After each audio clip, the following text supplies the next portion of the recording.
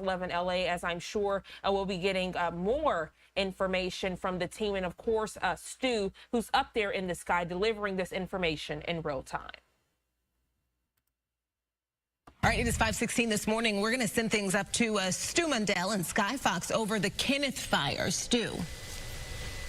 Hey, good morning, everybody, and good morning, Brooke and Bobby. Now, the Kenneth fire, this actually started yesterday, and it made a quick run out here, but they threw everything at it because they wanted to stop it very quickly. They seem to have a good handle on that fire, but this morning, apparently, there are those winds and a little couple of hot spots and some of that flash fuel, and it really flared up very, very quickly. Now, Ventura County helicopter, they had their Firehawk out here earlier on. We saw them do at least 2 water drops out there, and I believe that's going to be county fire down there on the ground. Now, there is a community very nearby all this. These flames are moving away from those homes, but making its way closer into other homes. Let me bring up the map so you guys can see kind of exactly where this is. Now, this is flash fuel, so it's going to burn very, very quickly. The concern is very obviously is that they don't want to get this near any of these homes or those embers to get into any mature brush or anything else out here. So that is the concern. They are making every effort to get these flames under control quickly,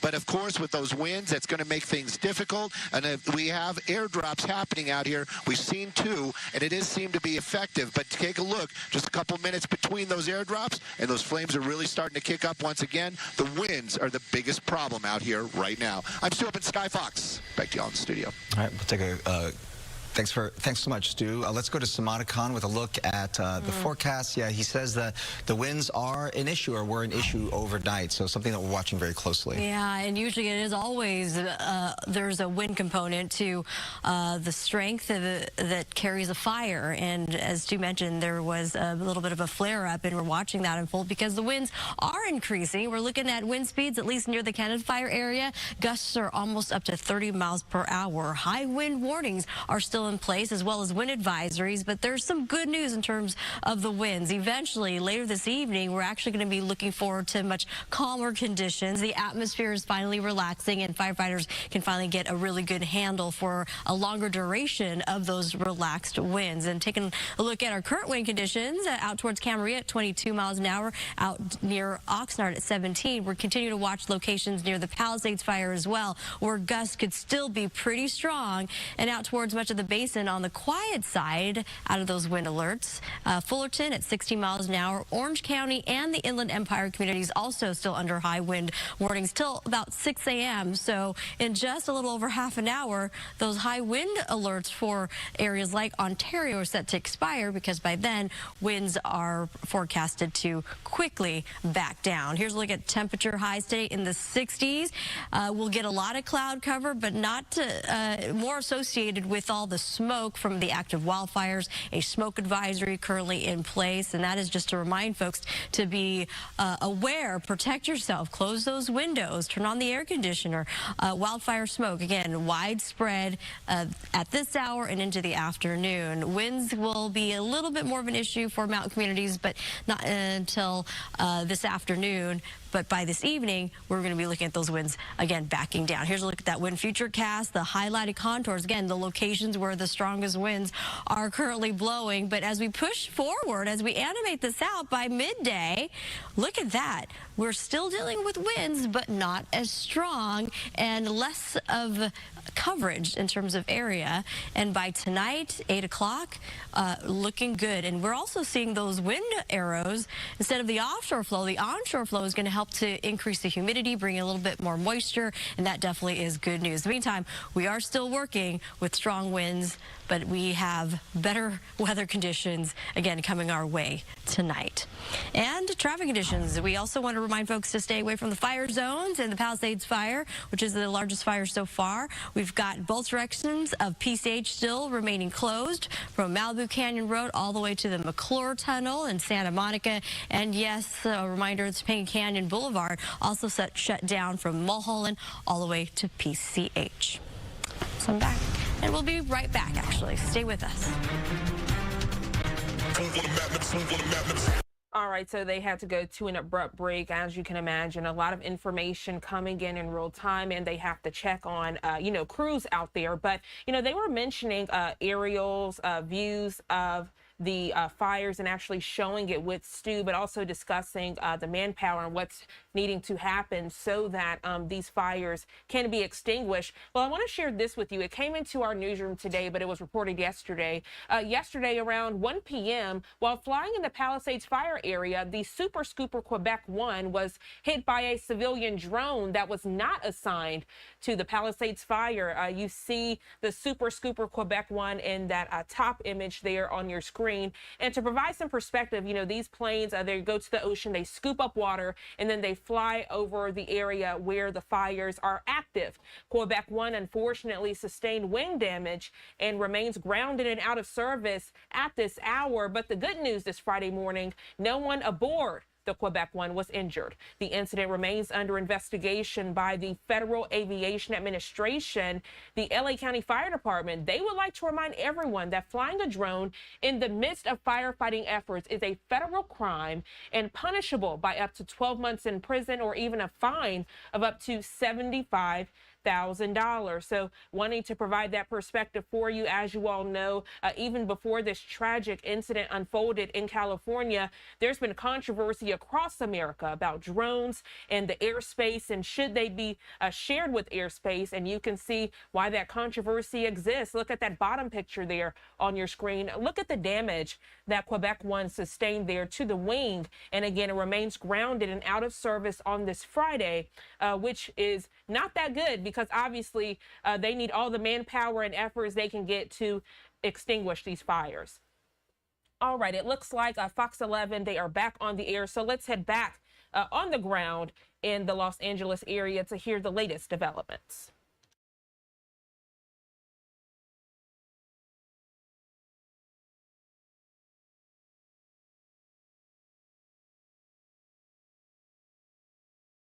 All right, welcome back. A Super Scooper was hit by a drone over the Palisades fire, prompting a Federal Aviation Administration investigation. The aircraft landed safely. No crew members were injured. LA County Fire Chief Anthony Maroney says the drone strike put a hole in the plane's wing, leaving it temporarily inoperable. The FBI will be responding to the area with aerial armor designed to prevent drones from flying in the fire zone. According to the FAA, individuals who interfere with firefighting efforts are committing a federal crime punishable by up to 12 months in prison. The FAA also says that it treats such a violation seriously and considers swift enforcement action for such offenses. All right, we can tell you how you can help Fox support families impacted by the California wildfires. Your donation actually would enable the Red Cross to respond to and help people recover from this disaster. Visit go.fox/Red Cross to support these efforts, or you can actually just scan the QR code right there on your screen. Back to the issue of the drones really quickly. We only have 2 Super Scoopers available to us right now, and now one is grounded because of drones, right? So it's unbelievable that people would actually risk lives by putting a drone up in the skies, and you know it endangers people who are the pilots who are flying up there, and then now you're impeding firefighting efforts as well. So. You know, is it unbelievable by the way some of the people have been acting throughout this? Yeah. It's horrible, but unfortunately, it's not unbelievable to me. It's a crime. It's a crime to put those drones up there in those fire zones. Yeah. All right, it's 5:24. We're going to get to more on the devastating fires after the break. We'll be right back. I had no chance to get back here to get anything. Everything I own in the world. What I'm wearing and holding is what I have. It's unbelievable to try and adjust to the fact that you had a home one day and nothing is there. The wind changed on a dime, and next thing we know, we had to scramble to really get out of there. There was a lot of chaos. It was crazy. You'll get through it one day at a time, you know? Excuse me. I woke them up and I said, you know what? This is not looking good. We got to get out of here. That was our chimney where Santa comes and now it's gone. Now we can't get presents here anymore. It's just devastating. Everything we worked for. This was your room, Henry? I was supposed to be here. We just kind of try to pick up the pieces and see what's next because we don't even know. It's sad to see everything that we worked for, everything that we built here to just be gone in hours. My heart is broken. The beauty The natural beauty is there, so we have to rebuild that community. I have so many neighbors that have lost their homes. Please describe what your neighborhood looks like now. It looks like a war zone. It's not only indescribable, it's unidentifiable. But you know what we didn't lose? We didn't lose the heart, and we didn't lose the soul, and we didn't lose the natural beauty. And those are the things that we need to rebuild.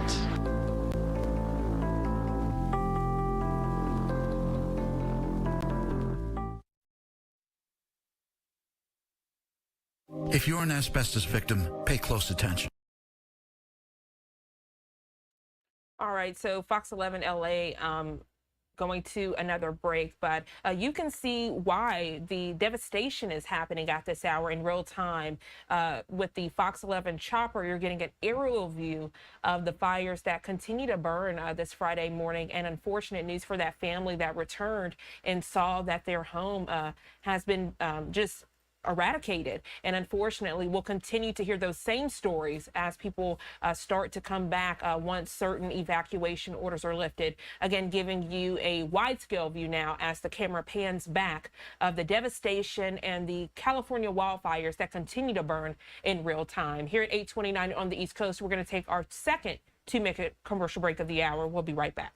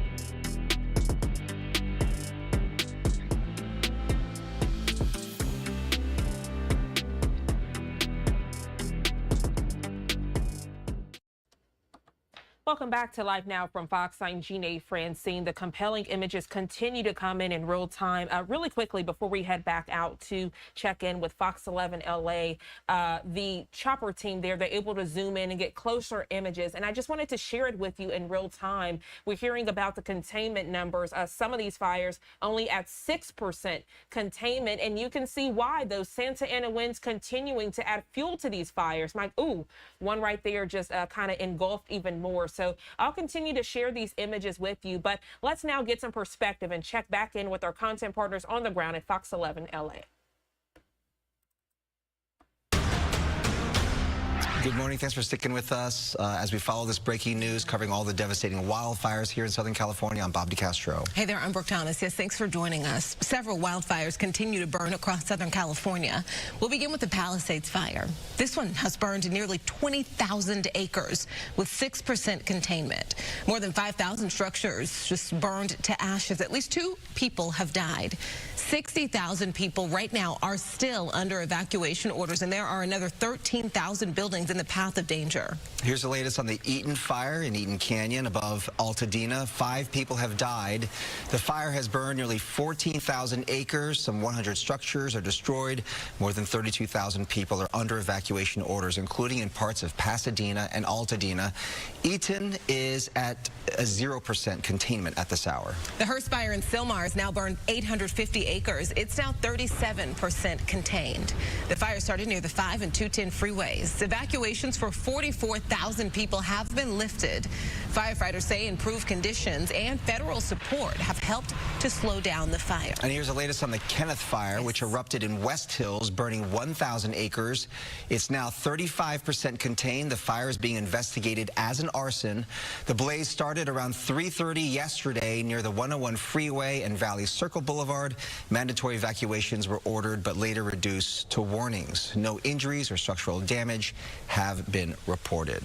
Let's get right to Samada now for a bit on your forecast. Those firefighters saying these conditions, these improved conditions, you know, that's helping. It's hopeful, Samada. Yes, definitely hopeful for the firefighters, and we continue to have some good news as we get into this evening. We're looking at wind conditions really backing off, and then they'll get a much better handle as the atmosphere also is going to help tame those flames. But right now, though, we're definitely not out of the woods yet. We're still dealing with some pretty strong gusts, but not as strong as, of course, they were since we started this week. We have wind gusts currently right around 30+ miles an hour, and as Stu had reported earlier, there was a flare-up near the Kenneth fire, so we'll continue to keep tabs on that. And here's the alerts currently still in place involving winds. High wind warning for areas along our local mountain communities. This does apply to the Santa Cruz Valley, the portion of the San Fernando Valley as well under wind advisories. Wind warnings apply to the Palisades fire as well. High wind concerns for the Inland Empire and Orange County,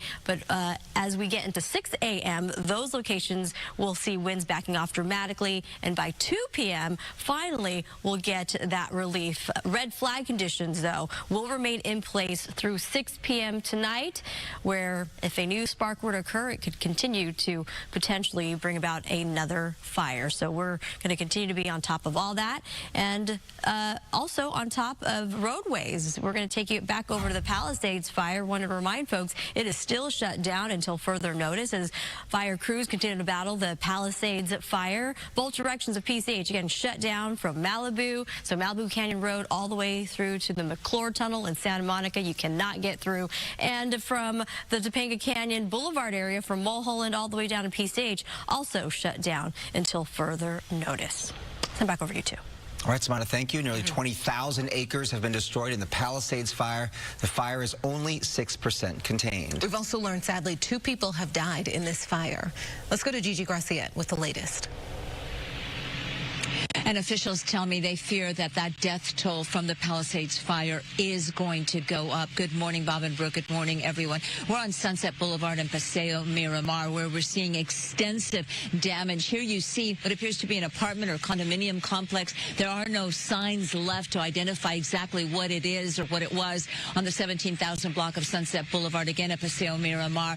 The roof has caved in. The building appears to be a total loss, and it's very dark, but maybe our photographer Tita can pan off a little bit to the left. There's another apartment building, 75 apartments, West Side Habitats. The sign is still standing, but that's about it. The entire roof has caved in, and this is just some of the damage that you can actually put a dollar amount to, but then there are, as you mentioned, the lives lost. And take a look at this. Skyfox was up above entire neighborhoods in Pacific Palisades that have been leveled by the Palisades fire. We're talking about block after block after block. One house is seen standing here and there. The rest have burned to the ground in the nearly 20,000-acre wildfire. In neighboring Malibu, take a look. The scene repeating itself. House after house, business after business on both sides of Pacific Coast Highway destroyed, burnt to the ground. And with only 6% containment this morning, the firefight is far from over. And then there are the injured. No exact number, but we know several several are burn victims, and we even have a young city firefighter who suffered a serious head injury. Yesterday, there were at least 4 reports of possible human remains found in the rubble of burnt-out homes, 2 of them in Malibu, including this one on Pacific Coast Highway, where the medical examiner removed the remains believed to be that of a homeowner who stayed behind, reportedly, to try and save the house. Now, the head of FEMA flew into Los Angeles yesterday offering federal assistance, while President Biden committed federal funds to cover 100% of the firefighting costs. And fire victims, this is important. You can now apply immediately for federal assistance by going to this website. It is disasterassistance.gov. That's G-O-V. We're going to have that website on our website, foxla.com. They can provide you with temporary assistance, financial assistance for temporary housing, temporary transportation. You don't have to have lost it all. You may just be evacuated, forced to stay in a hotel. Apply for federal assistance. It is there, we're told, by FEMA for you. Reporting live in Pacific Palisades, I'm Gigi Graciette. Back to you. Thank you, Gigi. The worst wildfires in Southland history have definitely left neighborhoods empty and abandoned. 180,000 people are under evacuation orders this morning, and the National Guard is now on the ground. Mario Ramirez is live with those details. He's in the Eaton fire burn area. Mario, good morning. Good morning, Bob Brooke. We are now entering day 4 of this fire, and we can tell you that it is still burning. Mandatory evacuation orders are still in place, and we heard from a few homeowners here in the neighborhoods yesterday who said that looting was a serious concern after they had evacuated. That is why you see this show of force here. Additional efforts from the California National Guard. They've moved in to help with wildfire efforts in the areas of both the Palisades fire and here around the Eaton fire. Now, after Governor Newsom approved their deployment, 400 Guard members are now in their armored military vehicles here in the area. We've been seeing these National Guard troops making their way through these evacuated neighborhoods this morning. I counted at least a dozen passing this intersection. Now, the purpose is to assist law enforcement with traffic control and ensuring these fire zones are kept safe.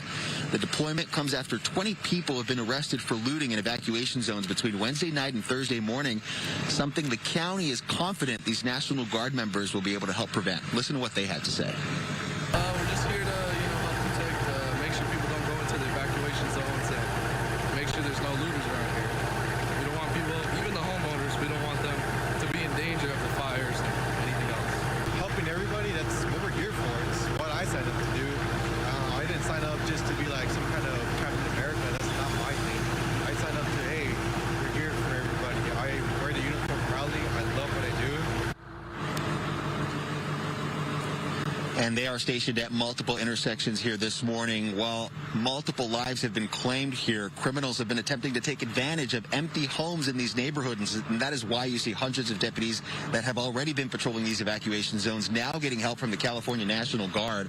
Again, those mandatory evacuation orders remain in place. As many as 32,000 continue to be evacuated. For now, that's the latest here in Altadena. I'm Mario Ramirez. Back to you. I'm sure residents just grateful to see the National Guard out there now. They've been calling for it for the past couple of days. Yeah. All right, here's Samara with another check of the forecast on this Friday. And I like you've been saying there is some light at the end of the tunnel here. There certainly is in terms of wind conditions, and that's going to help firefighters battle the flames and the active fires currently in our area and get a better handle on it. We're looking at winds gradually weakening, and the good news comes later on tonight where all the advisories are going to lift. So the high wind warnings, the wind advisories, as well as the red flag conditions that are currently in place. So we're not out of the woods yet, but by tonight, all the above are going to lift, meaning that we're going to look forward to calmer winds. But in the early part of the morning, in the early part of the day, we could potentially see wind speeds a range of 20 to 30 miles per hour sustained, and it's those gusts, the occasional blast of stronger winds, still part of the forecast. Again, the early half of the day.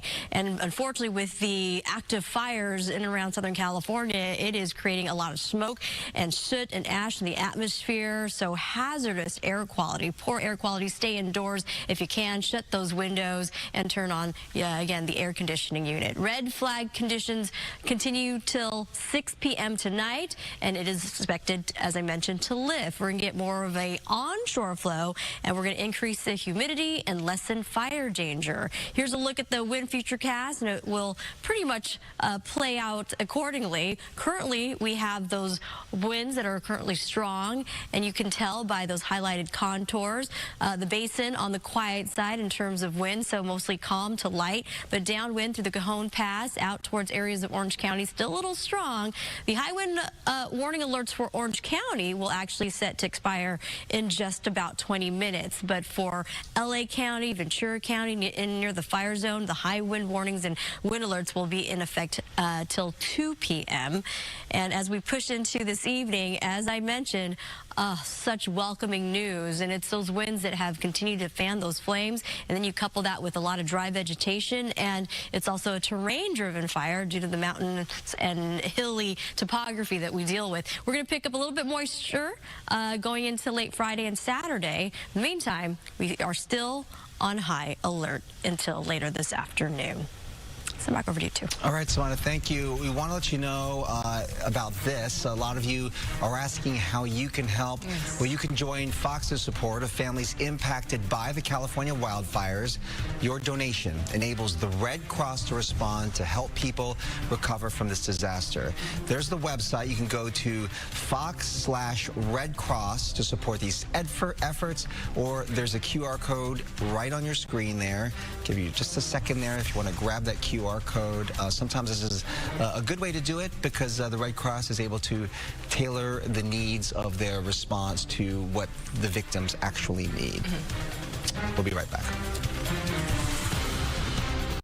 All right, so Fox 11 LA going to a quick break, but as they do, I want to show you all this 4-box that we've built here on Live Now from Fox for you. I'm going to drop this live book really quickly just to show you the names of these cities. So we have Santa Monica, then to the right, Los Angeles, then LAX, not as busy as it normally is for a Friday out in the Los Angeles area, and then to the right, this compelling image, compelling to me and so many of you all out there, Mount Wilson, California, as the fires continue to burn on this Friday. 8:44 is the time. We're going to take our third 2-minute commercial break of the hour. We'll be right back.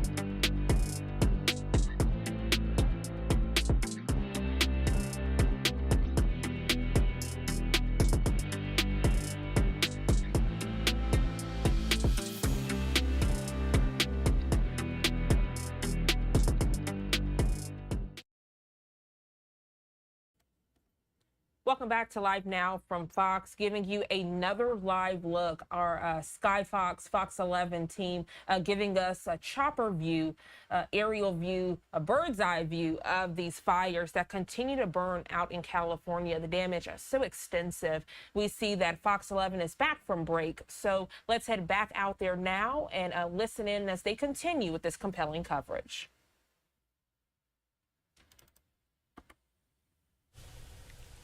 Welcome back. LA County is cracking down on looting during the Palisades and Eaton wildfires.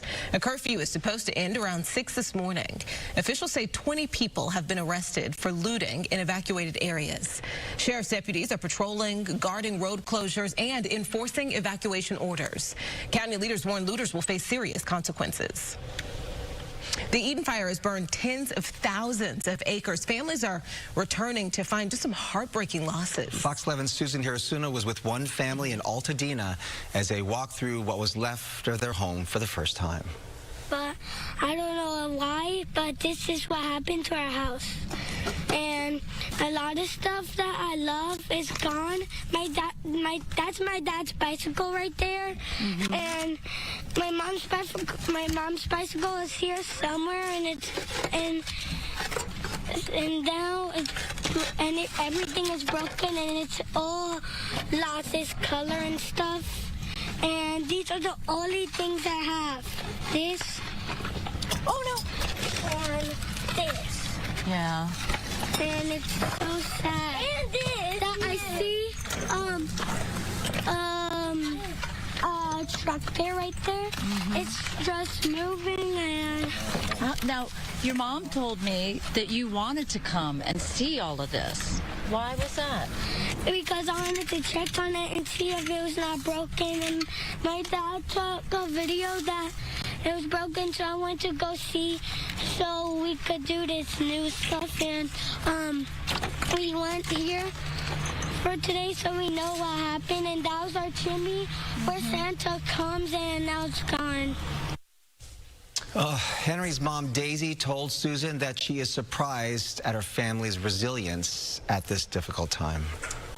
Yesterday evening, Fox 11's Gina Silva met a woman named Terry from Glendale who was giving out free chicken noodle soup to those in need.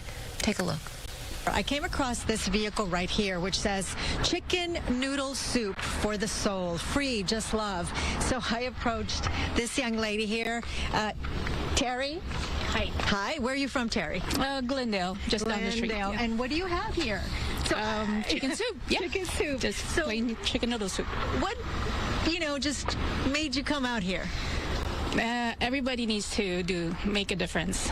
Do the littlest thing makes the big difference, and whatever I can do. And our family loves to cook, so. Yeah, show us that soup. Yes. It smells good. It smells really good. Yes. It's still fresh, so we just cooked it like a few hours ago. Yeah. So just mainly pasta, chicken, and then some carrots. It looks delicious and it smells delicious. And yeah, we smelled it and I saw the signs. I'm like, oh, that is so nice of you to do that. And you're here by yourself and offering free food to anybody who wants it. It's wonderful. Really nice. I know. I saw this in Pasadena at the convention center where they have the evacuation center. Even like one man was just making peanut butter and jelly sandwiches. And so it's amazing. If you want to help, of course, we're going to have that number or the website for Fox and the American Red Cross, so you can help out and give your monetary donations. But yeah, lots of people just want to pitch in. Coming up also, I think we're going to have more on other local businesses and how you can pitch in to help as well. I think Amanda is putting that all together. Well, that is definitely so good to hear. That's out of tragedy, hearing about these community members coming together and really helping, again, those victims. Our heart continues to go out to all of you. And we have some light at the end of the tunnel, some good news in terms of wind conditions. Eventually, we'll see numbers more favorable for firefighting conditions, meaning that wind speeds, instead of the sustained winds of 20 to 30 plus miles an hour, gusts potentially into the 60s, we're eventually going to see them come down and get a better handle, as I mentioned, on tackling any new fires, any hot spots, any flare-ups. The fire department and all our first responders have been working tirelessly to keep our communities safe. Right now, wind conditions highly variable depending on where you are. Gusty still for those fire zones. Much of the basin on the calm side, and in just about 11 minutes, areas like the Inland Empire community as well as Orange County locations, the high wind alerts there will lift at 6 a.m. and it'll lead to much better, more relaxed winds. But LA County and Ventura County, the high wind warnings there will stay in place till 2 p.m. And red flag conditions will remain in place till about 6 p.m. tonight. Due to those fires, wildfire smoke going to be a problem for air quality, so just a heads up to protect your lungs as well. Here's a look at our current alerts, as I mentioned, for these areas to 2 p.m. where we're still potentially could see gusts, a burst of winds to 50 to even 60 miles an hour, and kind of plotting where the fires are currently. The Palisades fire under the high wind warning, wind advisory in place for areas of the Kenneth fire, the Hearst fire, as well as the Eaton fire and the Lydia fire. You can see all still enveloped in that high wind warning. Again, only till later this afternoon. And with the active fires, we still have smoke concerns, and eventually later this afternoon, smoke is going to become more of a more widespread problem, but eventually will dissipate as we get into the weekend. Red flag conditions, we still have those gusty winds and low relative humidity in place. It'll subside by 6 p.m. and the upper levels of the atmosphere looking good. We'll get those lighter winds, but we're not quite out of the woods. Next week, we're watching another round of potentially moderate to strong Santa Ana winds as we plot the 7-day forecast out for you sometime around Monday night through Tuesday and into early Wednesday. So we've got to continue to be on our toes, but we'll take the relief when we can, especially later tonight through at least a good portion of Saturday. Looks good in terms of winds. Traffic-wise, Good Daily Traffic is sponsored by the law offices of Jacob and Ronnie and called jacob.com. We wanted to revisit our fire zones and remind folks to stay away, avoid the area. PCH still shut down in both directions from Malibu Canyon Road to the McClure Tunnel. So Malibu all the way to Santa Monica and Topanga Canyon Boulevard from Mulholland all the way to PCH also shut down. And now here's a look at some other traffic hotspots. Call Jacob. Call Jacob. Call Jacob. Call Jacob. All right, so Fox 11 going to some advertisements right there, but again, showing you the Sky Fox camera with Fox 11 LA, Stu up there in the sky at a safe distance, panning in to show you all the wildfires that continue to burn on this Friday morning here at 8:54 on the East Coast. Let's go ahead and take our final 2-minute commercial break of the hour. When we come back, we continue with this compelling detailed coverage. Don't go anywhere.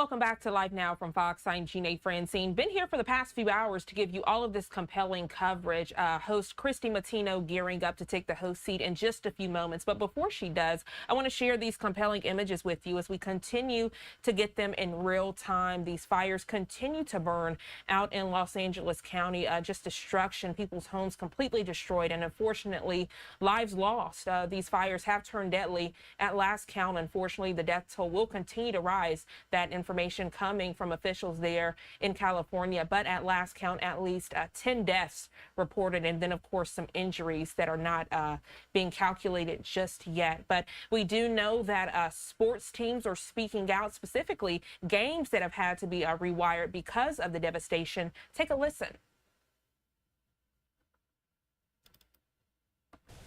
Welcome back. There is an update on the Sunset Fire as it is now 100% contained.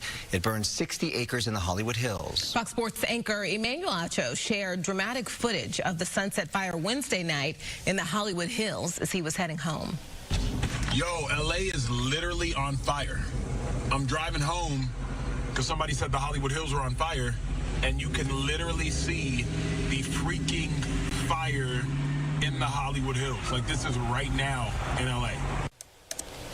The former NFL star filmed gridlock streets as drivers evacuated with an orange glow and thick smoke in the distance. He talked about the fires on Fox Sports, his talk show, The Facility. There's a lot going on in the real world in LA right now. Producers have had to evacuate their houses. We have some producers working from home. I had to evacuate my house last night due to the fire in the Hollywood Hills. There have been fires, there's been devastation, there's been catastrophe, there has been calamity. So please send your thoughts, send your prayers to any loved ones, any friends, any family, and any strangers that you might even consider thinking about in the LA, the Hollywood Hills, the Palisades, Pasadena, Malibu, and all of those areas. Again, the facility, we talked. Acho is asking for everyone to pray for those impacted by the devastation. All right, now let's check in with Melvin and Jen about what's coming up on Good Day LA. Yeah, good morning to both of you. Good morning. That's right. Good morning, everybody. So several wildfires continue to rage around the LA area, burning more homes and forcing thousands to evacuate. Our team of reporters and meteorologists are going to be bringing you the latest information on all of those fires. Pasadena Humane is stepping up to help its four-legged community members affected by the wildfires. Still ahead this morning, what you can do right now to help pets that are most in need. We have all that and more coming up when Good Day LA at 6 o'clock starts right after the break. All right, and as they go to break, a quick reminder for you. Officials across Los Angeles County saying at least 10 people have lost their lives due to wildfires burning in Southern California. Efforts to combat the blazes persist from the air and also the ground. This as weather conditions could complicate today's fight. Let's check back in with our content partners over at Fox 11 LA as they are back from commercial break.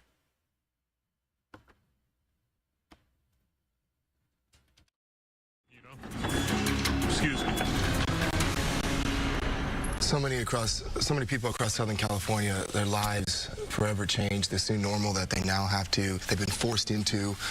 Welcome, everybody. I'm Melvin Robert. This is Good Day LA at 6 o'clock. And I'm Jen Lammers. We do continue our coverage of the deadly wildfires happening in Southern California. Several big fires continue to burn in the LA area right now. Red flag warnings are in effect through tonight. Nearly 20,000 acres have been destroyed in the Palisades fire, and the fire is only 6% contained. We've also learned that 2 people have died in the fire. Let's get to Gigi Graciette, who's in Malibu for us with the very latest. Gigi, good morning. Mel and Jen, good morning. Good morning, everyone. The losses are absolutely staggering, and they are not just limited to Pacific Palisades. As you mentioned, we're in Malibu today, where we've seen home after home, business after business burnt to the ground. And this morning, we're at the historic Topanga Ranch Motel here on Pacific Coast Highway across from Topanga Beach, where all the bungalows built back in 1929 by William Randolph Hearst. And later acquired in 2002 by state parks, have been burnt to the ground, as well as state park employee residence, according to California State Parks. It also damaged, we're told, Will Rogers Historic Ranch House and other historic buildings at nearby Will Rogers State Historic Park. And take a look at this. Skyfox was above entire neighborhoods yesterday in Pacific Palisades that have been leveled by the fire. One house standing here and there, the rest burned to the ground in the nearly 20,000-acre wildfire that has forever changed so many lives. In neighboring Malibu, the scene repeats itself. House after house, business after business on both sides of Pacific Coast Highway destroyed. And with only 6% containment, the firefight is far from over. And then there are the injured. No exact number, but many are burned victims. One, a young city firefighter who suffered a serious head injury.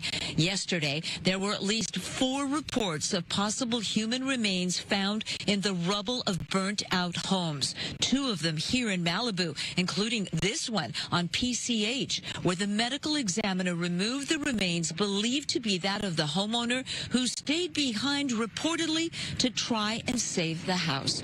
Now, yesterday, the head of FEMA was here in Los Angeles to offer federal assistance, while President Biden committed federal funds to cover 100% of the firefighting costs. If you are a victim of any of the fires that have been happening this week in the Los Angeles area, you can now apply for federal assistance by going to this website, disasterassistance.gov. That's disasterassistance.gov. We're also going to have that website link on our webpage, foxla.com. Let's talk about the death toll. In all the fires, I understand it's up to 10. Here in Malibu, we have 2 confirmed, but sadly, officials tell me they expect that number to go up. Reporting live in Malibu, I'm Gigi Graciette. Back to you. Especially as deputies continue to go house by house looking at the rubble. And we also know that if you have somebody in your life who you haven't heard from, you should report them missing to your local police precinct. That's right. All right, everybody. Now let's get over to Maria for a check of our forecast. Good morning. Yeah, we're, of course, monitoring the winds. The wind is the most critical component when it comes to fires and how to fight those fires. We are anticipating some good news, or at least better news, that we've had this week. The winds have started to weaken, and it's still gusty at times, don't get me wrong. However, it is nowhere near what it was just a few days ago, right? Even as late as yesterday. These are some of the winds: 25 miles per hour in Camarillo, about 18 in Oxnard, just a little bit stronger in Malibu Hills, where Gigi was at, closer to the beach. Not as much in the way of wind, you may have noticed. Much lighter. You can see some of the color contours, not as bright here in parts of Santa Monica. So much lighter winds near 3 to 5 miles an hour, nearly calm out over the LA basin. In Orange County, just a little bit of a breeze. Even out towards the Inland Empire, not as bad. 12, 10 miles per hour in Ontario, about 8 miles per hour in Hemet. It's going to continue to diminish as we get to the afternoon. That's the good news. High temperatures slightly warmer because of this offshore component. What's bad is the smoke. Wildfire smoke, really hazardous out there. So please try to not be outdoors at all for any length of time. I'll go over all the rest of the weather alerts in place in just a few moments. In the meantime, let's check in on Stu. He's upstairs in Skyfox getting to fly. That's another indication of the winds really starting to weaken. Stu, what are we looking at here? Where are you?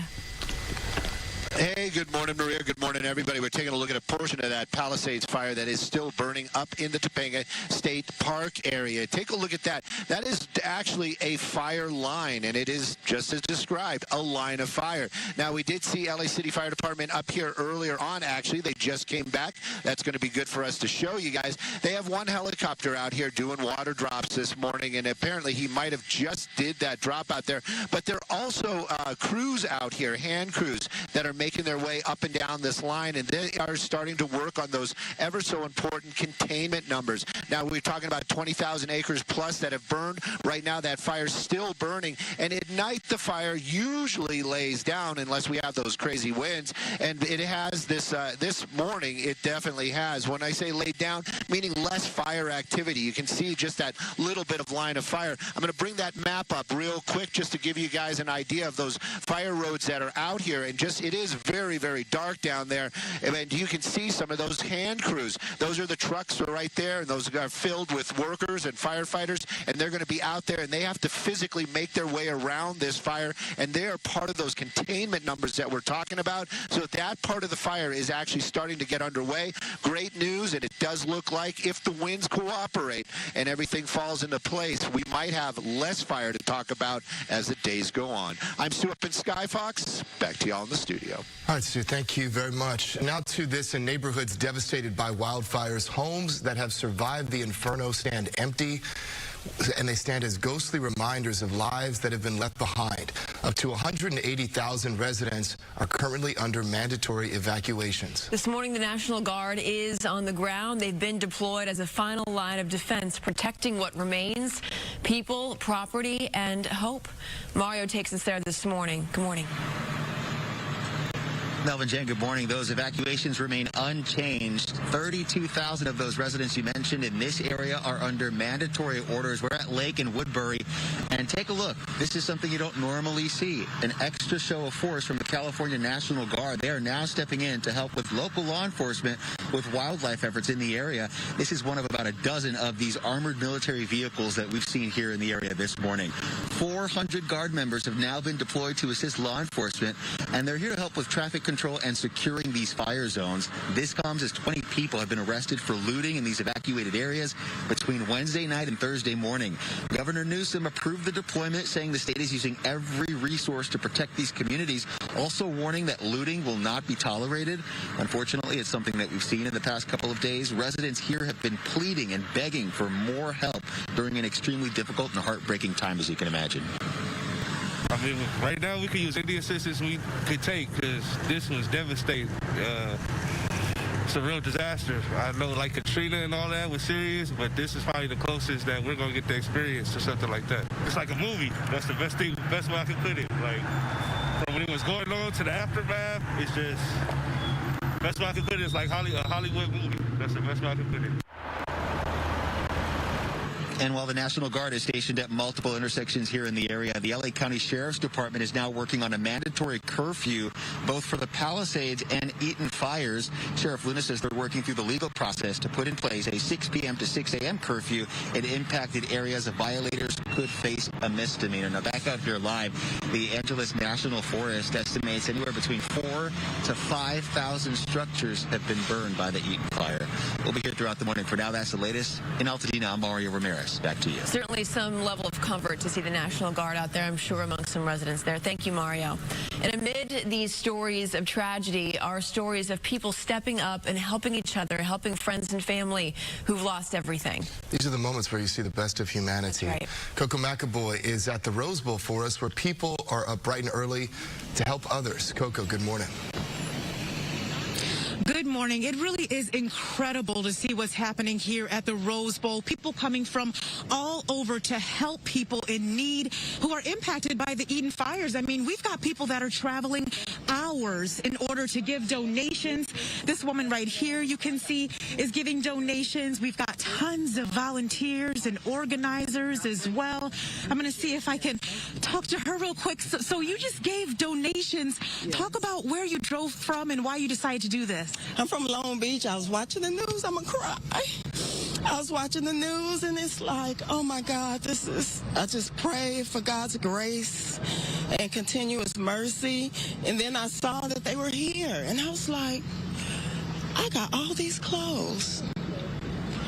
Nowhere to put them. I mean, you know, got to find a place to put clothes up when I do laundry. And so I said, you know what, right now it's about 3. I have to start work at 7. I said, I think I get back there and back by 7. And they told us we're working from home. And I was like, okay, that's good. I don't have to get dressed. And so I just went through my drawers, put some stuff in there, grabbed a couple of suits because I know one of my coworkers was affected. Oh my God, I'm just so sad for everybody and had to do something. And so I'm glad the opportunity was here. I'm glad it was on the news that this was here. That's how I heard about it. I threw some bags together and came, and I'm going to go through my closet and bring as much stuff as I can. Yes, and your name? Regina. Regina, thank you so much for your heart and for doing this. I had to do something. And I'm glad. I sit there and I see it, and I said, oh, you can do the Red Cross or this, or that. And when I saw this, I said, no, I can physically get up and go and do. So I appreciate the opportunity and blessings. God bless everybody that was affected. I'm so, just like everybody else, we're without words, but we can do something. So exactly, and yes. I love to see that you are doing something all the way from Long Beach.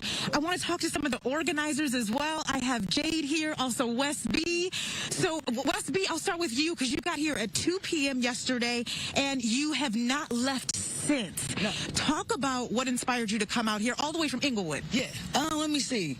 First of all, we can't wait on nobody. We can't depend on nobody. FEMA, I know, I'm nothing against y'all, but this Cali, we got to be here for our people. You feel what I'm saying? Like, we are here for the people, by the people. You feel what I'm saying? One band, one sound. One Cali, one sound. I love that. One band, one sound. One Cali, one sound. And Jade, same for you. What inspired you to come out here? You know, I'm trying to do my part. I can't be lazy in bed. I'm seeing all these people volunteer on my Instagram, my TikTok and whatnot. And, you know, I just can't be lazy. I got to volunteer. I've done 10 years of volunteer work so far. And, you know, it's just being part of the community. And you need size 6 baby diapers. Yes, we need size 6 baby diapers. Any baby products will be really greatly appreciated. Anything at all. You know, we have feminine stuff, but we need a couple more things. Whatever is donated is helpful. Blankets especially, we need blankets, stuff like that. People who are living in their car unfortunately are struggling, you know. Anything is appreciated. Thank you so much, Jade and Wes B. Jade from South Central, Wes B from Inglewood. You just heard from Regina from Long Beach. People are coming from all over to really help the community here in Pasadena. I'll send it back to you. God bless those people who are watching what's happening on TV and they just can't sit down, right? Yeah. They just have to jump into action. Regina, my goodness, what a beautiful soul she is. Absolutely. Yeah. That's a great story, Coco. Thank you. Wes and Jade for putting this together. Thank you, Coco. Yeah. Just as you said, Melvin, the best of humanity on display right there at the Rose Bowl.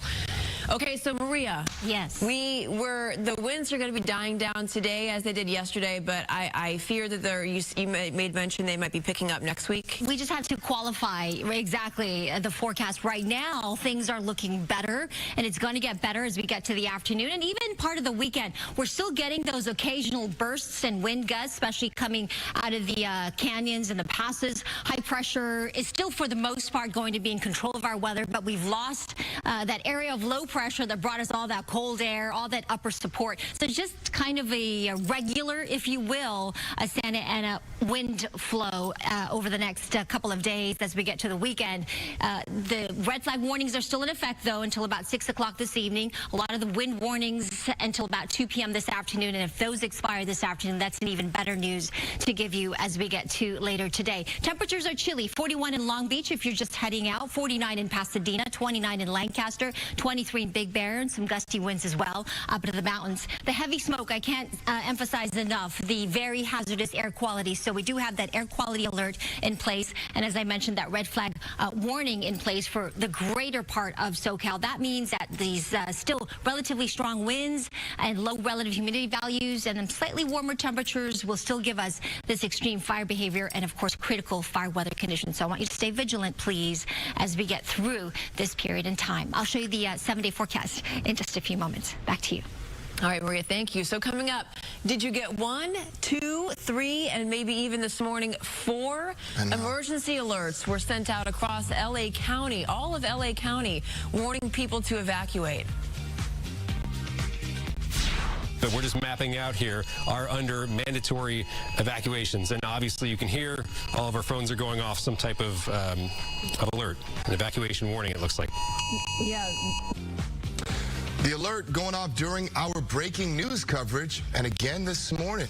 But the alert was issued in error. Still ahead, how LA County officials are responding to the alert. We'll be right back. Thank you to our Fox 11 LA coverage. They've been doing a remarkable job reporting on the ground there, just showing this devastation, these awful images coming out of California. I did want to let you guys know at home how you can help. Fox Corporation has made a $1 million donation to the Red Cross's California wildfires relief efforts and continues to partner with the annual disaster giving program. This partnership allows the Red Cross to respond immediately to disasters, providing safe shelter, hot meals, emotional support, and recovery resources. So if you would like to help, you can scan that QR code. If you just open up your smartphone and go to the camera app and hold it up to the screen and tap, it should take you to our website, or you can head to go.fox/Red Cross and you can donate as well. Again, your donation enabling the Red Cross to respond and help people recover from this terrible disaster. Thanks for joining us here on Live Now from Fox. My name is Christy Matino. I'll be with you here for the next several hours as we do continue our coverage. We're also expected to hear from President Biden around 11:30 this morning Eastern time on all of this, and we will bring that to you. We're going to go away for our first 2-minute break of the hour. More coverage on the other side.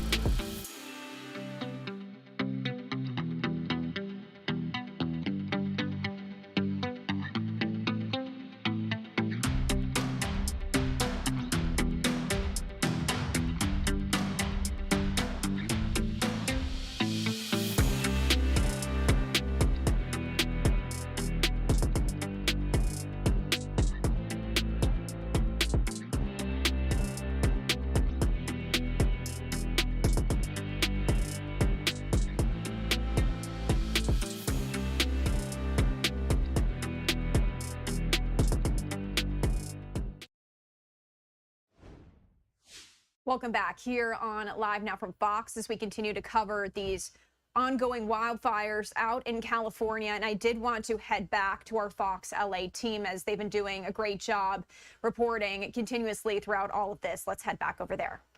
As the sheriff said, is in addition to our director of emergency management, we use technology now to communicate with all of our constituents at a time like this.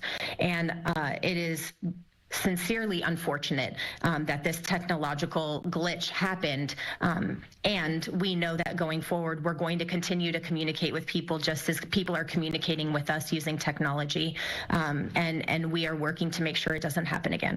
But it did. And it happened over and over and over again. So the county, this is what the message read. It said, disregard last evacuation warning. It was for the Kenneth fire only. But I mean, we're hearing from officials, you have to take these alerts very seriously. And so as soon as we got the first one, we actually started packing a go bag. Because again, you don't know if it could be in your area with the unpredictability of these fires. Everybody's a little bit on edge. Everyone is really on edge with this. So listen, the first thing that goes down, or the first thing that can get confusing in times of crisis like this, is communication. It is very important, and hopefully it doesn't happen again, but we'll have to see. That's right. Yeah. All right, so President Biden, meantime, is promising a massive infusion of federal aid as California battles these unprecedented wildfires that have devastated huge portions of the state. Doug Luzader has more for us from Washington. Hey there, good morning to you. Good morning, and we have responses now from President-elect Trump and from the current president, Joe Biden. And a lot of this has to do, as far as the president-elect is concerned, about water resource management and disaster preparedness. And this is a long-simmering dispute that goes back to his first term. The futility of a garden hose against a wall of fire. This is what it has come to in some neighborhoods in California. And as fire crews struggle to control a number of raging fires, the losses are mounting. 1, 2, 3, 6, 7 homes just on this street. A lot of stuff that I love is gone. That's my dad's bicycle right there, and my mom's bicycle is here somewhere. We are with you. We're not going anywhere. President Biden yesterday promising to help California beyond what the state is even asking for, having all U.S. taxpayers shoulder the entire cost of the disaster response. I was talking with the governor. He requested if I could increase the federal funding that was authorized under this legislation from 75% to 90%. So today I'm announcing that the federal government will cover 100% of the cost for 180 days. And that extends well into President-elect Trump's time in office. At the same time, California's Governor Gavin Newsom and L.A. Mayor Karen Bass are facing difficult questions over water management decisions and cuts to fire budgets. And the president-elect did not hold back. But they've had horrible politicians. I think that Gavin is largely incompetent, and I think the mayor is largely incompetent, and probably both of them are just stone cold incompetent. What they've done is terrible.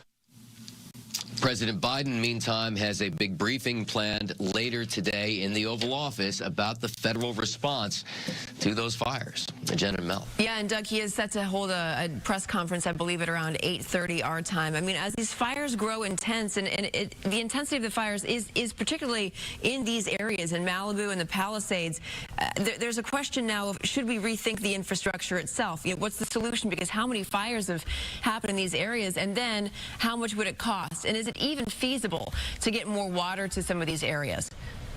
Right. I mean, it's pretty evident that municipal water systems are just not designed to deal with the kinds of fires that you're facing out there right now. And it's a question of to what degree do you beef those up? Is it even possible to have a fail-safe system for that? That's right. I think there's going to be a lot of conversation about that moving forward, especially in light of what happened in the Palisades community and other communities with the lack of water. And insurance coverage is a whole other question. Yeah. Right. Thank you, Doug. Thank you. Thank you. All right, everybody, now over to Maria for a check of our forecast. Hello there. Yeah, it's multi-pronged, right? Yes. When it comes to the problem and then also the solutions. I can tell you that we did give you quite a bit of warning.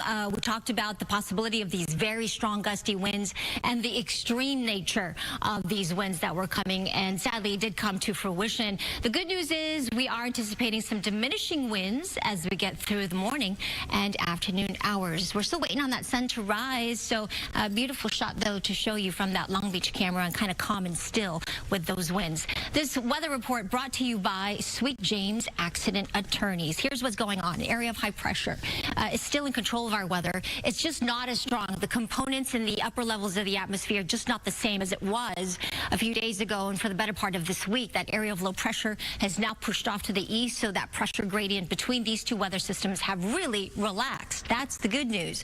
The bad news is we're still getting that offshore flow that still continues to dry things out, and our relative humidity value is still pretty low. So we're calling for some breezy to windy conditions at times, depending on where you are. And as we get into the weekend, the good news is it's not as strong as it was certainly earlier this week and even as late as yesterday. We still have those red flag warnings that are in effect through at least 6 p.m. today, but a lot of the wind warnings and wind advisories are set to expire later this afternoon. Here's our futurecast computer model. Notice that the winds are still fairly gusty at times this morning, and then as we get to later in the day, it's a little bit weaker. We don't have those bright contoured colors across the map like we have been all week, but still definitely coming out of the northeasterly direction. As we get to Saturday, tomorrow, notice the change in the wind direction. That will bring another problem in terms of where some of those flames are going to go. However, that being said, it's going to bring a little bit more moisture into the atmosphere, so that can help a little bit in terms of fighting the fires. Late Saturday into Sunday, maybe another little burst of winds, as you can see here, but still not really as critical. And then as we get to next week, Monday, Tuesday, that's when things change again with some gustier conditions. So a moderate to strong wind event. We'll get ready for that next week, Monday and Tuesday. I'll send it back to you at this point. Maria, thank you very much. Well, coming up, everybody, Southern California wildfires continue to force tens of thousands of people to evacuate their home. It's also bringing heartbreak in the community. But I don't know why, but this is what happened to our house. And a lot of stuff that I love is gone. That little angel. You're going to hear from a young boy who lost his home, and he wanted to see it for the first time through his own eyes. It's just heartbreaking. Yeah, we're going to have the story with him and an interview with him and his family when we come back. Thank you to our Fox LA team. And you're actually taking a look at our Sky Fox right now. We have Stu up there. He's been reporting live from the air, giving us all of these looks. And of course, still dark over there right now, as it is still, the sun has not yet come up, but you can still see just how little power there is there as we're taking a live look right now. And you can still see some cars there now that we panned the shot out a little bit. But I did just want to reiterate the latest here for you. This morning, at least 10 people are dead as these wildfires are continuing to burn across Los Angeles County. More than 9,000 structures have been damaged or destroyed. At least 180,000 still under evacuation orders. And the last stat I'll leave with you here, at least 95,000 customers in Los Angeles County are still without power. We're going to go away for a 2-minute break on Live Now from Fox. When we come back, we're going to head back to our live continuous coverage.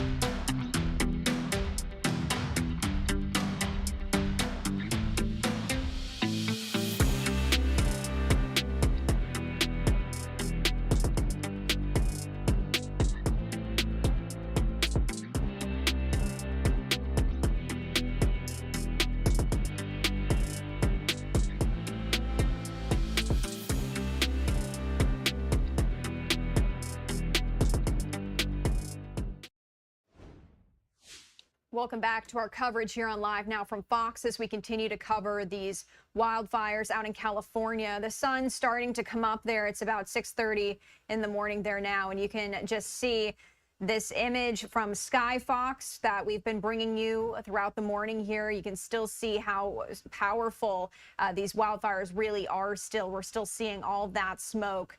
And we do want to head back to our Fox LA team as they are talking about school closures right now. and La Cañada Unified Schools. All UCLA campus operations and undergraduate classes will be canceled, while graduate courses will move to remote instruction. And with that, we'll be right back. When news breaks, we're the ones to watch. All right, so they did jump right back into a break, so I did want to pull this back up for you here. And again, I do want to just read the latest of what we know. If you are just joining us here on Live Now from Fox for our continuous coverage, again, 10 people are dead this morning as wildfires are continuing to burn. I'm going to read these stats again that I read to you here before the break, just to give you a broader perspective here of just how much damage this has caused. 9,000 structures have been damaged or destroyed. At least 180,000 people are still under evacuation orders. 95,000 customers at least in LA County are without power.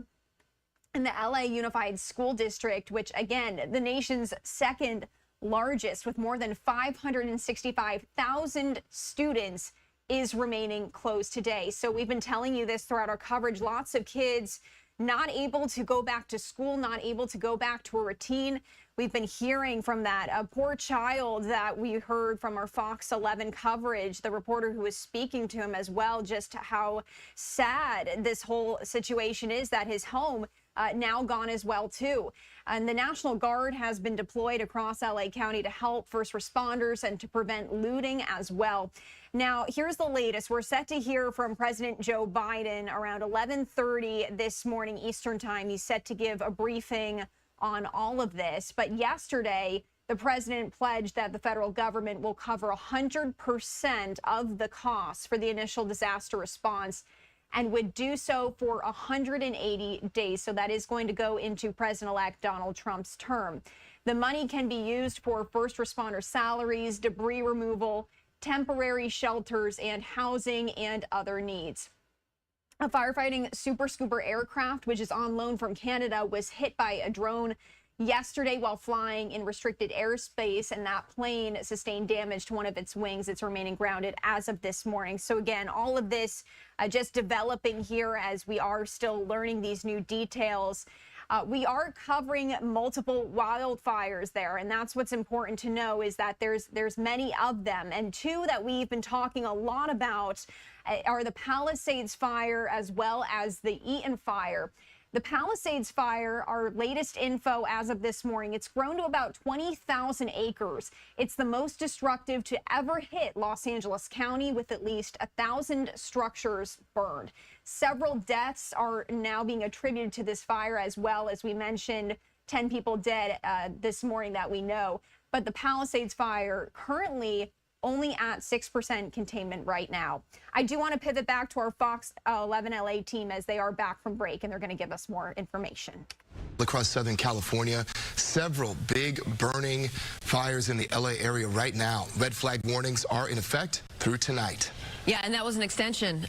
Those red flags were supposed to be in effect only. Yes, they were supposed to be lifted already. Let's get over to Maria for a check on the wind conditions today, and then maybe into next week is when they're supposedly picking up again. Yep, that unfortunately we do have that. So hopefully between now and next week, Monday, we will get some huge improvement as the winds start to diminish a little bit. They'll still be there at times. We will get some bursts of wind, especially below the canyons and passes. Right now, it's not too bad. We're talking about 18, 20-mile-per-hour winds here through parts of LA County and even through parts of the Palisades. Out towards Orange County, largely quiet this morning, even where that Eaton fire is at, mostly calm winds, and then some stronger winds there south of us over San Diego. Just want to quickly show you the 7-day forecast as we look ahead to what we're expecting. By the way, very strong smell of that wildfire smoke. Even in Orange County, I know it's fairly clean there, but as the winds start to change direction a little bit tomorrow, that could impact you. So just remember that hazardous air quality alert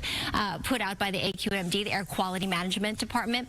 Sunday, maybe another little burst of wind, so we're saying breezy conditions. And then by late Monday, Tuesday, some more winds. And then if you can see on the right-hand side of your screen here on Thursday, there's a 10% chance for some showers right now. And if that materializes, that would be so welcome. I'll keep you posted on that, of course, and show you a computer model where it does show that in just a few moments. In the meantime, I'll send it back to you. Maria, thank you very much.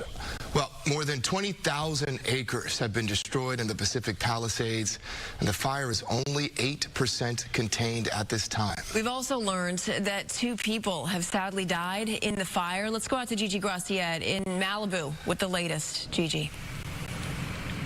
Jen and Melvin, good morning. Good morning, everyone. Law enforcement sources tell me they expect that number, the number of fatalities associated with the Palisades fire, to go up because several reports of human remains found yesterday are still being investigated. Now, we are in Malibu this time where there is so much damage, in addition, of course, to Pacific Palisades. We are at the historic Topanga Ranch Motel here on Pacific Coast Highway, built back in 1929 as a retreat for riders by William Randolph Hearst. It was acquired back in 2002 by State Parks that had hoped to restore all the bungalows here. There's so much history here across the street from Topanga Beach, and now it has burnt to the ground. And we understand, according to California State Parks, several state park employees also lost their homes, and there is also damage to Will Rogers Historic Ranch House and other historic buildings at the nearby Will Rogers State Historic Park.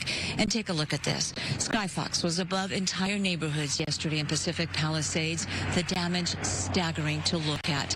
House after house leveled. Occasionally you see one house standing here and there, but the rest are burned to the ground in this over 20,000 acre wildfire that has forever changed so many lives. In neighboring Malibu, where we are this morning, take a look. The scene repeating itself. House after house, business after business on both sides of Pacific Coast Highway destroyed. And with only 8% containment this morning, the firefight, well, it's far from over.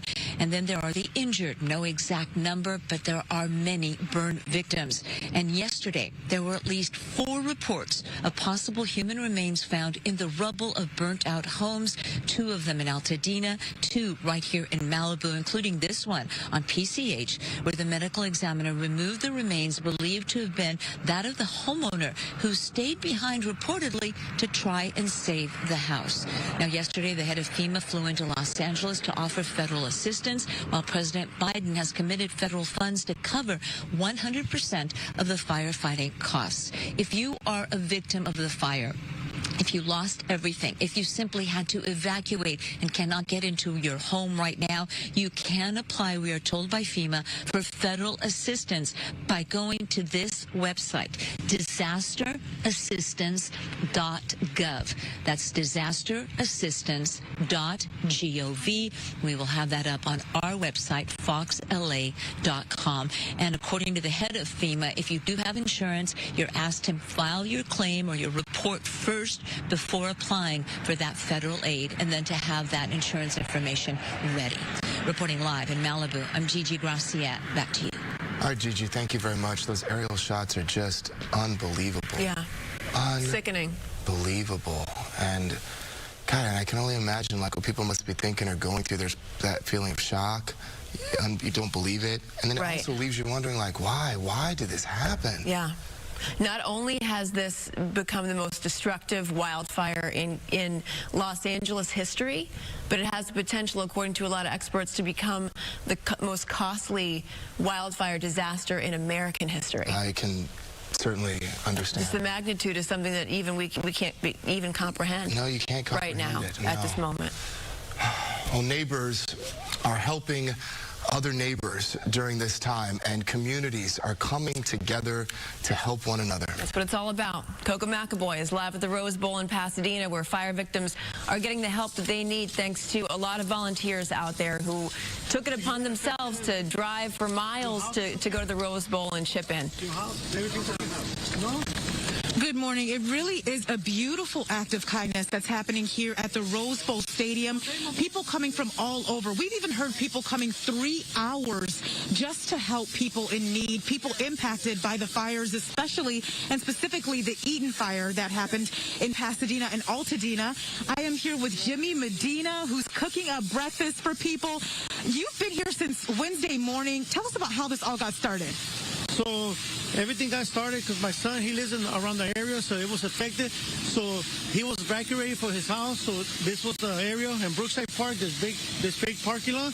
So my son, we do TikTok. So my son went live, and he invited one of our TikTok friends, and he do the news channel, El Iglesi. So he do the news channel. So they started streaming. So I seen it, and I said, you know what? We are food vendors. Let's take some food. So we brought two hot dog cars, and we got like 600 hot dogs. So that day we gave like 600 hot dogs to the fire department. Whoever came, honestly, it was open for whoever was affected or whoever was hungry. And what are your thoughts now, seeing how this has blossomed? Because you said it started with just your 2 hot dog carts, and now you've got this grill. There are so many donations. What are your thoughts? It's very amazing that how the community could get together and help out, and what TikTok could do. It's if it wasn't because of TikTok, honest to you, I don't even know if this would have been possible. So it's been really, really great. I get emotional, so if you hear me stop, it's because I get really emotional. Because I imagine you've heard some really difficult stories from people. Excuse me? Sorry. Excuse me? I didn't hear the question. I imagine you've heard some really difficult stories from people. So I heard a lot of stories. I mean, people lost their home, 45 years living there. There was somebody that lost their pet, dogs. We heard story to story. There was a young kid that told me he lost all his Christmas stuff. So it's sad. It's sad.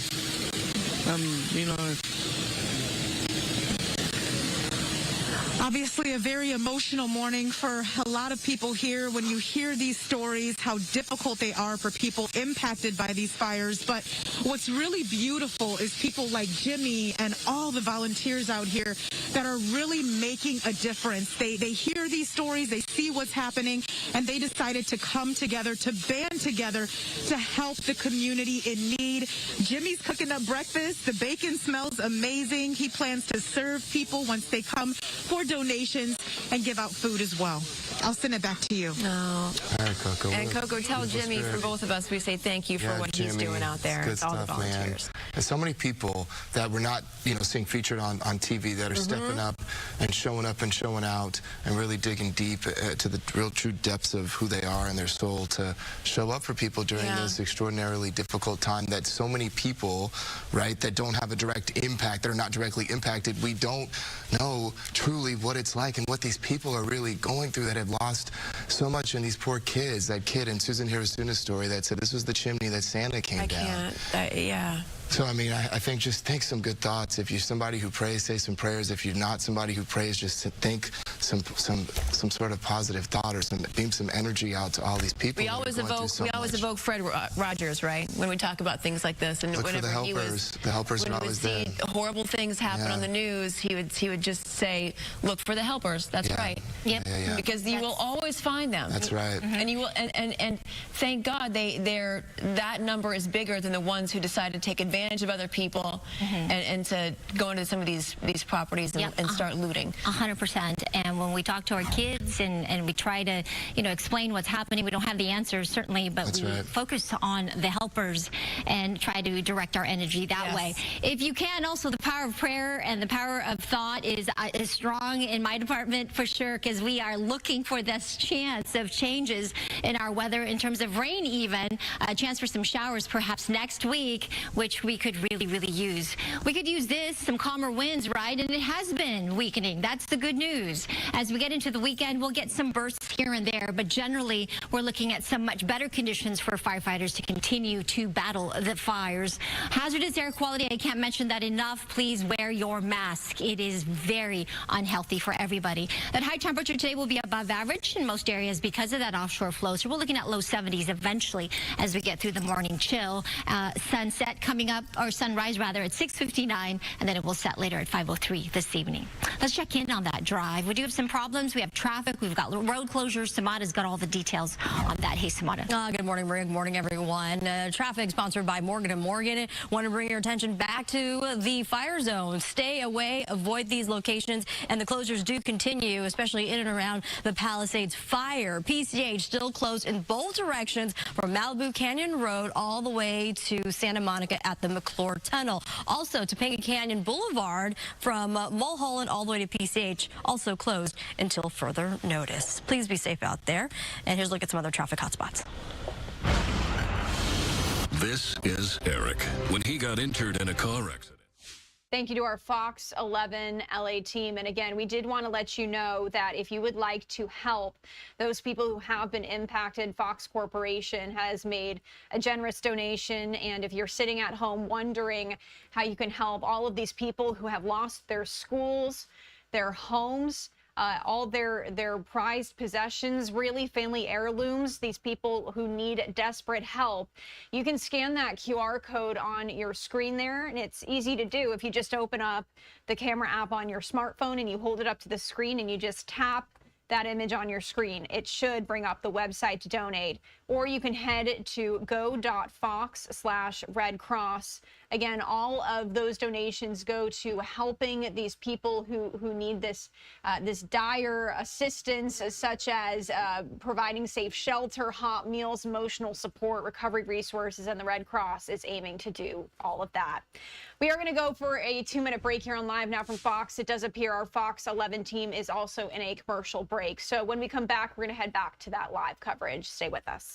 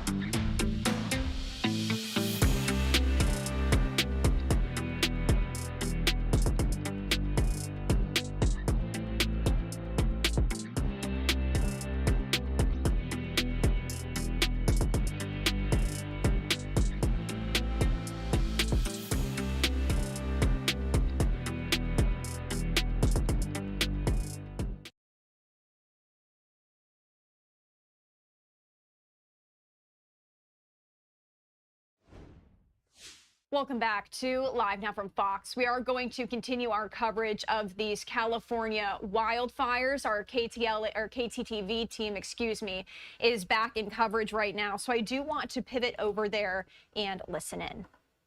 Of the Eaton fire, and we've seen the devastation ourselves. When we were in some of these neighborhoods yesterday, we heard from several homeowners expressing their concerns about looting. Definitely an issue here as residents have been evacuated. 32,000 are still under mandatory evacuations, but take a look. You can see those CalGuard members here in the video. The California National Guard has now moved in to help with local law enforcement, and they're in the areas of both the Palisades fire and here around the Eaton fire. After Governor Newsom's approval, 400 of these Guard members have now been deployed in these armored military vehicles, and we've seen those National Guard troops making their way through these evacuated neighborhoods this morning. The purpose to assist law enforcement with traffic control and ensuring these fire zones are kept safe, something the county is confident the National Guard will help prevent. Looting, of course. Listen to what the Guard members themselves have to say. It's here to, protect, make sure people don't go into the evacuation zones, and make sure there's no looters around here. We don't want people, even the homeowners, we don't want them to be in danger of the fires and anything else. Helping everybody, that's what we're here for. It's what I signed up to do. I didn't sign up just to be like some kind of Captain America. That's not my thing. I signed up to, hey, we're here for everybody. I wear the uniform proudly. I love what I do. While the fire here has fortunately claimed multiple lives, criminals have been attempting to take advantage of empty homes here in these neighborhoods. That is why hundreds of sheriff's deputies have been patrolling these evacuation zones, now getting help from the California National Guard. Now, the fire still going. It has burned nearly 14,000 acres, and tens of thousands of residents continue to be displaced from their homes. For now, that's the latest here in Altadena. I'm Mario Ramirez. Back to you. All right, Mario, thank you very much. You know, what is with people? Yeah. Taking advantage of other people during these difficult times. My goodness. And Nathan Hochman, you saw at the press conference, he said they will be punished by the full extent of the law in very swift order. And we hope that that holds true, because there is nothing more low than taking advantage of somebody who lost so much and is in such a vulnerable position. Oh my God. Yeah, but it is comforting to see the National Guard though out there protecting people. Yeah, no doubt. So speaking of the Eaton fire, it's burned tens of thousands of acres. Families are coming back to find heartbreaking losses, and they're coming back to find, in many cases, nothing at all. Fox 11's Susan Hirosuna was with one family in Altadena as they walked through what was left of their home for the very first time. Take a look. But I don't know why, but this is what happened to our house. And a lot of stuff that I love is gone. That's my dad's bicycle right there.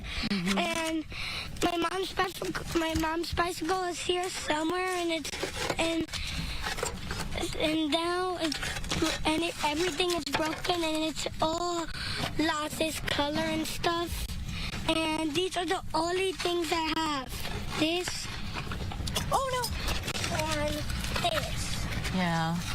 And it's so sad. And this. That I see a tractor right there. It's just moving, and Now, your mom told me that you wanted to come and see all of this. Why was that? because I wanted to check on it and see if it was not broken. And my dad took a video that it was broken, so I went to go see so we could do this new stuff. And we went here for today so we know what happened. And that was our chimney where Santa comes, and now it's gone. Oh my goodness, that was our chimney where Santa comes, and now it is gone. Oh gosh. Henry's mom, Daisy, told Susan that she is surprised at her family's resilience at this difficult time. This is just one family. I mean, there are so many more. Thousands. And when it comes to, you know, like losing everything, it's people have lived in these homes for 40, 50 years. And you have these homes are representations of a whole life that they lived. Yeah, and then you've got people that perhaps lost their home, lost their business, people that lost their homes and lost the kids, where the kids go to school. A friend of mine, her kids, their school was burned down, you know, and it's just so extraordinary. Then, of course, you got the parents and the guardians who are trying to reconcile their own emotionality and also hold the space for their children. Yeah. It's a lot, and words just seem inadequate. Yeah. You know? All right, thank you to our Fox 11 LA team again, giving such great reporting there, and just so sad to hear that poor child's story. He came back to see his home completely burned down. He only had those 2 items with him that you saw there, and again, one of many stories that we are bringing you here on Live Now from Fox. And again, we are expecting to hear from President Joe Biden at 11:30 this morning, and we will bring that to you in full once we do hear from the president on briefing on all of this and the government's response. We are going to go away for our final 2-minute break of the hour here on Live Now. We'll be right back.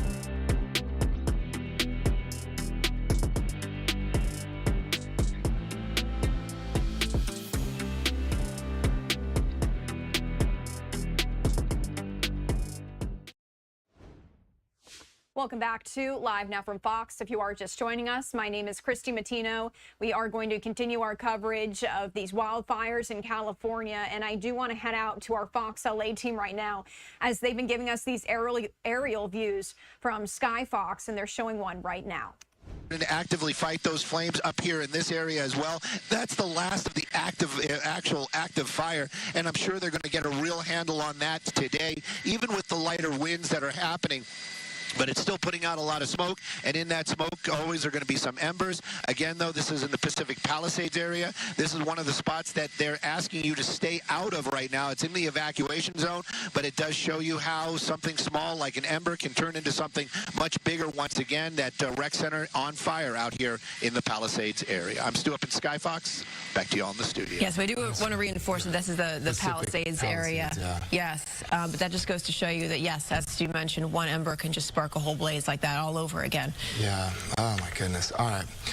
Well, everybody, if you would like to support this unfortunate event that has been just really impacting so many people across Southern California, these wildfires, you can join Fox in supporting families impacted by the California wildfires. Your donation enables the Red Cross to respond and to help people recovering from this disaster.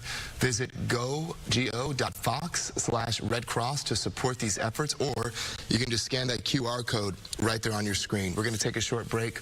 Stay with us. We'll be right back. When news breaks, we're the ones to watch. Weekdays starting at 6 on...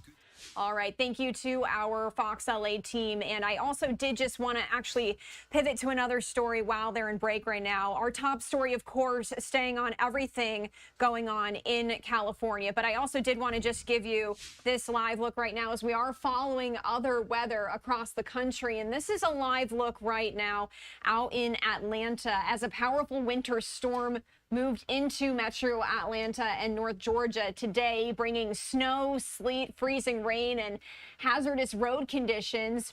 A winter storm warning is in effect until Saturday morning with significant disruptions expected. This is all coming from our Fox 5 storm team out of Atlanta. And again, our top of mind story being those fires, but I did just want to show you we're keeping an eye on everything else going on across the country right now because the South is getting this snow. It's not just Atlanta, it's also the Dallas area as well.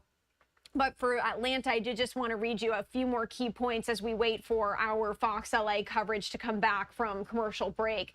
Snow of 2 to 4 inches is predicted north of Interstate 20 if you are from that area, with up to 6 inches in extreme North Georgia. Metro Atlanta could see up to 3 inches of snow and 1/4 inch of ice. And you can already see from this live image we are giving you of Atlanta right now, that snow already coming down. Driving is going to be dangerous, of course. Slick roads, potential power outages due to ice on the trees and power lines. Residents are advised to avoid travel and keep emergency supplies ready. I also did want to show you this other live look that we have in here because you heard me mention the Dallas area as well and Texas, and this is a live look that we are giving you. I do want to read you just a little bit about what we know from our Fox 4 Dallas team right now. Hundreds of flights in and out of Dallas-Fort Worth and Love Field are canceled for today. Maybe if you're traveling, you've probably already heard the news, but the winter weather is still causing quite a few of these cancellations and delays at both of those airports. The problem is not nearly as bad as yesterday, however. But what we know, again, from our Fox 4 team, the winter weather that moved through North Texas yesterday is having an impact on travelers into at least today. According to flight tracking website FlightAware, more than 400 flights to and from Dallas-Fort Worth Airport were canceled for today. So that's 19% of all flights at the airports. That's a pretty significant chunk there of flights that have been impacted. This story is very similar at Dallas Love Field, where 96 flights, or 18% of the schedule there, are canceled as well. Atlanta's Hartsfield-Jackson Airport has the most cancellations of any airport for today. Atlanta is in the path of winter weather today. So again, I did just want to bring you both of those live images. I'll pop back up the Atlanta camera again again, as it does look like our Fox LA team is back in coverage. So what I do want to do right now is we're going to be pivoting back to that coverage right now. They're giving looks at all of the devastation. They've been doing live interviews. Let's head over and listen in. It's not only indescribable, it's unidentifiable. But you know what we didn't lose? We didn't lose the heart, and we didn't lose the soul, and we didn't lose the natural beauty. And those are the things that we need to rebuild.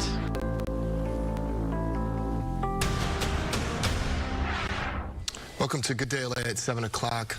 I'm Melvin Robert. We continue our these multiple fires are burning all across Southern California, and we're continuing our coverage. This is a live look right now from Sky Fox showing the true extent of the destruction in the Pacific Palisades. I mean, home after home. Unbelievable to block after block, destroyed right down to the coast even. Stu, you were showing us these images for the first time yesterday, and when we first saw them through the haze and through the smoke, I think everybody collectively, our hearts sank. Mm-hmm. Oh, definitely. And, you know, it was one of those moments when, you know, you do news and you think to yourself, you know, we're ready for anything. We've seen it all. What can possibly shock us? And when I saw this yesterday, I was definitely shocked. We're going to show you some of that neighborhood and also maybe even the path of that fire. Not sure which direction it went, but we can tell you that they were talking about Chautauqua Boulevard quite a bit yesterday, or when that fire started. And I think it started over here in this area. And then those high winds pushed it into this very, very populated area in the Pacific Palisades. And look at that, block after block after block, homes after home after home destroyed. And then you've got the village portion right there as well. Those flames must have ripped through this area at a rate that even the firefighters could not slow or even stop. And then it made its way over almost to the coast area. Right there is the Pacific Palisades. That's a rec center. This is a new fire that just popped up today, and it also kind of shows you how those embers can just sit for days and days and days, but then all of a sudden they'll start popping, and then there's going to be a little bit of a fire. The fire department there, they are going to work on that, but you can see that path of destruction. Some of those homes saved, but over here in this neighborhood, the devastation kind of moved a little bit to the west, and it took out that neighborhood right there. It made it all the way down to the coast, and we've heard Gigi talking about it made it its way into the Malibu. We can't see into Malibu because of that smoke, but I can show you right there. That's going to be Pacific Coast Highway. And then as you make your way up to the west down this direction right there, more areas. These were entire neighborhoods wiped out. I believe that that's going to be the mobile home park, that one that you see right there by the beach. That one, there's nothing standing there at all. All these folks, they are going to be without homes, and the numbers just keep climbing and climbing, the structures, and they're still making sure they're going through. We do see the fire department down there, and the question also is we've been talking about it. We hope that it doesn't, but the death rate, it might climb. There might be some more people that did not make it out, and they're just somebody's, waiting to find out, hey, I haven't heard from, and they're going to make some phone calls. I'm hoping that that is not the case, but this neighborhood right here, I could not imagine what it was like when this was on fire and how quickly this must have just ripped through here to do this type of complete devastation. Again, though, this is the scene that we're seeing. We saw this the first time yesterday. This morning is little less of the smog or the smoke from the Eden fire is actually what was blocking a lot of our view yesterday. Today, most of the smoke that we're seeing is actually from the Palisades fire that continues to burn up on the hillside. It's made its way into the Topanga State Park area, but it is, I would consider to say it is pretty light out there, and hopefully, as far as the fire goes, and hopefully they'll be able to get a handle on it as soon as they really get into that firefight this afternoon. And of course, the lighter winds, that's going to be the biggest help for all. But again, this is something that is, the only thing that I can even compare it to would have been the Paradise Fire that happened up north. But I believe that even this fire has more structures and has affected more people just here in the Pacific Palisades area. Between the homes and the businesses, Stu, you really wonder what percentage of the Palisades has been destroyed. You know, as far as the Palisades go by themselves, you can kind of get a wider shot. It is a little smoky, and I do know more about like what we're really looking at. I would say 40%. 40% is gone of the actual Palisades area, or the Palisades where there's people living, because it actually goes up into the hillsides as well. There it gets a little bit more sporadic. There's home here that's saved and a home destroyed. But the Palisades, when you talk about the, you know, the village area, this is this part right here, and this is a neighborhood, and this is block after block after block, and all the homes are gone. Just stunning images there, Stu. Thank you. And as we were saying, over 20,000 acres have been destroyed in the Palisades fire, and the fire right now, as it stands, is 8% contained. We've also learned that 2 people have died in the fire. We're going to get out to Gigi with the latest. Good morning. You know, Melvin and Jen, it's important to note that the damage, the death, the destruction isn't only limited to Pacific Palisades. We're in Malibu this morning. Take a look at the sunrise, and take a look at the sunrise behind what we imagine was once a home, a staircase now, 3 floors, leading to absolutely nothing. Just part of the devastation that we're seeing here on Pacific Coast Highway. And that gorgeous sunrise stands in stark contrast to the devastation, the destruction, home after home after home. And in the ocean, you won't be able to make it out, but there are pieces of people's houses floating in the Pacific Ocean this morning. And on it goes down the coastline. And on the other side of Pacific Coast Highway, obviously this is where the fire, the Palisades fire, jumped PCH, something that firefighters desperately tried to prevent. On the other side, on the mountainside, the hills, there is a lot of devastation also. So once again, the city of Malibu, the area of Malibu, hit hard with so much loss. We see garages just collapsed. We see cars. We asked photographer Tony Butita to show you some of the cars, just the metal carcass of the cars just sort of hanging off of PCH. We imagine they were once in a driveway. The driveway then collapsed, and now they're almost at sea level, and the water is just hitting out of this rubble, and the rubble continues to smolder. You mentioned the death toll now. The Palisades fire is up to 2. Yesterday, though, there were 4 cases of human remains found, 2 of them in Altadena, 2 of them here in Malibu in the rubble of a home. Firefighters and the medical examiner removing those human remains that reportedly belonged to the homeowner who stayed behind trying to save their property, that house burning to the ground. We'll have much more on the devastation here in Malibu as we make our way up the coastline. Reporting live, I'm Gigi Graciette. Back to you. Gigi, both of us were just remarking behind you that just the beautiful sunrise juxtaposed with the horror of the destruction that you're seeing up and down the coast. There are no words. It is so symbolic. It is so symbolic, yes. Jen. The beauty of our Pacific coastline, of Pacific Coast Highway. You know, Pacific Coast Highway is famous around the world. People talk about wanting to come to Malibu. And the sunrise just symbolizes the beauty. And then that staircase leading to absolutely nowhere. That home that, you know, a family most likely called home, 3 stories, just devastated, just destroyed. My God. I'm hearing an alert going off on your phone. We are hearing our phones going off with yet another some type of emergency alert. You may be able to make it out. You know, unfortunately, we've received so many emergency alerts. Mel and Jen, you may have heard the sound, and we just got another one. Earlier, though, they were reported to be yet another mistake from the Los Angeles County Fire Department, an evacuation warning. So you may have gotten this alert just now. Of course, Fox 11 and Good Day LA is going to research it, and we'll bring you the latest on whether this alert should have gone out or whether this is yet another glitch in the alert system. As we know, live in Malibu again, I'm Gigi Graciette. I'll send it back to you. Yeah, Gigi. As we know, communication is so crucially important, and what is going on? You don't want with people these emergency beginning alerts. to disregard the alerts because they've been consistently there've been error alerts. Okay, if you would like to help. And Oh, no, if you would like to apply for FEMA relief, excuse me, you can do so at disasterassistance.gov. Disasterassistance.gov if you would like to apply for FEMA relief. All right, Maria, let's get over to you. Talking about these winds. Hopefully today is going to be yet another day where things work in firefighters' favor. I believe so. I believe they will be taking advantage of the changing weather in terms of the weakening winds. It's still gusty at times. We are still seeing some of these winds nearing 30, 40 mile per hour wind gusts in this area here.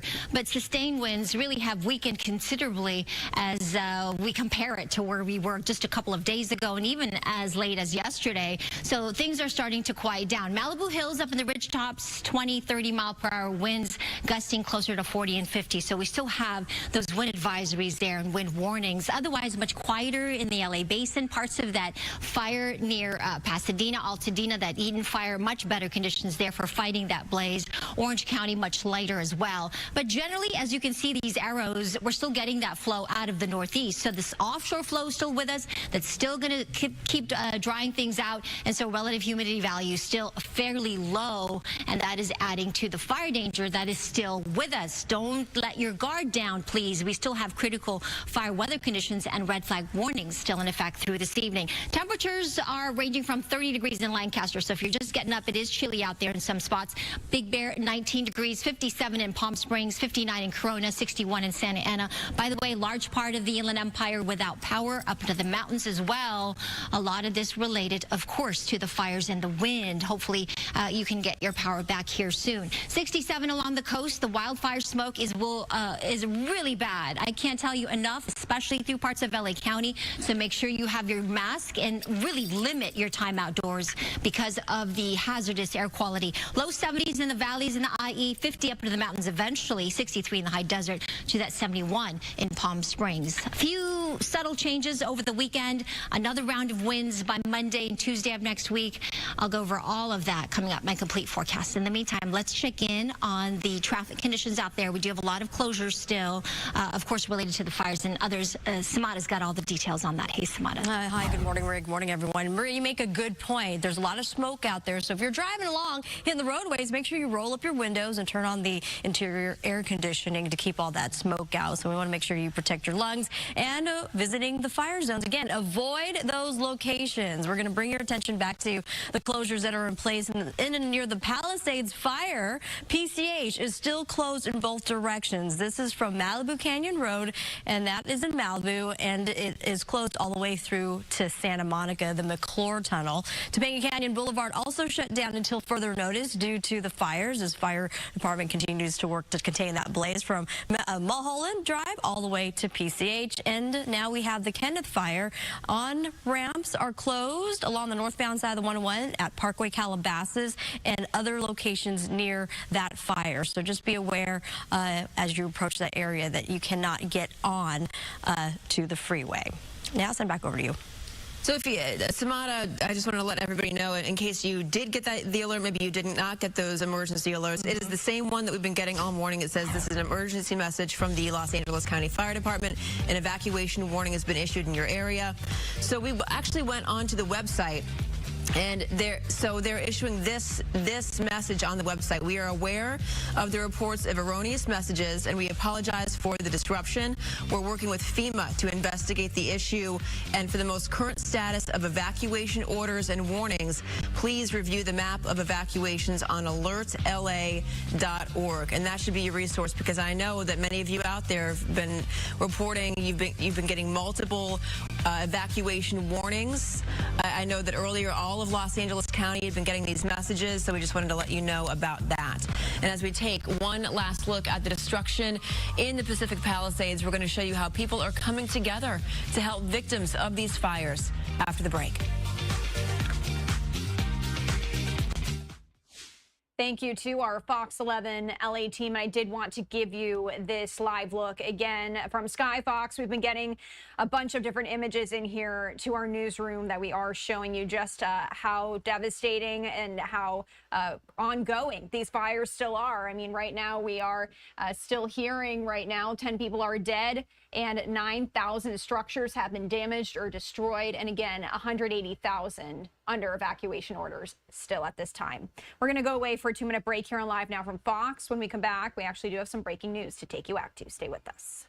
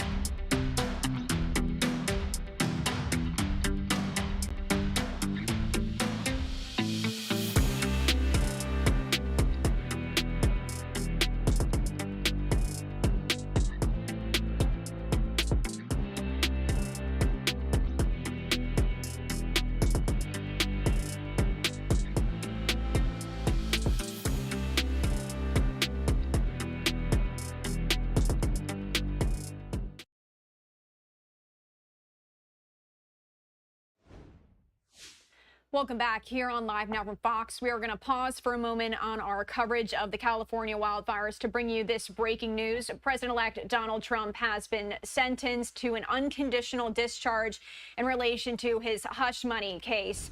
Here's the latest of what we know breaking right now. President-elect Donald Trump formally sentenced today, moments ago, in that case, but the judge declined to impose any punishment. The outcome cements Trump's conviction while freeing him to return to the White House unencumbered by the threat of a jail term or a fine. And again, Trump was charged with 34 felonies. He was put on trial for almost 2 months and convicted on every count.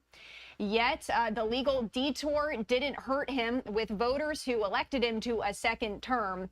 So moments ago, Manhattan Judge Juan Merchan, he could have sentenced Trump to 4 years in prison, but instead he chose a sentence that sidestepped constitutional issues by effectively ending the case, but assuring that Trump will become the first person convicted of a felony to assume the presidency.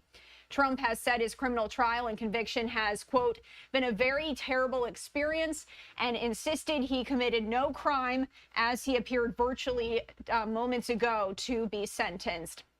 Again, if you are just joining us here on Live Now from Fox for this breaking news update, we do know that Manhattan Judge Juan Merchan, he has sentenced President-elect Donald Trump to unconditional discharge, and Fox News is reporting what that means. That means no prison, no probation, no conditions for President-elect Donald Trump. He is now set to return to the White House unencumbered by the threat of a jail term or a fine. So again, if you are just joining us here on Live Now from Fox, that is the latest of what we know with all of this breaking as of right now. And again, we have not heard from President-elect Donald Trump after this just came out here. But again, what we did know after he appeared virtually moments ago in court, he said that it has, quote, been a very terrible experience, and once again insisting he committed no crime in all of this. So we'll bring you the latest here on Live Now from Fox if we do hear anything else. But as of right now, we are going to pivot back to our Fox LA coverage of the ongoing devastating wildfires out in California. Our Fox LA team does appear to be back from a commercial break, so I am going to head out there now. It's impossible to explain the situation to her because she's wondering where is her house. Y ahora hay un evento increíble con personas con agua, todo. Y ¿cuáles son sus pensamientos sobre el evento? I'm asking him his thoughts on this gathering here. Damos gracias a Dios por toda la ayuda que nos están brindando. Gracias a las personas, que Dios se lo multiplique, porque no hay palabras. Es de mucha ayuda a todos los que están brindando. Gracias a Dios. So he's saying he's thanking God, he's thanking all the people here. You know, it's just so great to have something like this. Y no tienes la oportunidad de regresar a tu casa, no? He hasn't been able to go back. No, es solo ceniza. Como dice la Biblia, polvo eres, polvo te convertirás. No hay nada. No hay nada. No, he has not been able to go back, and they don't have anything at all. Y tienes un plan. I know, you know, tienes familia que puede ayudar a tu familia. Do they have family? Sí, ahorita desgraciadamente estoy ahí con mi hermana viviendo ahorita, pero pues lo queremos es ahorita no nos ha ofrecido la ayuda necesaria para encontrar donde vivir, porque queremos vivir en un lugar estable, porque es difícil ahorita. Pues yo sé que somos muchas personas que estamos en la misma situación. Todo Altamira se devastó, todo es un caos. Thank you so much, Francisco and Matilde. We are praying for you. We're so sorry about what happened. Muchas gracias para hablar conmigo. Yes. So right now he was saying he does have a sister who they are staying with, but it is difficult because obviously you know you do have the family of 3 who's all staying there now, along with that family as well, and they really want a place to live that can be theirs, can be stable, especially for their young daughter who is only 6 years old. So you can just imagine what people are going through, but you know, the outpouring of support is incredible. We spoke with a woman earlier, Regina, who came all the way from Long Beach to talk to us, and she was just talking about how she saw the news and she wanted to come here and bring whatever she could, and it really is incredible that people are coming from all over to help. I'll send it back to you. Coco, I can hear the emotion Coco. there in your voice. That's yeah, it is. Thank you, Coco, for being out there for us and bringing us such a strong sense of what's happening, the human toll here. So if you'd like to donate, the address is 1001 Rose Bowl Drive. This is where Coco is right now. Lot I, Zone 5, food and water they're looking for, pet food, they're looking for clothes, and also diapers. And by the way, thank you to all of our viewers at home who've been reaching out to us and trying to figure out how they can help. Yeah. This is one way that you can do that. Most definitely, because yes. you could hear it's almost it is too much for words. The loss is too much for words. It's extraordinary. Yeah. And you heard that gentleman just talk about trying to explain this to his 6-year-old child, and she's just naturally wondering, like, where's her house and what happened? Just human questions. Yeah. And those questions many parents and guardians across Southern California are having to deal with. And then also you're trying to deal with your own emotions too, and then hold space for your children, and maybe you lost your business. It is just so much, and it doesn't make any sense, and it just leaves you wondering, why did this happen? Why did this have to happen? Yeah. Oh my God. To so many people. To so many people. Maria. So hard to watch that. We pray. We can't give, maybe. Pray. Most definitely. But we feel for them. All right, let me do this. Let me tell you about what we are expecting and these winds that are going to gradually weaken, which is a good thing, especially as we get to the afternoon and evening. It's hard. It's hard. Yeah. I know. The air quality is really bad. I got to tell you about that. When I walked out the door this morning, it is unhealthy. So protect yourself. If you are going to be running from home to car to work, please limit your outdoor exposure. The red flag warnings will continue. So we do have the fire danger that's staying with us. The winds, though, this is the good news. Let's take a look at the computer model here, as we still are getting these wind gusts pretty strong in some of these canyons, but they are not as strong as they were even as late as yesterday morning. So that's the good news. They're less than half of what they were certainly the other day.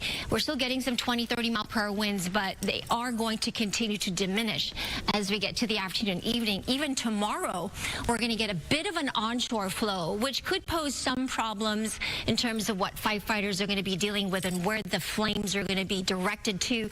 They're not too strong. However, it will bring a little bit more moisture into the atmosphere. And I do want you to remember the air quality, because some of the smoke will then get down to parts of Orange County where you're largely not feeling it or even seeing it. But please remember that some of that toxic air will be filtered down south further and into the Inland Empire. So just keep that in mind. The winds are going to be variable as we get to the weekend. So occasionally we'll get some bursts of wind, stronger on Sunday perhaps in some areas. But watch what happens on Monday and Tuesday. We are going to get another round of moderate to strong winds.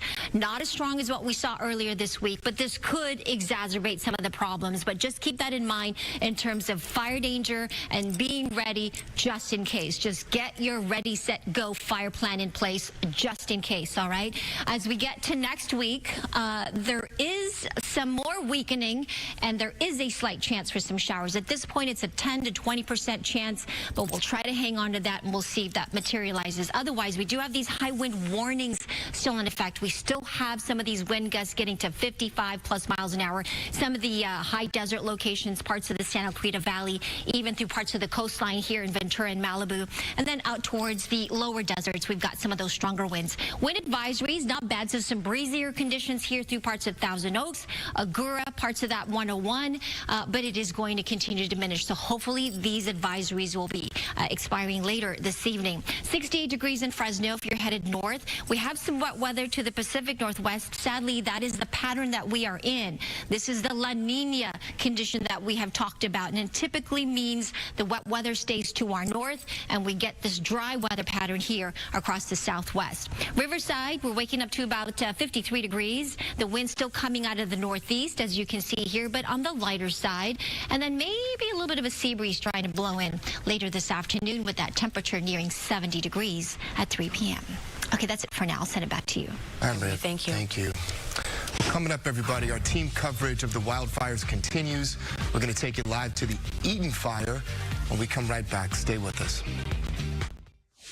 Thank you to our Fox 11 LA coverage. And I did want to pull up this shot from Sky Fox that we've been showing you throughout the morning here. You can see this is the Pacific Coast Highway as it is been flying along the coast, giving us some perspective. You can see it zooming in right now. Look at all of those homes that have been totally burnt down. You can see some of the structure still standing up there. I think that's a chimney over to the right-hand side of your screen. Just devastating what these people have had to go through. As of right now, again, the latest, just 10 people dead. But we did hear from our Fox 11 LA reporter, sadly, that number expected to rise once we get any confirmation. Of course, we will bring it to you here on Live Now. And as you can see by the destruction, it's no surprise more than 9,000 structures have been damaged or destroyed. 95,000 customers in LA County right now are without power. We're going to go away for another break on Live Now from Fox. The coverage continues on the other side.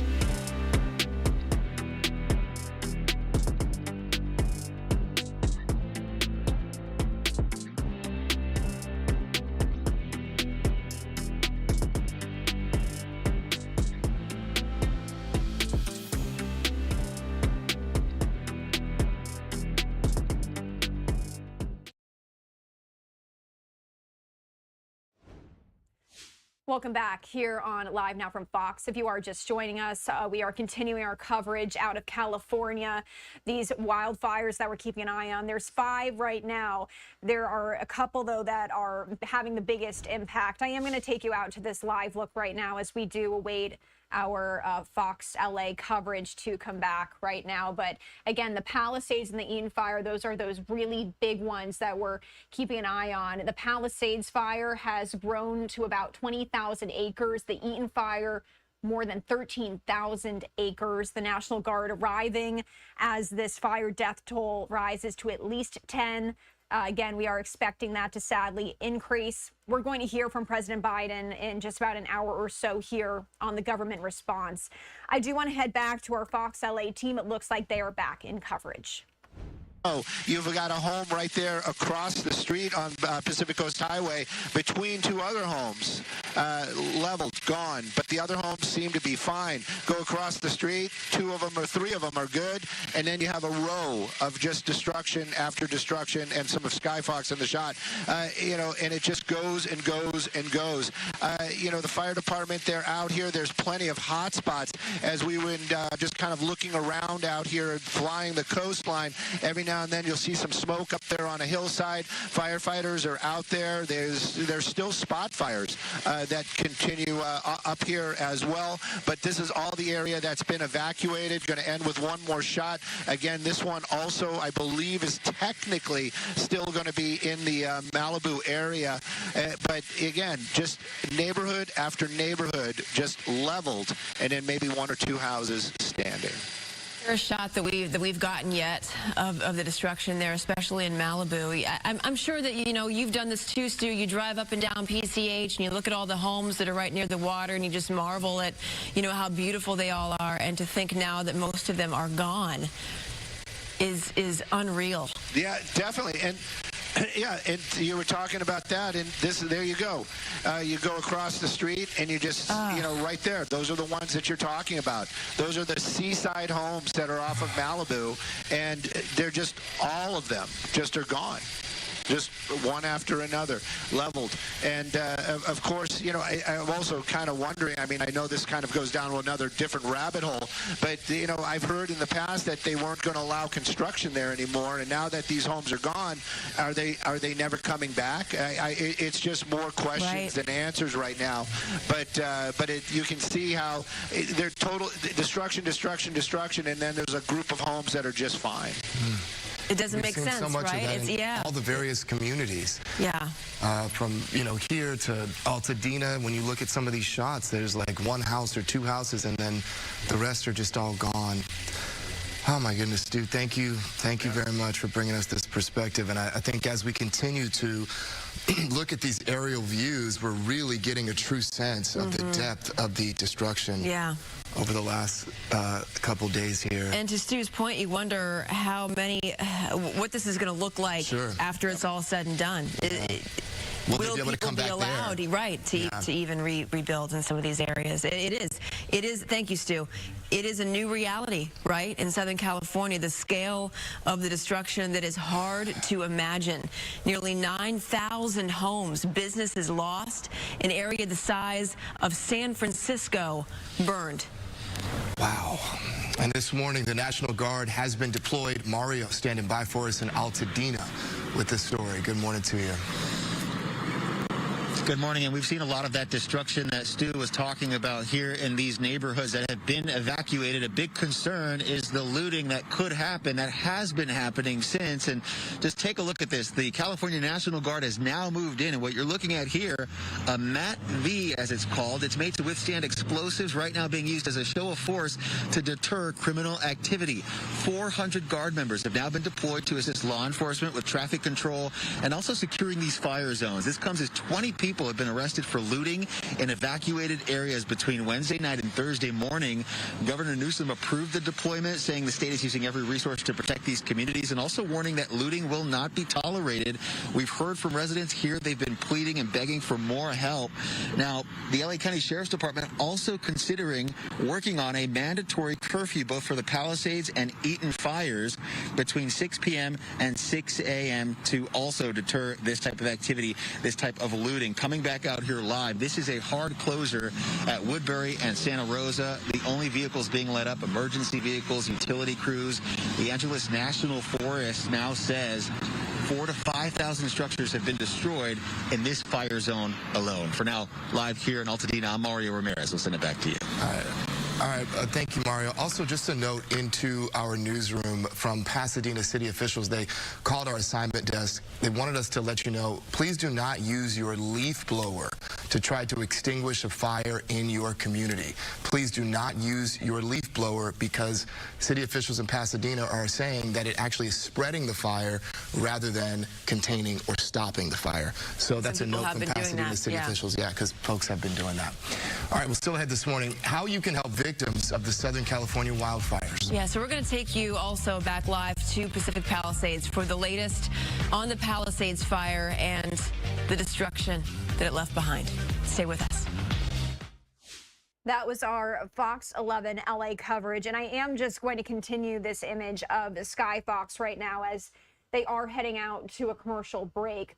We are talking about these two major fires here. Again, there's 5 of them, but the Palisades and the Eaton fire, the newest information we have right now, at least 5,000 structures have been burned in the Palisades fire, but it's important to note a structure can include a shed, a car, so it's not all homes included in that number, of course, though, as we've been showing you, many homes completely destroyed. The Eaton fire as well, at least 4,000 structures have burned in the Altadena and the Pasadena areas as well. The fire in the Eaton fire is still at 0% containment, and the Palisades fire is currently at 6% containment.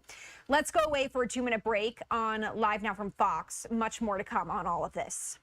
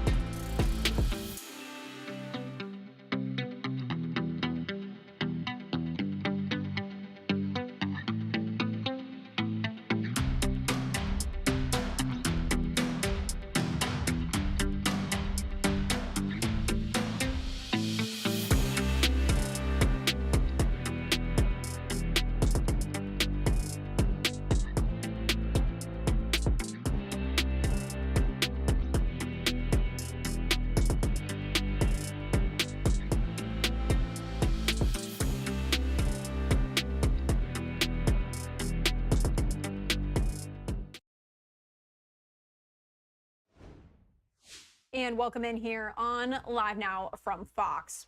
Our team in LA does appear to be on a bit of a break right now. We are going to pivot to some other news as we're tracking other weather conditions across the country for you. So we'll head back to that fire coverage in just a moment. But I did want to pull up this live image right now. This is the Atlanta airport, Hartsfield-Jackson Airport. There is a ground stop in effect until about noon Eastern time. So many flights getting delayed, have been impacted right now. I do want to actually read a little bit from our Fox 5 Atlanta team Just a bit about this storm here. Snowfall of 2 to 4 inches is predicted in northern Georgia. Metro Atlanta area could see up to 3 inches of snow and a 1/4 inch of ice. And again, it's not just the airlines that are being impacted. Driving also going to be very dangerous with slick roads and potential power outages due to ice on the trees and the power lines. So residents are being advised to avoid travel and to keep these emergency supplies ready. I also do want to head back right now, though, as it does appear that our Fox LA team is back in coverage about these California wildfires, and they're actually giving us another perspective from Sky Fox right now. Let's head over there. Driving through these neighborhoods, and every once in a while you'll see one lone house that somehow has remained standing, and just an absolute, wipeout everywhere else. And it's just absolutely taken my breath away. And here, at this spot, just looking at, the differences between how happy just the sight of a playground makes you, even when you're an adult, just, because what this does to little kids, and seeing, the smoke billowing just right behind it. It's tough to see. I'll send things back to you in the studio. It's a rough experience out here. It's hard to see. Brooke, I know you have a special place in your heart for children, and yeah, you can see the playground right behind you where so many kids, I'm sure, have spent so much of their time. It is, and as you said, you've been doing a great job with our coverage all week long, sitting here at the desk where Melvin and I are right now. But now that you're out there in person and seeing some of this destruction for yourself, it's quite a different experience. No, it really is. And I think what's so wild about that is that I knew what to expect. So I almost wasn't surprised necessarily, just still so stunned. Yeah. It is just like, I'm just looking in this direction. In front of me, behind me is still the smoke here, and right in front of me is nothing. Yeah. Just bones of buildings, essentially. And it's stunning. Yeah, it is. It's tough. Yeah, I just, my heart goes out to all of the people who, don't even have the time to really, I imagine, take in. And I imagine also many people don't know still, obviously, what they're going to come back to, if anything. But you don't have the time to take it all in, because you have to start the process of moving forward. And it's a horror show, truly. Yeah. And still not over, right? Yeah. No, because there are fires that are still 0% contained. Brooke, thank you. Thanks, Brooke. Just so much, and it's like, what do you say? The words just seem completely inadequate right now. Oh my goodness. If you're wondering, everybody, how you can help or what resources are available to victims, Amanda's here, and she's going to highlight some ways that all of you out there can help if you would like to do so. Good morning. Good morning. And I'm really glad that you did say that sometimes words aren't enough, because now it's time for action, right? And a lot of us can do something to help those in need. In times like these, we're really seeing the kindness of our community. It's brought tears to my eyes every single day watching this coverage, but then the silver lining is seeing neighbor helping neighbor. Yep. And so many want to help in any way they can. So I'm here to help you help others. A local boutique, Coop, has been holding a clothing drive at their store on Beverly Boulevard. That is the address if you would like to take a picture of it. Many volunteers have not only been dropping off donations, they've also been transporting them to evacuation centers to people in need. This is important. Today through Sunday, so the 10th through the 12th, anyone who is in need of clothing can go to Coop and get what they need. They have shoes, they have jackets, they have sweaters, pants, jeans. They're also looking for certain donations still, and they need your help with this. So if you have gently worn shoes for women and men, you can donate them to Coop. They also need children's backpacks, duffel bags, and suitcases for those to help people pack up stuff and get around.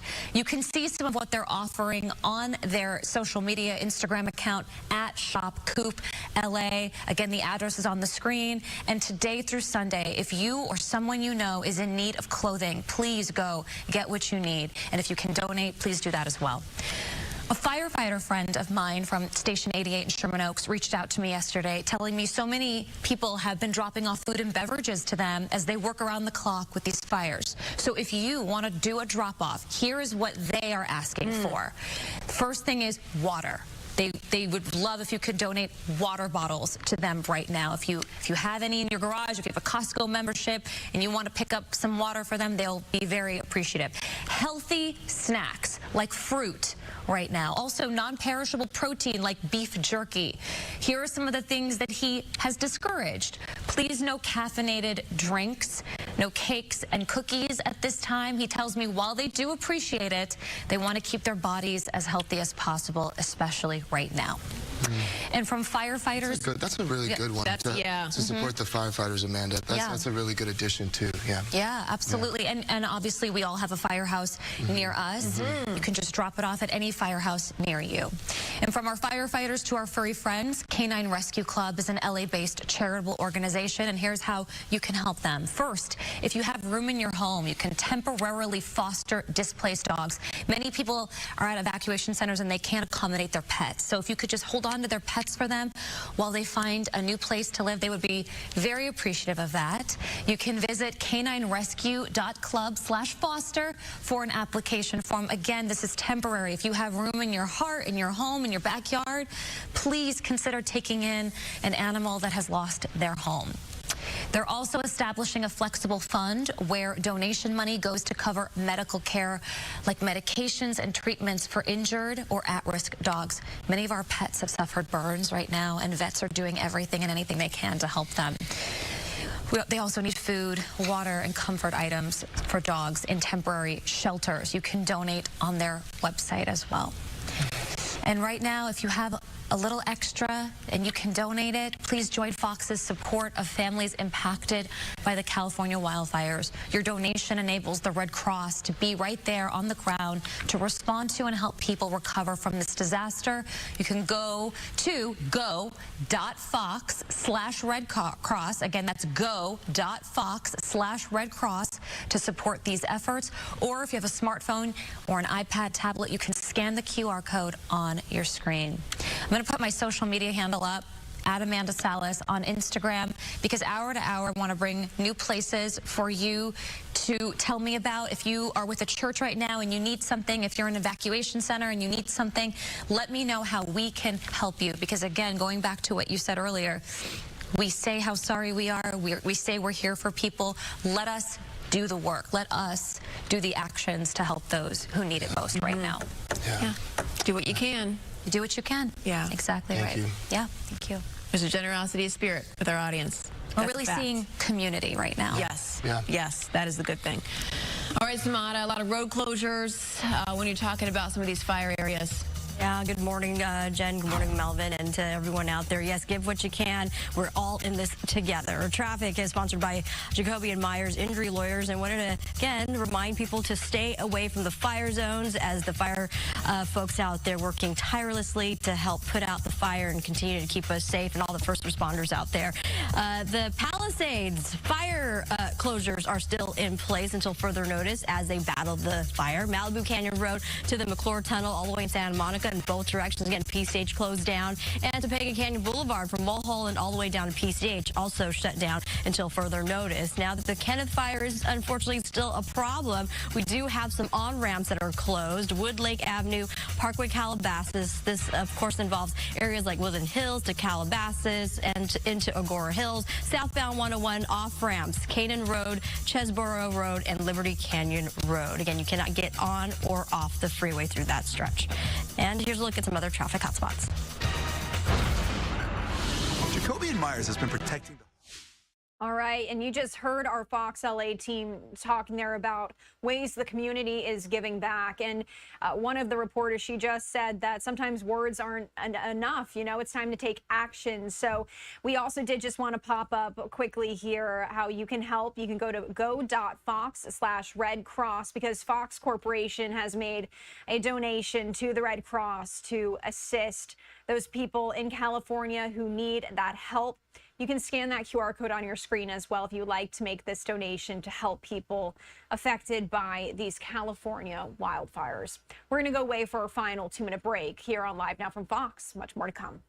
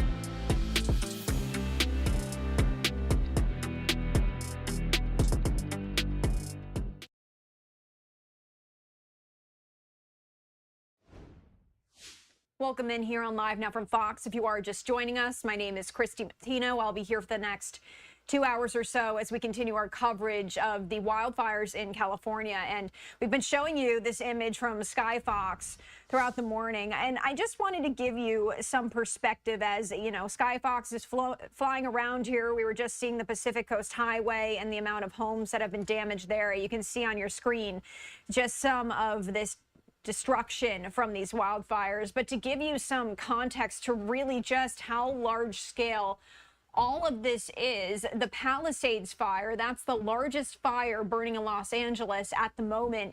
It's currently being recorded at over 20,000 acres. So for the sake of comparison, the island of Manhattan in New York City measures just over 14,600 acres. So right now, the Palisades fire is impacting an area larger than the island of Manhattan.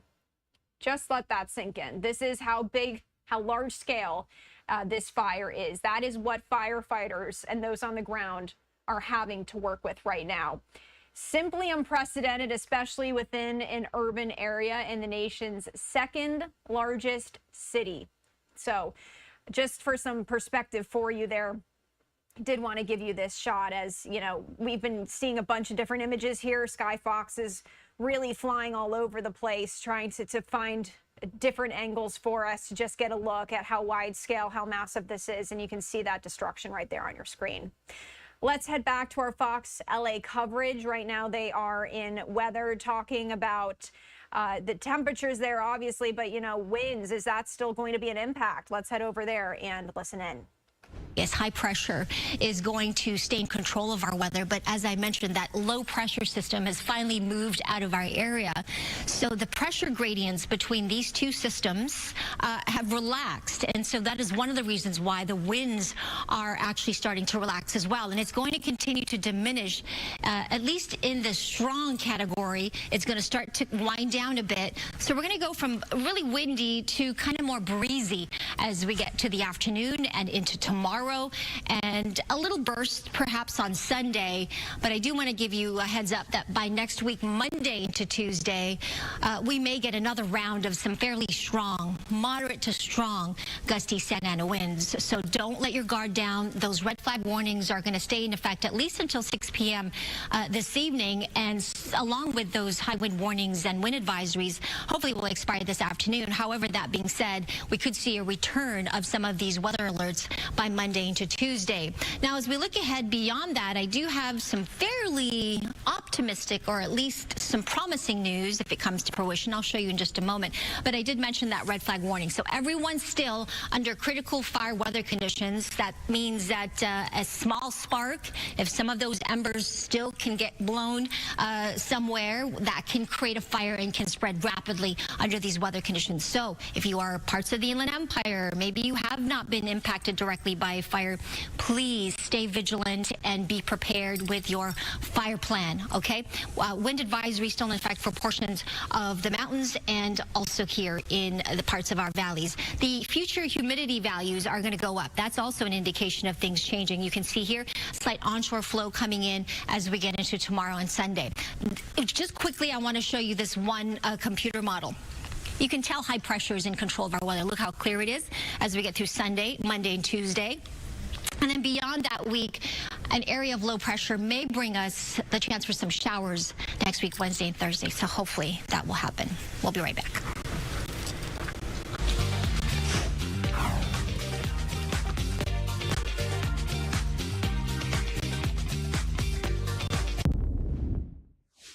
All right, and it looks like our Fox LA team just went to another break. So again, giving you this live image right now, this live picture from Sky Fox, as we actually do have some new information into our newsroom right now. I'm going to pull up this shot for you.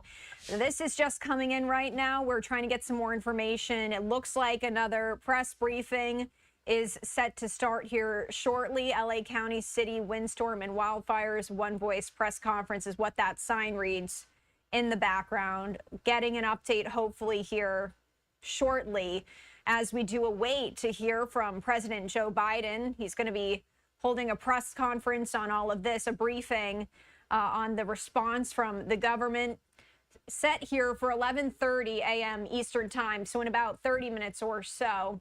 And what we do here on Live Now from Fox is we are going to prioritize President Biden's coverage, but if this does start, we will bring it to you as well, and we'll pivot for that. And it looks like it may be starting shortly here. Let me just turn up the sound and listen in as we're seeing the mayor coming in right now.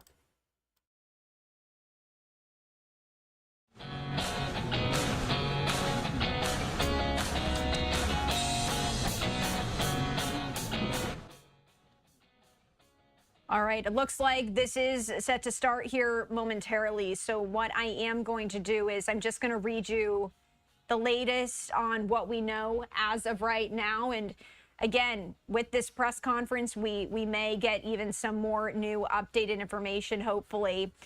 I'm just going to let my producer know to signal to me when they do see someone start talking here. But again, 10 people dead as of right now as these wildfires are continuing to burn across Los Angeles County. More than 9,000 structures damaged or destroyed. At least 180,000 are under evacuation orders right now. 95,000 customers in Los Angeles County are without power. Let's turn up the sound here to see if anyone is beginning to speak here. All right, we're going to get started. I'm going to announce these.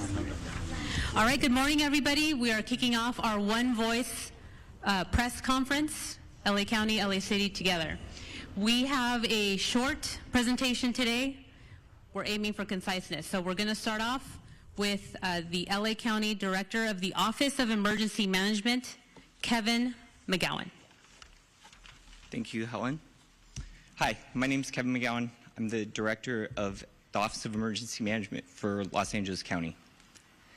There is an extreme amount of frustration, anger, fear with regards to the erroneous messages that have been being sent out through the wireless emergency alert system across LA County. I can't express enough how sorry I am for this experience. First of all, I want to clarify, this is not human-driven. There is no one sitting at a desk right now initiating emergency alerts. I want to restate that. Right now, as these alerts are being issued, they are not being activated or initiated by a person. This is my top priority. I am working all hands on deck with the Federal Emergency Management Agency's Integrated Public Alert and Warning Team. We have every technical specialist working to resolve this issue and to find the root cause. I implore everyone to not disable the messages on your phone. This is extremely frustrating, painful, and scary, but these alert tools have saved lives during this emergency. Not receiving an alert can be a consequence of life and death.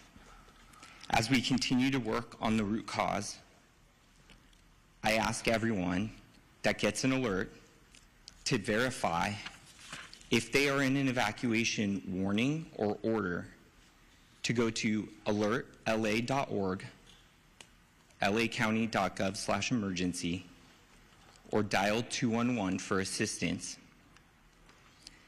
The mapping is accurate on where evacuation warnings and orders exist. Again, this is my top priority. This is the top priority of my partners at the state and at FEMA with the Public Alert and Warning Tool to resolve this issue as quickly as possible and identify the root cause. Thank you. Thank you, Kevin. Thank you, Kevin. Good morning, everyone. I'm going to make this very short because we've got a full list of people that want to present today.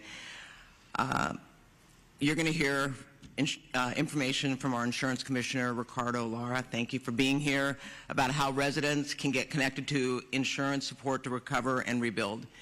And I was up in the Alpine area last night, and the common question was, how do I navigate the insurance process, and will I be able to get insured again?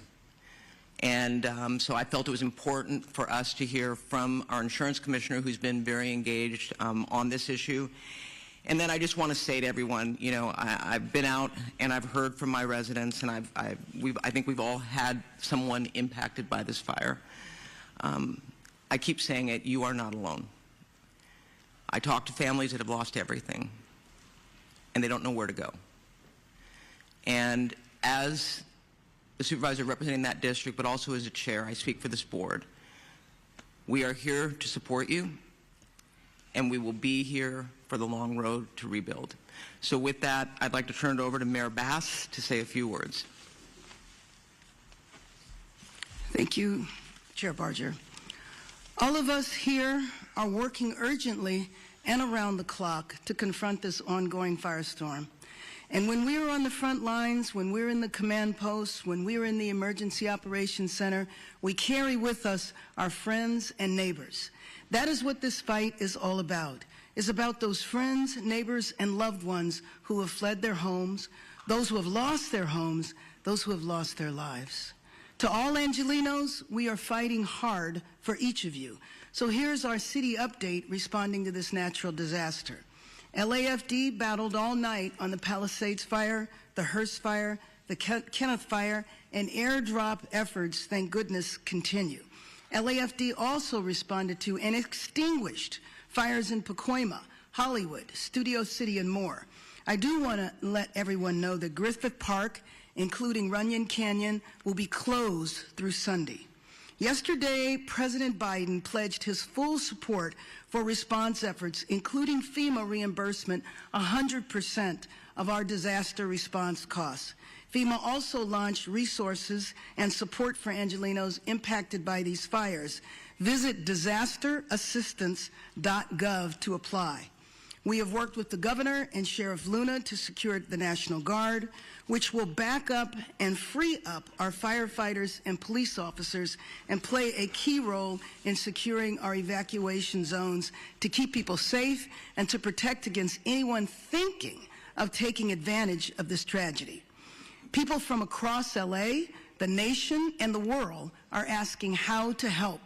Yesterday, I spoke of the California Community Foundation's Wildlife Recovery Fund, and today I'm grateful to share that within 24 hours, they have raised $2.5 million from 4,000 generous donors. Visit calfund.org. I also mentioned that Airbnb has been working through the 211 online portal to provide free temporary housing. Now, the demand has been extremely high, and Airbnb has increased their commitment to providing emergency assistance for now 25,000 evacuees, first responders, and others impacted by the fires. Visit 211la.org to get connected. With so many homes and businesses lost, we are already putting plans in place to make sure that we aggressively rebuild. My office is leading the city effort to clear the way. Red tape, bureaucracy, all of it must go. This will be an enormous undertaking, but we will be ready for it because we will not rely on the old way of doing things. For this recovery, we will have, like we have done in other areas, we shake up the system and move forward with new strategies and policies. I don't believe that there is anything that Angelenos cannot do if we stand together. Thank you. Now I'd like to introduce LA County's 3rd District Supervisor, Lindsay Horvath. Good morning. I want to first start by thanking our first responders who were focused in the Topanga region yesterday and responded swiftly to the Kenneth fire. Incredible action from firefighters who are giving multiple fires absolutely everything they've got. Initial reports led our department to serious concerns, but we have the absolute best, most experienced teams leading our efforts, and even with the most challenging circumstances and terrain, they have been able to deliver. Next, I want to express my deep frustration with the alert system that is causing confusion and additional panic for our communities at this time of extreme crisis. Whatever the cause, it is unacceptable, and it is being addressed now by the county's Office of Emergency Management, as Director McGowan described. We'll be investigating what happened, how, and why at every level in our exhaustive after-action process to ensure it is corrected. There is a reason why we have redundancies in our communication system. Crises require them. Please sign up for alertla.org, visit emergency.lacounty.gov, and tune into local radio and TV. Our LA media partners have done an incredible job getting the word out, and it's why we hold these press briefings. In terms of overnight updates in the communities I represent, we had a small brush fire of under 5 acres in Pacoima that the fire department knocked out quickly, and we thank them for their bravery and their swift action. The fires continue to have air quality impacts throughout the Los Angeles County region. A smoke advisory has been extended through Friday. To limit exposure, please remain indoors as much as possible, avoid outdoor physical activity, and run your air conditioner or air purifier if you have one. The Department of Public Health's Chief Deputy, Dr. Anish Mahajan, is here and can help answer questions about air quality. The strength and resolve of Los Angeles County residents, as well as our extraordinary first responders from every level of government, as well as our private citizens from across the country and right here in our own county, will be the way we get through this unimaginable tragedy. Thank you. I'd now like to welcome up LA County Fire Chief Anthony Maroney. Thank you, Supervisor. So good morning. The Eaton Fire, current estimated acreage, 13,956 acres with 3% containment. We still have 4,000 to 5,000 structures that may be damaged or destroyed. Once we do our damage inspection reports, we'll get a more accurate number for you. We currently have 1,527 firefighting personnel remaining assigned to this incident. The LA County Fire Department is in unified command with the U.S. Forest Service, the LA County Sheriffs, along with the Pasadena, Arcadia, Sierra Madre Fire Departments, and the Pasadena Police Department. Yesterday afternoon, the fire in Eaton Canyon did make a push towards historic Mount Wilson. This observatory is okay thanks to the efforts of the firefighters and observatory staff, and no buildings have been destroyed at Mount Wilson. A firefighter did suffer a significant fall injury yesterday at the Eaton fire. He remains hospitalized. He's resting comfortably, and he's in stable condition and expected to make a full recovery. The cause of the fire remains unknown, and we will advise the media once we get the cause determined. We are appreciative to our many mutual aid partners from out of state for providing assistance to Los Angeles County in our time of need. Thanks to the increased number of resources assigned, the region is in a much better posture than we were earlier this week. And I have been advised that mutual aid resources from Canada are arriving now. The National Weather Service predicts that the red flag will continue through Friday, or continue today through 6 p.m. However, our priority is also going to be to prepare for the next red flag event that is predicted to begin on Monday. I would also like to provide a brief update on the Kenneth fire that erupted yesterday near the Victory Trailhead at the border of Ventura and Los Angeles counties. Thanks to the quick action of first responders and aerial assets, the fire has been stopped. It's currently at 1,000 acres. We have 35% containment, and no structures are reported damaged or destroyed. One important topic I want to talk about is that we did have a drone incursion yesterday at the Palisades fire. Unknown exactly what time this small drone hit the wing of our CL-415 Super Scooper aircraft that we currently have on contract from the province of Quebec. The pilots were unaware that they hit the drone. It wasn't until they landed at Van Nuys Airport that the maintenance staff noticed that there was a fist-sized hole in the leading edge of the wing inboard of the landing light. That Super Scooper will be prioritized for repair 24/7. It should be flying Monday. We only have 2 of them. Everyone should know, all of your viewers, flying a drone in the fire traffic area is not only dangerous, but it's illegal. We do have our federal partners behind the scenes are going to be implementing procedures to be able to follow drones in our 2 large fire areas, and they will be able to identify who the operator of that drone is. The most important thing to know is that if you fly a drone at one of these brush fires, all aerial operations will be shut down. And we certainly don't want to have that happen. Before I close, I would like to thank Supervisor Barger and Horvath for their unwavering support and leadership. I would also like to acknowledge the tireless efforts of first responders who continue to place themselves in harm's way to protect our residents and property. Thank you. I would now like to bring up Fire Chief Kristen Crowley of the Los Angeles City Fire Department. Thank you, Chief Maroney. So I'll just be providing a brief update of the overnight operations of our fires. So Palisades fires. This fire was currently tracked at 20,438 acres with 3,073 personnel assigned. Crews worked very, very hard overnight, strengthening our containment lines and addressing multiple spot fires in and around the Topanga Canyon area. Resources responded to the area included our air assets to aid in the containment efforts. Due to the favorable overnight weather conditions and the diligent, and I'll focus on the diligent work and effort and commitment of our first responders, we can report that the Palisades fire is now 8% contained. Wind gusts are expected to increase in daylight hours that will test our containment lines. Our firefighters will continue to respond to any flare-ups and increase our containment lines. Evacuation orders remain in place.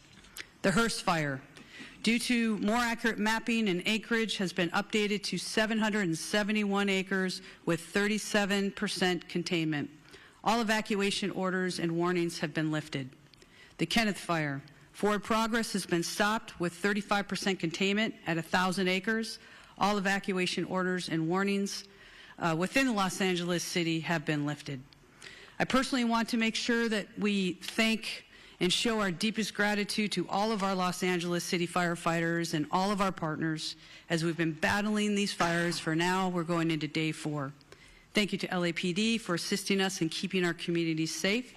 And lastly, thank you to all of the agencies who have come to aid during this time of help, and it absolutely does not go unnoticed. Thank you. Yeah, now Sheriff Robert Luna. Thank you, Sheriff. Good morning to everybody. This morning we have well over 500 LA County deputies that are assisting continuous with evacuations, traffic control, security patrols, and other humanitarian efforts. They're out there. I hear people calling me. They see a lot of black and white police cars rolling with lights and siren. They're out there working. That's what they're doing. They've been actively patrolling evacuated areas and are increasing their presence to deter any burglary or looting activity that may occur. Just to summarize on evacuations for all the fires that we're dealing with, evacuations orders stand at approximately 153,000 residents that are under evacuation orders and approximately 57,830 structures at risk, and then evacuation warnings, approximately 166,800 residents under both warnings, or I'm sorry, those are just specifically for warnings. What I want to go to next, and we started talking about this last night, is a curfew. A curfew order has been established for the Palisades and Eaton fire areas in all mandatory evacuation zones. That will be in effect. It was in effect last night, and it's going to be in effect tonight at 6 p.m. So it ended at 6 a.m. this morning, will take effect again until 6 p.m. I'm emphasizing that to our media partners because part of this is communicating to the public. You cannot be in these affected areas. If you are subject to arrest. That is important. We're not doing this to inconvenience anybody. We're doing it to protect the structures, the houses that people have left because we ordered them to leave, and I want them to feel confident that we are doing everything we can to secure that. This curfew will be strictly enforced and is being taken to enhance public safety, protect property, and prevent any burglaries or looting in the area that the residents have evacuated. The only people that will be allowed in these areas are disaster workers, okay? I just want to make that clear because we have other people trying to get in there. And by the way, media partners who have legitimate media credentials, yes, you may enter those areas unless it's very, very unsafe and somebody tells you not to for that reason. Again, just specifically, anyone found in violation of this curfew will be subject to arrest for a misdemeanor offense under LA County Code Section 2.68320, and conviction may result in a fine up to $1,000 or jail time. And I'm telling you right now, I know people talk about no bail, and I've given direction that if somebody's caught doing this, they are not going to get cited and released. They're going to get booked. We are not screwing around with this. We don't want anyone taking advantage of our residents that have already been victimized. The National Guard deployment. As many of you are aware, we asked for the National Guard.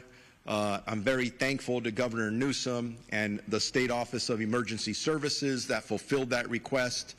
As of last night, we've had National Guardsmen assisting us. They arrived last night and deployed to the Eaton Fire area, and we're assisting with road closures and critical infrastructure protection. As additional Guard personnel arrive, and they will be in the next 12 to 24 hours, the Sheriff's Department will strategically coordinate their deployment with other partners such as the Los Angeles Police Department, Pasadena Police Department, Santa Monica Police Department, Azusa, and Arcadia. Those are the requests we have now. That may grow. We'll adjust as time goes on. I want to make sure that if anybody needs updated information on either evacuation orders or warnings or road closures, they go to lacounty.gov/emergency. And with that, I am going to be introducing Assistant Chief Dominic Choi from the Los Angeles Police Department. All right.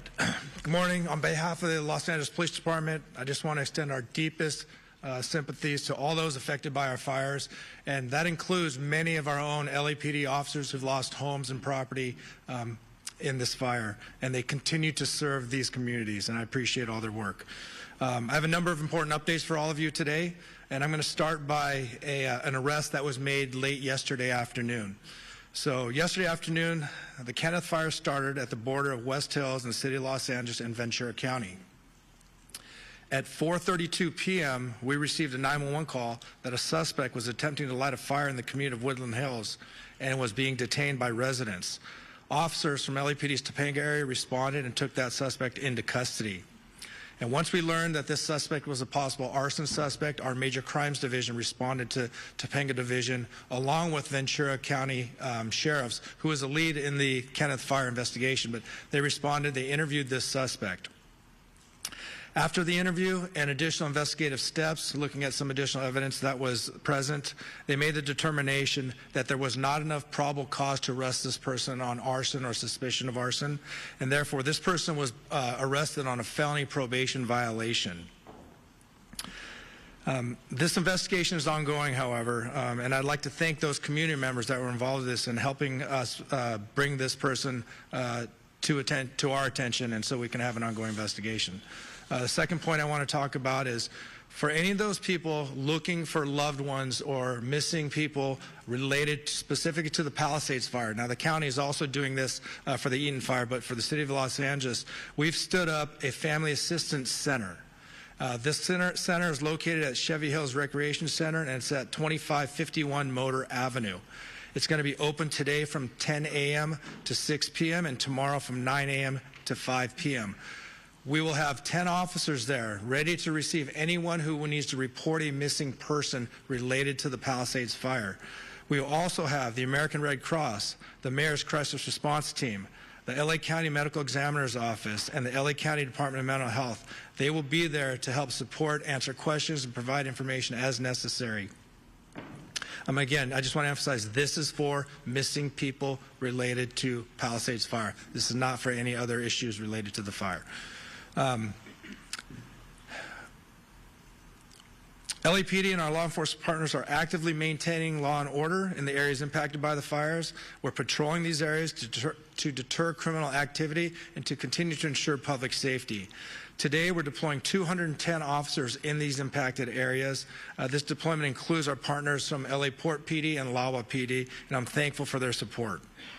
Again, protecting our homes, businesses, and evacuated and vulnerable zones are our priority, and we will continue to ensure that no one takes advantage of these situations. You've heard this message before, but I'm going to say it again because it's so important and so critical. Looting has zero tolerance. Looting or exploiting in the disaster areas will not be tolerated. Anybody caught looting or committing crimes in the affected areas will be arrested and prosecuted to the fullest extent of the law. We'll remain vigilant and patrol these areas and ensure that we can mitigate any activity like this. And again, if you haven't already done so, you will start seeing in the city of Los Angeles the National Guard being deployed at the Palisades fire. Their role is going to be traffic control, managing roadways to ensure access to affected areas is restricted to authorized personnel only. They're going to be manning critical infrastructure security, as well as doing checkpoints and verifying credentials for those for ingress and egress. And lastly, these measures, controlling access, they are necessary. I just want the communities to know they are necessary for public safety and for proper community recovery. They are inconvenience, but it's something that we have to do. Residents are encouraged to call 911 if they see any suspicious activity. Law enforcement, National Guard, and other first responders are here to support this community and ensure their safety in a difficult time. Our commitment remains steadfast to restoring safety and normalcy as quickly as possible. Your cooperation and resilience from the community are greatly appreciated. Thank you. At this time, I'd like to introduce Los Angeles County District Attorney Nathan Hochman. Thank you and good morning. The District Attorney's Office will be considering up to now 5 different types of cases that will eventually be presented from law enforcement. Let's start with arson. If it is determined that there is a man-made and intentional setting of any of the fires involved in this situation, the people who committed this arson will be arrested, they will be prosecuted, and they will be punished to the full extent of the law. Right now, obviously, law enforcement and the firefighters are focused on containing these properties, saving lives, saving homes. But eventually we will get to the causes of those fires, and in that part the DA's office will be working with law enforcement to go after anyone who is guilty of the crime of arson. Second types of crimes. If people are going to violate this curfew restriction and they get arrested, they will be prosecuted. Let me back up what the sheriff has said. In order to protect the homes of people who have been ordered to leave those homes, the sheriff, the Los Angeles Police Department, and local law enforcement is going to be working overtime to protect your home. In that way, if you violate the curfew, you will be arrested and then you will be prosecuted by the district attorney's office. Third issue, looting. Looting is a despicable crime. For the people who've already been arrested, please know this is not going to end well. You will be punished to the full extent of the law, and I'm sending this warning message out again.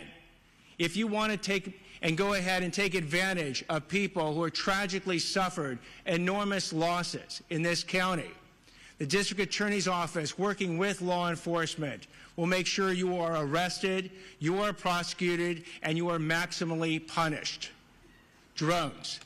If you're thinking that it's fun to send a drone up in the area for your own amusement, or you want to get information that nobody else can get, and you do it in one of these areas for which drones are not permitted, I'll repeat one more time. You will be arrested, you will be prosecuted, and you will be punished to the full extent of the law. And the last type of crime that we'll be looking at are scams, and we're already seeing them. We're seeing people being targeted in GoFundMe scams by people who are trying to entice people to give money to people who have suffered, when the people who are arranging this GoFundMe page are nothing but scammers. You must be aware of who you are being approached by and who you actually can go ahead and give your money to if you want to help them. We're going to see that eventually with insurance scams. We'll see it with government benefit scams, and yes, they are going to target the people who have been tragically affected, and you cannot allow them to do it. I would suggest that if you want internet resources and who to give money to, go to recovery.lacounty.gov. It has a whole list of organizations that you can, if you want to, contribute to, and it does it in both English and Spanish. Also, you can go to the LAFD.gov's website as well. But my message to the public is beware.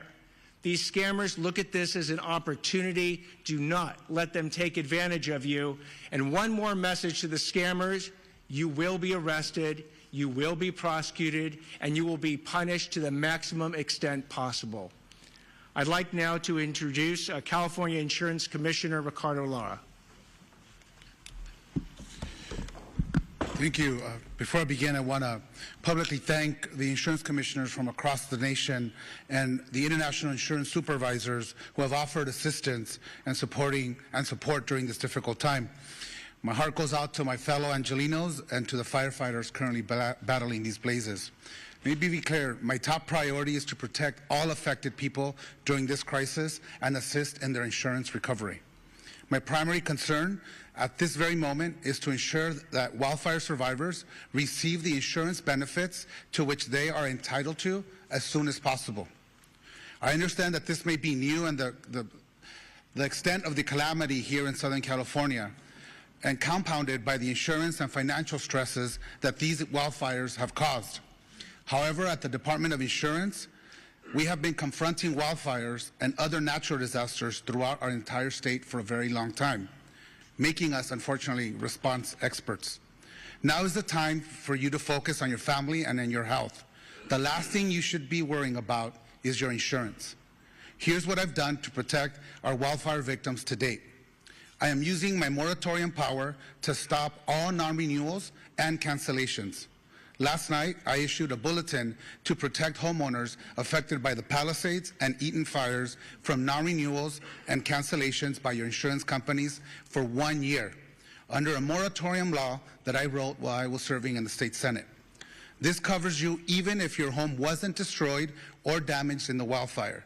You can visit insurance.ca.gov to look up your zip code if you are near these wildfires and obtain that protection.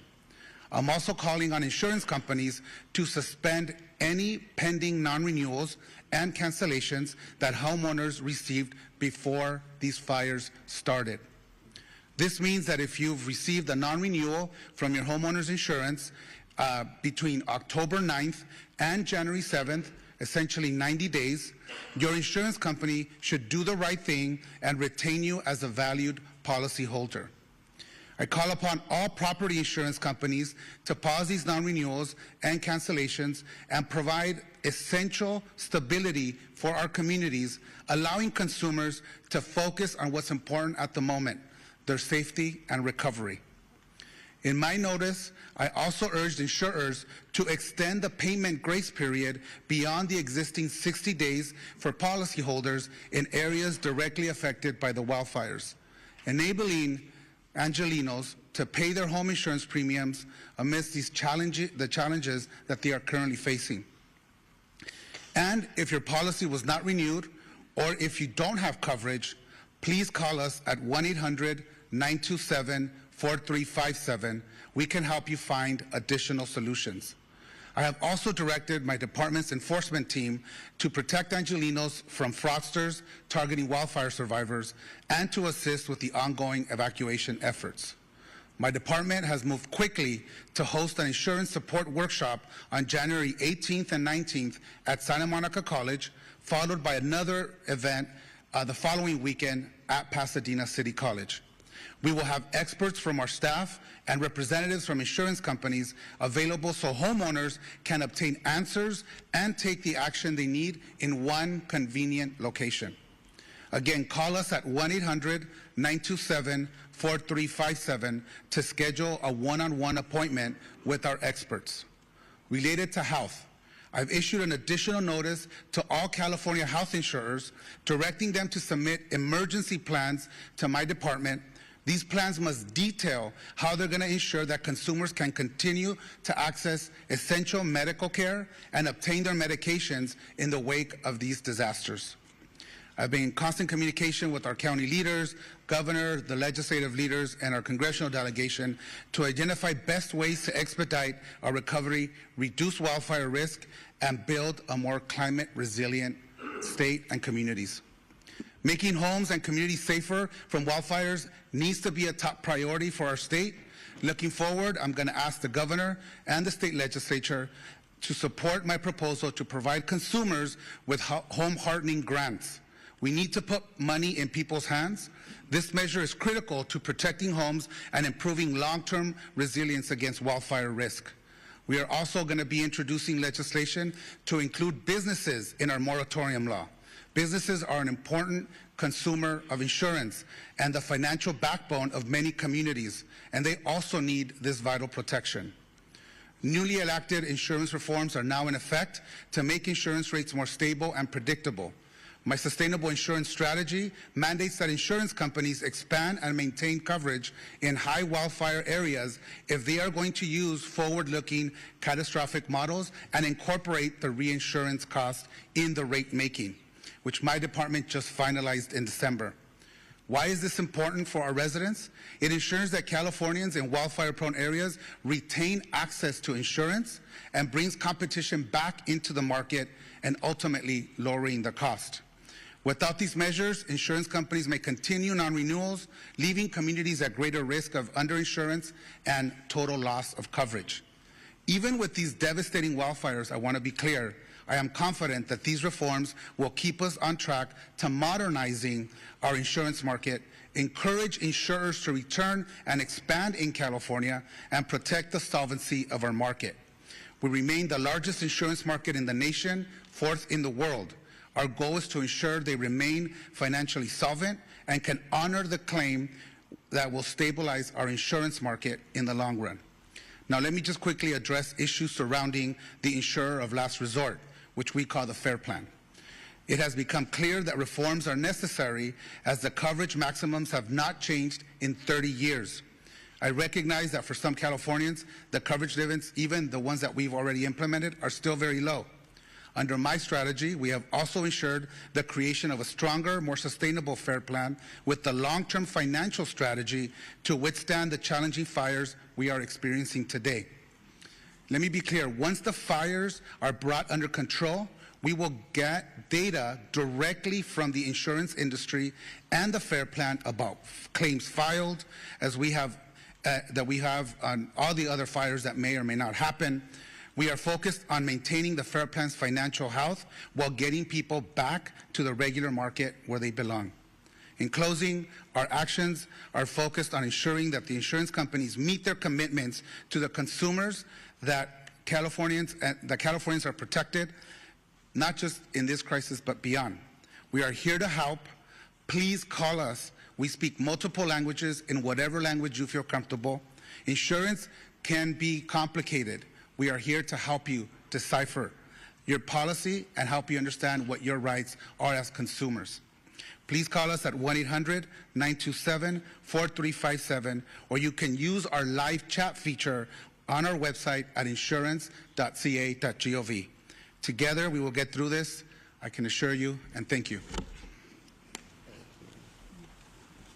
LA County Assessor Jeff Prang.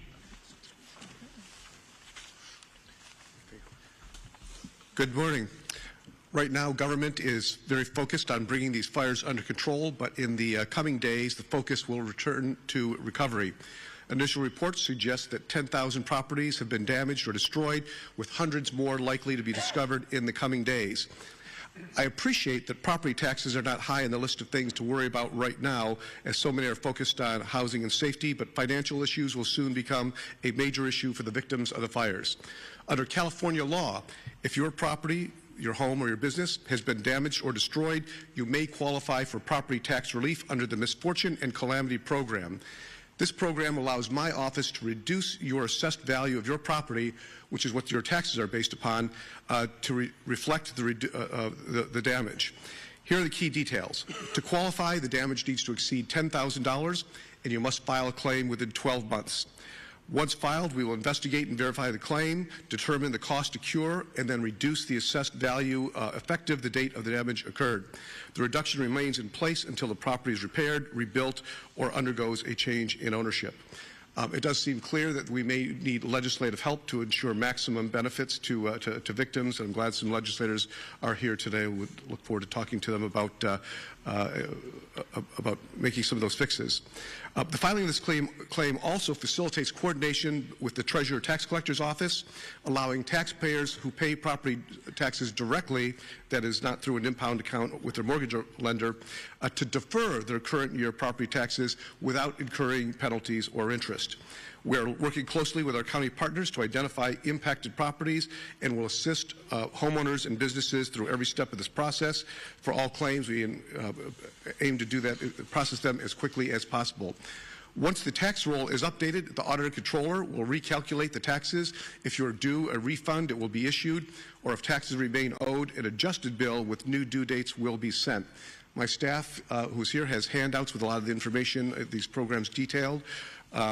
I did want to also emphasize that you should not pay anybody to access these services. My office provides them all for free, and we can be reached at assessor.lacounty.gov or at 213-974-3211. Thank you. Thank you. U.S. Fire Administrator Dr. Lori Moore Merrill. Good morning. Thank you. FEMA and the U.S. Fire Administration remains on the ground to support the response and recovery efforts here for these fires. And I just want to have a reminder, as the mayor said, President Biden, through a major disaster declaration, has committed to cover cost associated with these fires at 100% for 180 days. For those who are affected and individual assistance, you can go to disasterassistance.gov, or if you prefer, to call someone, speak to someone directly. It is 1-800-621-3362. Our hearts remain with those who are affected, and certainly with the firefighters who continue the fight on the front lines. Helen, I'll turn it back to you. Closing remarks by Chair Barker. Thank you. In closing, I just have to say that this is called One Voice, and it's One Voice because while it's focused on unincorporated Altadena and I know Palisades and Pasadena, we're working with our state and our federal partners to ensure that we are providing all the resources necessary. So I want to acknowledge people that are here today. Supervisor Holly Mitchell, our colleague who's here to support us, Pasadena Mayor Victor Gordo, Santa Monica Mayor Lana Negrete, Assembly Member Jess Gabriel, and Assembly Member Jessica Caloza, who are here. Did I miss anybody? I think that's... So again, I want to thank you all, and with that, we're going to take maybe one question because I know we've got to run out to Altadena, but go ahead. Okay, why don't we go? Can we just, Supervisor, I'm so sorry, we'll just get a couple over here. Just 2 or 3. We'll do, by the way, we will do one-on-one interviews afterwards, okay? I will help you get the information you need. Go ahead. Thank you. My question is for Mayor Bass. Jonathan Migliai with CBS News. Yesterday, you asked for the public's patience as you assess the response.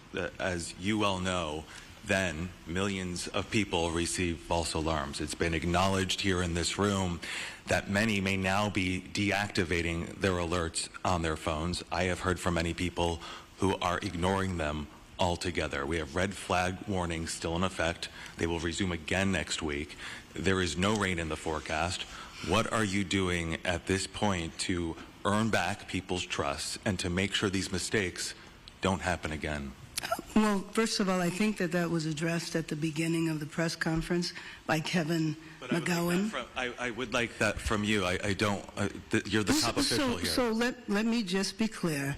I am going to spend every moment that I can making sure that I am in as many areas as possible, meeting and talking to residents to see what is needed in the recovery. But I also mentioned that we're moving into recovery mode at the same time, meaning that we want to see the city rebuilt. We want to see Los Angeles come together. Let me finish. We want to see Los Angeles come together.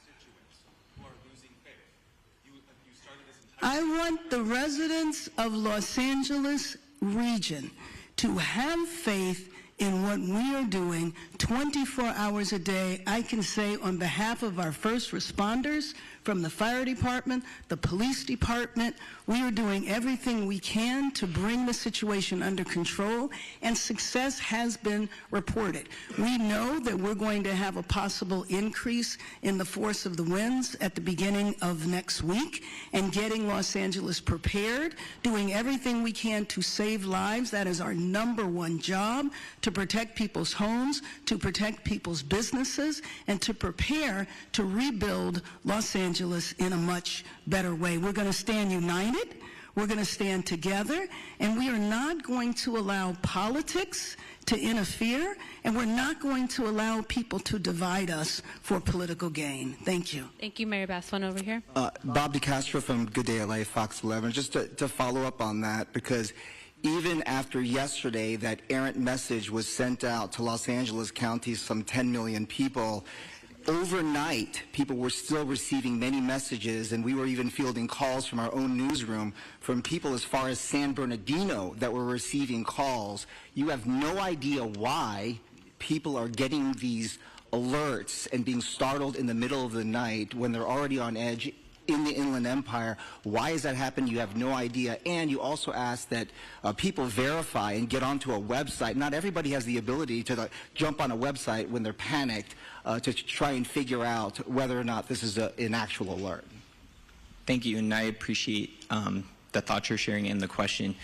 I would take a second to explain how the alert system works. There's an interface, and you activate that interface with what type of an alert you're going to send, an evacuation order, an evacuation warning, and you identify a geographical area. After you initiate that message package is sent into what is the Integrated Public and Alert Warning System aggregator. That then transitions, I'll call it for lack of better terms, into a cloud that connects with all of our cell service providers. The root cause analysis is trying to establish where along that sequence there is an error going on.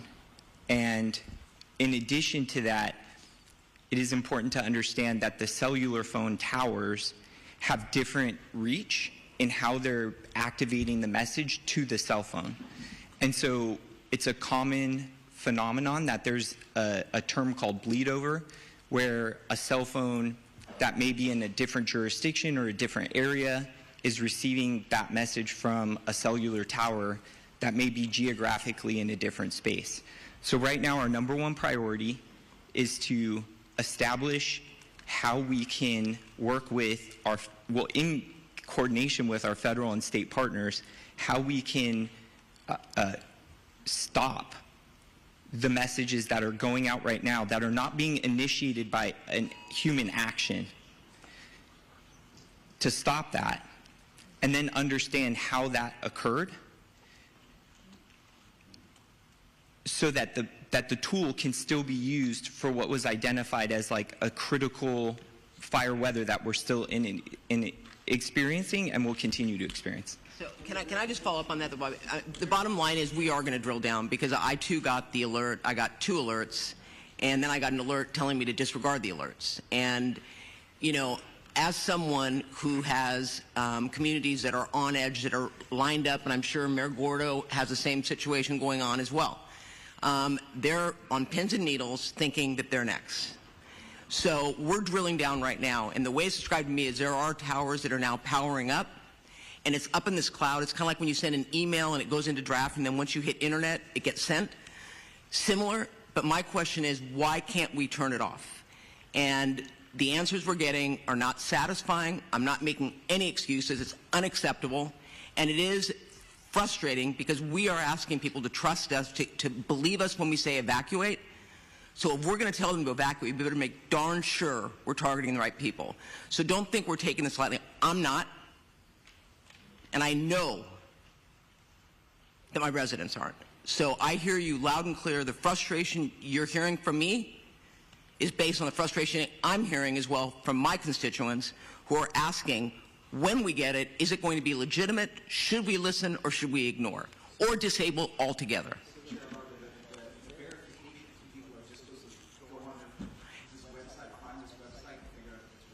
I think that's absolutely ridiculous, and I told Kevin McGowan that. To tell people to go on a website when they may not have access to an internet is absolutely absurd, and that is, quite frankly, not something that I am recommending. Obviously, for those that want to find out where the evacuation centers are, or I mean the evacuation locations are, they can go on there, and it is an accurate map. But I'm not going to tell people, if you get the alert, go on and check. I mean, I think that we need to fix this problem so that, in fact, when an alert goes out, it is a legitimate alert that people can listen to.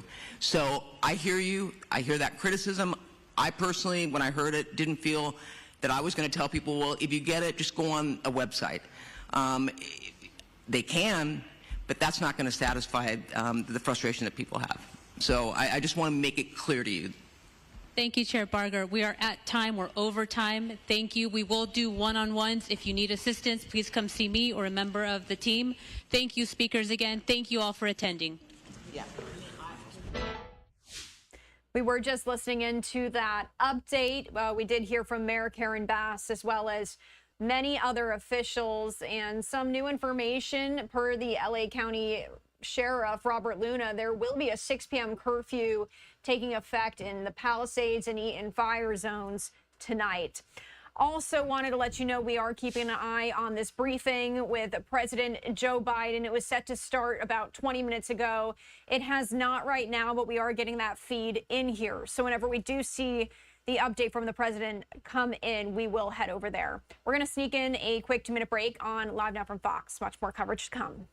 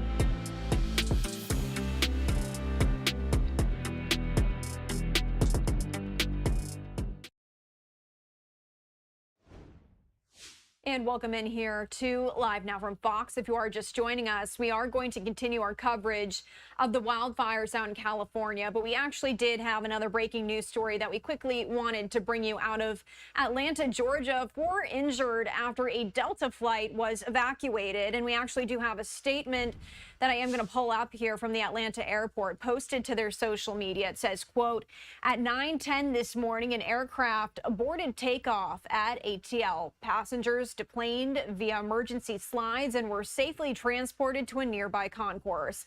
4 passengers are reporting minor injuries. 1 was transported. The remaining 3 were treated on scene. Operations at ATL are delayed due to the incident and the ongoing severe weather. The aircraft and the runway are expected to be cleared shortly. And we actually do have an image that I am going to pull up for you here out of Atlanta right now. And you can see that weather that they are talking about. There is a coating of snow there. There was a ground stop in effect. I guess it's in effect for another 6 minutes here. It's set to end at noon Eastern time. This all coming from our Fox 5 Atlanta team. I do want to just reiterate some of these key details as we do bring you this breaking news. Again, 4 people have been injured after a Delta flight was evacuated at the Atlanta airport this morning. Officials say that flight from Hartsfield-Jackson Atlanta Airport to Minneapolis, St. Paul, aborted takeoff shortly after 9 a.m. this morning due to an engine problem. According to that post that we did just read you from their social media page, passengers deplaned from the Boeing aircraft using emergency slides and were taken to a nearby concourse. During the evacuation, 4 of the 201 passengers suffered minor injuries. 1 was taken to the hospital. The other 3 treated on the scene. And we actually did hear from a Delta Airlines spokesperson as they spoke to Fox 5 Atlanta. They said, quote, "Nothing is more important than the safety of our people and customers, and we apologize to our customers for their experience. Our focus is to address their immediate needs and get them to their destination safely." So, and now we're actually reading from this article that a ground stop at the airport has been extended until 2 p.m. So disregard what I just told you about that ground stop expiring in 5 minutes. It has now been extended until 2 p.m. at Hartsfield-Jackson Atlanta International Airport. Again, if you are just joining us here on Live Now from Fox, bringing you the latest details here. Quickly, just a brief rundown again before we head back to our continuous wildfire coverage out of California. This Delta flight had to be evacuated on the tarmac due to an engine problem. That flight was from Atlanta to Minneapolis. Airport officials confirming 4 passengers received minor injuries.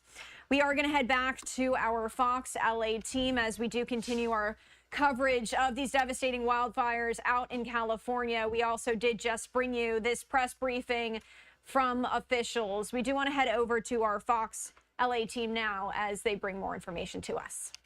Some of those occasional gusts. Much quieter through parts of LA County, the basin. Also some good news out of the Altadena and that Eaton fire. The winds, generally speaking, are much lighter, so that will help firefighters a lot. 13 miles per hour in Corona. Some of the stronger winds expected to be in the Inland Empire. We've got those gusts still getting up to near 50, 60 miles an hour this morning, but it will continue to diminish this afternoon. That's the good news. The bad news is the air quality is really, really bad, very hazardous and unhealthy, so please limit your exposure to that outside. Those red flag warnings will continue, as we mentioned, along with some of those wind warnings still for portions of our mountains of LA and Ventura, as well as out towards the Inland Empire. Temperatures starting to warm up, and it will get to those 70s later. Traffic problems out there, a lot of closures, of course, still related to the fire. Samada's got all the details. Hey, Samada. Yes, good morning. Good morning, everyone. We wanted to continue to remind people to stay away from the fire zones. We're going to bring your attention to the latest and the Pacific Palisades fire. Both directions still shut down along PCH, Malibu Canyon Road, all the way into Santa Monica, the McClure Tunnel, and also Topanga Canyon Boulevard from Mulholland all the way to PCH. Do not enter that area, avoid it. And also the Kenneth fire also has some additional closures, the on-ramps and off-ramps. The on-ramps to Woodlake Avenue and Parkway Calabasas, you cannot get on the 101, and the off-ramps southbound 101 at Canaan Road, Chesborough, and Liberty Canyon Road. And to Maria's point, it is still very smoky out there. This is your drive along the 10. We'll be right back with much more. At California Closets, we believe every space deserves. All right, so it does appear that they have gone to commercial break, and I actually did just want to pivot and show you another image that we are getting into our newsroom right now as you're taking a look at all of the smoke. And I do want to read to you the latest as of what we know right now. At least 10 people dead as these wildfires continue to burn across Los Angeles County. And a little bit earlier in the show,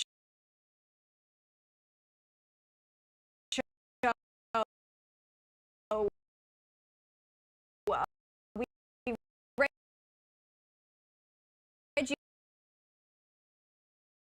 you some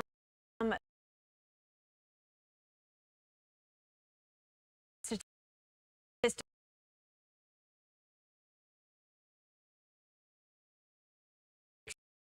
this perspective of how big this really is. And I do want to reiterate them again because I think it is incomprehensible to really see just how wide this is extending. So again, for some context in terms of how large some of these wildfires are, because there are multiple that we are following. The Palisades fire, though, the largest fire burning in Los Angeles at the moment, is currently being recorded at over 20,000 acres. For the sake of comparison, the island of Manhattan, New York City, measures just over 14,600 acres. So right now, the Palisades fire is impacting an area larger than the island of Manhattan. It's unprecedented, especially within this urban area in the nation's second largest city. We also brought you this other information on Live Now from Fox. The LA Unified School District, which is the nation's second largest, with more than 500,000 students also remaining closed today. This is just a picture of how many people this is impacting. The National Guard has been deployed across LA County to help first responders and to prevent looting. And again, we are awaiting to hear from President Joe Biden. He was set to speak about 30 minutes ago, providing a briefing on all of this. We do have that image up. Our reporter is set. The camera is set. However, that has not started yet. So if we do get an update from the president, of course, we're going to bring it to you here on Live Now from Fox. But yesterday, President Biden pledged that the federal government is going to cover 100% of the costs for the initial disaster response, and he would do so for 180 days. And that money can be used for first responder salaries, debris removal, temporary shelters and housing, and other needs. It does look like our Fox LA team is back on coverage, so we are going to head back over. Describe what your neighborhood looks like now. It looks like a war zone. It's not only indescribable, it's unidentifiable. But you know what we didn't lose? We didn't lose the heart, and we didn't lose the soul, and we didn't lose the natural beauty. And those are the things that we need to rebuild. Good morning and welcome. It is 9:01 right now on this Friday morning. I'm Roxy Carpadian. And I'm Sandra Endo. Thanks for joining us. We do continue our coverage of the multiple fires burning across Southern California. So a look from Skyfox shows the true extent of the absolute destruction, the devastation in Pacific Palisades. Home after home leveled right down to the coast. The fires across our area altogether have devoured 45 square miles. Now, to put that into perspective, that is bigger than Manhattan. It is the size of San Francisco. More than 10,000 structures are destroyed. 10 people have lost their lives, and some 100,000 people have had to flee their homes. And let's get you the very latest with some of these fires. Over 20,000 acres have been destroyed in Pacific Palisades in the fire there. That fire at this hour, only 8% contained. And we've also learned 2 people have passed away in this fire. Let's go out to Gigi Graciette, who's been covering this for days now. She has the very latest from Pacific Palisades. Good morning, Gigi. Good morning. 2 of the 10 people that have lost their lives in the different fires apparently died because of the Palisades fire. I'm on the 19,000 block of Pacific Coast Highway, and it is just a row, a very long row of destroyed homes, beachfront homes, and across the street, the hillside is charged, and there are more homes that have been lost. Photographer Tony Butita is going to show you a little bit. Take a look right here. This car was parked on the street. Now it is collapsed into the home that, of course, also collapsed. And I don't know if our camera's going to be able to pick this up, but it is such a surreal scene to see pieces of these homes floating in the ocean. And sometimes what our eye sees here live cannot be picked up by the camera, but photographer Tony Butita doing his best to try to show you there are pieces of these homes just all over the water, just floating in the water as the ocean continues, the water continues to hit the homes that were once standing here and that continued to smolder this morning. The exact number of homes lost here in Malibu, well, we don't know. They say over 5,600 homes in the Palisades fire, but they haven't divided up which home is where. It is just heartbreaking to see. It takes your breath away to think that these were people's homes just a few days ago, and then the fire jumped Pacific Coast Highway. There are cars that are now collapsed. This is a garage door. You probably can't see it, but there's a garage door feet down that once stood right here on Pacific Coast Highway, stood where basically almost where I'm standing, and is now collapsed down. and there are 2 cars still left in the garage. There are cars all over, and everything continues to smolder. It is such an eerie scene. And there you heard a fire truck just blow his horn. Camarillo fire crew coming into the area. Just a short while ago, we actually saw Las Vegas Metro Fire. They even sent an ambulance with them.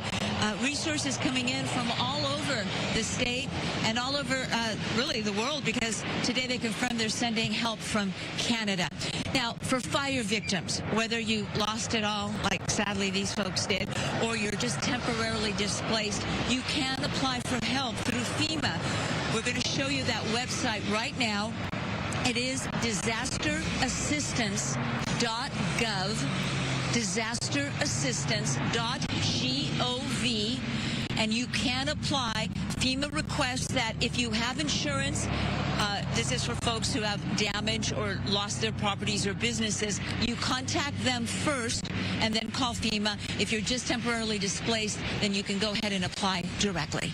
Reporting live in Malibu, I'm Gigi Gracia. Back to you. You know, that image that you and Tony are sharing with pieces of people's lives and homes basically in the water there. And this morning, earlier, when you showed that sunrise up against all the destruction, so symbolic, the devastation as well as sign of hope.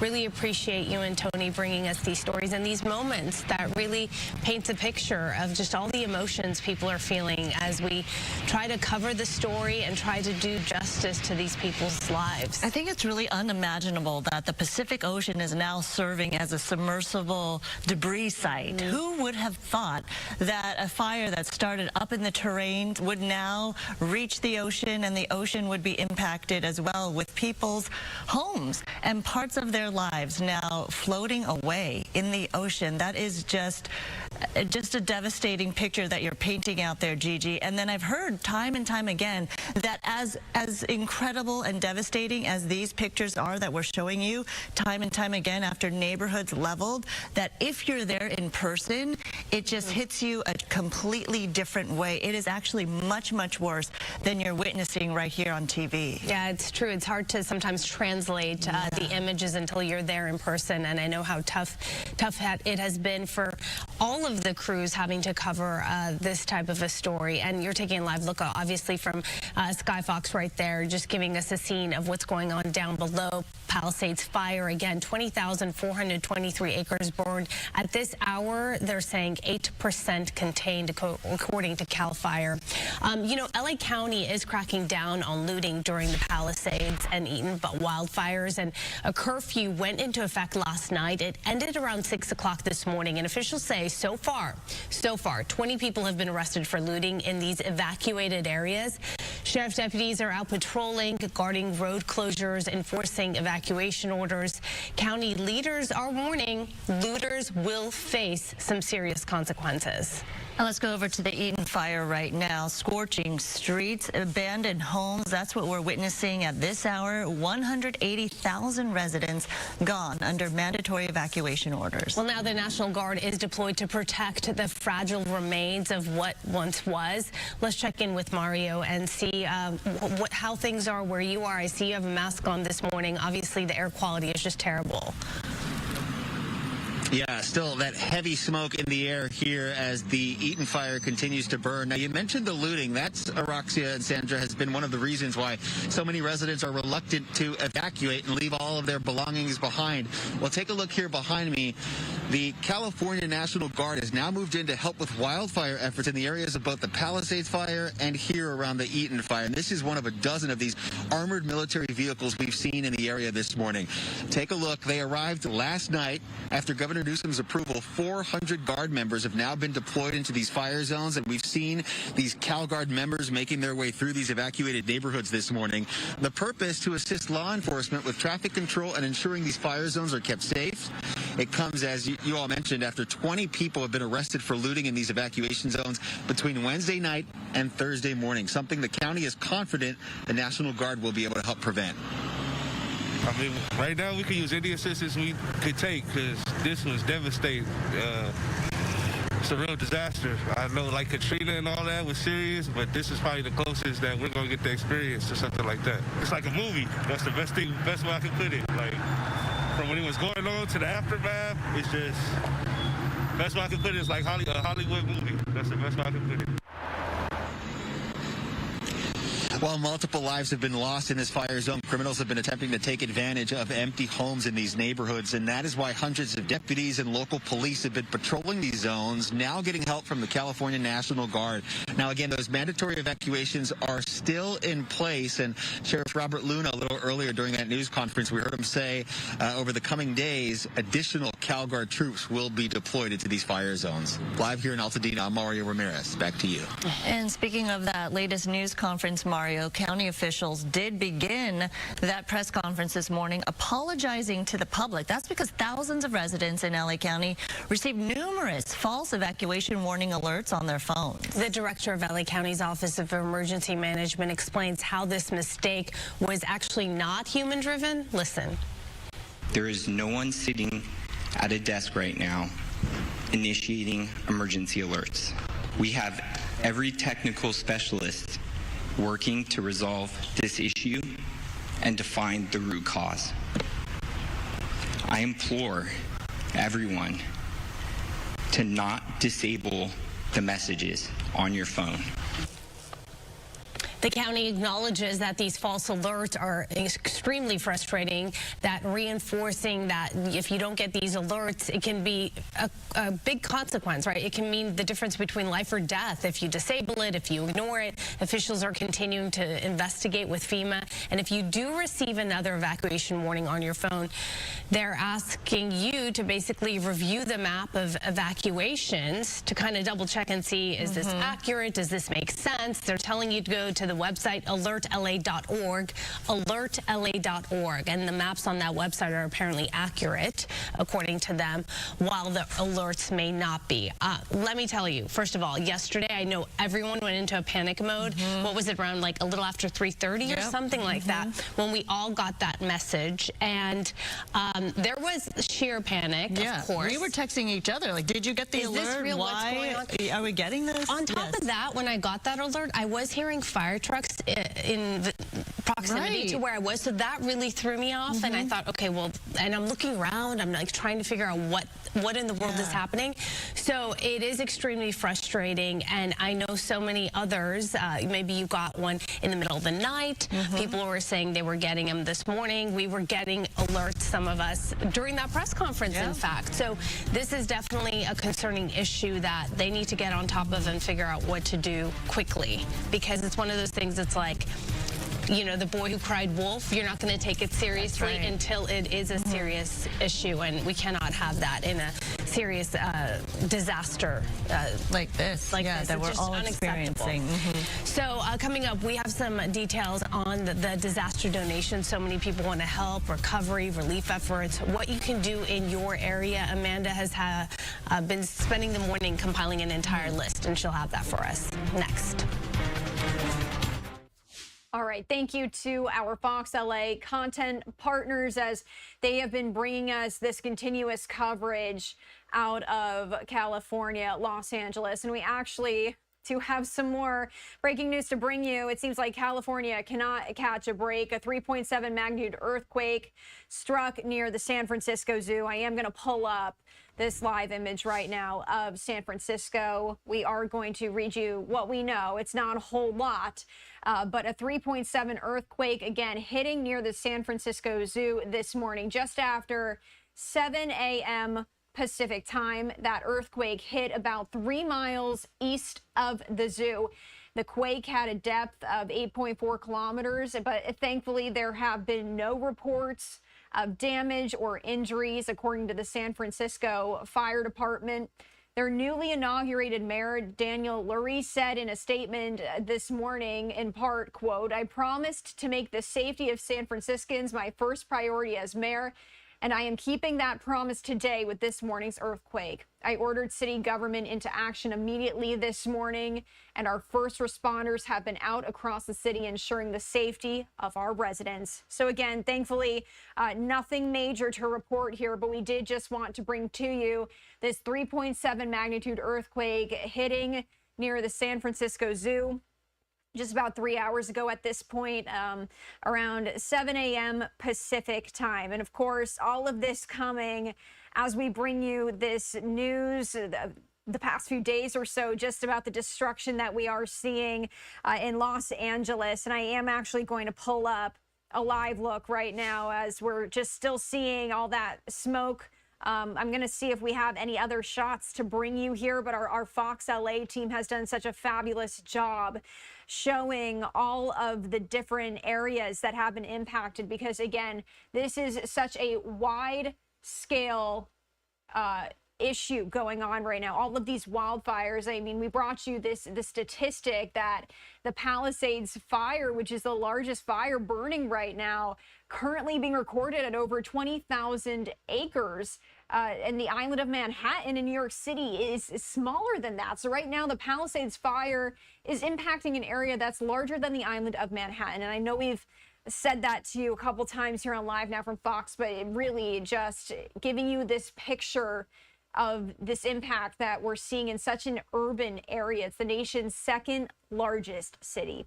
What we're going to do on Live Now from Fox is we are going to go away for a 2-minute break. If you are just joining us, my name is Christy Matino. I've been here the past several hours or so as we do continue this coverage. More in just 2 minutes. We'll be right back.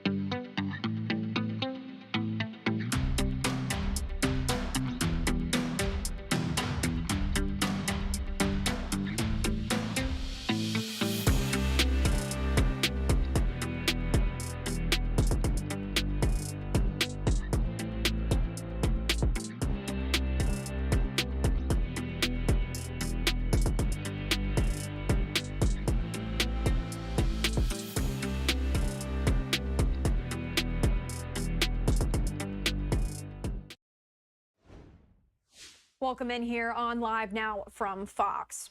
We are still awaiting to hear from President Joe Biden. He was set to have a briefing just about 45 minutes ago or so on all of this, the government's response. We still do not have word of when that will start, but just letting you know, we are keeping an eye on that for you. And when we do see the president start to speak, we will bring it to you. I did want to head back to our Fox LA team as they're talking about businesses that are helping those impacted and how you can get help if you are a resident of California and need assistance. So we are going to head back right now. So coming up, Governor Newsom gets confronted by a local woman whose life was turned upside down by these fires. We'll play the clip for you next.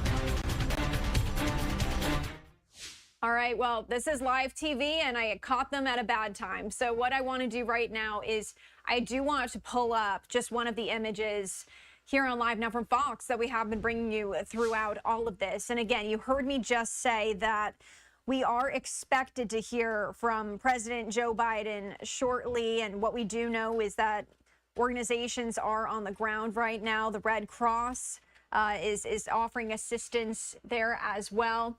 And right now, I do just want to read to you, as we're awaiting this new information here, just about the scale of these fires, because as I've said, we're dealing with about 5 right now. We've got firefighters working to put out 5 of these fires. I do want to just go through them as we do await for our team to come back in LA to give us more coverage. And I do want to start with the 2 biggest ones that we've been talking about. You've heard me mention the Palisades fire, and you've heard me mention the Eaton fire. I do want to start with the Palisades because it has grown to about 20,000 acres. And this is why this is so significant. It's the most destructive to ever hit Los Angeles County, with about 5,000 structures burned. Now, it's important to note that 5,000 structures, that could include a shed, that could include someone's car. So when we're talking about structures, we're not only talking about homes, although we have seen many of them burned to the ground. Sadly, these images that we've been bringing you here. Several deaths have now been attributed to this fire. The Eaton fire, that's the other big one that we're keeping an eye on right now. That's grown to more than 13,000 acres. And as of this morning, at least 5 deaths have been attributed to the Eaton fire. At least 4,000 structures have been burned in the Altadena and Pasadena areas. As of right now, that Eaton fire at 0% containment. These other fires that I do want to briefly mention, the Kenneth fire, that first started burning on Thursday. So yesterday in the West Hills area, it has now grown to 1,000 acres. It is at 35% containment. Do want to talk about the Hearst fire as well, because again, if you are just joining us, there are 5 wildfires going on right now. The Hearst fire is one of them. It has been knocked down somewhat and is now being recorded at 771 acres. The fire currently at 37% containment.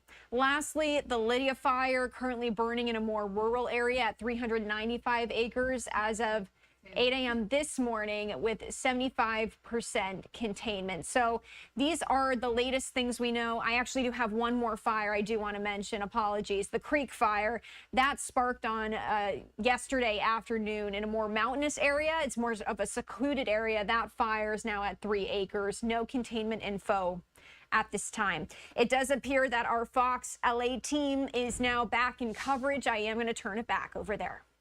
Downtown LA, 3 miles an hour, a little stronger through parts of the foothill communities, the mountains, parts of the Grapevine, some of the usual wind-prone areas below the canyons and passes, but the winds are nowhere near where they were a few days ago, and certainly even as late as yesterday, partly because although this ridge of high pressure is still in control of our weather, we've kind of lost the support and help from this area of low pressure that really helped drive those cold winds over us. That low is now pushed off to the east. We're still getting that offshore flow and occasionally some windy gusts through those canyons and passes, but it's going to more transition to breezy conditions as we get to the afternoon. We still have some high wind warnings, and in fact, I'll go over them in just a bit. So variable times, we'll see those offshore winds get gusty below those canyons and passes and then wane. Red flag warning still in effect until 6 p.m. today, along with those wind warnings through the afternoon. Hopefully they will expire as those winds start to diminish more.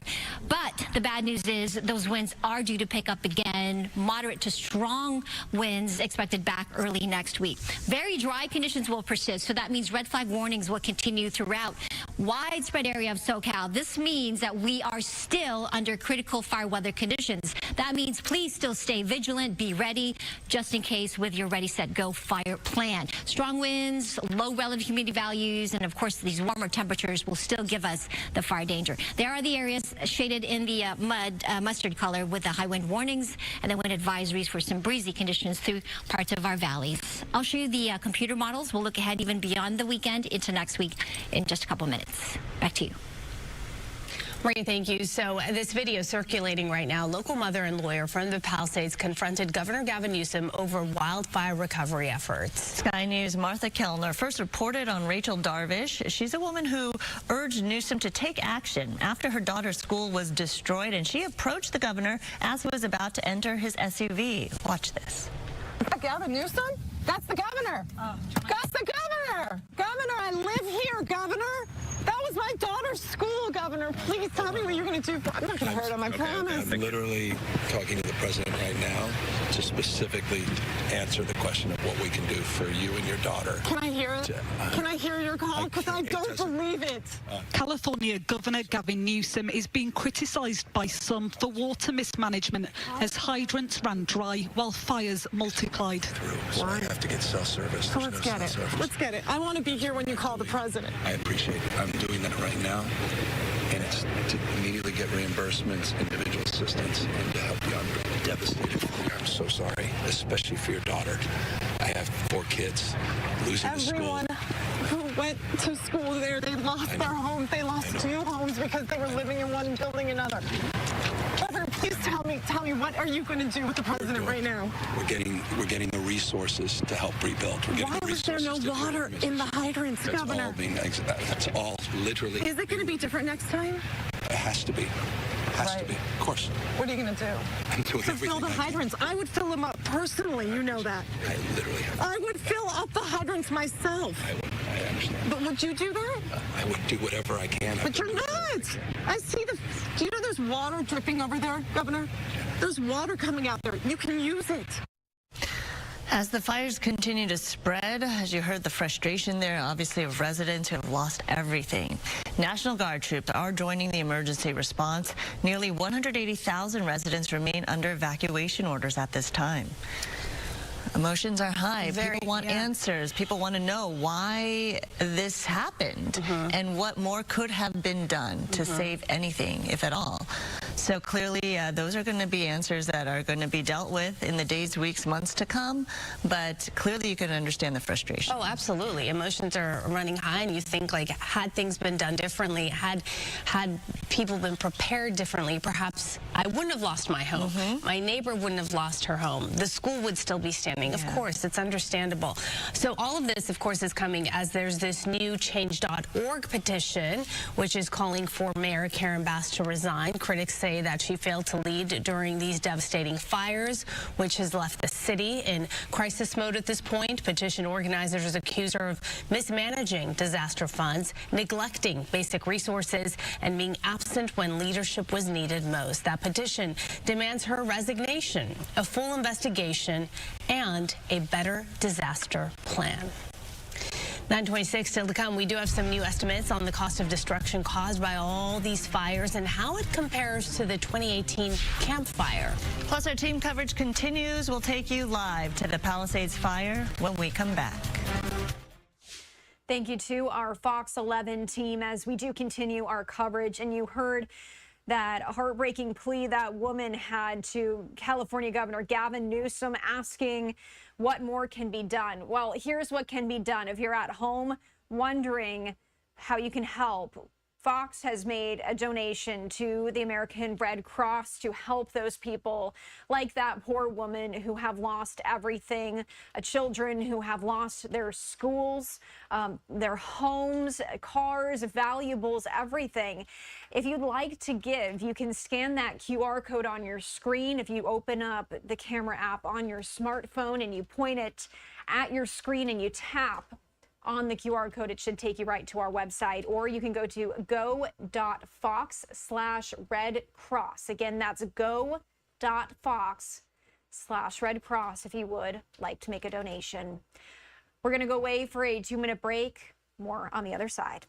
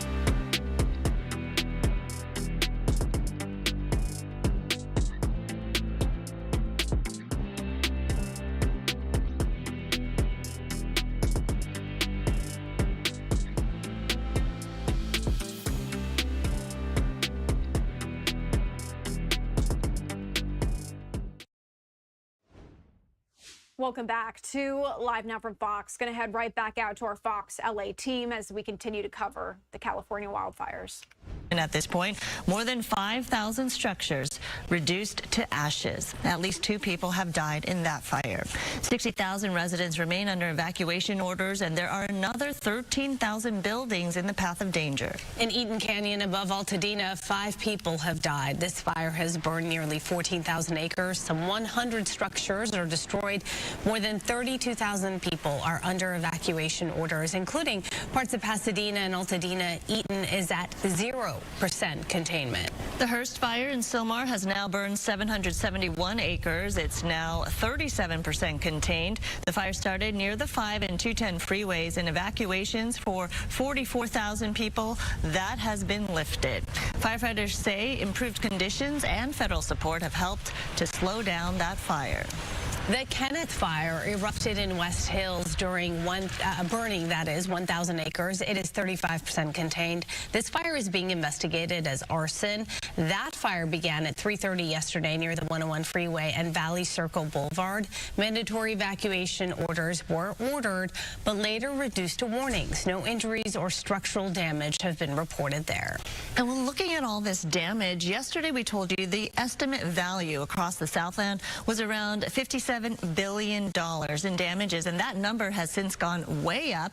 As of yesterday afternoon, the AccuWeather forecasting company estimates the catastrophic damage costs could reach up to $150 billion. The company attributes that to fast-moving Santa Ana winds, of course, we saw ripping through neighborhoods, especially those filled with multi-million-dollar homes. On top of this, back in January, State Farm dropped about 1,600 insurance policies in Pacific Palisades alone. So to put this $150 billion estimate into perspective here, the 2018 Camp Fire in Northern California cost $30 billion, and that fire was considered the state's most expensive fire to date. And of course, pets are also crucial family members, and hundreds of them have been displaced or injured over the last few days. The Pasadena Humane Society has been really busy taking as many in as possible. Coco live for us right now with more on their efforts. Coco. Good morning. There really has been such an outpouring of support from community members who really want to help following these fires. And the Pasadena Humane Society has taken a big role in this, taking in 400 animals and also so many donations from the community as well. I'm here with Kevin from the Pasadena Humane Society. And if you can just talk about what's been happening here. You hit the nail on the head. There's been an outpouring of support for the animals in our care, and for, I think, animals all over the place who are suffering from these fires. Yes. And talk about some of the items that you've been receiving. I mean, we see people working hard trying to organize this. Yeah, this is literally the tip of the iceberg, because yesterday this parking lot looked like a landslide with how many donations we got. It was it's hard to not tear up when you think about like the generosity of people who drove from all over to bring us stuff, knowing that we were caring for people's animals who have been displaced or who are sheltering from these fires. So it was incredible.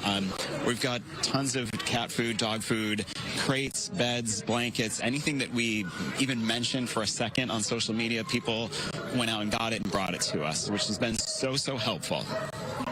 And with the animals that are here, you were telling me that some people came kind of in desperation, needing someone for their animals to go, right? That's correct. Yeah, we are the emergency evacuation for animals in our area. In our area, unfortunately, in this instance, is the entire area that was evacuated from the Eaton fire. So we had residents from La Crescenta, La Cañada, all the way out to Bradbury in the east. And if they didn't have a place to go that they could bring their pets with them, we are here to kind of support them in that and hold on to the pets, keep them as safe and sound until they can figure out what's next for them. And Kevin, if we swing over this way, there are also a number of U-Hauls, and those U-Hauls are filled with items that you've received yesterday. yesterday, right? That's correct. We were accepting donations until it got dark, and then it became a little dangerous with the streets. So at that point, we kind of cut off and started thinking about what do we do next with all of this, the outpouring of support, which is, way more than we could have possibly imagined. So thankfully, there's a U-Haul rental place down the block, and they said, hey, great, come down and get some trucks. So we've packed those trucks full. We're working with a lot of other organizations, and obviously it's very fast moving. The plan we had last night has already changed twice this morning. But I think the messaging is like, if you need pet food or supplies, call us. Come. We're going to figure it out, and we're going to have what you need for your pets, especially those who've been displaced. And if you want to make a donation, if you want to make a monetary donation, that immediately helps us to buy needed equipment and to care for the animals that are already with us. But if you have a dog crate that you're like, hey, I want to donate that dog crate, we ask that you just wait till next week, and that's when we'll have time to kind of sort through everything, assign it where it needs to be, and that way we can also kind of update what our needs still are going to be. Perfect. Thank you so much, Kevin. Great speaking with you, and great information out there. If you've got more donations, please wait until next week to bring them here to the Pasadena Humane Society. I'll send it back to you. All right. Thank you, Coco. Really appreciate that. We are going to go to Brooke Thomas next. Yesterday, one of the most dramatic visuals we had was when Stu Mandel was flying over the Palisades fire, right? Or the aftermath of that fire. That's right. What's left behind. And I think, Brooke, you're in front of the community center, which is still burning. I actually moved, Sandra and Roxia. We wanted to just drive around a bit and just try to find a spot so that I could just show you what we're seeing and try, my best to get you all at home just an idea of what we're seeing here.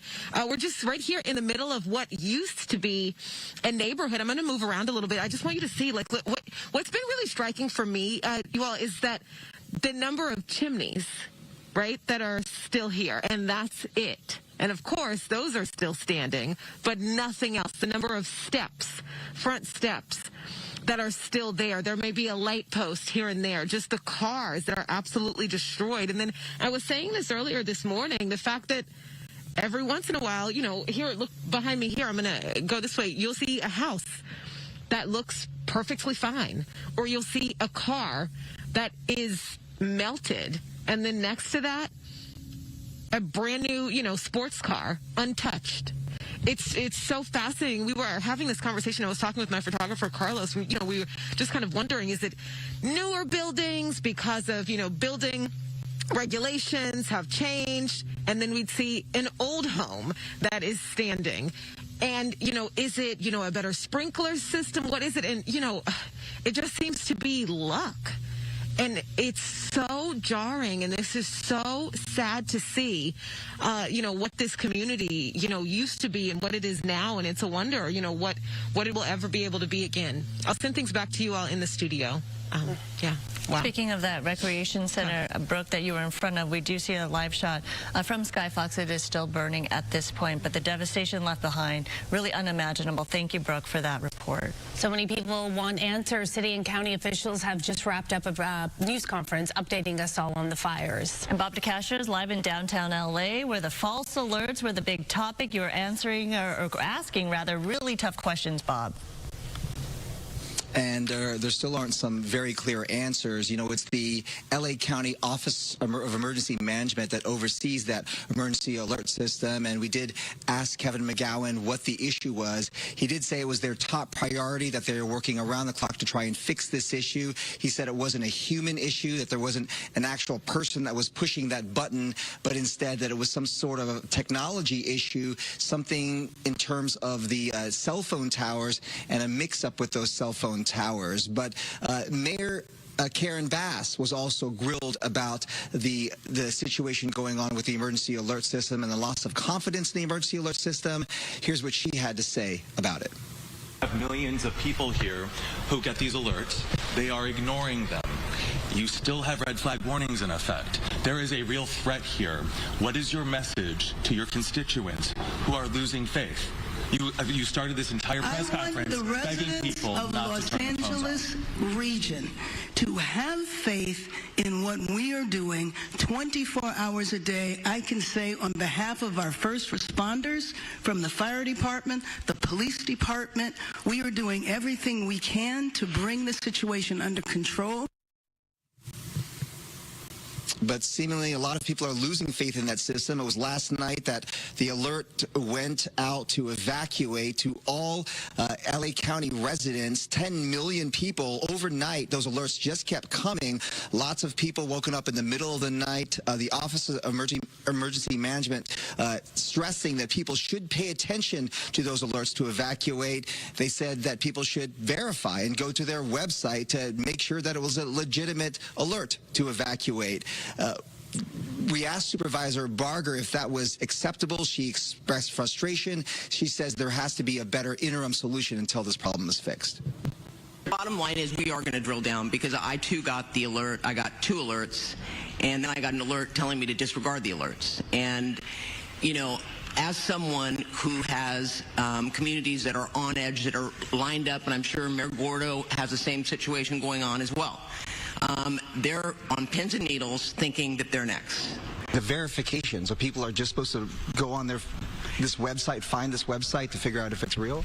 I think that's absolutely ridiculous, and I told Kevin McGowan that. To tell people to go on a website when they may not have access to an internet is absolutely absurd, and that is, quite frankly, not something that I am recommending. Obviously, for those that want to find out where the evacuation centers are, or the evacuation locations are, they can go on there, and it is an accurate map. But I'm not going to tell people, if you get the alert, go on and check. I think that we need to fix this problem so that, in fact, when an alert goes out, it is a legitimate alert that people can listen to. And Supervisor Barger pulled me aside. She said there's going to be a backup plan. She's going to come up with something sometime today so that people can verify in some other way whether or not this is an actual alert, whether it be notifying the media immediately and perhaps police stations and fire stations and the like. She said she would get back to us with regards to that. I asked the Office of Emergency Management how long it was going to take to fix this system. If they had an ETA, they said they still do not have one. We'll send it back to you. All right, Bobby, thank you for asking those hard questions, and hopefully we will have an update soon. All right, coming up as we continue covering our wildfires, many viewers are asking us, of course, the impact to our local sports teams, including the Rams. Yeah, GMFB Overtime's Jamie Erdahl is joining us after the break to give us some insight. We'll be right back. Thank you to our Fox LA coverage. We are going to go to a break ourselves, but just giving you a live look from Skyfox right now. It's been flying around all morning, bringing us these images of these homes that have been destroyed.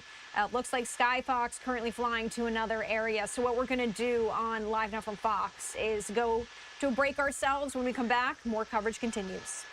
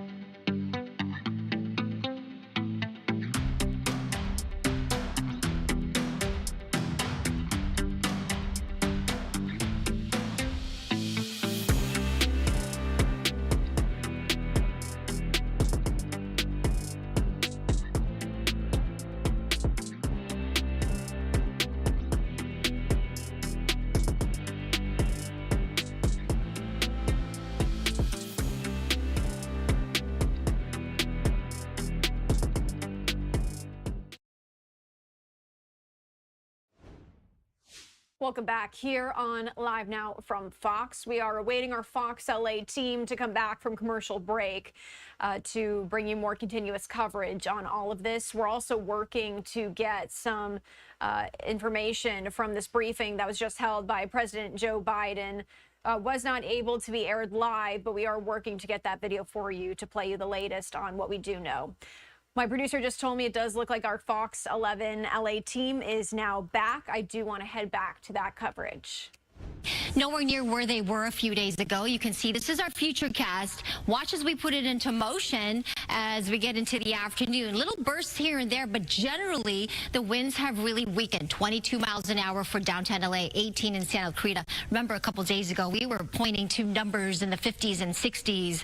Right now, it's still breezy, but more manageable for firefighters. Some changes as we get to tomorrow. Notice the change in direction of those winds. A little bit more of an onshore flow. This will help to bring a little bit more humidity into the atmosphere, certainly, but just issuing a caution that this will also change the direction of some of these flames. So I'm sure firefighters are bracing for that. As we get to Sunday to Monday, another little burst of wind here, but then as we look ahead to Monday, Tuesday, there is a good chance we could see another moderate to strong wind event. As you can see here, so some brighter colors here on the contoured maps, nearly 50 miles an hour near Santa Clarita, 20, 30 mile per hour winds here closer to the coast. So that's going to pose some new problems.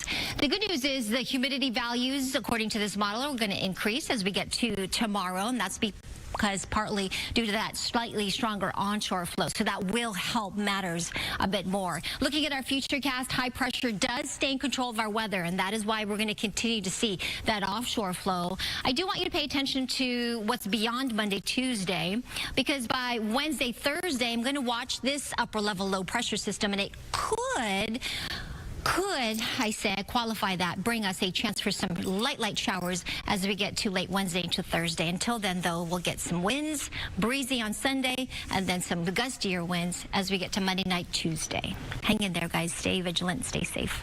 All right, and just got to mention this because it just happened about 4 minutes ago. I got the alert. You didn't get one, but I got the alert, the false emergency alert, saying prepare to evacuate in case of an emergency. And we had just finished that report with Bob where we were trying to figure out and address what is going on, why does this keep happening. And by the way, yeah, it's a false alert because you live nowhere near the impacted zone. It's just, it goes to show, I mean, something's going on. And they got to figure this out. That's right. All right, on to this now. We continue our coverage, of course, of these devastating fires, but at least one NFL game has been impacted with the location change, and both the Chargers and the Rams, keep in mind, are in the playoffs, and that gives many fans something to look forward to, kind of a bright light in this dark period. Jamie Erdahl from GMFB Overtime here with us to talk about this weekend's wild card games. And Jamie, let's get right into it. That decision to move Monday night's wild card game between the Rams and Minnesota. This statement from the NFL, I'll read it and then we can talk about it. In the interest of public safety, Monday's Vikings-Rams wild card game has been moved from SoFi Stadium in Inglewood, California to State Farm Stadium, the home of the Arizona Cardinals. Now, we're still waiting on word from the Rams on what this means for season ticket holders, but Jamie, the Rams are taking on your home team. I know you're a diehard fan. Do you think they'll pull it off, and what do you think of this decision? Well, I think it was the right decision to make. Good morning to you both.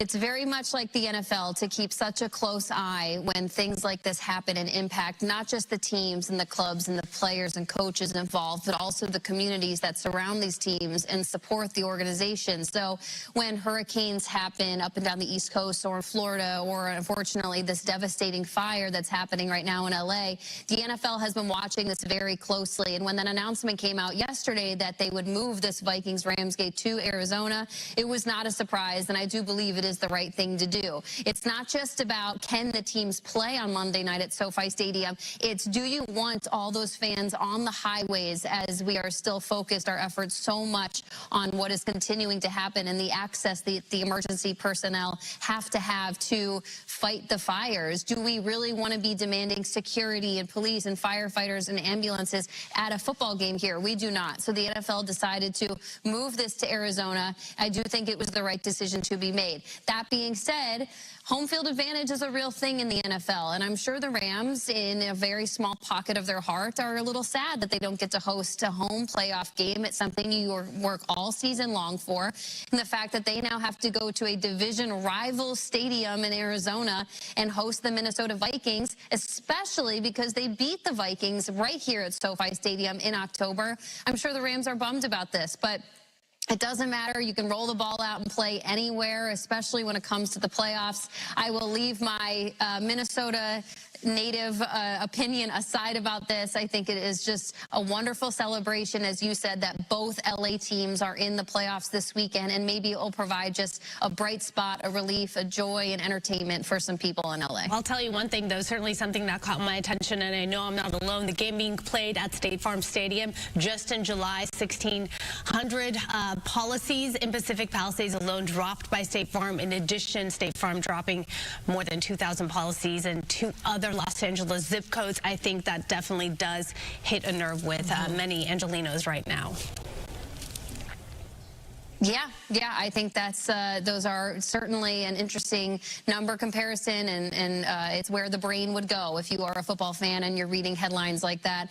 But that's where it's going to be played, and I think there's just a few options when it comes to decisions like this, and the NFL always has a contingency plan and at the ready. Quickly, let's talk about the Chargers. They're back in the playoffs as well, and they play Saturday in Houston against the Texans, and they've initiated a supply drive.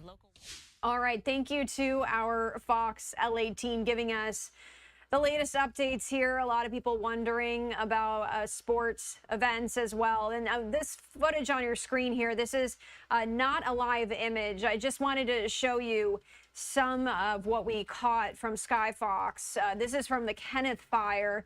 It's one of the fires that is still burning, but as of right now, it is at 35% containment. It had grown to 1,000 acres. This started burning last night in the West Hills area. So again, any more updates we get on any of this here on Live Now from Fox, we will bring to you. We did hear that press briefing that started just about an hour or so ago from officials. We heard from the mayor of Los Angeles as well as other officials there. Still waiting to get you that statement from President Joe Biden, as that briefing is still ongoing right now. We could not bring it to you live, but we are working to get any statement from President Biden that we can. And again, to reiterate, he did pledge yesterday that the federal government will cover 100% of the cost of the initial disaster response, and will do so for 180 days. And that money can be used for first responder salaries, debris removal, temporary shelters and housing, as well as other needs. Well, we are going to go away for our final 2-minute break of the hour. My name is Christy Matino, and Mike Page, my colleague, will be continuing this coverage on the other side of this break. Thanks for being here with us on Live Now from Fox.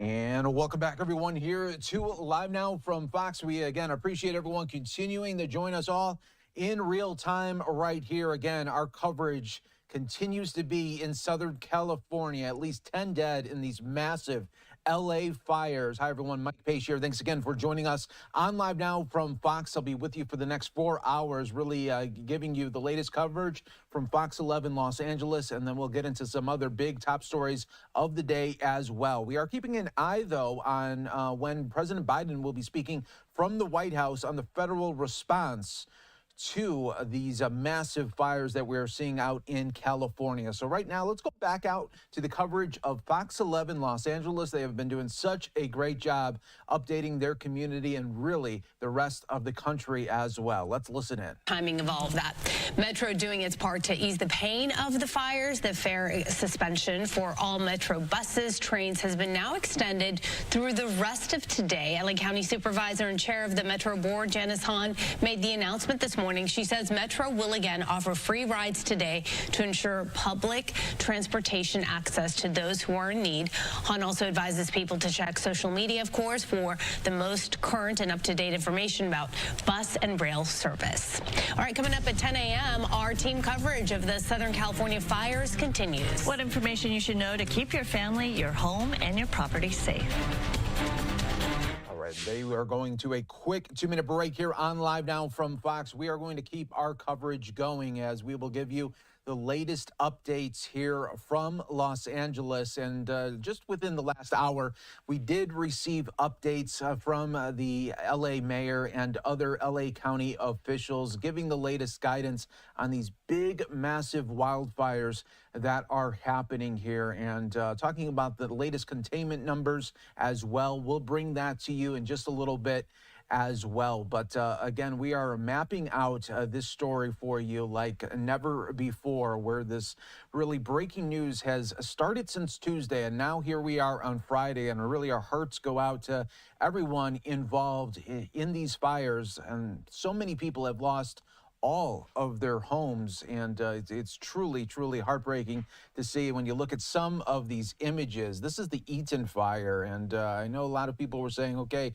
we're hearing so much about the other fires. Talk about Eaton, and that is exactly what we are showcasing here for you, because there's just so many different fires that are impacting people.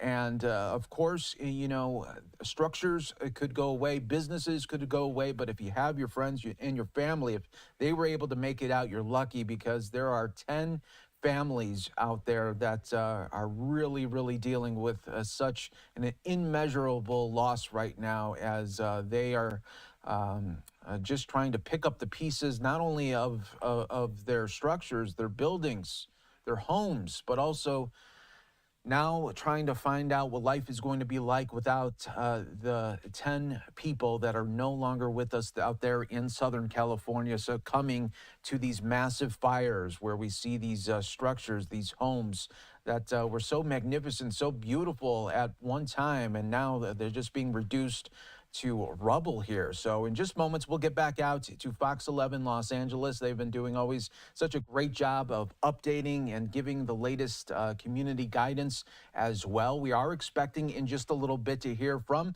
President Biden at the White House. He's going to be talking about the federal response to all of this big impacts that are happening now in California. And we just also want to show you some new video that came overnight of the Kenneth fire. And this was some big drops that they were doing in the overnight hours to try to contain that fire. They've been doing a better job at that one, getting more now than 35% of that fire contained there. So again, we'll be focusing in on the very latest here for you on Live Now from Fox, bringing it all to you. But let's go back now out to Fox 11 Los Angeles for more breaking news coverage from LA. Good morning. We continue our coverage right now, right here. 20,000 acres and plus have been destroyed in the Palisades fire. That fire only 8% contained. We've also learned 2 people have died in this fire, and Gigi Graciette is live in Malibu, where an iconic restaurant once stood. Good morning, Gigi. You know, Sandra and Roxy, if you grew up in Los Angeles like I did, you're probably familiar with all the restaurants here on Pacific Coast Highway. Take a look. This is what's left of Moon Shadows, such a popular restaurant where so many memories has been made since the 1960s when it first opened.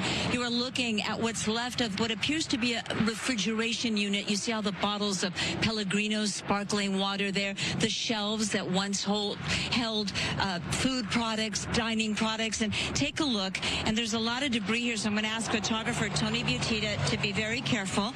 This is an older model Mercedes-Benz that was left parked here on PCH, and when the fire jumped the road, well, you can see there's nothing left of this car also. And back to the restaurant, there is nothing left. The parking lot has collapsed down onto the rocks. And take a look, valet parking only. And this sort of speaks to all the folks now who are out of a job. The valet parking attendants, your busboys, your servers, your dishwashers, your cooks, hostesses, on and on it goes. And again, I'm going to ask Tony to be very careful. So much debris here. Look at that. That's what's left of the iconic sign, Moon Shadows. You might be able to make out a big M in metal over there. And I want to tell you, this is just the latest tragedy to hit Moon Shadows, because just 2 years ago, the owner, Mr. Bulo, and his 13-year-old son, Marco, they were killed in a crash on Mulholland in Woodland Hills by a suspected DUI driver. That absolutely shattered the folks who loved him so much. Not only the folks who worked here, but the folks who came to dinner here. This place was flooded with people leaving flowers and condolences. This was in 2022, just over 2 years ago.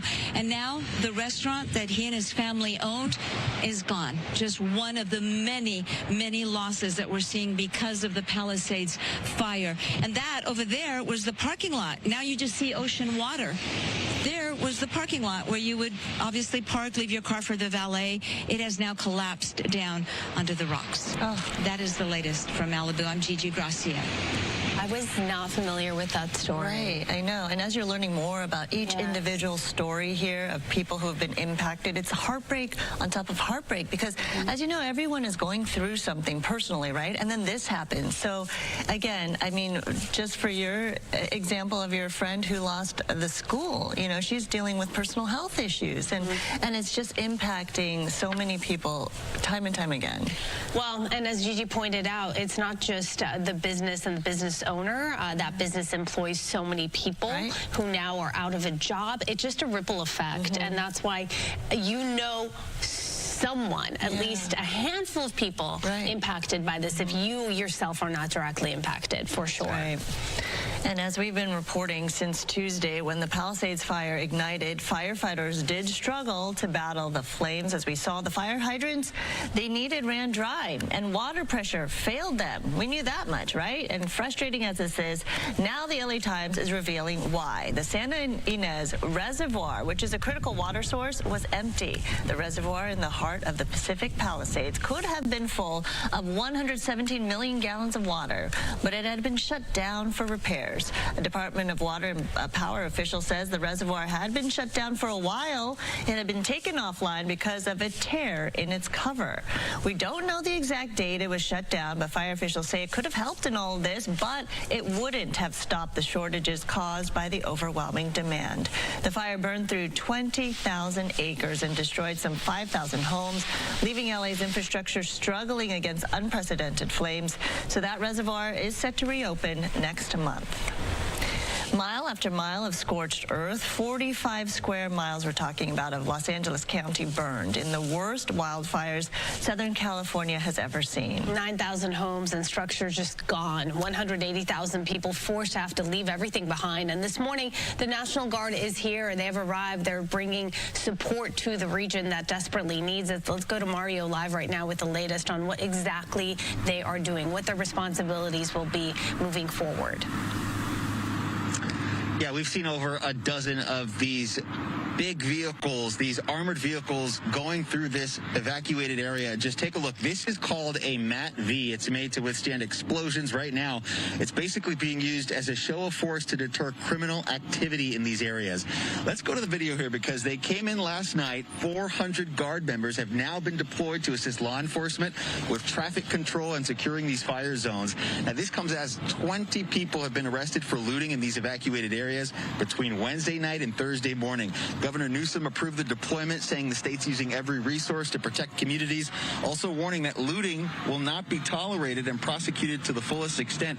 So we've heard from residents here. They've been pleading and begging for more help. I have David Stevenson here. He's actually a former reporter at KTVU. We were doing a live shot for that station a little earlier in the Bay Area. What do you think seeing the National Guard here? You said your parents live up here in this neighborhood. Yeah, it's really reassuring, extremely reassuring to see the presence out here. A lot of friends whose family have lost their homes, unfortunately, are upset about reports of looters. They've been staying out in their yards to guard their own homes. So for me, seeing this here adds an extra bit of relief to what's going on, because this is devastating. I've grown up here.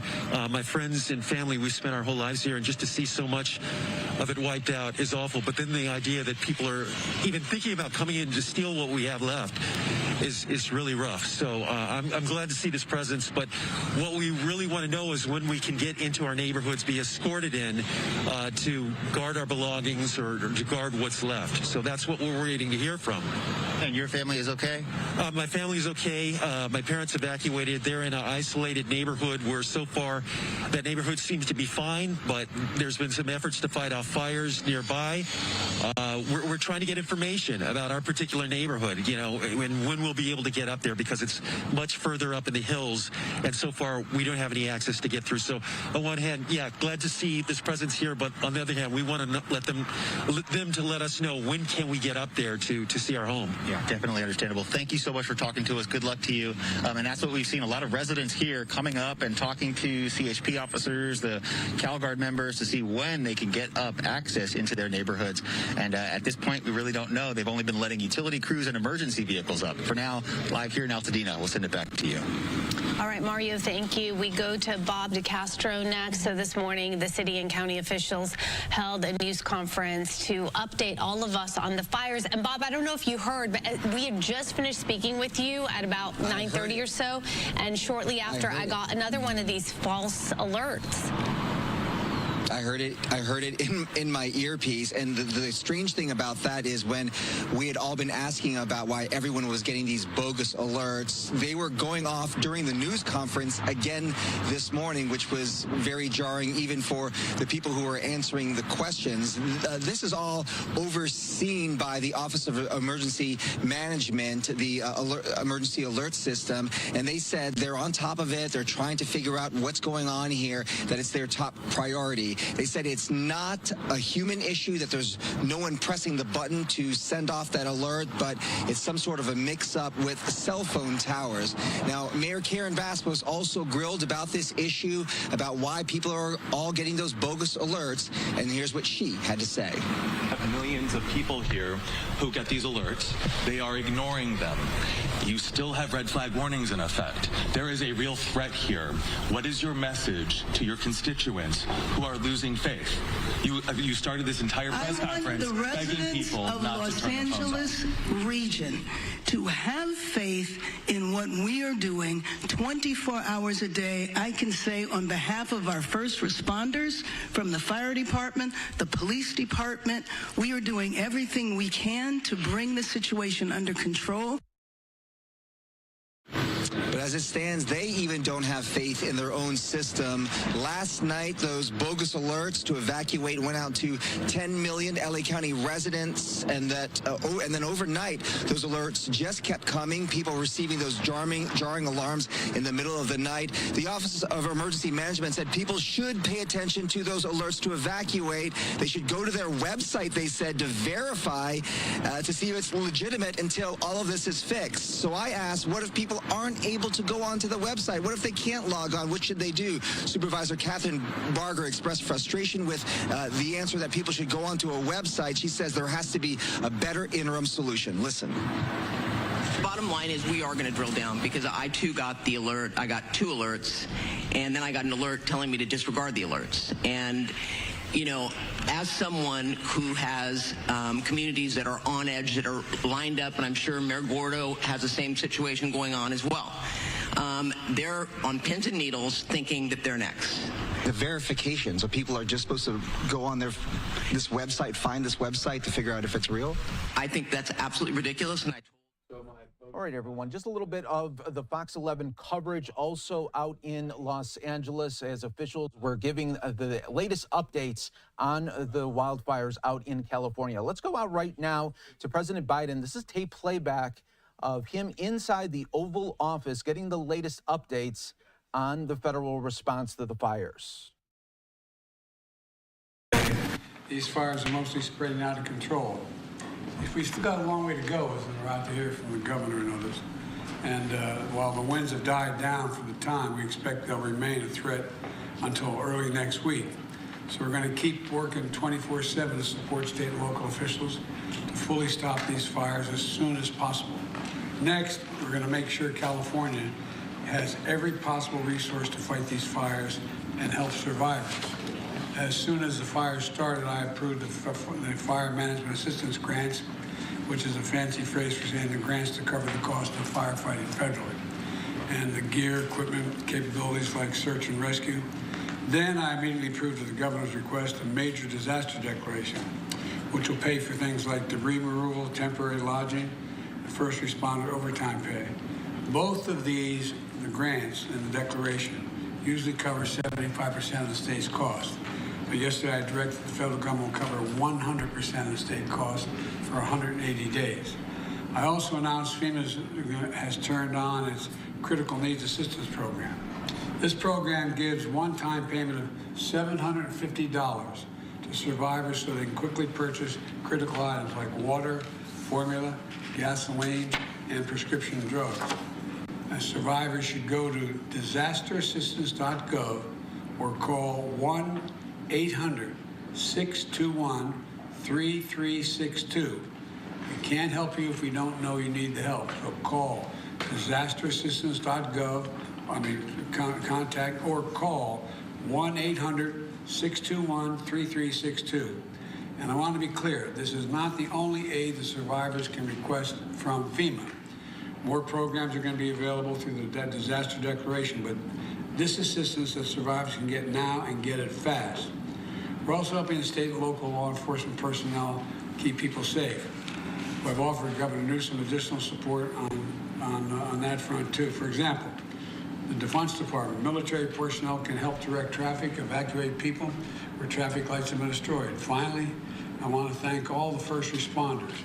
And I often say, God made man, then he made a few firefighters, and these are men and women. The firefighters in Los Angeles are proof of that.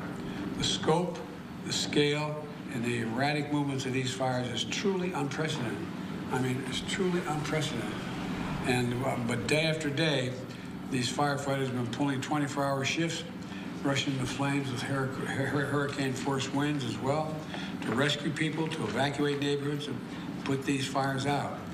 Now I speak for the American people when I say, we owe you, we're with you, and we're going to make sure you get every resource you need. I want to turn it over to the Vice President. Thank you, Mr. President. As you've said, what we have been witnessing is truly mass devastation. And whether we are talking about Sylmar to the Palisades to Altadena, it's important to know that we're talking about neighborhoods of people who, in many cases, I think about Altadena, these homes have been in these families for generations. And in many of these homes, it is a multi-generational family that lives there. Also understand that in a lot of these neighborhoods, the folks who live there also work in that neighborhood, which means they've lost their home and their livelihood. So the devastation that we are looking at is multi-generational and is going to linger for quite some time. And the work under the President's leadership that we are doing through the federal government to provide aid in every way to the governor, to the mayor, to local police and fire is critically important, and we are doing it with a sense of urgency. I also would mention that not only are firefighters out there working around the clock, some of whom, sadly more than a few, who have lost their own homes in the fire, but so too with LAPD police officers who are working around the clock, and there are at least a dozen who have also lost their own homes to the fire. So there is a real human story that is associated with the mass devastation that we are seeing, and everything that we can do to support, we will do. Also understanding there are moments where we should find optimism in the heroism of people who are taking in strangers, taking in friends, providing shelter to evacuees, people looking out for each other, regardless of where they come from or who they voted for. They're looking out for each other and showing the best of the American spirit in a moment of crisis. In addition to that, I want to point out that this is not going to be over even when all the fires are out. It's just going to be beginning. And the change in insurance policy in California for these modest homes as well as these very expensive homes and businesses. So we're going to be around a long while ago to help the federal government and the mayor as well. So, but why don't I yield to you, Governor, for any comments you have to make, bring us up to date. I appreciate it, Mr. President and Madam Vice President. Let me just pick up on the spirit of your comments, but first with just deep gratitude to both of you for being so solicitous, so supportive, hand in glove in this operation. There's simply not an ask that hasn't been met. The major disaster declaration, Mr. President, was a game changer. In fact, you were able to do that within 36 hours. I don't know if there's another precedent in American history for disaster that was in the making, was unfolding, and for you to be there in real time and prescient as well. And it turns out that we're going to need all of that support. And the fact that you were able to provide 100% is just tremendous relief on the FBAG side and other disaster relief side. And I think the big focus now, to your point, and I appreciate the recognition of some progress last night. The winds were favorable. We were able to address some of the perimeter issues. Again, it's been focused about life, property, and perimeter. But the perimeter progress was real because we were able to get fixed wing and helicopters up last night. We had a new fire start, 5 fires that we're actively battling as we speak. The 2 large ones you've highlighted, the 8 and 3% contained. But we're able to, these guys just did an amazing job. We had this fire, Kenneth Fire, that could have been one of the bigger headlines today. And these guys were able to knock that down. It was heroic. I flew around it, see the dozers, the hand crews, a rattlesnake crews from the National Guard, the mutual aid system. Mr. President, 175 engines from across this country, from New Mexico and Oregon and Washington State, Utah, Idaho. Men and women coming out here regardless of their differences, in the spirit of what the Vice President said, working together in the spirit that defines the best of all of us. And so just with deep gratitude to you, your team. We had the National Guard out last night. We had 43 key posts that they were working, 855 National Guard men and women. We're stationing additional National Guard men and women to the extent we need it. We've surged all the assets. We drew down from all over the state and obviously now increasingly across the country. I want to also highlight, because I think it's incredibly important, we have 150,000 people still under mandatory evacuation orders. These fires are not out, though today we're going to make a lot of progress and continue to increase these containment numbers. But it is important, and I cannot impress upon you more how happy I was here. Mr. President, you say disasterassistance.gov. People are now naturally calling. There's tremendous anxiety out there around getting immediate assistance. The reality of this is starting to come.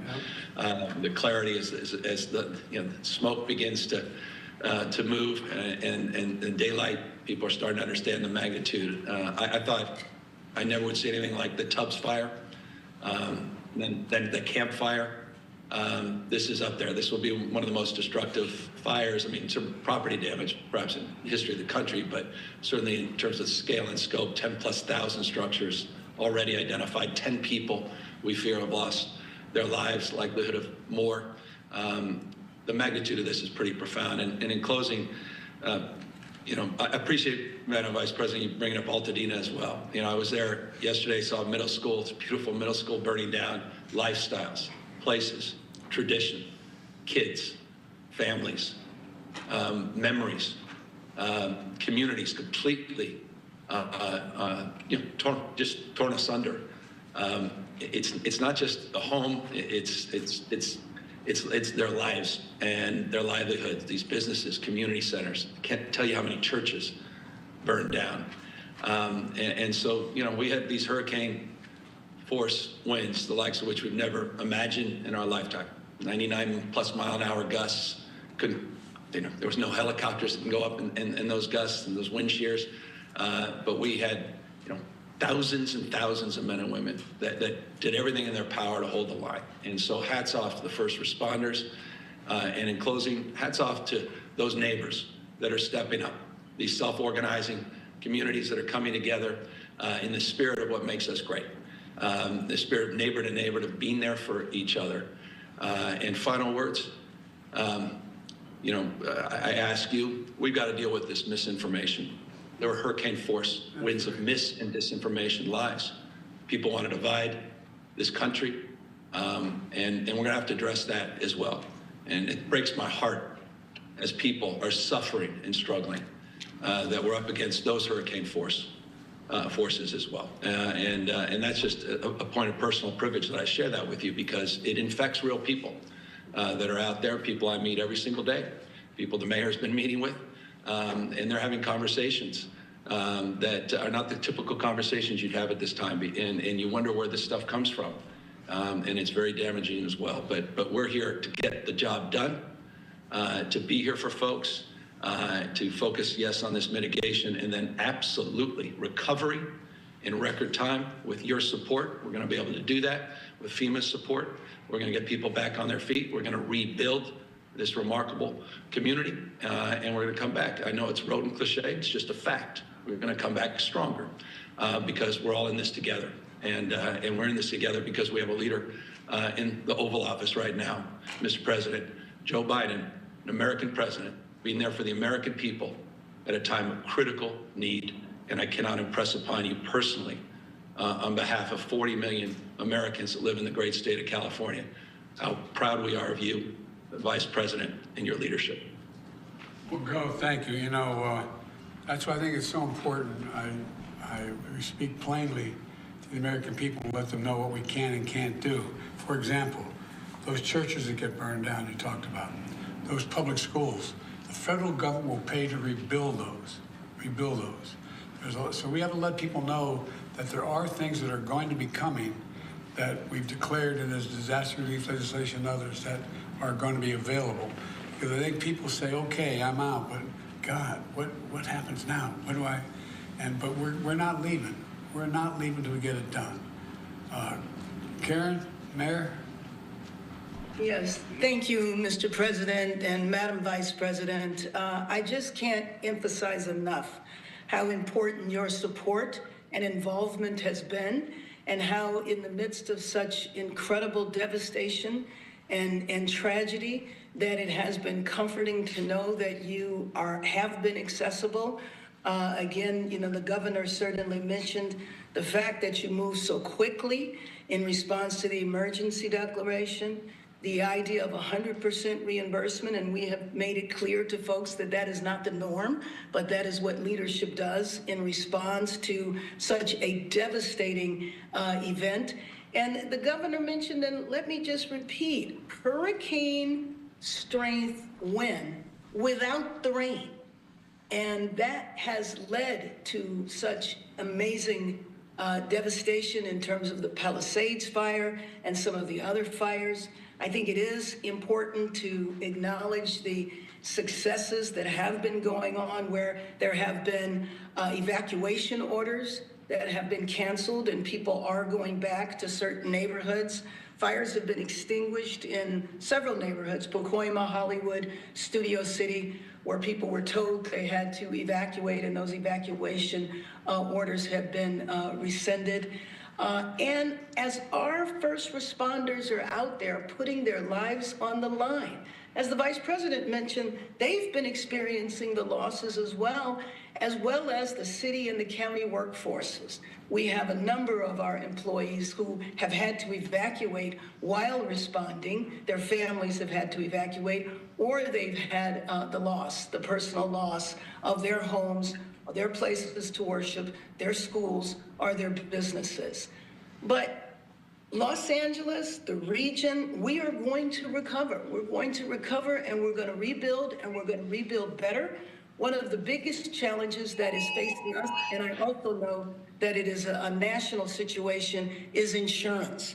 And so today I'm here at the County Hall of Administration. We do 2 press conferences a day, one in the county, one in the city, and we had our state insurance commissioner here. We do have a state plan, but that state plan certainly needs to be increased. He talked about introducing emergency legislation to respond to some of the ways we need to strengthen our system.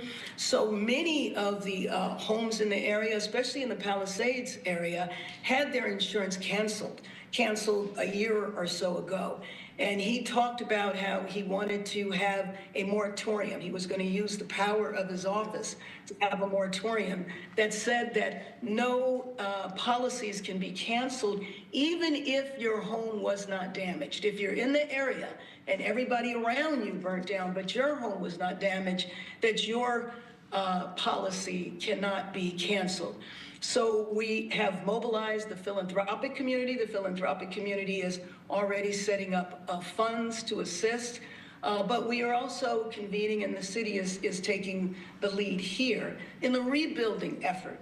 And we're going to expedite rebuilding. It brings back a lot of memories for me in 1992 when we experienced massive civil unrest. And we were able to get the majority of Los Angeles rebuilt quickly by coming together and suspending, waiving rules, getting past bureaucracy. If your home was devastated in a fire, there's no reason for you to have to go all the way back through the permitting process. So while we are saving lives, preventing further destruction, saving homes, saving businesses, dealing with the emergency at hand, we also have our eyes on the future and are preparing to put forward policies, executive directives next week that would address how we bring our city back together and how we expedite the rebuilding. And so, again, let me just end by saying that, your leadership period over the last several years has just been outstanding. Mr. President, Madam Vice President, who's in Angelino, we know that when I spoke with you yesterday, you mentioned that you had to evacuate. You weren't going to mention yourself, but I asked you. And you mentioned that you had to evacuate from your home here while you were in Washington, D.C. And I just want to commend your outstanding leadership and let you know how the residents of Los Angeles are so deeply grateful. Karen, one of the things I've found in my experience of dealing with the disasters similar, not as devastating, of this is people take a look and the immediate help and they're satisfied and they're happy, but they look down the road and say, my God, look at downtown, it's gone. Look at how we're going to do this. We're going to need the United States Congress to follow up with appropriations to help provide for significant help for our fellow Americans who need this help to pay for these programs that we have, because a lot more is going to be happening. And now you yield to a woman who's an expert in all this. She and I have traveled more states, flying over fires for the last 4 years, and we literally observe from the air or on the ground more areas burned to the ground from Arizona all the way up to Idaho than the entire state of Maryland, if you took it all to the ground. And so we're used to this, but nothing like the concentration that's here. This is profound. And so we got the best person we could. Go ahead, Diana. Thank you. Yeah, thank you, Mr. President, Madam Vice President. I mean, you and I, sir, have traveled many different disasters, and I can say from what I've seen here yesterday that this is certainly one of the most destructive that you and I have had to deal with during our time here. I had a chance yesterday to talk with the governor and the mayor to hear some of their immediate concerns, but mostly to start to talk about what this recovery is going to look like.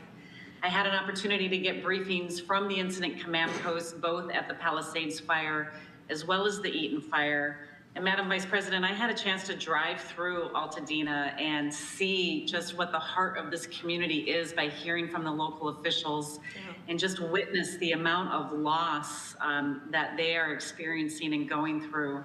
I mean, in addition to the thousands of structures that we hear about that are gone, many of those homes, an entire small business district, a booming business district in Altadena that has just been burnt to the ground. Churches and schools and other public facilities that are just gone. And so this is going to be a very complex recovery. But I know that when we all come together and work together through all of our federal partners and bringing in our nonprofit and our private sector partners, that we are going to get through this. And your approval, sir, of the 100% for the debris removal and the emergency protective measures for 180 days is really going to be a game changer in helping to make sure that this recovery gets started off on the right foot. And the major disaster declaration itself is going to do so much. It's so many people, as you heard, are evacuated, and there's not very many in shelters. And so we know that so many people are either staying with friends and family or they're staying in hotels. And with the changes that we have made to our programs over the last year, we are going to be able to cover most of those costs, if not all of those costs, that people are incurring, whether they're staying with family and friends or they're staying in hotels, to help ease some of that burden. And as they register for assistance, so we've already got close to 10,000 people that have registered, but we know that that's going to continue to go up, and we're going to send more people into the community to make sure that they register. They're going to be able to get things to help support that recovery, whether that's moving into the next term and longer term sheltering or their longer term housing needs, to help reimburse for some of the losses and damages, even though we know it's not going to come close to the total devastation and the total loss that they had. Working together, again, if Congress approves additional funding and working with our partners like the SBA, we're going to really be able to help all of these families with their specific needs and what they're going to need to do to help start this recovery journey. And one of the biggest things is going to be debris removal. And, you know, we've had lots of conversations with the governor's team about debris removal. They have an excellent capability here within the state. And we're going to be able to provide technical assistance through the Army Corps of Engineers to make sure that they're getting everything done in the most expeditious way possible so they can start that recovery process. And I think, Mr. President, Madam Vice President, what I would just close with is that, as you have said, and as you know, the governor, and I've talked to the governor and the mayor, we are going to be here with you. Governor, mayor, just know that FEMA, the entire federal family, is going to be here with you throughout this entire recovery journey. We are going to work through the complicated problems together. We're going to find the right federal resource to meet the needs and to get the outcomes that you want.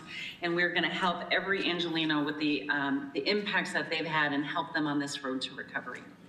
Thank you. You know, one of the things that that you and I have done, Deanna, is we not only have to build back, we have to build back better. There are certain things we can do to prevent things from being, if the same thing occurred, from as much damage occurring.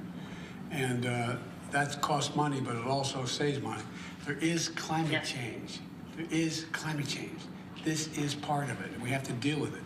And the other thing is that, you know, when I was with you, Gov, and we were looking around the state, it looked to me as I traveled, when I was out with you in California, what it reminded me of more of a war scene, where you had certain targets that were bombarded, where artillery was just blew them up.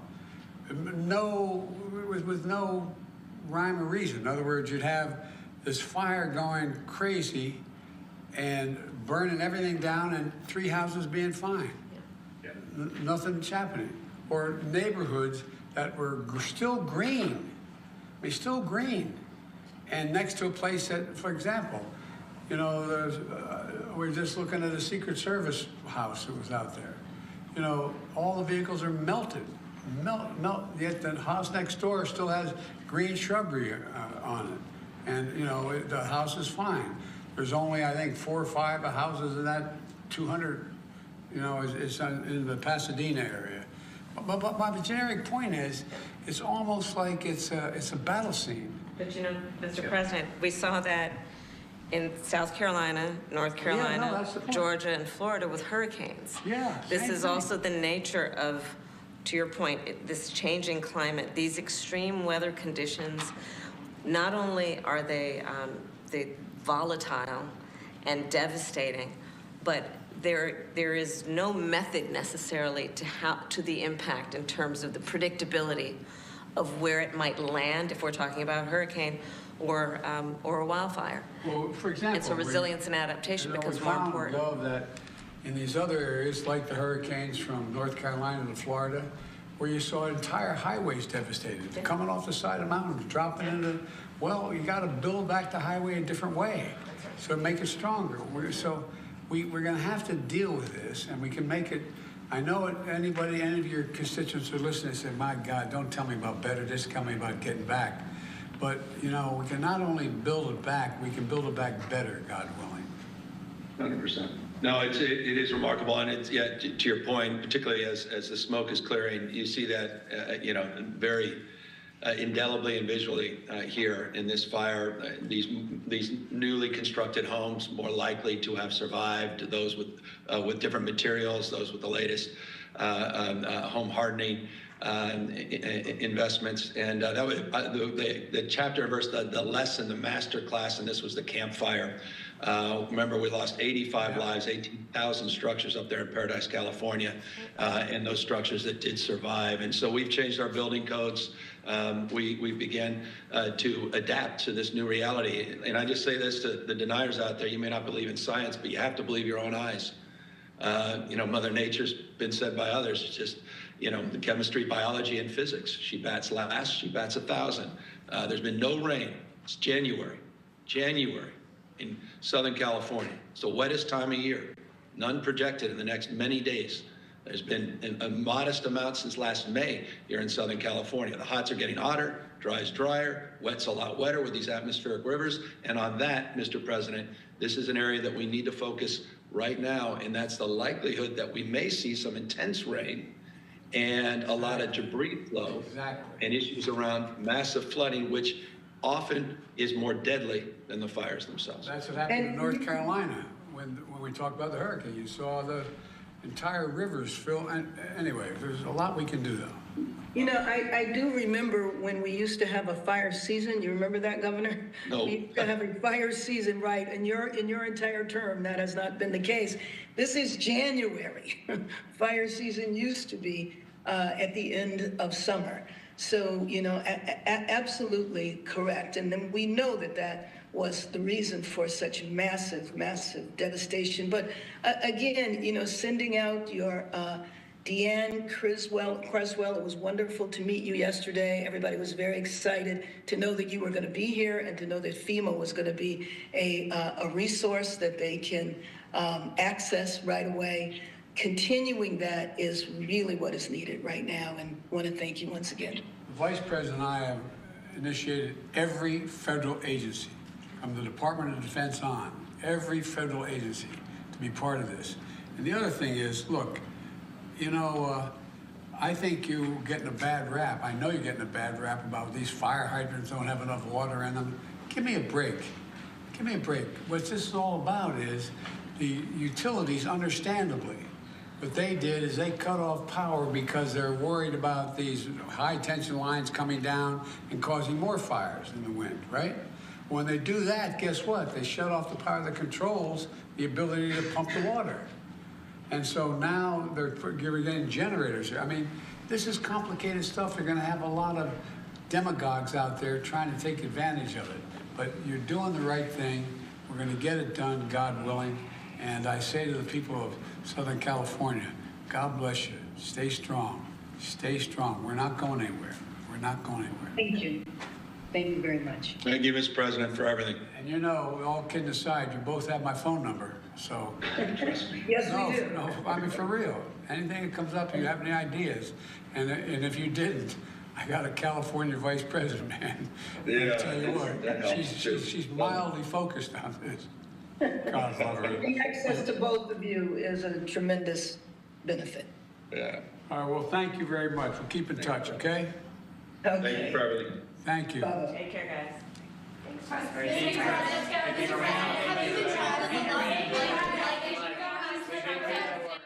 All right, so President Biden getting the very latest from inside the Oval Office with his team. And of course, we bring it to you always right here on Live Now from Fox. Looks like he is taking some questions maybe from the media. Let's listen in. I'm going to be talking a little later this afternoon about a number of things you're asking about, from Russian energy to what's going on in terms of the economy. But focus on this issue now. We're going to just focus on this, and we'll be back on the rest. If it's about this, you can ask me a question. It's about this. Yes. Can I just ask you about, you mentioned yesterday that you're about to leave office. Are you coordinating with the incoming administration We are about making this federal response? everything they know, every single thing we're doing about the response. My hope is that they'll have at least acknowledge we have some significant experience in this. We've done really well on it. I'm praying that they continue to focus. Mr. President, have you been told that the loss of life is likely to increase significantly in California? It is likely it will increase. Whether significantly or not, we don't know yet. There's still a lot of people are unaccounted for. We don't know where they are. I think this toll is likely to go up, whether it's significant or not. Pray God it's not, but it could be. Can you specify about looting, Mr. President? Pray? How concerned are you about looting, incidents of looting in Los Angeles? We are concerned. That's why I provided more police officers and more military. Look, the DOD is in full bore with this. We're providing everything from security through the military, the National Guard, supplementing the National Guard, because there's clear evidence that there's looting. There's clear evidence that people are going into these even places where they're evacuated, and it's not all rubble, and people are going in and they're looting. And so we know that will continue unless we make sure we're providing the help to prevent it from happening. For Congress, Mr. President, what will you be seeking from Congress? Is it supplemental for this specifically, or is it broader for FEMA? Well, I think whether I'm going to be here to suggest it, I have 10 days left. We have 10 days left, but we're briefing the incoming administration on what they're going to have to do. Look, we have an awful lot of experience in this, unfortunately. Climate change has been real. It's been real for the last 4 years of our administration. We've seen devastating impacts and consequences of the changes. And it's just like, it's going to take more funding. I mean, look, you're the most informed people in the country. I'm not being facetious. You cover this every single minute. You've seen what these downtowns look like. I mean, they look like a bomb hit them. They look like they've actually been blown up. Entire sections of the cities blown up. Just to remove the debris. Just to remove the debris is an incredibly expensive undertaking. We're going to do it for them. We're going to get it done. We're going to pay for it. But we've got to be prepared to pay for it. And when we do, we got to build back better than we did before. So thank you.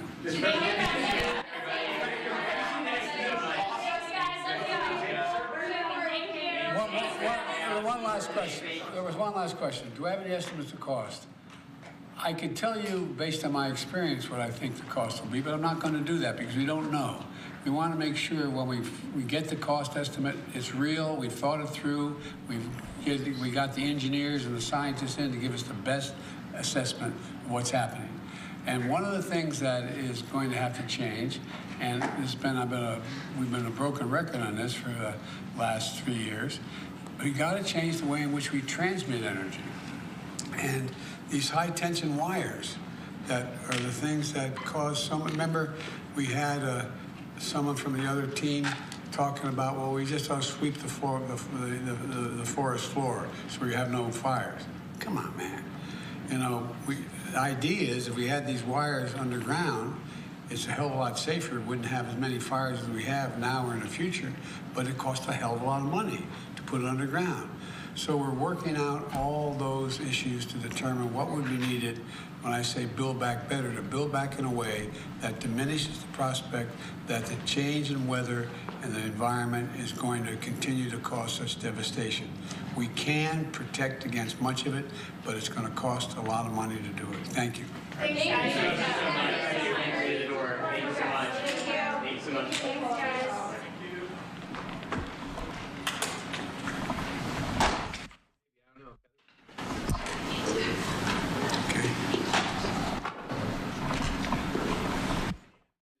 All right, President Biden getting the latest updates there from inside of the Oval Office as they talk about the federal response to dealing with the wildfires out in California. Hi, everyone. Mike Page here. Thanks again for joining us on this very special coverage today as we continue to give you the latest updates from Southern California. We will take another 2-minute break here.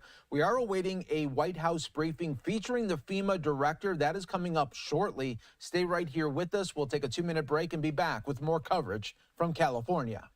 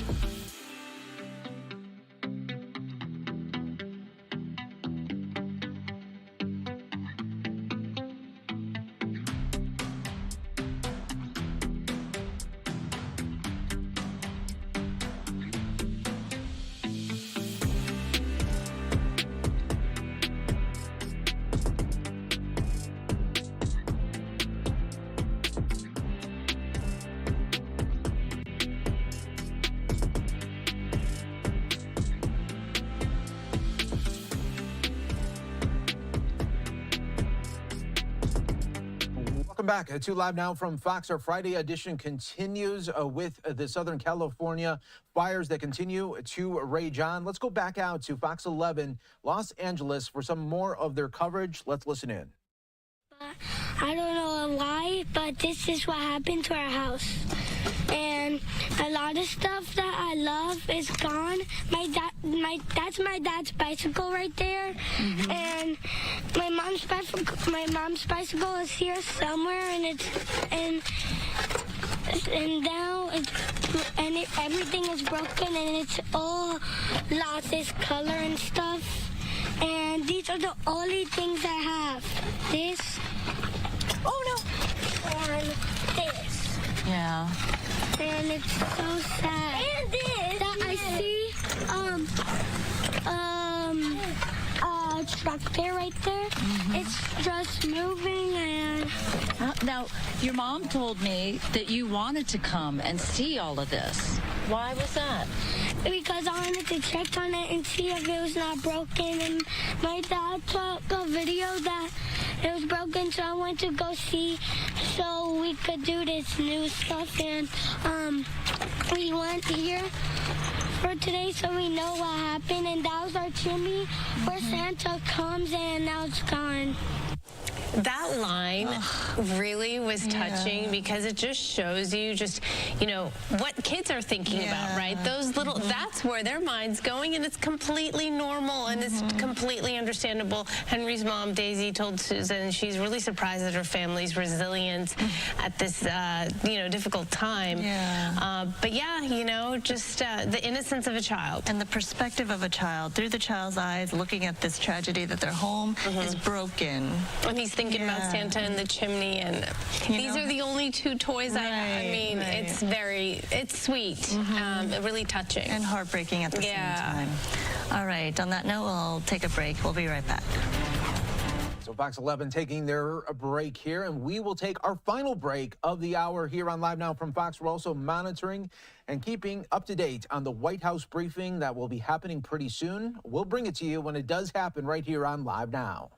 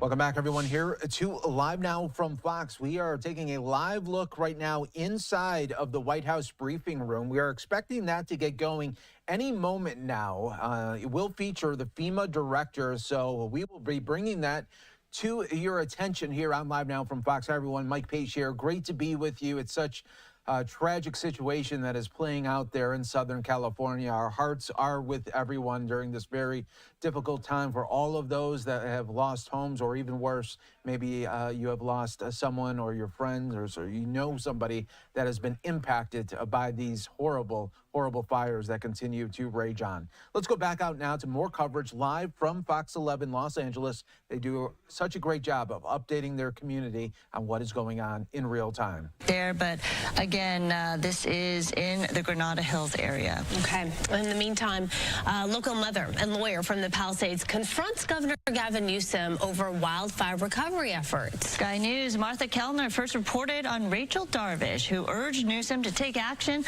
saying her daughter's school was destroyed, and she approached Governor Newsom as he was about to enter an SUV. Watch this. Gavin Newsom? That's the governor. That's the governor. Governor, I live here, governor.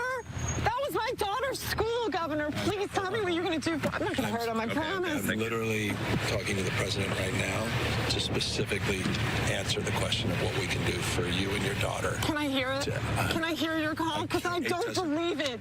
California Governor Gavin Newsom is being criticized by some for water mismanagement as hydrants ran dry while fires multiplied.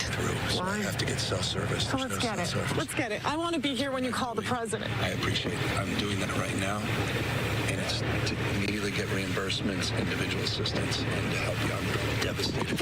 I'm so sorry, especially for your daughter. I have 4 kids losing to school. Everyone who went to school there, they lost their homes. They lost 2 homes because they were living in one building another. Governor, please tell me, what are you going to do with the president right now? We're getting the resources to help rebuild. We're getting Why the was there resources no water in the hydrants, Governor? That's all literally. Is it going to be different next time? It has to be. Has to be. Of course. What are you going to do? I'm doing To everything fill the I can. hydrants. I would fill them up personally. You know that. I literally have. I would fill up the hydrants myself. I understand. But would you do that? I would do whatever I can. But you're not. I see do you know there's water dripping over there, Governor? There's water coming out there. You can use it. Emotions running high, and understandably residents wanting answers, especially all the victims of these fires. And the fires do continue to spread, as we're mentioning. National Guard troops are joining the emergency response, and nearly 180,000 residents remain under evacuation orders. So Metro also doing its part to ease the pain of the fires. The fare suspension for all Metro buses and trains has now been extended through the rest of today. LA County Supervisor and Chair of the Metro Board, Janice Hahn, made the announcement this morning. She says Metro will again offer free rides today to ensure transportation access to those in need. Hahn also advises people to check social media for the most up-to-date information about bus and rail service. This is the 3rd day in a row Metro has suspended fares due to the fires. FEMA teams are on the ground assisting with temporary housing, financial aid, and critical resources for affected families. Assistance can cover housing, essential items, and home repairs. If you'd like to apply, we have a link to the FEMA site and a phone number you can call on our website, of course, foxla.com, or you can download the FEMA app. So coming up, she lost her home, her children's schools in ashes, but she's helping her community and daycare and more. We're going to speak to her in the next hour of Good Day LA. When we come back, GDLA Plus is next. We will keep an eye on their coverage for you right here on Live Now from Fox. We'll check back in just a couple of moments, but let me give you some fresh updates here for you on Live Now from Fox. The top emergency management official for LA County says he can't express how sorry he is that residents keep getting false or incorrect emergency alerts on their phones as wildfires rage out of control. The LA County Emergency Management Director led off today's morning briefing with an apology, insisting that a technical issue was to blame. There is an extreme amount of frustration, anger, fear with regards to the messages that have been being sent out through the wireless emergency alert system across LA County. I can't express enough how sorry I am for this experience. These messages were sent out yesterday afternoon and early this morning, falsely warning recipients that an evacuation warning had been issued for their area. It took the county 22 minutes to send out a correction, leaving jittery residents in limbo as they try to figure out if the alert was accurate. Another wrong alert with identical warning text was issued early this morning. It's not clear why the alerts are going out to the wrong locations. The director said that there is no one sitting at a desk sending out bad alerts, instead blaming the technology layers within the system. He did not go into details about the system or how any safeguards were put in place to prevent such issues, adding only that his team was working with FEMA experts to solve the problem. When pressed by Fox 11's reporter, the director attempted to explain the sequence through which an alert gets sent, but did not provide much clarity on that problem. So again, we'll be keeping an eye on that update from also the FEMA director. You should be getting some questions on that. And again, that will be coming up in just a little bit here on Live Now from Fox. As soon as that gets going, we will play out for you in the entirety the portion with the FEMA director right here on Live Now from Fox. And then we'll keep our coverage going, of course, on the Southern California fires that continue to burn. But this has just been a week for so many people. They're starting on Tuesday, and it's just really snowballed in the wrong direction for so many out there in Southern California. So our hearts are with everyone during this very, very difficult time as they try to work this new normal that they are in, and heading into the weekend, which will be much, much different to start than any other weekend that they have ever experienced. So once again, coming up in just moments, we'll be going out to Fox 11 Los Angeles for more of their coverage as they get going in their 11 a.m. hour right here on Live Now from Fox. So it is a new hour, 2 o'clock out on the East Coast, 11 a.m. right now on the West Coast. Let's get you more coverage now to Fox 11 Los Angeles right here. All right, good morning, everyone, and welcome. It is 11 a.m. on this Friday. I have to remind myself what day it is because it just feels like it's been that kind of week. That kind of week, absolutely. Yeah. Thank you for joining us. It's been a very busy week, a tough week for all of us, and we've been reporting since Tuesday when the Palisades fire ignited. Firefighters struggled, of course, to battle those flames. The fire hydrants they needed ran dry, and water pressure did fail. So we know that much now. The LA Times revealing why. Well, the Santa Ynez Reservoir, which is a critical water source, was empty. The reservoir in the heart of Pacific Palisades could have been full of 117 million gallons of water. But the thing is, it had been shut down for repairs. The Department of Water and Power officials saying that the reservoir had been shut down for a while. It had been taken offline because apparently of a tear in its cover. We don't know the exact date that it was shut down. Fire officials say it could have helped, though, but it wouldn't have stopped the shortages caused by overwhelming demand. The fire did burn, as you know, over 20,000 acres, destroyed some 5,000 homes, leaving LA's infrastructure struggling against unprecedented flames. The reservoir is set to reopen, by the way, next month. It's going to be a lot of Monday morning quarterbacking. Yeah, it's tough to hear this when there are resources that could have been available that weren't available.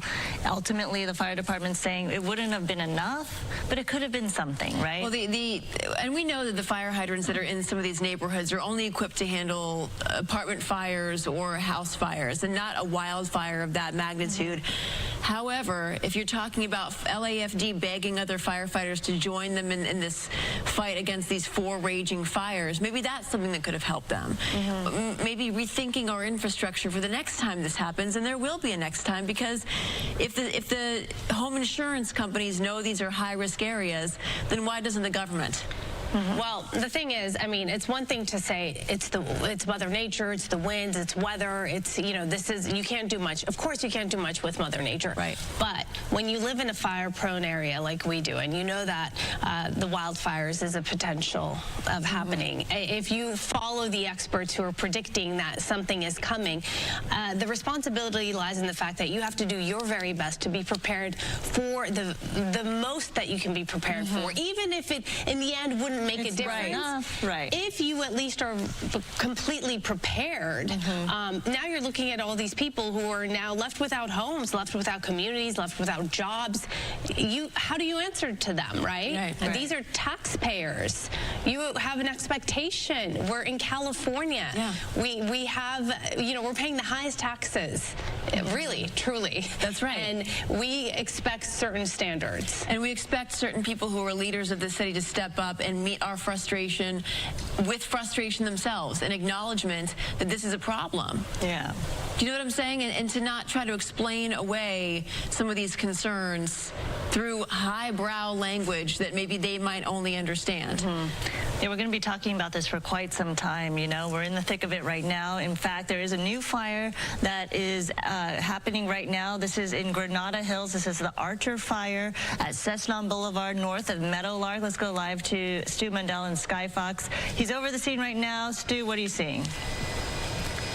Well, we know that this is a new start. You can see LA City Fire Department, that helicopter right there. I'm sure this is not his third drop, but they actually might have more than one helicopter out here. But they are doing those water drops very consistently. Going to stay with him until he does that drop out here. They're calling this the Archer Fire. And, you know, just for other things to talk about, I wonder why, because there is no Archer Road around here. I wonder if there's an archery deal back there in that park area. There's the second LA City Fire Fire Department helicopter. Now, they are doing pretty solid drops out here, and they are hitting the ones up high. The problem is, or what the issue is right here, is that is flash fuel that is burning. I'm going to keep an eye on this for make another drop, and then I'll show you what is actually burning out here. When they say flash fuel, they're talking about this dry grass. I'm going to get up here, and that is really, truly what it is. It is just very tender, dry grass. You would use this as kindling if you were going to try to start not a brush fire, a campfire. You'd use this, or maybe something in your fireplace. That's how quickly that burns or catches. So that is the issue. And then a little bit of a breeze, and it just burns so fast. And when it runs, where is it going to run to? That is the problem. If it runs into something like a mature tree or some kind of thick vegetation, that'll start catching fire. And then with the winds, yeah, that's going to be a real problem. So that is why the fire department is out here in force right now, making their way. We just saw 4 fire trucks making their way into this neighborhood out here. I'm going to bring up the map so you guys can get some of the names of the streets. You can see there are homes out here. Firefighters were actually making access to the backyard through that house right there. I'm not sure why they're using that home. Maybe there's an access way out to that park area in the background, but fire trucks are definitely here. Those helicopters doing those drops, but those flames, as soon as that wind kicks up, they really start to pop out there, but it is eating up that fuel very quickly. If there is any good news to report, you know, it seems to be burning up that hill, even though the winds are pushing it towards those homes, but it's going to kind of run out of steam. It's going to make its way up to spots where there is no fuel. That's a big plus right now, but it's definitely an active scene and definitely scary for any of these homeowners out here, because we've been all watching what's been happening. You got that smoke, you got some embers, and then I'm sure any of these homeowners right here in this area, they're going to be very concerned. And of course, the fire department here trying to put those flames out and keep those structures safe as well. Absolutely, yeah. The North Valley area with these hillsides that have vegetation, always a big fire threat. And clearly, this is not the first rodeo for a lot of residents who live there. O'Melveny Park is right there, the trailhead for Lookout Trail. And we understand that structure defense is being established on Gillette Avenue. So they're certainly trying their best with 20-mile sustained winds. So not too gusty, which is the good thing, but we'll check back in with you, Stu. Thank you for being on top of that. My gosh, this is what we're talking about, the fire danger that is continuing. The winds have weakened significantly. Sandra, you mentioned those winds nearing 20 miles an hour there in that area, and it's a little bit stronger up at the higher elevations, but generally the prevailing winds still coming out of the northeast, still gusty at times through these wind-prone areas, which includes that area down the Granada Hills. So we've got the high wind warning still in effect through this afternoon, and those red flag warnings still in effect through this evening. So that just means critical fire weather continues. The winds are a little bit lighter here through the LA Basin, parts of Covina, much lighter winds, also parts of Orange County.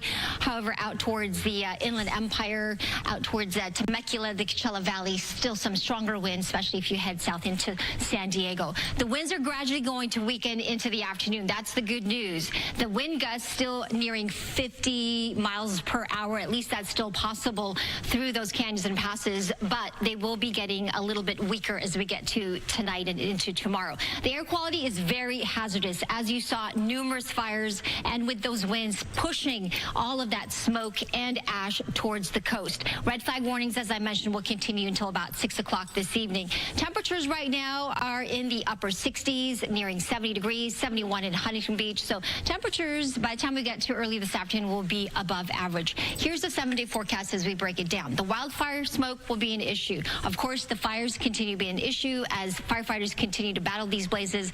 At least the winds will be a little bit more weaker, and they will use that, hopefully taking advantage of it to get more control of these fires and being able to fly all those air assets. A little bit weaker winds tomorrow, and then Sunday, another burst of winds. Monday, maybe a little bit weaker as well. We're going to increase the humidity a little bit as the onshore flow will kick in slightly tomorrow and Sunday. By Monday into Tuesday, we are anticipating another round of moderate moderate to stronger Santa Ana winds, so that we will have to contend with. This is also another reason we all need to be alert and vigilant with the fire danger. The smallest spark can cause the fire, and as you saw with that Granada Hills fire, it can spread rapidly. So these red flag warnings, I would not be surprised if it gets extended beyond today. We've got those windy conditions, as I mentioned, Tuesday, Wednesday, and there is a slight chance, 20-30% at this point, that we could see some light showers by next week, Thursday. We'll hope and pray for that. Stay safe out there. Back to you. All right, Maria, thank you. All right, so this morning, city and county officials did hold a news conference to update us on the fires. And Bob was there in downtown LA, where the false alerts have been a very big issue, as you all know. And these false alerts are still happening. Jen, I think you said you just got one, too? I got one, yeah, on the way out to our studio, and that makes Just number now. 6 in the last 15 hours. Wow. Yeah. Bob. Right. You got one, and I was just walking around here. I went into the Cathedral Our Lady of the Angels, and there were people inside there, and I heard the alerts going off inside there. So yes, they are still happening. They are bogus alerts, and the Office of Emergency Management says they are working on this very hard, that it is their top priority. They said it is not a human issue. It's not a human error. No one's pushing buttons, but rather it's cell phone towers, something with the technology, and they're still trying to figure that out. This has rattled a lot of people, because people were wondering, are they real? Should I be evacuating, or is this a mistake? So Mayor Karen Bass was pressed about this, and here's what she had to say. The people here who get these alerts, they are ignoring them. You still have red flag warnings in effect. There is a real threat here. What is your message to your constituents who are losing faith? You started this entire press conference the begging residents people of not to Los turn their phones Angeles off. region to have faith in what we are doing 24 hours a day. I can say on behalf of our first responders, from the fire department, the police department, we are doing everything we can to bring the situation under control. It all started last night with an errant alert evacuation to evacuate. So it went out to some 10 million LA County residents. And then overnight, as you know, many of you know, those alerts just kept coming, those jarring alarms happening in the middle of the night. The Office of Emergency Management says that people should pay attention to the alerts, that they should go onto their website and verify if it is legitimate until this whole situation is fixed. I asked, what if people aren't able to get onto that website? Supervisor Catherine Barger expressed frustration about the answers that everyone was getting at that press conference, and she says there has to be a better interim solution. Bottom line is we are going to drill down, because I too got the alert. I got 2 alerts, and then I got an alert telling me to disregard the alerts. And you know, as someone who has communities that are on edge, that are lined up, and I'm sure Mayor Gordo has the same situation going on as well. They're on pins and needles thinking that they're next. The verification, so people are just supposed to go on this website, find this website to figure out if it's real? I think that's absolutely ridiculous, and I told Kevin McGowan that. To tell people to go on a website when they may not have access to an internet is absolutely absurd, and that is, quite frankly, not something that I am recommending. Obviously, for those that want to find out where the evacuation centers are, or I mean the evacuation locations are, they can go on there, and it is an accurate map. But I'm not going to tell people, if you get the alert, go on and check. I mean, I think that we need to fix this problem so that, in fact, when an alert goes out, it is a legitimate alert that people can listen to. And I asked Kevin McGowan, who's the director of OEM, when this should be fixed. Is there an ETA? He said they did not have one as of yet. Back to you. Well, I was just saying that, you know, I'm not getting any alerts that say disregard the alert, so my alerts are just active alerts. Right. I didn't get a follow-up this time, but in other times, yes, I have gotten the disregard. So not everyone's even getting the same alerts here. Yeah. Right. And I will tell you one thing that they are saying is that if you get the alert, you can tap it, and it sends you to the website where it could tell you, if you scroll through it, it could verify. Not everybody knows how to do that, and you know, not everyone knows where to look on that website. So it is still very, very clunky. You know, they really need to get on top of this and fix the situation. All right, Bob, thank you. As we look live right now from Stu up in Skyfox, we're looking at the action being taken for the Archer fire. This is in the Granada Hills area. Right Right now, according to fire officials, it's at 1 acre, but still you can see how fast it's moving and the assets there. There is an evacuation order in place, a level 3, which means you must go. And that area has the following boundaries: east of Balboa, west Tampa, south Cessna Boulevard, which is the border here, and north Sunshine Canyon Road. But you do see fire crews there trying to really make sure it doesn't spread, because the surrounding areas, O'Malveny Park, the Lookout Trailhead right there, and it's anticipated this is going to spread to Tucson Drive in the next few minutes or so. But if anyone knows that area of the valley, the North Hills of the valley right there, there's all that dry brush. Stu, could you tell us more about what you're seeing? Well, I can tell you they're hitting this fast and hard. LA City Fire Department, they've got a couple of their helicopters out there. Might not carry as much as one of those Firehawks. At least one LA County Firehawk is here right now, but they can fill those up very, very quickly. They're doing the bucket brigade. Those helicopters dropping a lot of water. Take a look at all those county resources out here. These are all camp crews. These are filled with people, and I don't know, they must be nearby because the dozers are here already. There's 2 of them out there cutting lines. Well, what do you bring the dozer out for, and what is cutting a line? Well, we hear those numbers when they say, oh, we're doing containment. Those lines are what's actually going to stop those flames from moving. I can see the helicopter coming in because I saw the shadows right there, and they are dropping water on all those hot spots. They even got ground crews down there, but let's take a look how effective that is. Look at that. That was a ball of fire right there, now out that quick, and that's what those helicopters can do, and that's the reason why those aerial assets so important. That county dozer is out there basically making sure that those hot spots are basically buried by sand. And also, this is what I'm talking about cutting a line. They're actually cutting a physical line through the grass, so when the flames hit that spot, that's a spot where it's going to stop. Now, you're talking about those evacuations. Yes, that's true. There's a lot of homes right there. The fire is still kind of burning the opposite direction, but those winds are pushing those embers and that smoke into those neighborhoods right there. That's Cessna. I heard you mention Balboa. That's kind of a distance away. That is a large area that they're talking about mandatory evacuations. If you're listening, I can only say do what those officers and first responders are saying. We also saw a couple of California Highway Patrol officers down there as well. They might be assisting with those evacuations, but right now they're hitting it hard from the air. They're hitting it hard on the ground as well, and hopefully they're going to have these flames out shortly. LA City right there. I'd like to show one of those Firehawks doing a drop. I know there's one in there. There it is. Or is that the 412? That's the older 412. Not that it's got any problems with the 412. That is a beautiful helicopter,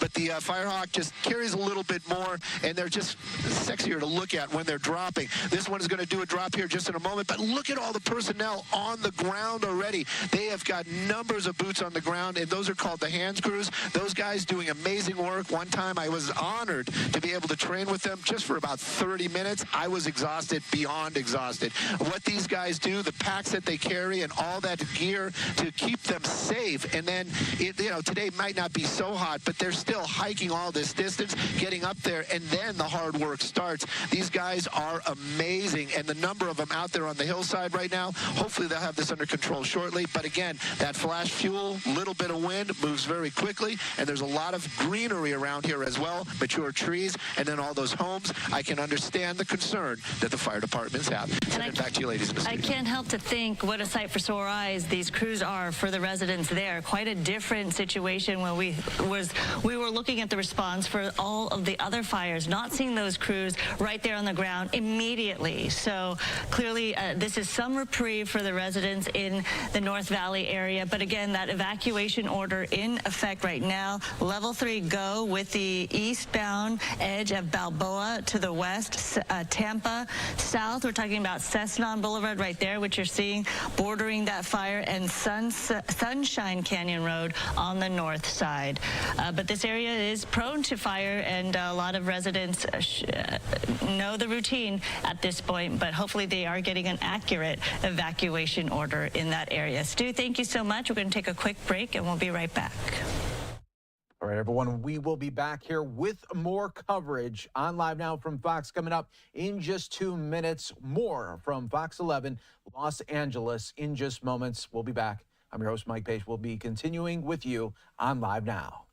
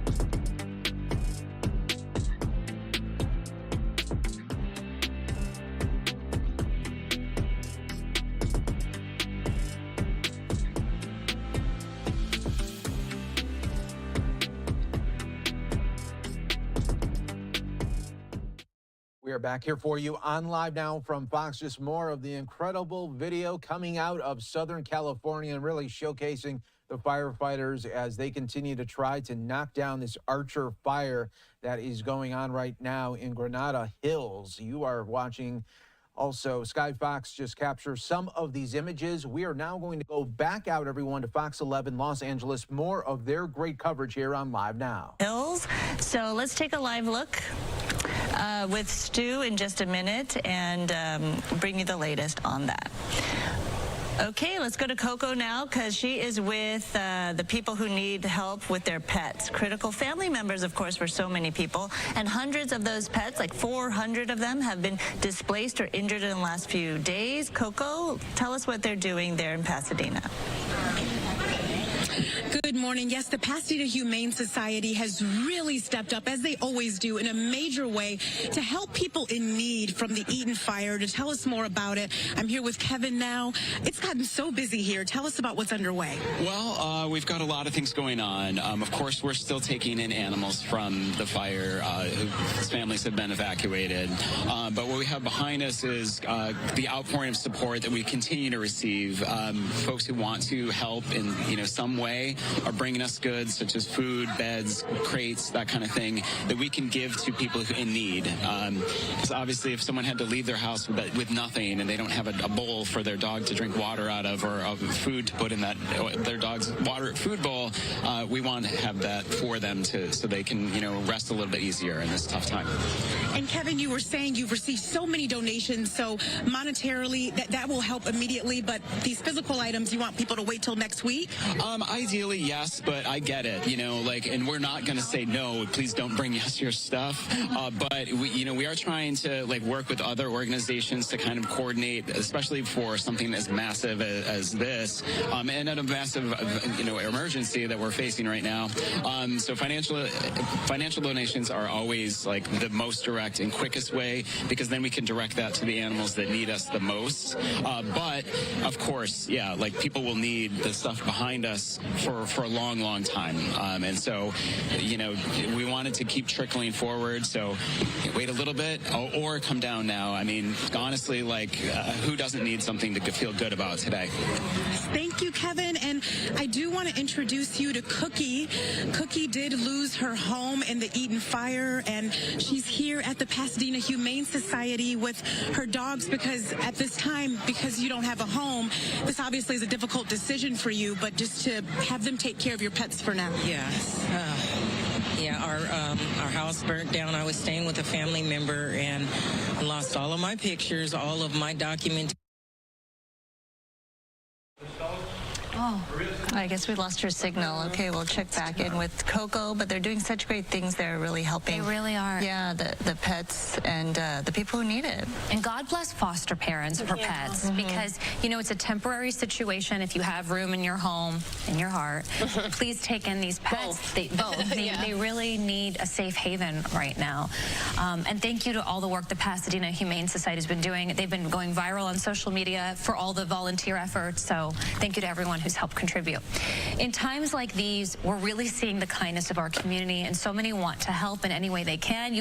I've been getting so many DMs. I'm running out of space on my iPhone. I'm saving everything. I'm screenshotting it. But I want to give you a list of some places that you can do some drop-offs to. The first one is a local boutique, Coop. They've been holding a clothing drive at their store on Beverly Boulevard, and many volunteers have not only been dropping off donations, they've also been transporting them to evacuation centers for people in need. Here is the address. If you have been affected by these fires and you need clothing, please go to Coop now through Sunday, 10 a.m. to 6 p.m.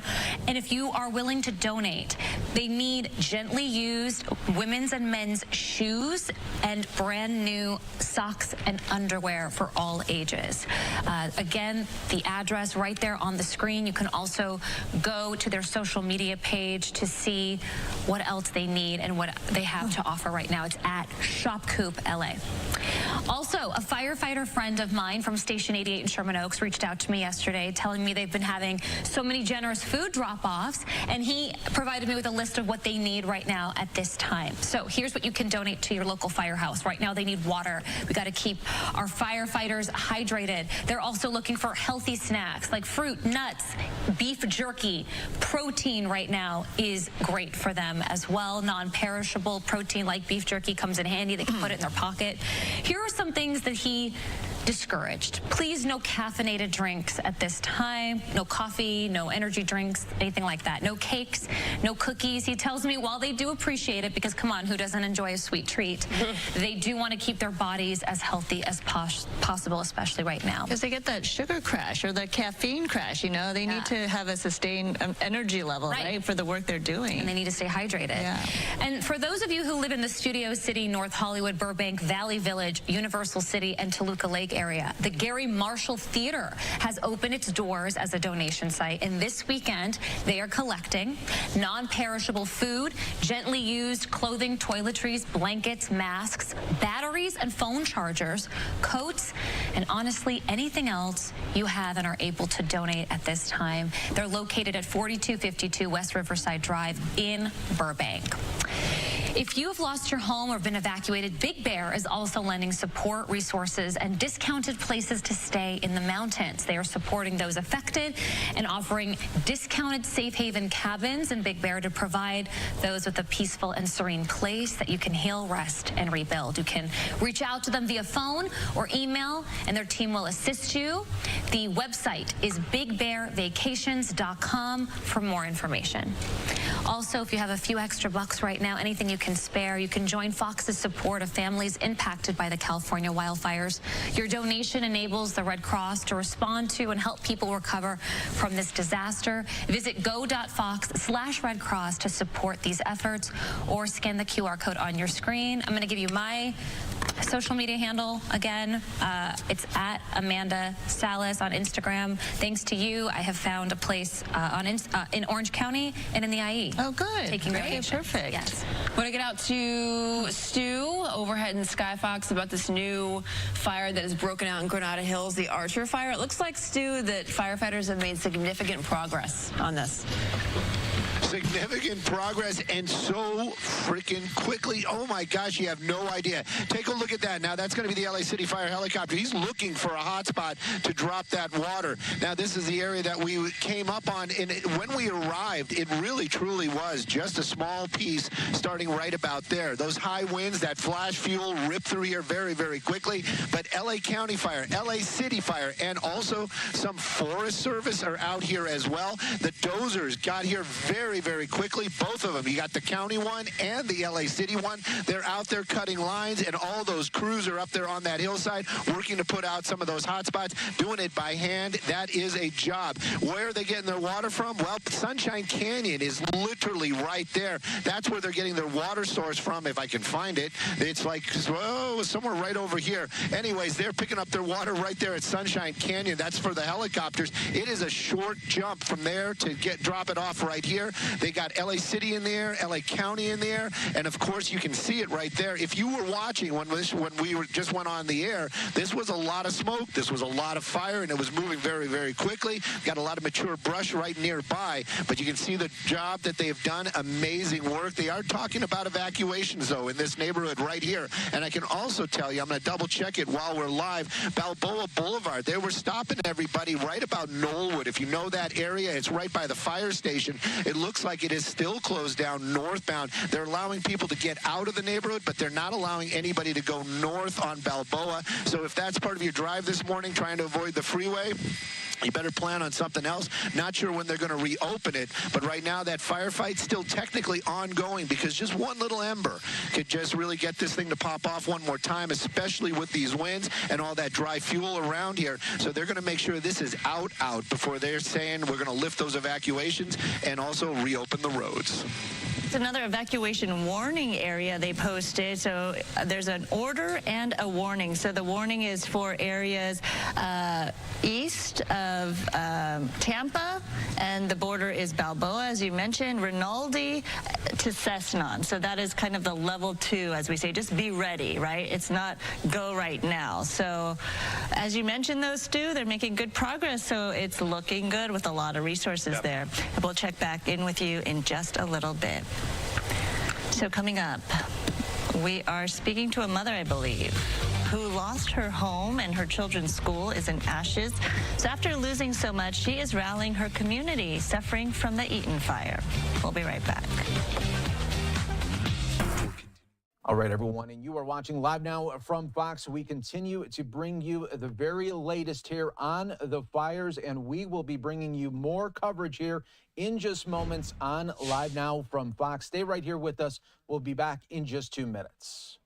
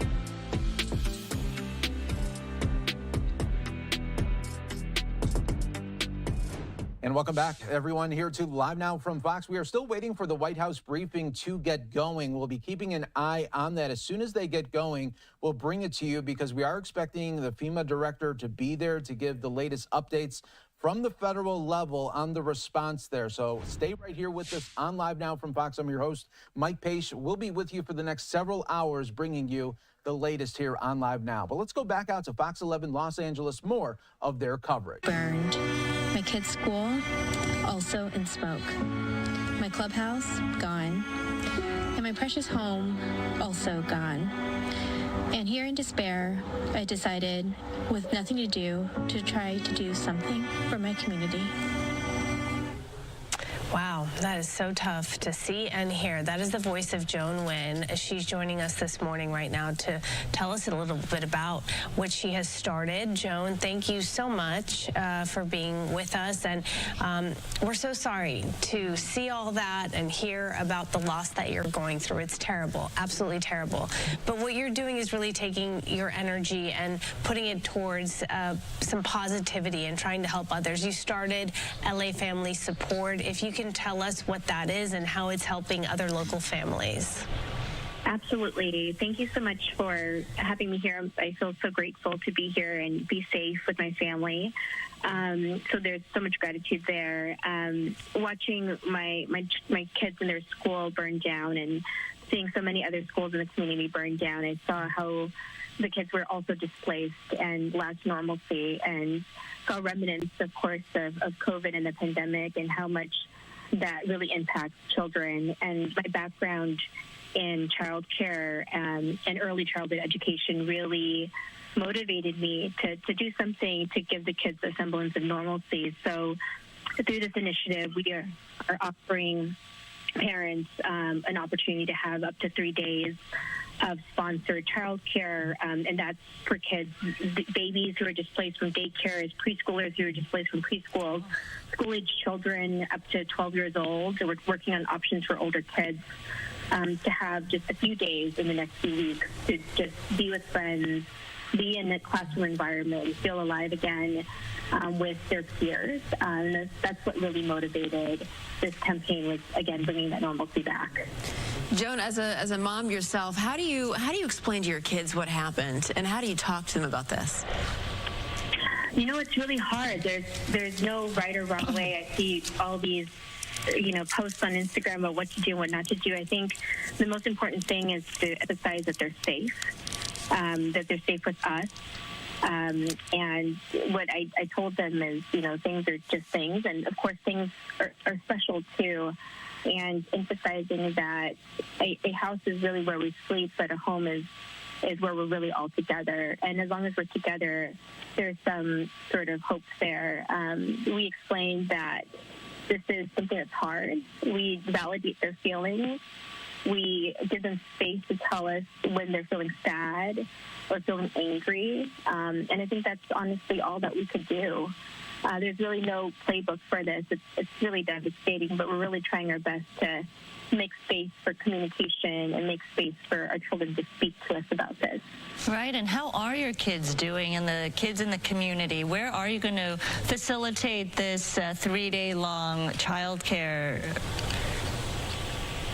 Yeah, so my company Boomo, it's a marketplace for on-demand child care and camps. So we actually have a network of 10,000 searchable locations. So we're able to very quickly and swiftly partner with existing locations that haven't been impacted by the fires, and able to give parents and families this sort of credit to be able to book these locations for those 3 days.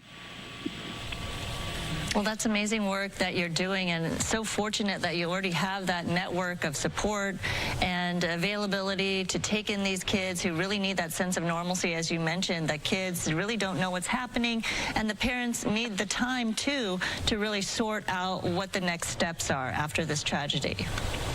Absolutely. It's a tough time to navigate, and I talked to somebody earlier, and they asked, what are the next steps? And there are 1,000 next steps. And so if through what I've been doing the past 5 years, if I can give parents an option and clarity for what the next step looks like in terms of finding 2 to 3 days of support and care, that gives me some relief too, to be able to do that for our community.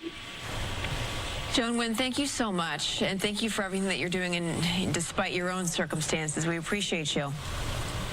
Of course. Thank you so much for having me here. I appreciate your giving me this opportunity to share the story about what we're doing.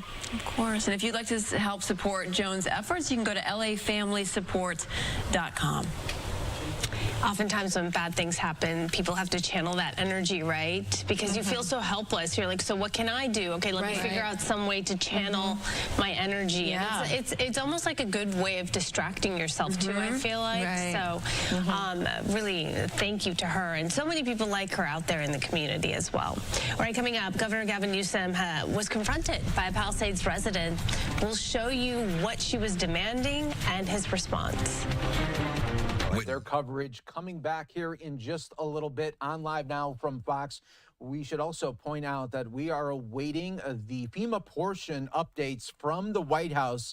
That is coming up in just a little bit. You see more media members sitting down. So let's take another 2-minute break. We'll be back with more on Live Now from Fox in just moments.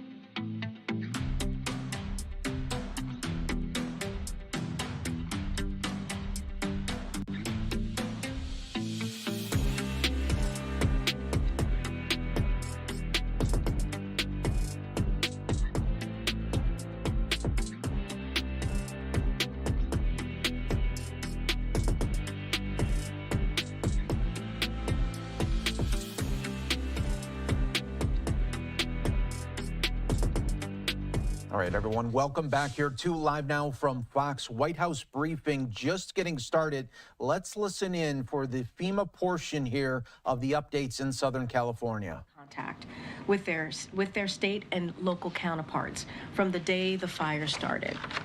Just last night, he spoke separately with Governor Newsom, Senator Schiff, Congressman Sherman and Lieu, Mayor Bass, and LA County Supervisors Solis and Barger to discuss the latest updates on the wildfires across Los Angeles. And earlier this week, the president was in California, where he received briefings from personnel on the ground and met with firefighters who are on the front lines of this response to ensure they have the resources they need.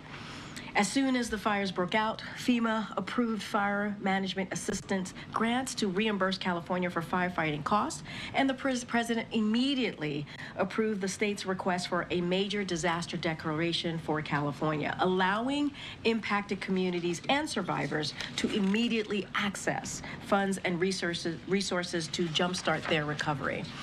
As you just heard from the president moments ago, we have made some progress over the last 24 hours.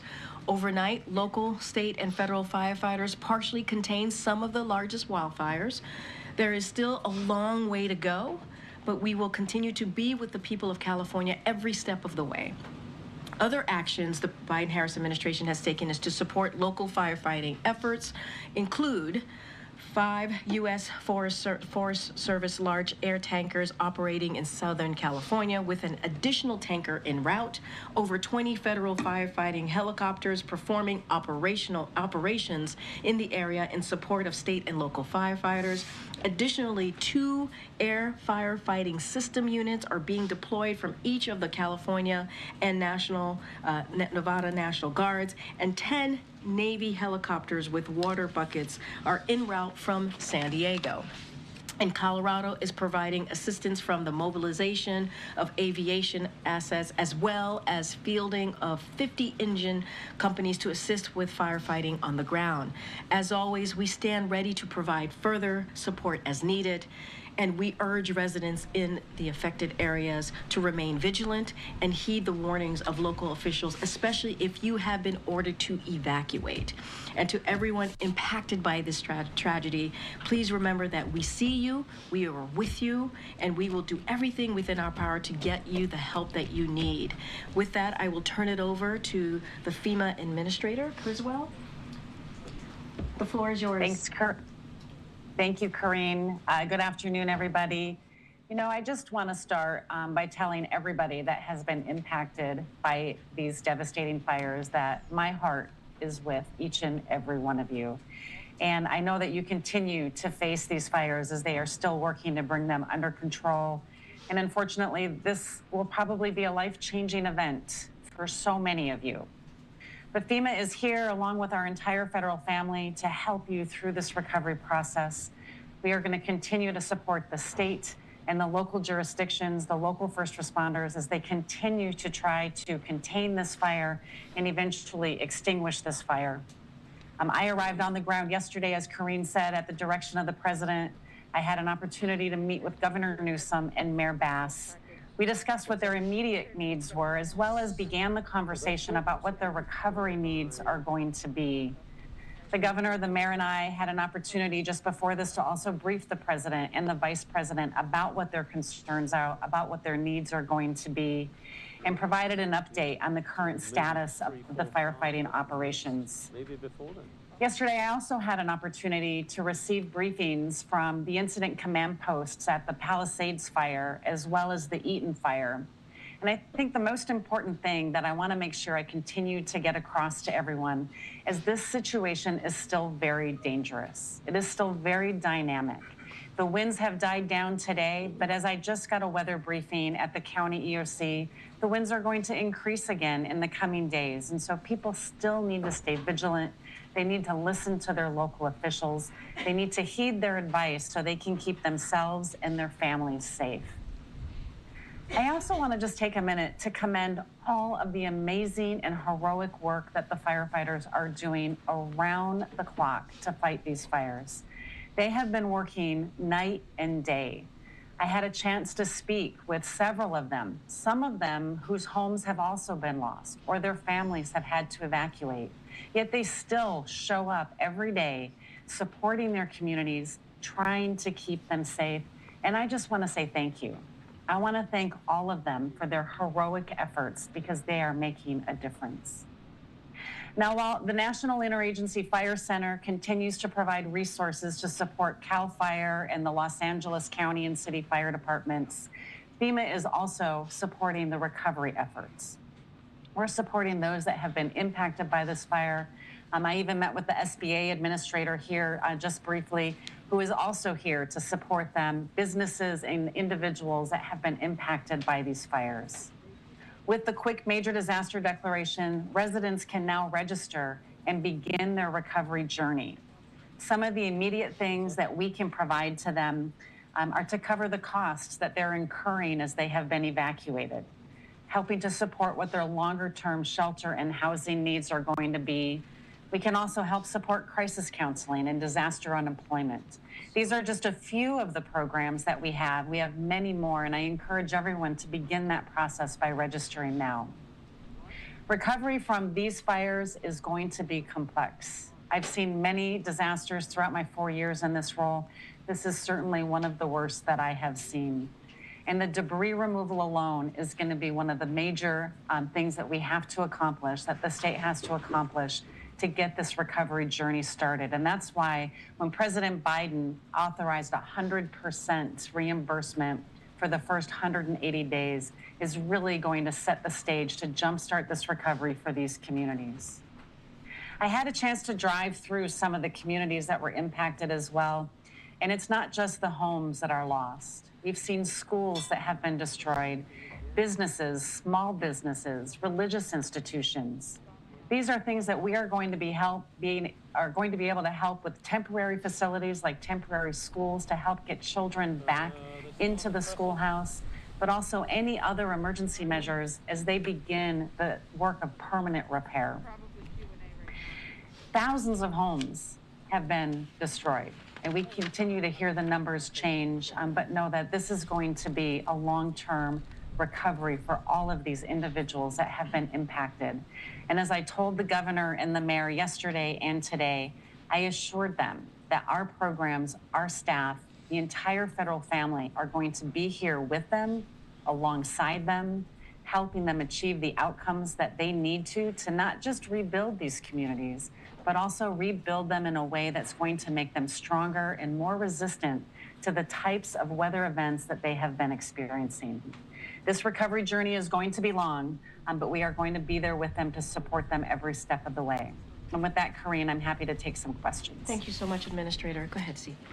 Thanks, Corrine. Thanks, Administrator. I hope you could speak to whether your agency has enough money currently to fund the immediate response needs, or is there a need to go to Congress quickly to get additional funds? And then separately, 10 days out from the presidential transition, what steps are underway at FEMA to ensure that what has been done so far and what's going to be done in the coming days is sustained at the career level and beyond, into the new administration? Thank you. Yeah, with the recent supplemental, FEMA received $27 billion. And so we are now able to continue to support the ongoing recovery efforts for all of the disasters that we've been supporting, to include now the immediate response and the initial recovery efforts that are going to be needed here in California. So we're very grateful for the bipartisan support from Congress to give us that additional funding so we can meet the needs of the individuals that have been impacted. And as far as going through the transition, we have an amazing, dedicated workforce of women and men that are going to be able to continue to support them.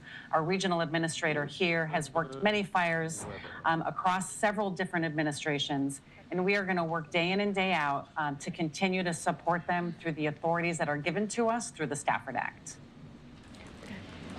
Thank you, Administrator, for taking our questions.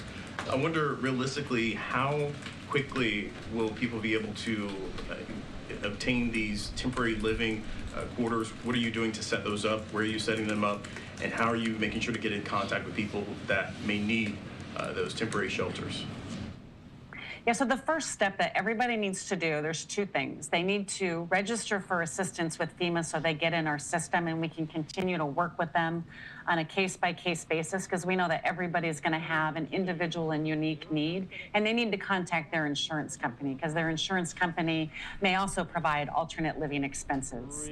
We have a suite of tools, and one of the biggest tools and the best resources we have is reimbursing individuals for either the hotel costs that they're experiencing right now, or if they find a place to rent, reimbursing them for rental assistance. Given where we're at right now, we know that there's going to be a lot of rental resources, and that's going to be the best resource and the best tool that we have to support the families that have been impacted. But we have other tools in our toolbox. And so, again, we want to work with everybody individually because we know that everybody's situation is going to be different, and we're going to apply the right tool for their particular situation.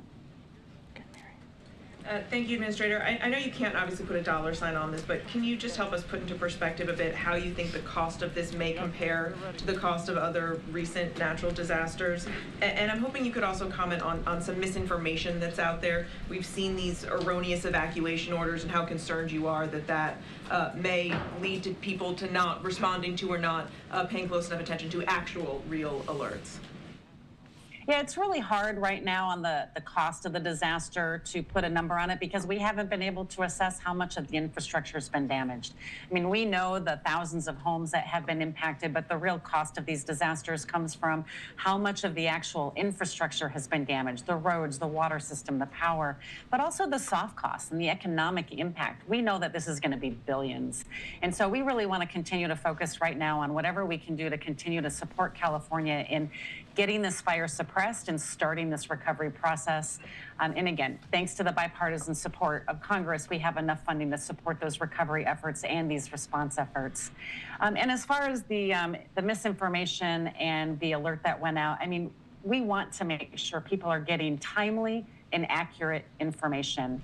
And I will defer to the county for the specifics on what they're doing as far as that alert, but know that it's part of our wireless emergency alert platform that FEMA offers to state and locals, and we are providing technical assistance to them to make sure we can help them understand what happened and ensure that it doesn't happen again, because we have to be able to send out accurate information so we can give people the right information and they know to believe it. Good job. Thanks, Bree. Administrator, the president was referring in the Oval earlier and yesterday to, I guess, some misinformation about the fire hydrants. Can you just spell it out clearly? Is there a water shortage? Is there an issue with water? And if not, what's the issue? Yeah, I mean, I would really defer to the city and the county for the specifics, but what I have been briefed is that it was an overload of the system, right? There were so many simultaneous fires that happened at once. There was multiple firefighting resources that were utilizing and using the water system to put out these fires, and it put a strain on the system, and it takes time for that system to then regenerate. But the specifics on it, I really just want to make sure that you talk with them. As we heard from, you know, the Los Angeles City Fire Chief yesterday, they plan for this. They have other resources available with water tenders, and now we have the ability to fly the aircraft into these communities to help put that fire out. And so it really, you talk about the multiple simultaneous fires that started, and it just put a strain on the system from my understanding. Just one follow-up on the coordination with the incoming administration. Are you speaking to anyone yourself on the transition, and has the misinformation aspect come up in those discussions? So we have a whole team dedicated to be working with the transition team, and they're providing regular briefings to them on a daily basis. And so we're providing whatever information that they ask for. President Biden committed to 180 days of 100% match on recovery funds. Just technically, how is he able to commit to 6 months when he's only going to be in office for 10 more days? Is that locked in, or could that change if the next administration has a different idea? You know, this is a practice that many administrations have utilized to help support the immediate needs in the response to one of these major catastrophic disasters. And what we want to be able to do is recognize the catastrophic impact of that. And the president has the authority through the statute, through law, to be able to commit this amount of funding to support the recovery efforts. I would hope that we look at this, as I think Corinne said earlier, that these are communities that have had a catastrophic impact, and that we want to make sure that we are doing everything we can as a federal family to support them on this recovery journey. The statute, the law, allows us to do exactly what we did and allows the president to make that determination, and this is what they need. They need this support in order to facilitate the recovery that's going to have to happen. And just a quick follow, does that mean that it can't be rolled back? I mean, I'm certain that, you know, anybody can make a determination on if they want to do something or not, but this was done according to the statute, and I would think that the statute would say that this is the direction that needs to happen and that it shouldn't be rolled back. This is Arlette Sines with CNN. In your conversations with any of the local officials, have any of them expressed concerns about the possibility that that funding could be rolled back? Well, I think I've gotten the question from several people about what's going to happen over the transition. And the same thing that I've said to you is that we have dedicated career women and men that have been supporting disaster response for everywhere around the country, not just this administration, but the previous administration and every administration before that. And the actions that we have taken in this administration are no different than the types of declarations that have happened before. And I, want to assure them that the law, the Stafford Act, that gives us the authority to provide these declarations is one that has withstood since 1979, and we will continue to implement it as directed by the law. Kelly. Administrator Kelly O'Donnell from NBC. Do you have concerns about the inventory of available housing for people who've been displaced and for the length of time it would take for rebuilding? Obviously, it's going to be some time before you can even clear parcels that people may own or what have you. Do you see almost an extinction of some of these communities for a period of time? So we're going to work with the state to understand what the housing stock is, because as I said, one of the best resources that we have is our rental assistance, and we want to get people into that longer term temporary situation as quickly as possible so they can continue on with their lives. We're going to have to do an assessment to see what the availability is and then determine if we're going to need to bring in other tools to help support the ongoing housing requirement for these communities. But know that our goal is to keep people in these communities. We do not want them to move far from their communities. This is where they work. This is where their schools are. This is where their family, their religious institutions are. And so our goal is to find everything we can as close to their communities so they can keep the community part of them intact, right? The houses and the buildings might be gone, but the community stays, right? That community spirit will always be there. And so that is what our goal is, and that's what we'll work with the state and the county to achieve. In the back, go ahead. Thanks, Administrator. The President previewed that the death toll was likely to increase. Does the federal government have a handle on how many missing people there are, as well as any advice you have for people dealing with air quality issues at the moment? So I didn't hear the second question, but to answer the first question, that's something I would have to defer to the state. All of those numbers come from the coroner to determine the number of fatalities, and the number missing is something that they'll track. We're just going to continue to support them if they need resources to help with that. And then what was your second question? Just about advice that you would have for people dealing with air quality issues in the area? With their what issues? Air quality issues in the area. Oh, air quality. Air quality issues. Again, listening to your local officials, there's definitely air quality issues around the area. And You know, the beauty of the wind dying down is that they can get better control over the fires, but it also doesn't blow the smoke out. And so there are definitely a lot of concerns from across the area here about what the air quality is going to look like. And so they need to make the decisions that's best for them. And I know that the departments of public health at both the county and the state are providing information and guidance, and I would have them listen to them for what the best resources are for them to protect themselves from the air quality impacts from these fires. Okay, we're going to wrap it up. Go ahead. Thank you, Administrator. I'm curious, as you're briefing the incoming administration, are there specific steps you are recommending that they take in this response, given how long-term it's likely going to be? Yeah, that's something that, I mean, our career staff that are here on the ground in California that are going to be back at headquarters, they will continue to work through all of the requirements to support the recovery efforts. And as the incoming administration comes on board, we will give them an update as to where we're at with the status and any challenges that we're finding and the direction and the vision that we need to do to achieve the governor, the mayor's outcomes for this disaster recovery, but all of the disaster recoveries, right? We had 179 disaster declarations just last year alone. And so our team that has been working these day in and day out for the last 4 years will continue to do so within the new administration. Okay, last question. Thank you, Karim. So as the rebuilding gets underway, will there be any requirements around fire-resistant building materials to be used and other safety measures that, you know, construction folks should adhere to? I just want to make sure I heard the question. As the rebuilding begins, are there going to be requirements on how they rebuild? Did I hear that right? I'm sorry. Yes, on fire resistance. Yes, fire resistance.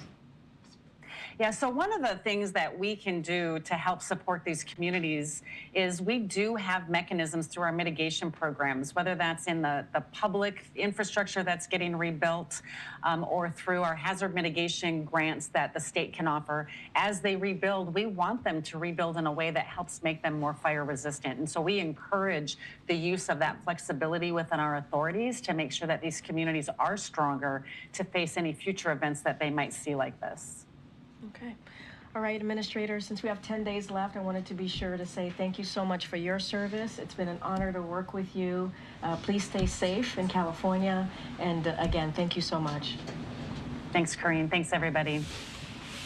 Oh, I have actually 2 more things, and then I'll get to questions. So I'll quickly turn to Venezuela, where Maduro... All right, so that was the FEMA portion with the White House briefing. They're getting some important updates on the federal response as these ongoing measures continue to be put in place there for Southern California. Let's go now back out to Fox 11 LA coverage as they continue to give the fresh updates on this massive fire situation out there in California. We need to fight for what we need to. That is my job as the fire chief of the best fire department in the world.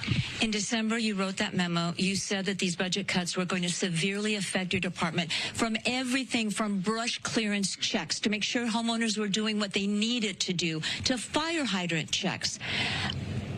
And yet you heard the mayor just yesterday say, no, those cuts did not affect the ability to serve and would not have changed anything in this situation. What is going through your mind? And I know this is difficult. There are a lot of politics at play. You are not a politician. You are the woman responsible for all these men and women at LA City Fire and for our residents in the city of Los Angeles. When you hear the mayor say it didn't affect anything at all, what is going through your head? If you can share that with us. Sure. So just full transparency. Again, my position is to make sure that our people get what they need to do their jobs, and also, mind you, that they get to go home to their families. The amount of calls that our firefighters are running today has doubled since 2010, a 55% increase with 68 less people. Full transparency, this isn't a new problem for us. Since the 3 years that I've been in the seat, I've sounded the alarm to say we need more. This is no longer sustainable. So with that, we're now in a position to be properly funded. We are screaming to be properly funded to make sure that our firefighters can do their jobs so that we can serve the community that we took an oath. But when the representative of the city says The cuts that were made and signed did not affect the response to the fire that is being criticized, the response that is being criticized by so many people. What is going through your mind? Yeah, just again, the full transparency of the documentation, of being able to sound the alarm. Does it make you mad? I don't know if it makes me mad.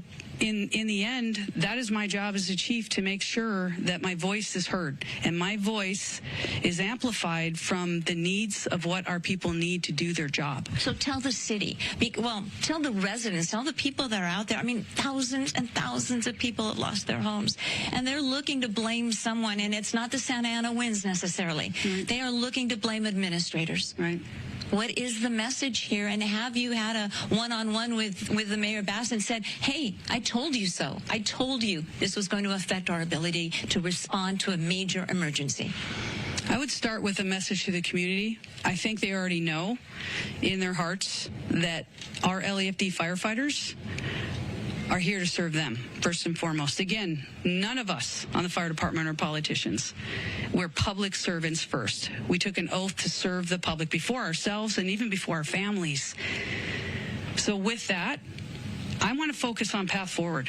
I want to focus on what the LAFD needs, what I need as a fire chief, and what our people need to do their jobs to make sure that we can save lives and that we can protect property to the greatest capacity. But we need to be funded appropriately, and that's where my head is, you asked. The mayor said it didn't affect your ability to respond. Did it affect LA City Fire's ability to respond, starting with the Palisade fire and then this domino effect of fires, including the Archer fire that we're seeing happen right now in Granada Hills? Yeah, I think obviously any budget cut is going to impact our ability to provide service. That's at this point, that is a ground truth in regard to our ability. If there's a budget cut, we had to pull from somewhere else. What does that mean? That doesn't get done. There's delays. So in the end, again, I'm going to focus on getting us what we need from this particular catastrophe and disaster and how much it's impacted the communities that we love. I got to go after the things that will help our firefighters, keep them safe, and make sure that if and when this ever happens again, that we're properly funded and that we have the ability to do our jobs and keep people safe. What is your message to city administrators, starting with Mayor Bass? My message is the fire department needs to be properly funded. And it's not.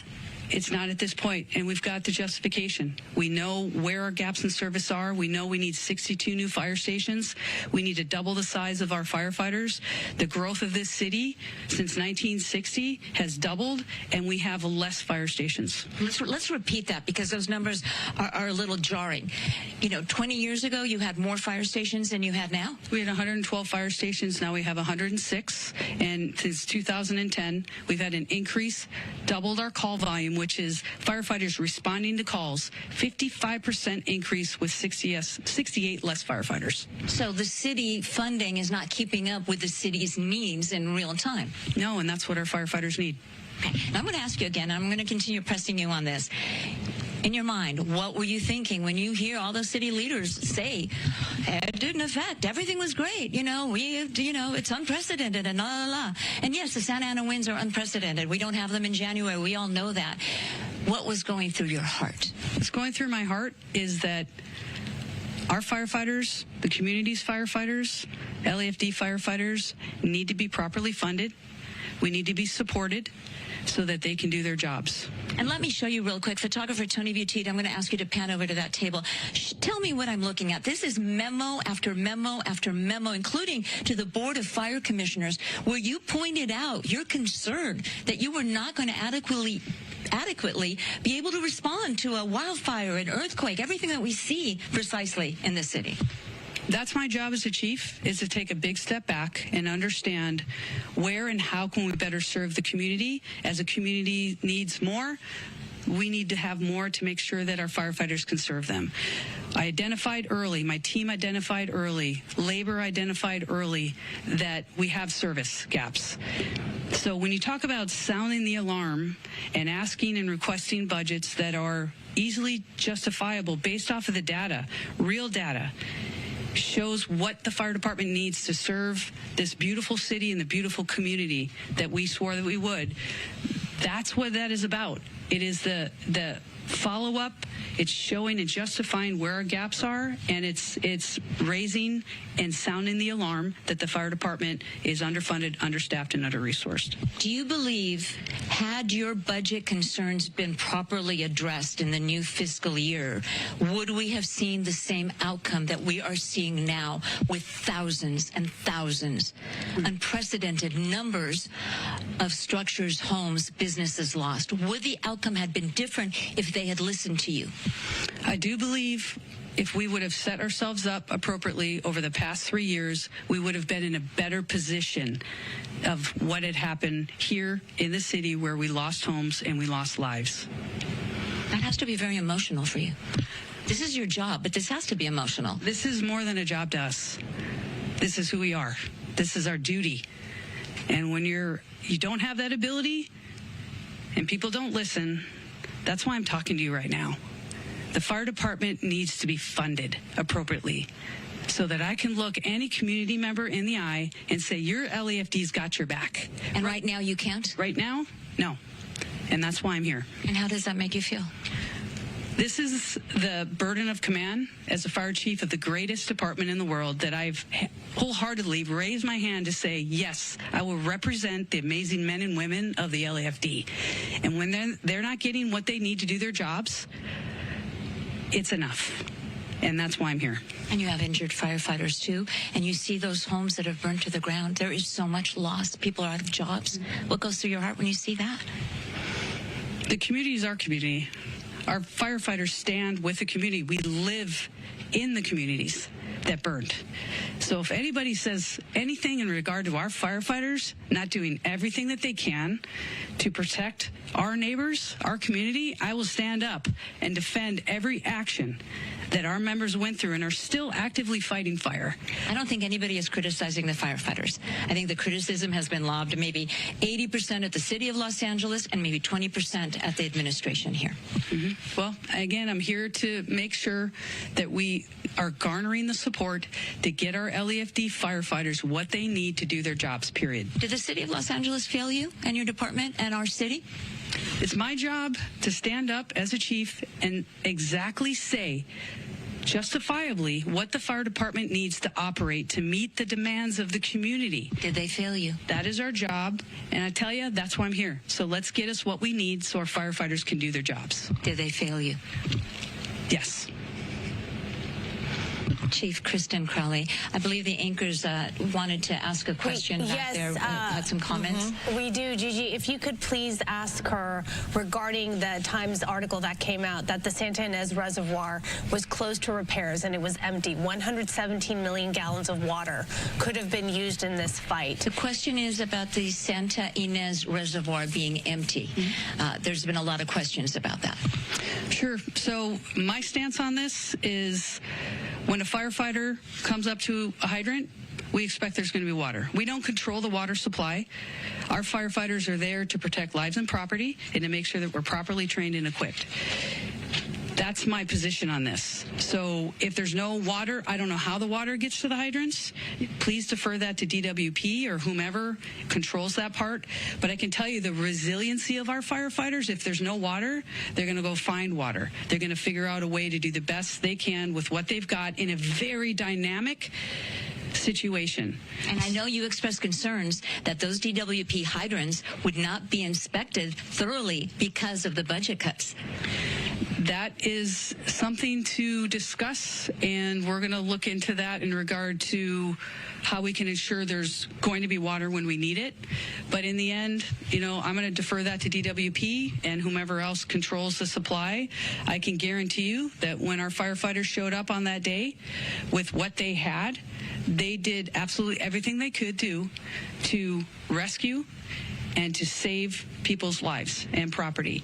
And that's the bottom line. Now let's get them what they need to do their jobs. Let's get them water, Chief, because I was with your firefighters and they literally were watching a house burn down with pain in their eyes, not being able to do anything except pull water from a swimming pool to try to save a nearby structure that wasn't burning, and literally watching a house burn to the ground because they had no water. That's exactly right. But did they continue to work, and did they continue to do what they had to do the best they could with what they had?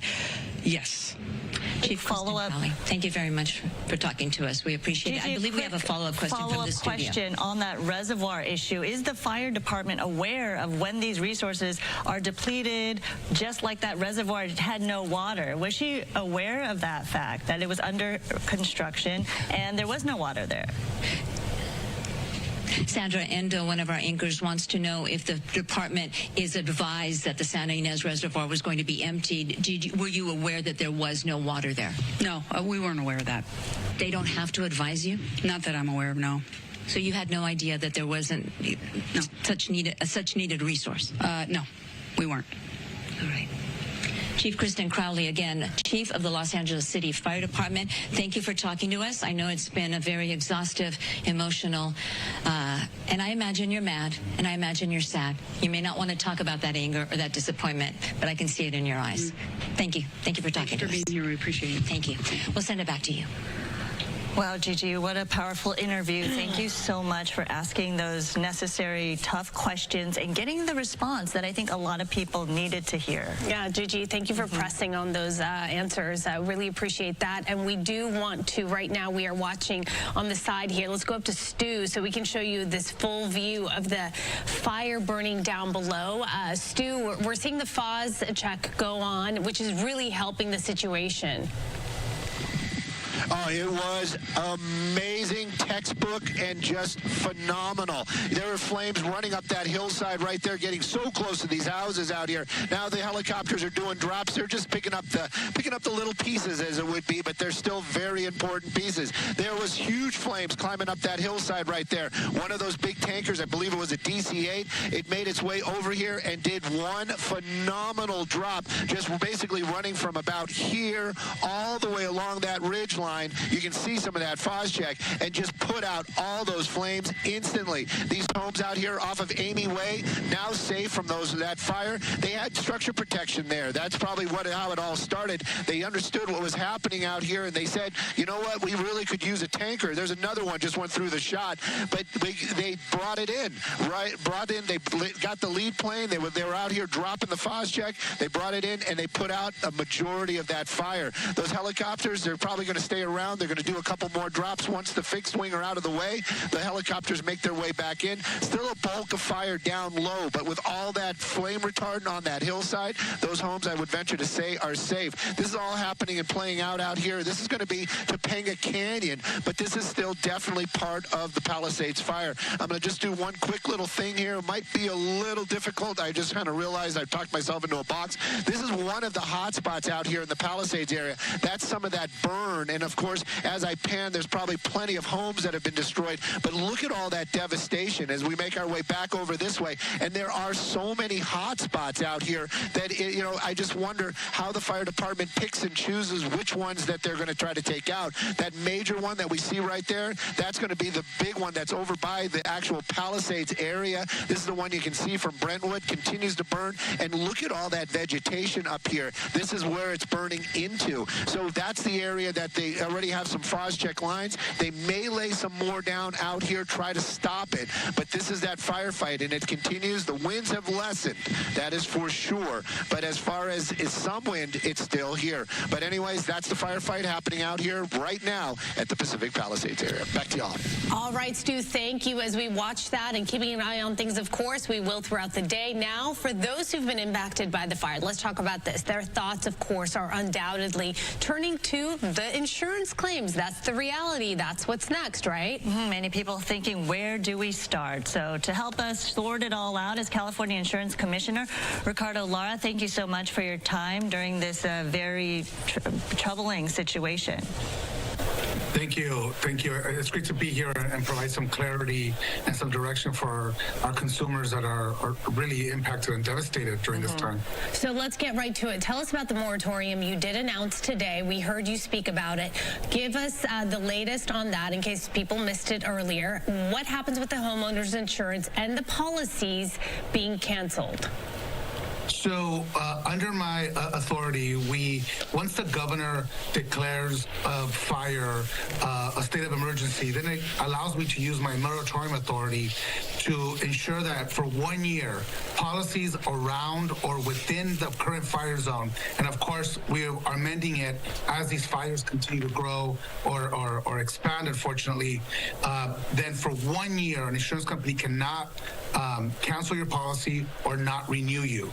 That is to give you some peace of mind as we're trying to assess the situation and give you some grace as we're making sure that you take care of yourself, and insurance, could be something that comes after the recovery. We just want you to be safe now.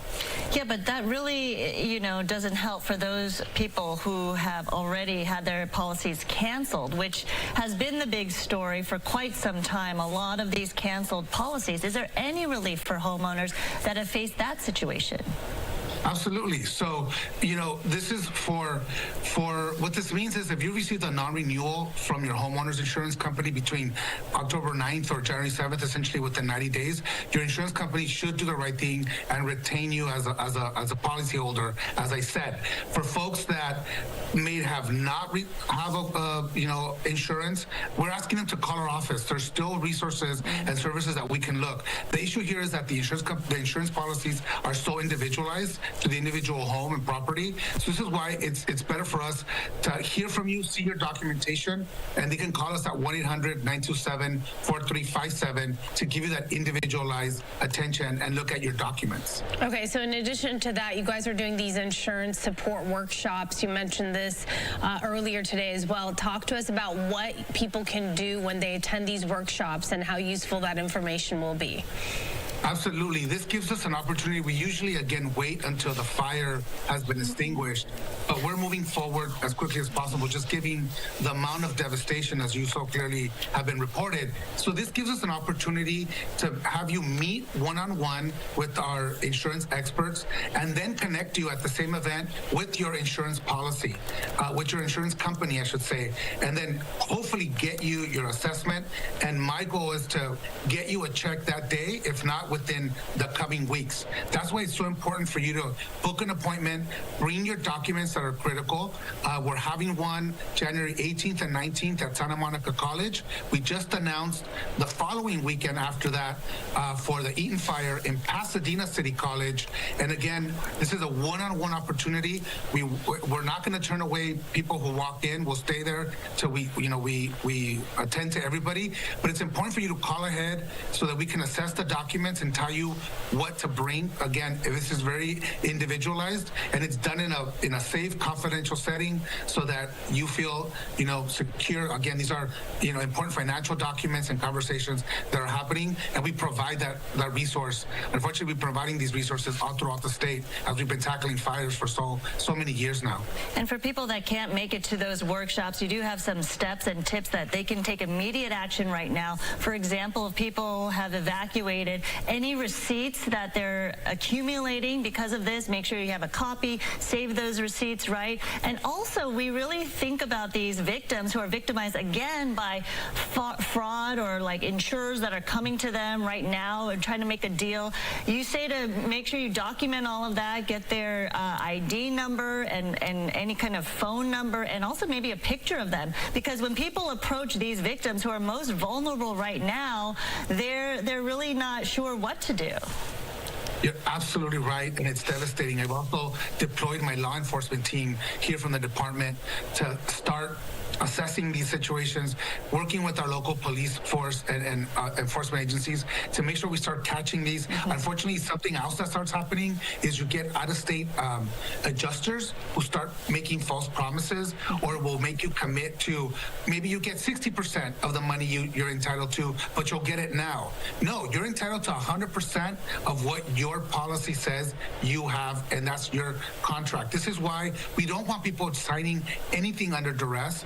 call us. Even if you can't make the event, give us a call. We'll assess your situation. Another tip that we're telling folks is maybe you're adjacent to the fire, maybe you haven't been evacuated. Start taking pictures of your property, of your valuables. That helps through the claims process. And also, you might want to create an independent, separate email that is just dedicated for your negotiations with your insurance company, adjusters, as you're replacing property, all these things to help you just centralize that documentation so you could bring that to the workshop and also use that during the claims process. Yeah, for all your records, those are really important tips and things that people can do immediately right now. Well, that was one of the things right before people were leaving their homes if they had to evacuate. We saw some people going around their home and taking videos of, you know, what the layout is, what they have, what their possessions are even. So these are steps you can take way in advance before you even have to face a situation like this. Correct. It's critical that we be proactive, especially as we're reminded of just the devastation, and we don't want people making these decisions under duress or the trauma of what they just experienced.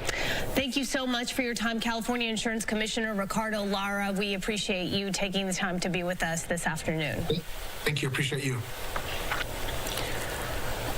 All right, you are looking at video of all the damage left behind, obviously, by the Palisades fire. It's still just so heartbreaking, heart-wrenching to see as all that debris just, you know, everything is leveled right there, just going up into the Pacific Ocean.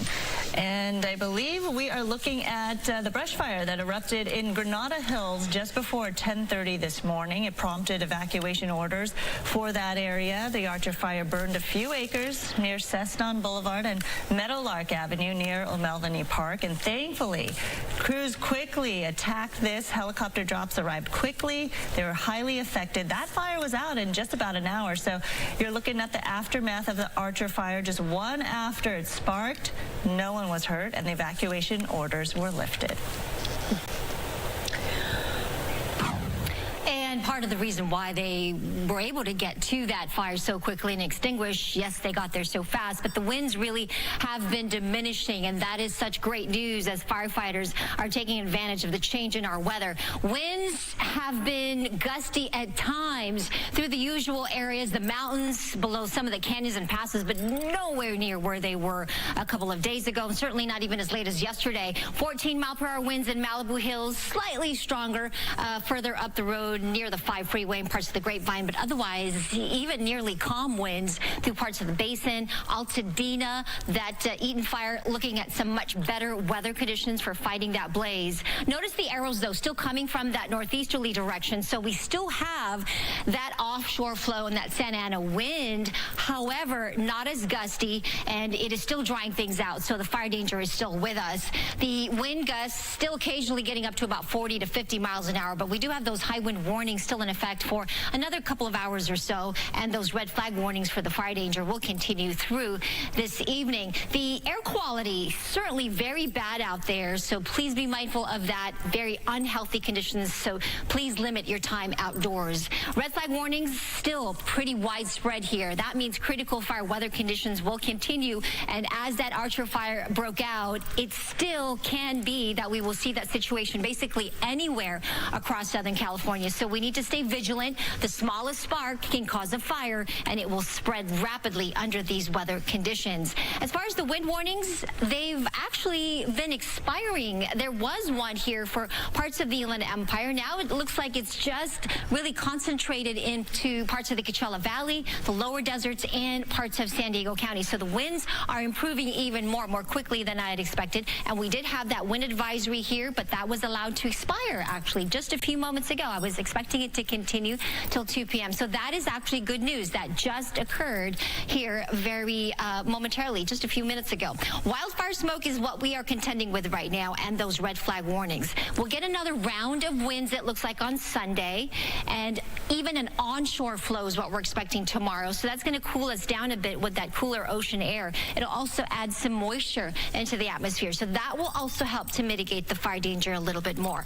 There is, looks like, another round of winds we're expecting on Tuesday. That one more moderate to strong, not as fierce as what we saw earlier this week, but that could pose some new problems. So you want to just keep that in mind as you plan ahead. And further down the road, there is a 20% chance right now for a light shower on Thursday into Friday. We'll wait and see. We're still several days away from that, but at least there's some hope at the long end here. So we'll see if that happens, and I'll keep you posted. In the meantime, those red flag warnings will continue, especially up over the mountains. Still, those winds are going to be gusty at times, but getting better as we get to the evening. That round of wind on Sunday, a little stronger on Tuesday into Wednesday. Just stay safe out there, be vigilant, stay aware, and remember, if you see something, say something right away so that they can get to it right away as well. Sandra and Araxia. Okay, Maria, thanks so much. So earlier this morning, there was a news conference held with many city and county officials, and so many questions, right? And so we were trying to get updates on the fire, but also just asking questions that many people are curious about and are demanding answers to. Right, especially all of those false alerts that people are getting on their phones, and Bob DeCastro has some answers for us. Bob.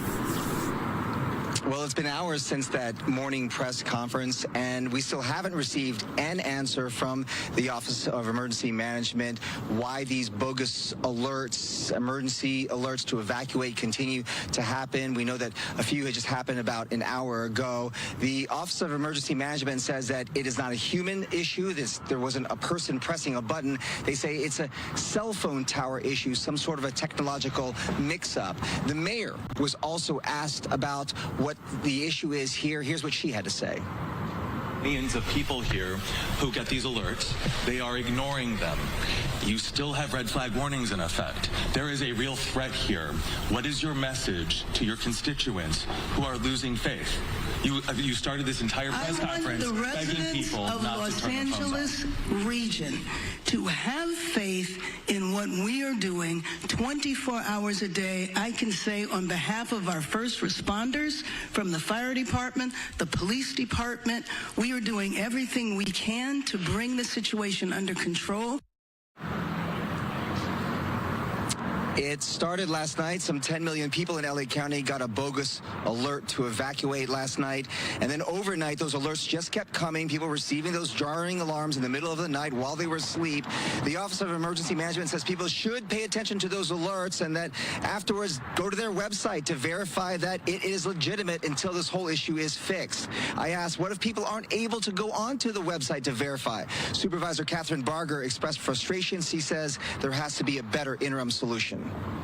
Bottom line is we are going to drill down because I too got the alert. I got 2 alerts, and then I got an alert telling me to disregard the alerts. And, you know, as someone who has communities that are on edge, that are lined up, and I'm sure Mayor Gordo has the same situation going on as well. They're on pins and needles thinking that they're next. The verification, so people are just supposed to go on this website, find this website to figure out if it's real? I think that's absolutely ridiculous, and I told Kevin McGowan that. To tell people to go on a website when they may not have access to an internet is absolutely absurd, and that is, quite frankly, not something that I am recommending. Obviously, for those that want to find out where the evacuation centers are, or I mean the evacuation locations are, they can go on there, and it is an accurate map. But I'm not going to tell people, if you get the alert, go on and check. I mean, I think that we need to fix this problem so that, in fact, when an alert goes out, it is a legitimate alert that people can listen to. So as it stands right now, there is no interim solution, and I had asked the director of the OEM, Kevin McGowan, is there an ETA when this might be fixed? He says there wasn't as of yet. Perhaps we'll get more answers at the news conference tonight. We'll send it back to you. Bob, I don't know if you were able to hear Gigi speaking with the fire chief a little bit ago. Yes, I did. I heard the interview. Okay, and while you were at this news conference, if you can talk a little bit about some of the things you were hearing and having some side conversations and what you thought of what the fire chief had to say. You've been out and about talking to so many people in the last few days.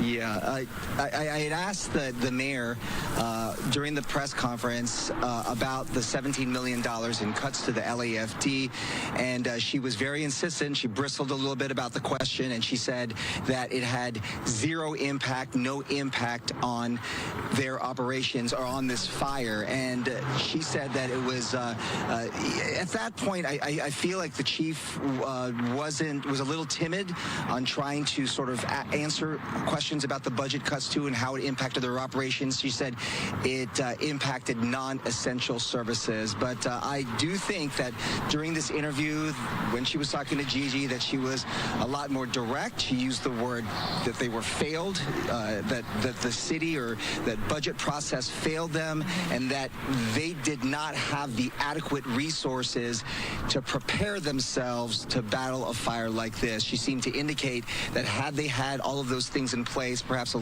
that budget in place, that they would have been better prepared to serve the people and more prepared to fight this fire and perhaps mitigate some of the losses that we might have had.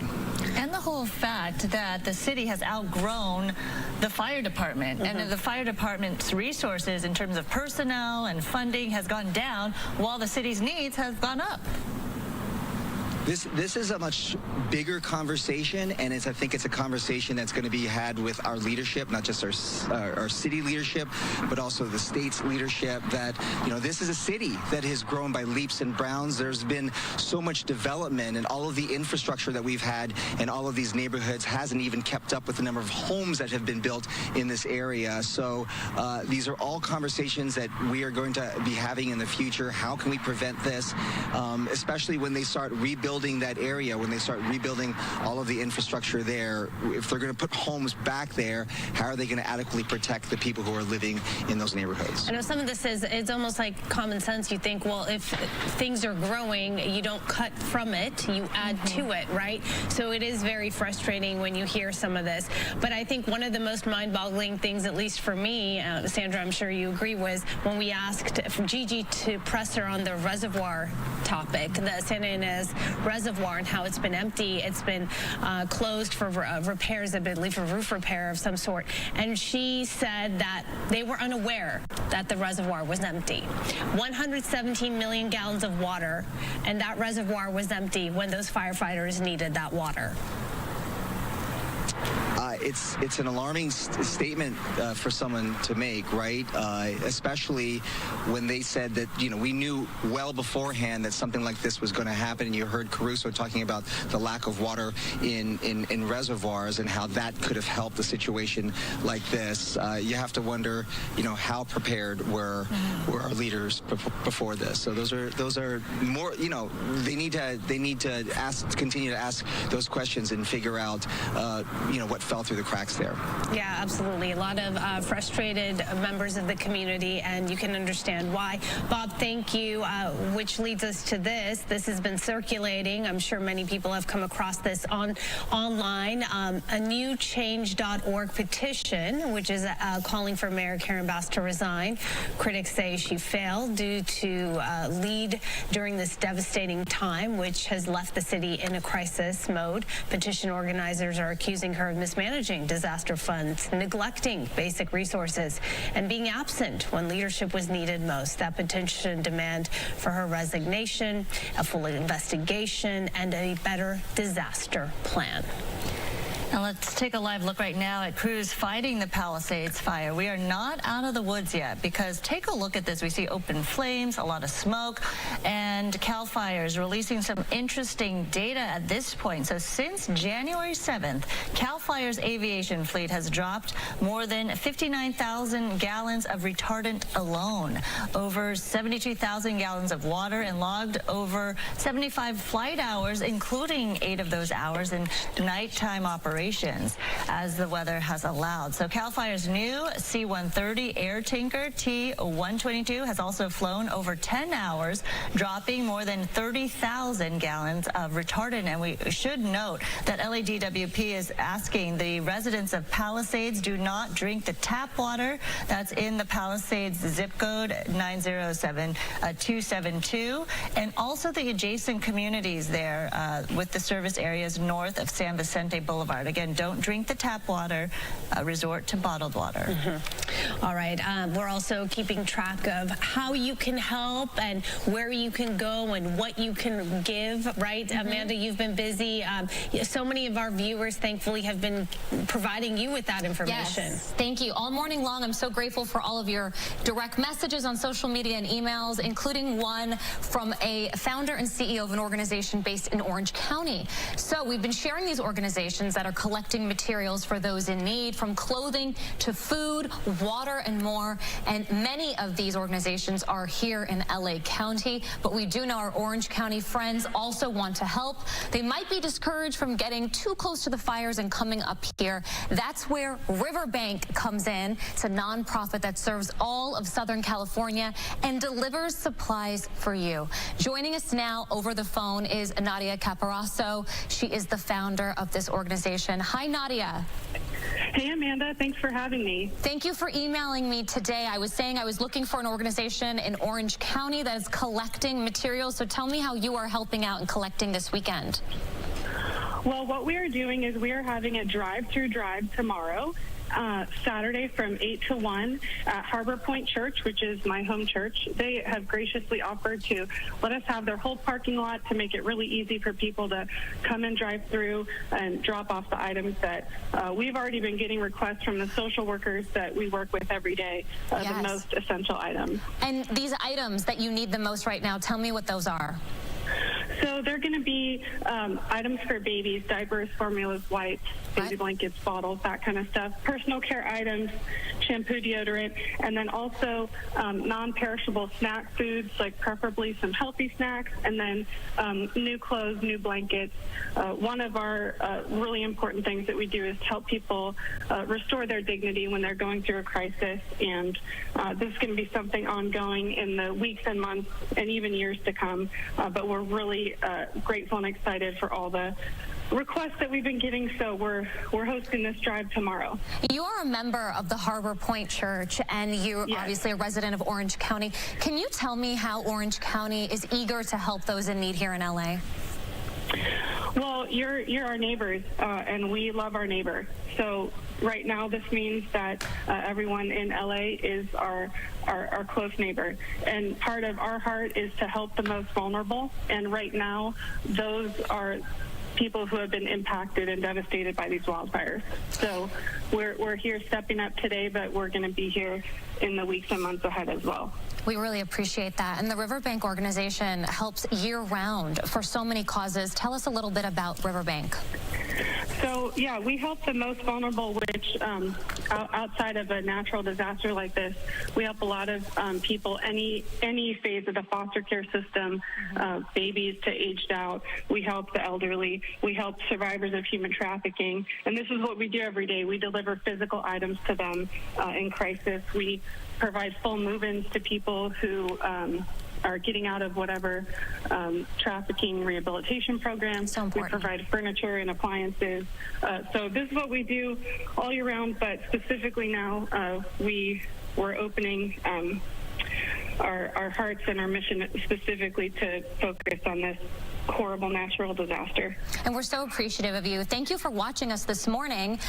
We put the call out to somebody in Orange County to help give us a location where residents down there can donate. And you emailed me right away, and I want to thank you personally so much for doing that. So we're going to put the information on the screen again. For those that are going to be in Orange County this weekend, who live in Orange County, you have things that you can donate on your screen. Let's put that up one more time. The location is the Harbor Point Church in San Juan Capistrano. Absolutely. What times should people expect to do drop-offs, Nadia? They can come from 8 to 1, and I also want to encourage, like I said, this is going to be an ongoing effort that it's going to take a long time, and it's going to take a lot of support. So please connect with us on social media, and if you have bigger items or other items that you want to donate, please reach out to us directly, and we want to accommodate all those as well. Thank you for all that you're doing. Thank you for your heart. Thank you so much for reaching out to me, Nadia. If you have any questions, of course, if you have any questions, you can contact Riverbank.org on Instagram. Nadia, thank you so much for founding this organization and for doing what you can to help us here in LA. Thank you so much. It's our joy. Thank you. Really, we keep repeating this, but of course, this is a prime example of when there is a terrible disaster, you see the best in humanity come forward. Oh, absolutely. Unfortunately, there's some instances where that's the opposite, right? Sure. But for the most part, you have so many wonderful people trying to do their part. And to Oh my just, goodness, you know, yeah. you feel helpless, so you channel that energy towards something. I just had a viewer direct message me on Instagram saying that they got a $100 gift card to Costco for Christmas, but they want to donate it to the fire department. That's really nice. I mean, everyone's just doing their part right now. And everything helps. Everything does help. Okay. We're going to go to Let's go back to Gigi, That's who right. just had an incredible interview with the fire chief with some real eye-opening answers you were able to get from her, Gigi, and just some of those tough questions you were asking, really necessary at this time. Yes, good morning, good afternoon, good afternoon. Sorry, a lot of noise here in downtown Los Angeles. We're right at City Hall and in front of where Los Angeles City Fire has their headquarters. We appreciate the chief of LA City Fire, Kristen Crowley's candor, her honesty, her emotion. Today she spoke out. These have been trying times for the city fire department, which with the city of Los Angeles has come under fire and a lot of criticism about the way these fires have been handled. But the chief, during our interview, showed me memos that date back to the 3 years she's been in office, where she has been addressing the budget issues, where she has been addressing the concerns she had. She spelled it all out in those memos. The budget cuts that the city made, especially in the 2024-2025 fiscal year budget, she wrote would severely impede the fire department's ability to respond to emergencies like wildfires, earthquakes, and more. As a matter of fact, she says they're underfunded, they're understaffed. According to firefighter requirements, the industry standard, you have to have 1.8 firefighters per a certain amount of residents in a city. Well, LA City Fire failed that. They have half the firefighters that we need in the city according to industry standards. And all of this was shown to me and backed up with documentation. We discussed the criticism. We discussed the response from LA City Fire. And most importantly, we discussed the fact that many people say the city of Los Angeles failed our fire department. My message is the fire department needs to be properly funded. And it's not. It's not at this point, and we've got the justification. We know where our gaps in service are. We know we need 62 new fire stations. We need to double the size of our firefighters. The growth of this city since 1960 has doubled, and we have less fire stations. The fire department needs to be funded appropriately so that I can look any community member in the eye and say, your LAFD's got your back. And right now you can't? Right now, no. Did they fail you? Yes. Did they fail you? Yes. Those are very strong words for the fire chief, but she is facing it head on. She knows about the criticism that is out there in light of all these fires, and she wants people to know what the fire department and the men and women of the LA City Fire Department are up against. And the cuts, the fire chief says, affected so many different areas, including inspecting fire hydrants. Fire hydrants, they're controlled apparently by the DWP, but they need to be inspected by the fire department. Well, not all of those inspections apparently were done. While the brush clearance, firefighters literally go to your door and make sure that you've cleared your brush so that your house is safe in case of a major emergency. She laid those things out in a memo dated December of 2024, just last month, and in memos dating back to 2023, that in case of an emergency, the fire department would be severely hindered in responding the way they would need to respond. Did the city fail LA City Fire? Mayor Karen Bass has clearly said that the cuts made to the budget did not affect the response. I think the fire department begs to differ. Reporting live from City Hall and Los Angeles City Fire headquarters. We'll send it back to you. Go ahead. Yeah, that rock solid proof right there. Memo after memo dating back a couple of years now, at least from what we could see from our vantage point. You were right there on on top of that table where those memos were laid out asking for more funding. And what really stuck out in my mind was the fact that she said the city has grown, but the department has been cut back. So it's not keeping up with the pace of growth of this city. And she said we're underfunded, understaffed, and under-resourced. Right, and we have less fire stations than we had, I don't know, 10 years ago. We have more people living in the city. We have more challenges, yet we have less fire stations. I believe she said, and I believe it was 68 firefighters. They need at least 68 more firefighters, and I don't remember the number she quoted on fire stations that are needed. And one of the statistics that really hit hard with me is the national standard for firefighters per population. And the fact that they have been not written up, but they've been pointed out that they don't meet the national standard for staffing for firefighters based on the population of the city of Los Angeles. And that is on any regular day. That is not in light of a major emergency like the one we're seeing. And let's not even get into what would happen if we had an earthquake. And it's not when or if, it's when. So, I mean, 1.8 firefighters per X amount of population. And we have 0.9, I believe, was quoted to me and shown to me in a memo. So that just shows that we don't even meet the national standard for the amount of firefighters. I appreciate the chief's emotion. I want to reiterate that Mayor Karen Bass stands by what she said. She said it just yesterday on camera, that she believes that the budget cuts made by the city of Los Angeles did not affect the response in light of the Palisades fire and all the other fires, including the Archer fire that we're seeing today.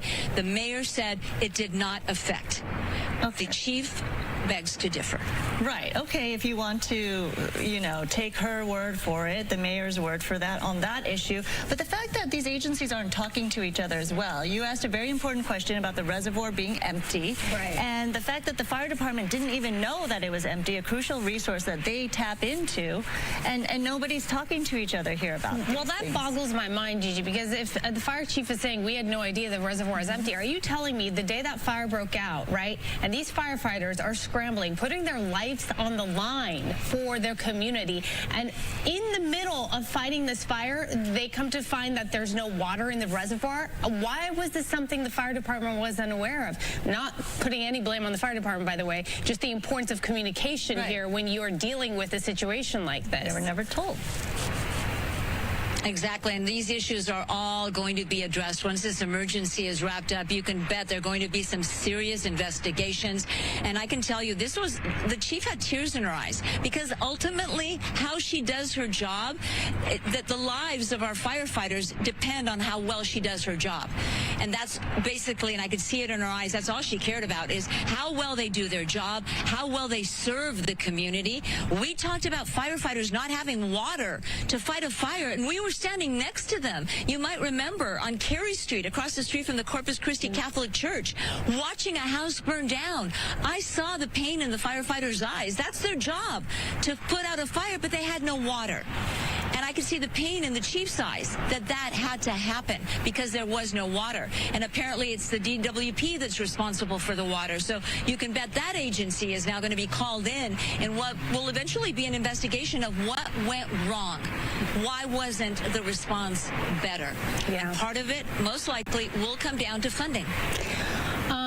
Well, we certainly also saw the emotion in her face, Gigi. We also felt her emotion in her voice. We thank you for continuing to press her on these really important questions, and we thank her for being honest with everyone in the community, because as she says, their job is to serve the community, and we thank her for that. But at the end of the day, Gigi, as you said, and as she reiterated, how can they do their job if they're not given the resources to do so? It's just impossible to do that. So we'll check in with you later. Thank you so much. It was right there on the table. We're going to put this whole interview, by the way, on our website, because if you missed it, if you missed this incredibly telling interview, you're going to want to check that out. So we're going to work on that. Gigi, thank you. Let's go to Maria. And for me, I just want to add that I hope that they get that straightened out, because we are in the middle of a very dry season right now. This is the third driest start to our winter season that we've had on record, and I foresee more problems down the road, particularly this coming weekend. I do have some good news and some bad news. The good news is that the winds have continued to weaken and diminish. The ridge of high pressure, though, is still with us, so we're still going to look for that offshore flow. So we're going to call it windy to breezy, depending on where you are. There's still going to be occasional bursts or occasional gusts that are coming through the canyons and passes as we continue to see this offshore flow. However, the winds will be nowhere near as strong or as fierce as they were over this week, even as late as yesterday when winds were really howling. That being said, as the winds weaken, we're still looking at fire danger. So red flag warnings are still going to be in effect as we get through the evening, and I would not be surprised if they get extended beyond tonight. Here is our future gusts. This is one of our computer models just to show you what we are expecting wind-wise. Still getting some of those stronger gusts through the canyons and passes, but look how it really does continue to weaken as we get to this evening. There's even a hint of a sea breeze and an onshore flow. Not too strong here at this hour. This is going to bring a little bit more humidity to our atmosphere, which is great. It does get slightly stronger tomorrow, so firefighters will have to contend with perhaps a different direction of that wind and how they're working against those flames and where they may be pointed to. As we get to Sunday and Monday, the winds shift again. We'll get those offshore winds and a little bit gustier. So this is that burst that I was talking about on Sunday. And then the bad news is, as we get to Monday, Tuesday, another round of moderate to strong Santa Ana winds. Not as fierce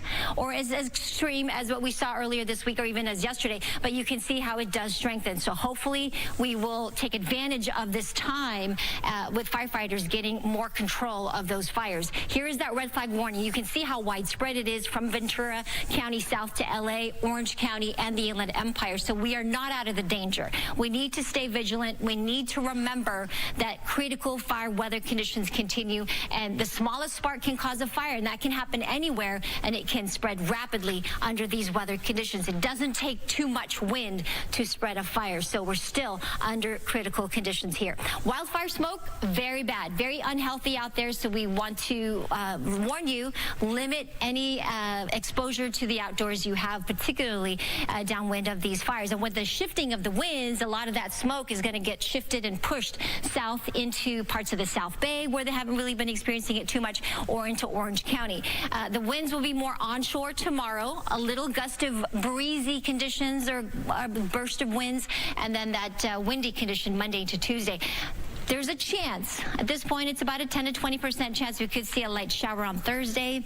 It's still several days away. We'll continue to monitor the computer models, of course, and keep you posted, but just something to think about down the road. In the meantime, though, it will stay dry. Windy across the mountains as well, and those red flag warnings a problem. We still have a lot of power outages out there, so remember that if you're headed up to the high country. The high desert, 64 today, 72 in Palm Springs, staying dry through the extended outlook.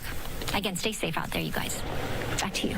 All right, you're taking a look right now. We're just minutes away from a press conference. This is on the Eaton Fire, which is happening at the Rose Bowl. There you see they're getting set up. They're organizing. They're deciding who's speaking and when. As soon as this gets going, we're going to go back and check in and bring this to you. So keep an eye on things there. Right on to this. Pets, of course, are crucial family members.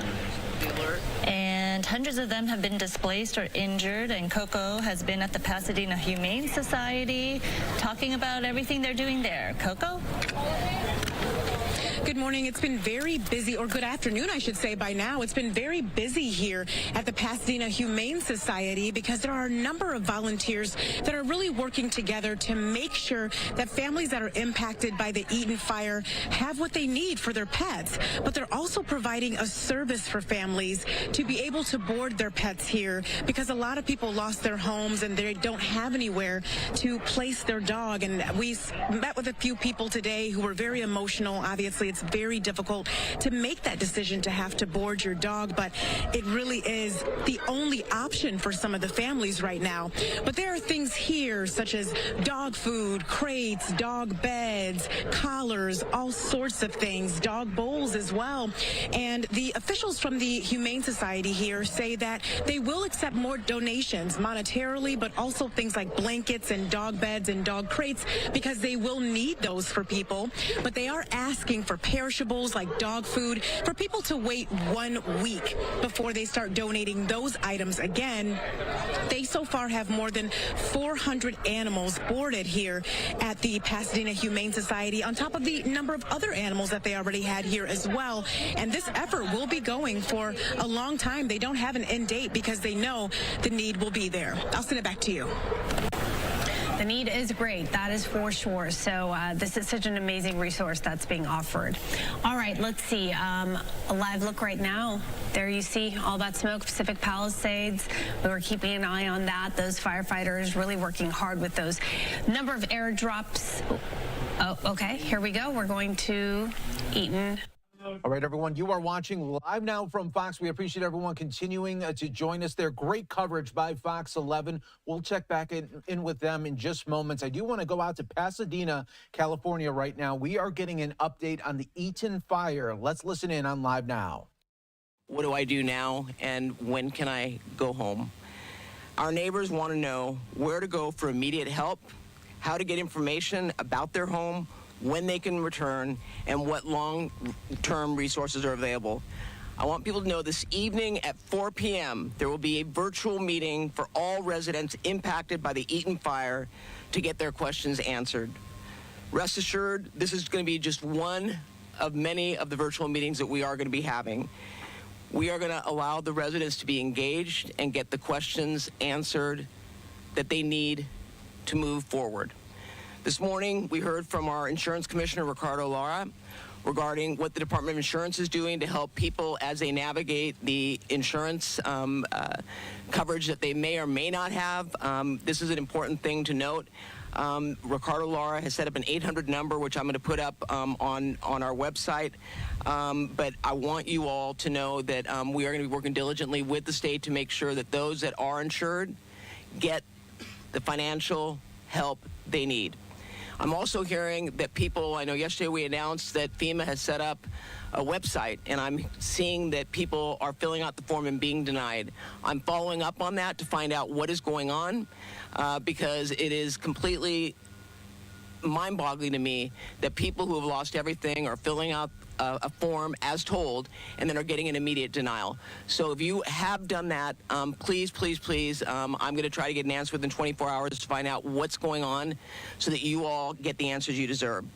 If you have any questions and that you want answered during the meeting tonight, you can drop the questions in a chat during the live stream or submit them ahead of time via email to 2025.eaton@firenet.gov. Again, 2025.eaton, E-A-T-O-N, @firenet.gov.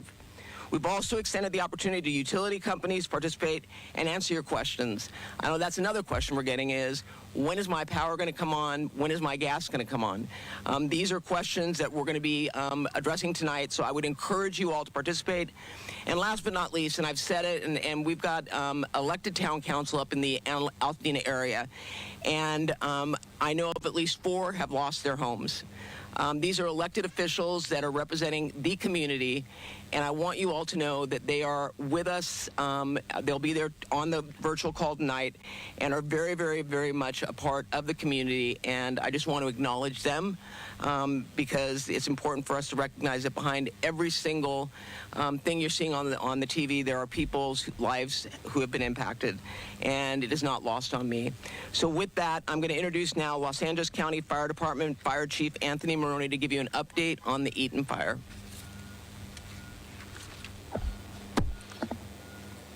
So good afternoon. Thank you, Supervisor Barger. The Eaton fire is estimated to be 13,956 acres with 3% containment. We have over 7,000 structures damaged, or destroyed, and 1,527 firefighting personnel on scene. Yesterday afternoon, the Eaton Fire made a run towards historic Mount Wilson. The Mount Wilson Observatory and the telescope are undamaged thanks to the efforts of our firefighters and observatory staff. No buildings or infrastructure have been damaged or destroyed at Mount Wilson. We are appreciative to our many mutual aid and out-of-state fire partners for providing assistance to Los Angeles County in our time of greatest need. The current red flag event that we are under right now will expire at 6 p.m. this evening.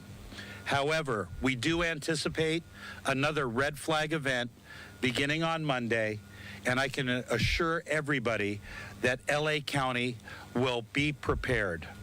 Before I close, I would like to thank Board Chair and 5th District Supervisor Catherine Barger for her unwavering support and leadership. I would also like to acknowledge the tireless efforts of all first responders who have put themselves in harm's way to protect residents and property. And to our residents impacted by this devastating fire siege, please rest assured that we will not stop until the fires are fully contained, and we will continue to be here for you as we plan for the repopulation, recovery, and rebuilding that will be occurring. Thank you. I would now like to introduce Assistant Sheriff Myron Johnson of the Los Angeles County Sheriff's Department. Well, good afternoon. The Los Angeles County Sheriff's Department has deployed over 500 sheriff's personnel and still have actively deployed additional personnel to the fires. And that's in addition to our normal patrol staffing functions. Deputies have actively patrolled the evacuated areas and increased their presence in those areas for looting, deterrence, as well as burglary suppression efforts. Overall, the evacuations for the Palisades, Eaton, Hearst, Kenneth, and Lydia fires, evacuation orders approximately 100,053 residents are under evacuation orders, and approximately 57,830 structures remain at risk. Evacuation warnings, approximately 166,800 residents are under evacuation warnings, and approximately 50,837 structures remain at risk. As you heard our sheriff speak about yesterday and this morning, we have a curfew enacted in the affected areas.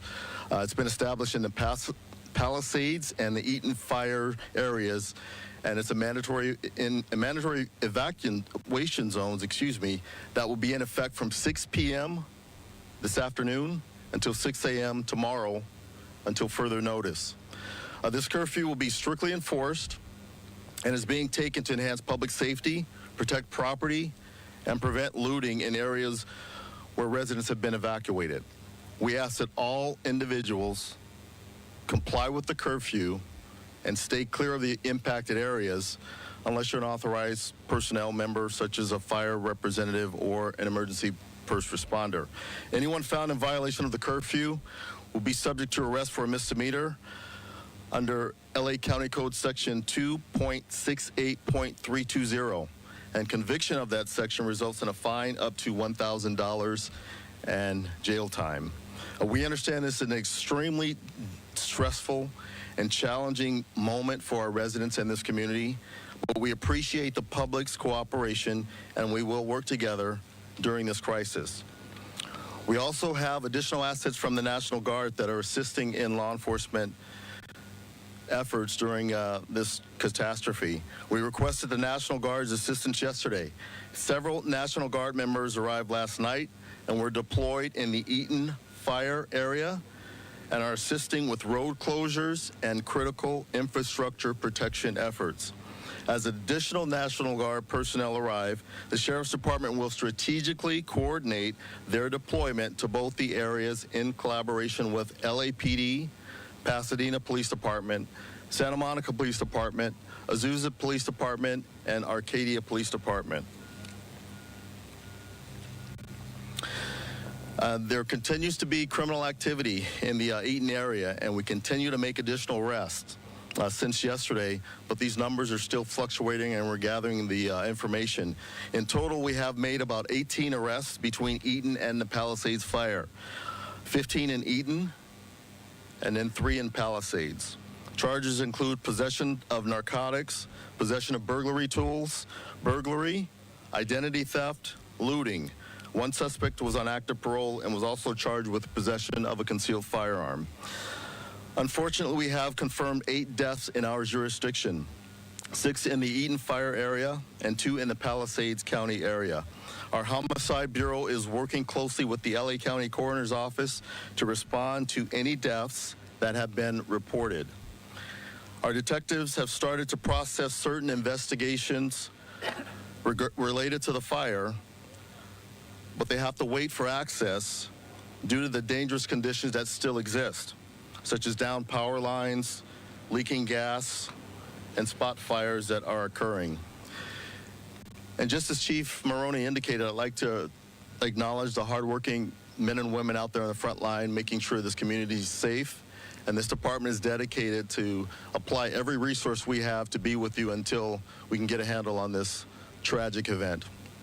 And now with that, I'd like to introduce Operations Section Chief Don Fergulia. Can I take liberty? I just, when I was done, I turned around and my colleague, Supervisor Janice Hahn, is here and would like to say a few words, but I want to publicly thank you, Supervisor Hahn, because I know that you've been working as Metro Chair to help navigate the transportation system as it relates to the impact of these fires. So with that, Supervisor Hahn. Thank you, Supervisor Barger. I'm here to support you in any way. These fires have not touched the 4th Supervisorial District per se. I'm here supporting you, and thank you for your tremendous leadership on this. I've been touring your communities here in Altadena, and I am, like everyone else, devastated by what I'm seeing. Thanks again to the men and women in the Sheriff's Department, the Fire Department, CAL FIRE, all the fire departments that are here. And I specifically wanted to come see some of the stations that were from the 4th District. So some of my men and women from the 4th District are here. I talked to Norwalk, Paramount, I think Commerce is here.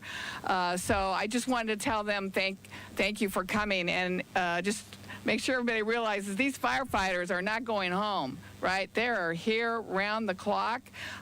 Appreciate everybody who's feeding them, who's making sure that they have an opportunity to sleep and take naps. Thank you for that. They have been amazing. But as Supervisor Barger said, as the chair of Metro, I've been on the phone with the CEO of Metro, Stephanie Wiggins, to get regular updates about our system. Big news is we will continue the free fares throughout the weekend. So free fares on our buses and trains through the weekend. Also, our system is very resilient. Since the fire started on Tuesday, only 2% of our buses have been canceled, none for the trains.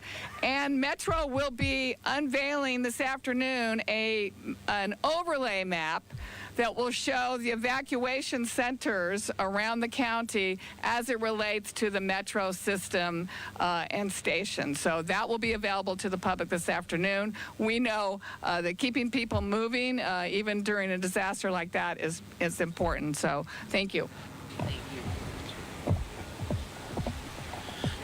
Okay. All right. Good day, everybody. My name is Don Fergulia. I'm the Operations Section Chief for California Interagency Incident Management Team 5. I'm going to give you a quick operational update for the fire today.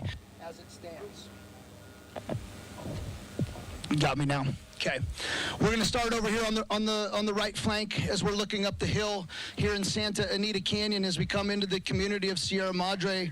A lot of really good progress here along the fire's edge, mop-up patrol, and we expect to gain significant containment in this area this afternoon and this evening after we feel a little bit more comfortable and the red flag warning expires. We realize that there's a a lot of work in here, and it's going to take many, many days for us to get through all the damage that has occurred here in the front country. So we ask for patience, and we know that that's not very easy, but that is what we are asking for at this time. As we move across the fire down here along the 210 corridor into Altadena area, again, this area still has a ton of activity going on in it, not just fire suppression, but also damage assessment, things of that nature. We're really diligent about what we're doing in there, and we want to continue those efforts as the days progress. As we come up here into the general area of the Jet Propulsion Laboratory, we're looking really good through all of this red on the map you see here. Boots on the ground are engaged. We're mopping up. We're using rotor wing. We're using aircraft in this area to hold this corner. We know this corner is critical for us, so we're making good progress here. As we move into this forest, into the general area, Mount Wilson was already mentioned. We did have to defensive fire around that last night, and everything's looking really, really good up there. We're not out of the woods yet. We still have more work to do up there, and we're ready to receive it, though, should that become necessary. Down the hill into Chantry Flat and the Santa Anita River, again, very challenging terrain for the troops out there. We're going to keep going after it, and in the coming days, you should see less and less smoke. So thank you very much. And next, Jason Schillinger, Unified IC. I'm going to let you take that one.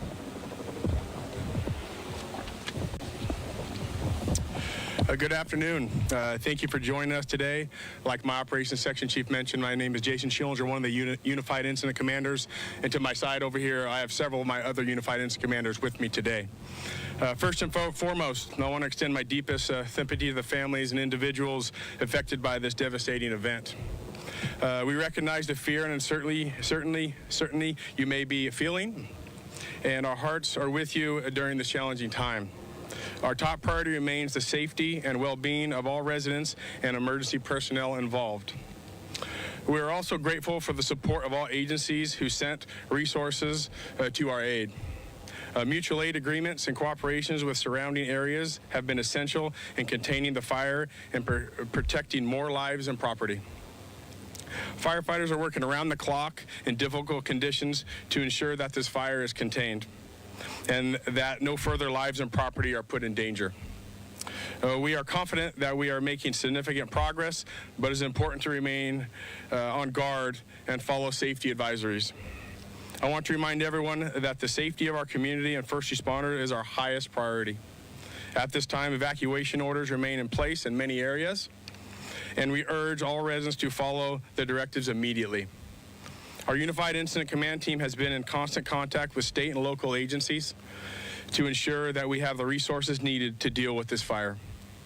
We have 2 incident management teams assigned here. One team is focusing on suppression and one team is focusing on recovery, but both of our teams are focusing on one common goal. While we are not out of the woods yet, I'm confident in our ability to continue working together and to get through this crisis. The fire will be contained and we will rebuild stronger than before. In the coming days, we will be providing additional updates as the situation evolves. It is also important to note that investigations into the cause of this fire is ongoing, and we will share the information as soon as it becomes available. We are committed to transparency and ensuring that all factors are thoroughly examined. I ask for you continued cooperation and patience. Please remain alert to updates from local authorities, and if you have not already done so, follow all the evacuation orders and advisories. We will continue to work relentlessly to ensure that the situation is resolved and quickly as possible. Thank you for your time. And before we open it up to questions, I want to acknowledge State Senator Sasha Renee Perez, who's been to each and every one of these press briefings. Thank you for being such an incredible representative, as well as Assembly Member John Harabadian. Thank you as well. And also our city representative from the city of La Cañada Flint Ridge, Michael Davitt. Thank you for being here. And then we've got U.S. Fire Administration, Dr. Moore Merrill.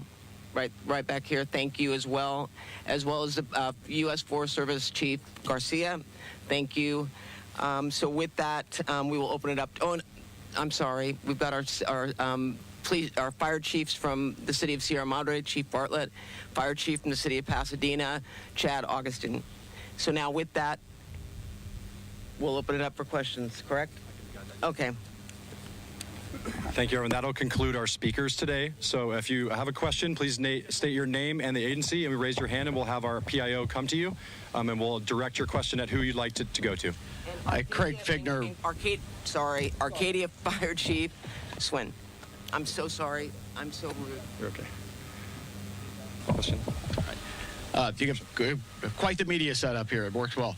Supervisor, I wanted to ask you, there were a lot of people who wanted to get past the National Guardsmen, their guards people, the troops, to get to property, to get clothes, medicine, and they had proper ID. They didn't seem to be troublemakers, and they were really bothered by that. I understand there's been a change in the instructions, so long as it's not during those curfew hours of, 6 p to 6 a.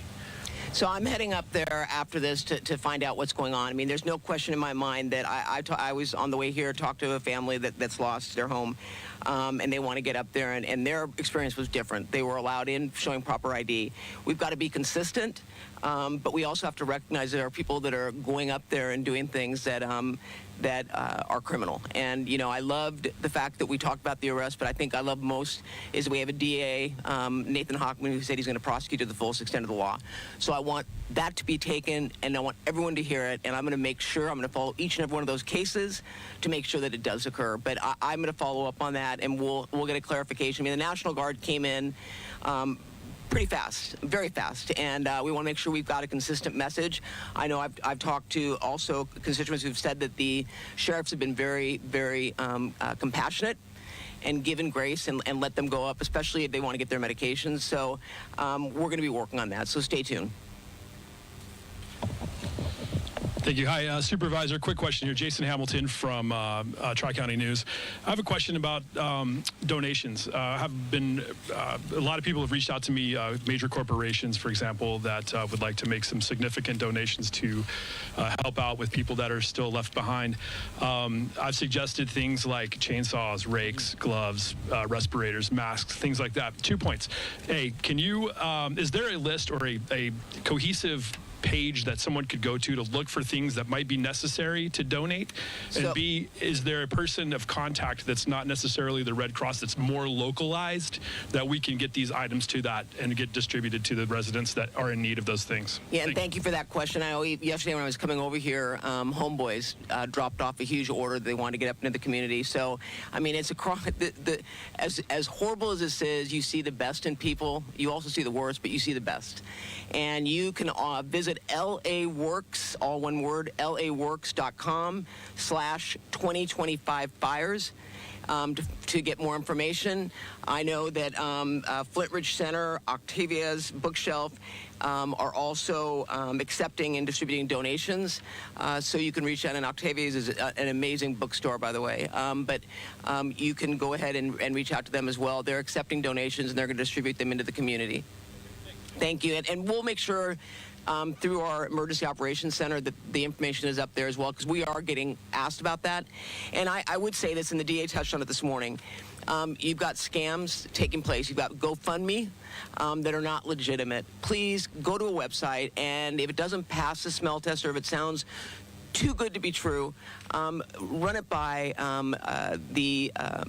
you call my office, for God's sakes. I'll flush it out for you, but please do not fall for these scams. And I'm sorry that I even have to say it, but especially the GoFundMe. I've talked to people that already have seen GoFundMe, and they take a picture off of Facebook and put it up there of a family, and they say, we're devastated, we lost everything, and then you see the donations start. And they start low, by the way, with the donation amount they want, and then they keep increasing it.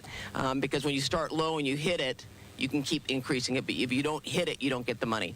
So be cognizant of the fact that there are scammers out there. And by the way, if you're caught, the DA is going to prosecute you to the fullest extent of the law. There's been a number of water distributions throughout Pasadena and Altadena. Can you talk about the status of the water in the local area? You mean in terms of boiling? Yes. Yeah. I can have them break out. Yeah, why don't you do that? So I'll break out question that with you, because we don't have someone from the water here to talk about that, but we'll break out and we'll do an interview on the sidebar after that, if that's okay. Do we have any other questions? And my understanding is on Pasadena's website, there is a map outlining where, if you live in a certain proximity area, that you have to boil your water. So they are on a boil water alert for certain parts of the areas impacted by the fires. But we'll get you more information on that. Hi, I'm Morgan from ABC News. I'm wondering if anyone's here to speak specifically about the level of devastation in Altadena. I saw a local official quote as saying that perhaps only a dozen or so homes are left in the area. Is anyone able to confirm that or speak on that? I'm sorry, they said that there's only about a dozen or so homes left in there. Well, that is an exaggeration, but I will tell you, it looks like a war zone. I've never seen anything like it. You can go blocks where there's no homes, and then you go a block where you'll see a little bit of smoldering on a tree, but none of the homes have been impacted. We don't have a final number yet, do we, Chief Maroney? No, we don't. No, but there's no question that especially around Eaton Canyon, I was absolutely shocked is not even the word for the destruction that it caused in that area. And then I went up to Farnsworth Park, and gone. So we'll have a final number, but there are homes standing, especially as you head more toward Lincoln. But it's spotty. I mean, this fire was unpredictable. You had the winds going every which way and going strong, so you could have embers traveling miles, which is what we saw. And so that's why we had this like a whack-a-mole. Hi, Ashley Mackey with ABC7. A couple of residents who have been displaced, have asked me about mail and how they get that and forwarded to them and holding packages, Amazon, that kind of thing. What should I tell them? So the U.S. Post Office, and I think it's going to be at the Lincoln branch, is going to be holding mail. They're not delivering, obviously, for obvious reasons. But those that have been impacted by the fire, they can reach out to the Post Office, and they are coordinating an effort to make sure that people get access to their mail. And then for those that who still have their homes but are not getting the mail delivered, they're going to be coordinating that as well. So that's going to be rolled out through the United States Postal Service, but they are on top of it. Thank you for that question. That will conclude our press conference. Anyone that would like to break out, we'll have Spanish-speaking PIOs along with other POs on the side. Thank you all for coming, and stay safe out there.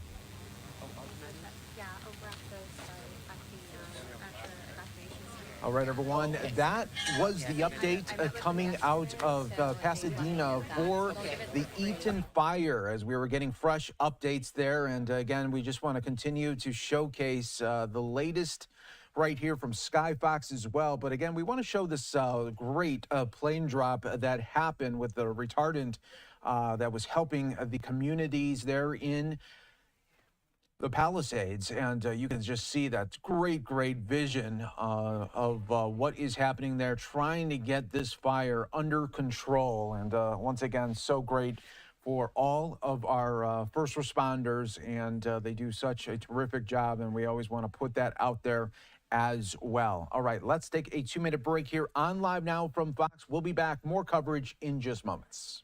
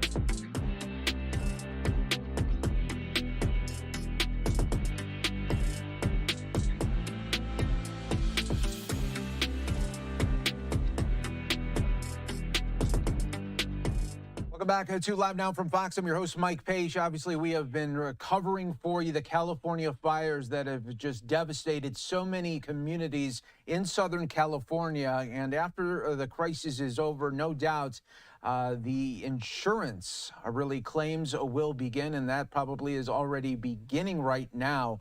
But right now, we want to go out for just a little update on that. Let's go out to Fox Business's Ashley Webster with a breakdown of what is going on. Critics say this insurance crisis has been in the making for years, and they blame California regulators who had prevented insurers from charging premiums that they say truly reflect the risks and the costs.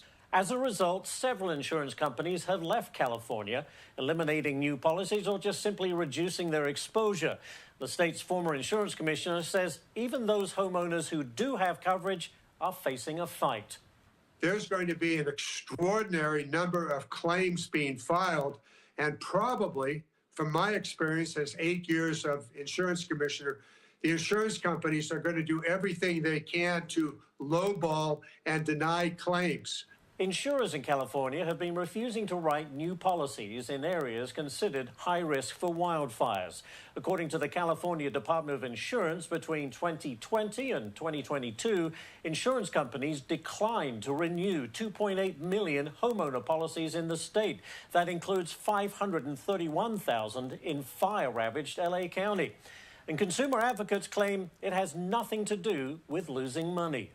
The fact of the matter is, insurance companies in California, home insurers specifically, are more profitable than the nationwide average. But the insurance industry says inflation and the high cost of reinsurance leads to higher prices that cannot be capped. There are never caps on insurance costs due to the fluctuating economy, so insurance has to be able to pay out claims. California has what is called the FAIR Plan, an insurer of last resort, but the premiums are more expensive and it provides significantly less coverage. The program's exposure is estimated at $458 billion, but it has just $700 million on hand, raising questions about whether it can cover the claims. And in the wake of these fires, the cost of home insurance in some areas of California could now jump by 30 to 40%. Even if you don't live in California, your home insurance could also become more expensive as insurance companies try to cover their losses. I'm Ashley Webster for the Fox Business Network. All right, thanks so much there, Ashley. We appreciate that. We want to continue to focus on this insurance crisis that will no doubt be played out right now. I want to bring in our next guest to help break this down. California insurance claims expert. This is Chip Merlin. Thanks so much for joining us, Chip. Great to be with you. And I know it's just a very terrible time out there in California. Our first question is, I know so many people are going to be talking about these insurance policies, these claims.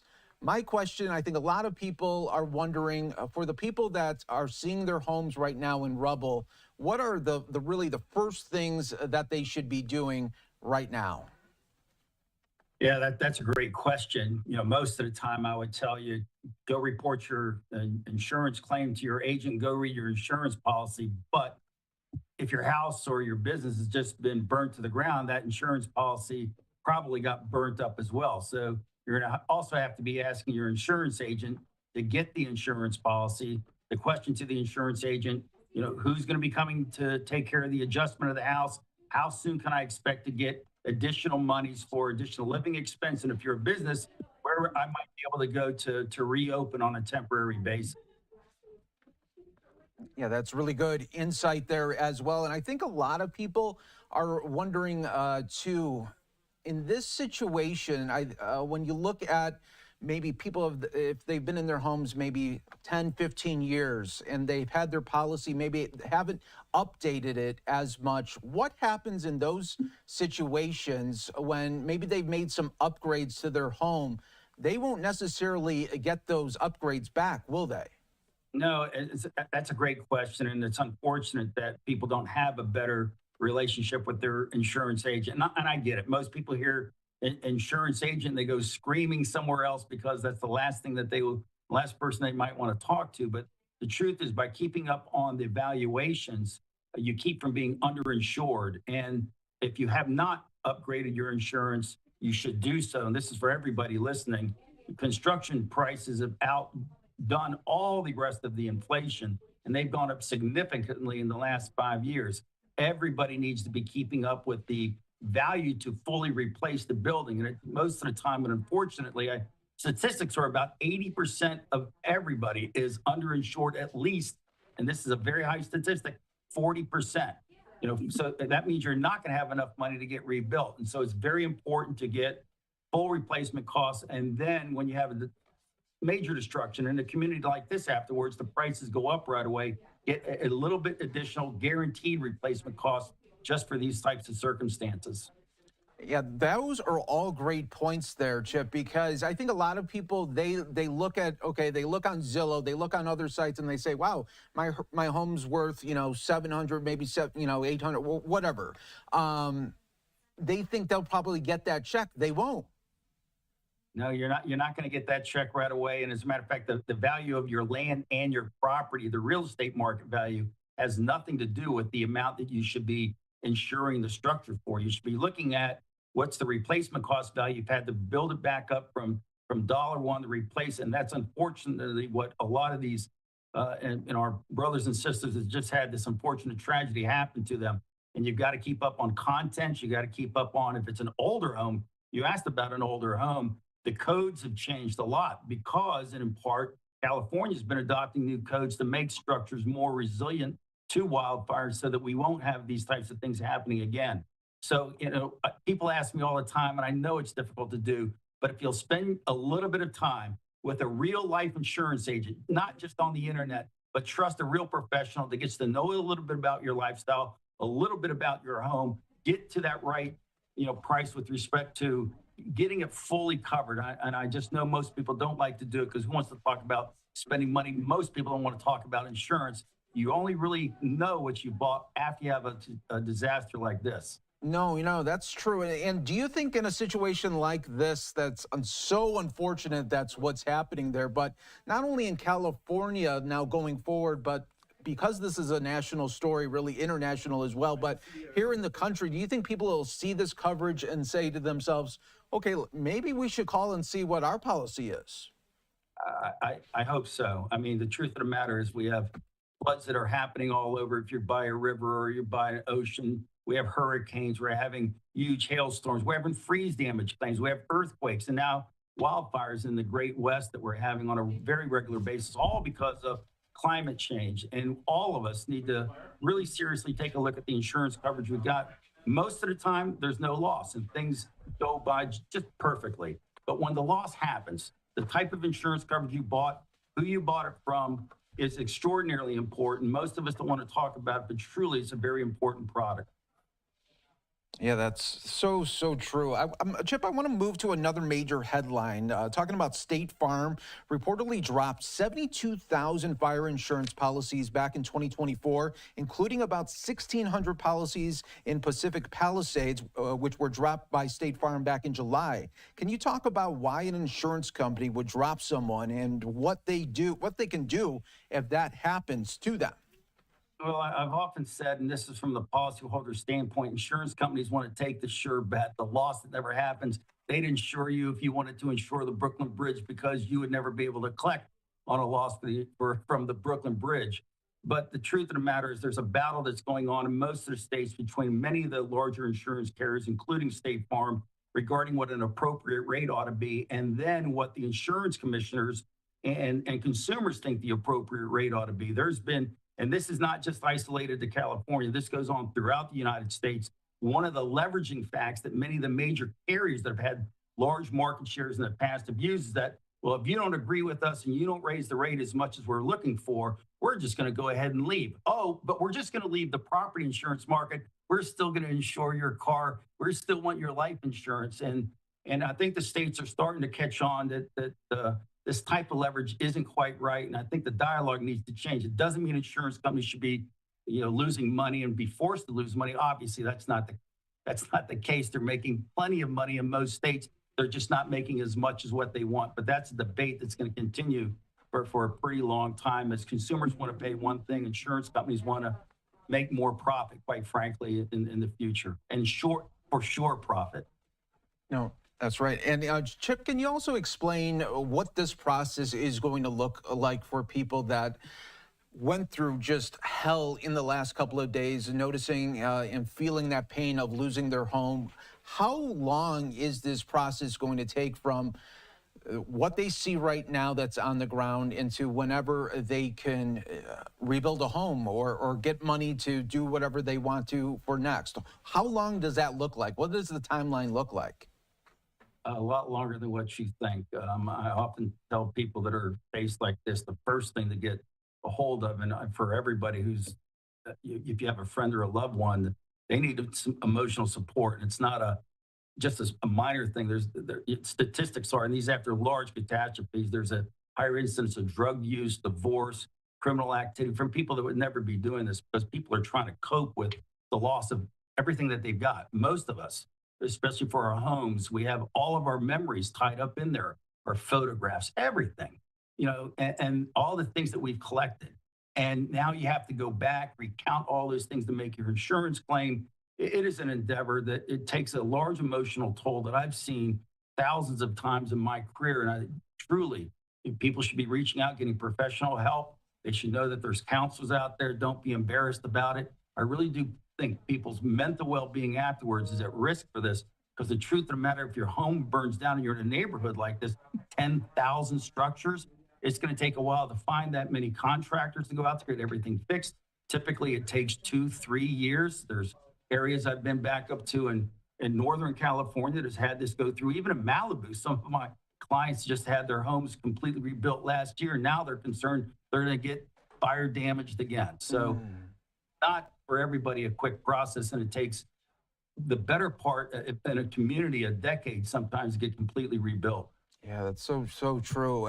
Chip, also, I think a lot of people want to know this answer to this question. What happens if a person, okay, their home is destroyed and, they're in this community neighborhood where everything else is destroyed around them? Do they have to rebuild there, or could they go somewhere else with the money when they eventually get it? Yeah, that's a great question. And the truth of the matter is, most insurance policies allow you to rebuild anywhere you want. And you don't have to rebuild back there. You can take that same amount of money and go rebuild somewhere else and still get your replacement costs rebuilding somewhere else. Every insurance policy is different, but I'd say about 95% of them allow you to rebuild, not on that location, but somewhere else, so long as it's back to rebuilding a home for a home and a business for a business. You can go use that money anywhere you want. And unfortunately, there's some communities that never get rebuilt, just because of that. The community afterward, and these are for policy leaders, should very quickly, now, today, tomorrow, start getting other people that are committed to the community about what are we going to do, to rebuild our community, to rebuild it back better, to rebuild it back more resilient, so this will never happen again, so that our neighbors, our brothers and sisters will want to move back here, and we have a thriving neighborhood, maybe better than it was before. There are other areas in the country that have done this. FEMA has a great dialogue how to do this. Colorado Springs did it after their wildfires as well. So there is some history that we can copy from that. All right, Chip Merlin, thanks so much for joining us on Live Now from Fox. Great conversation, and I know these questions will continue to be coming for so many out there in Southern California. We appreciate your time. Thank you very much. You take care. All right, everyone, we will take another 2-minute break. Stay right here with us. More coverage coming up in just moments on Live Now from Fox.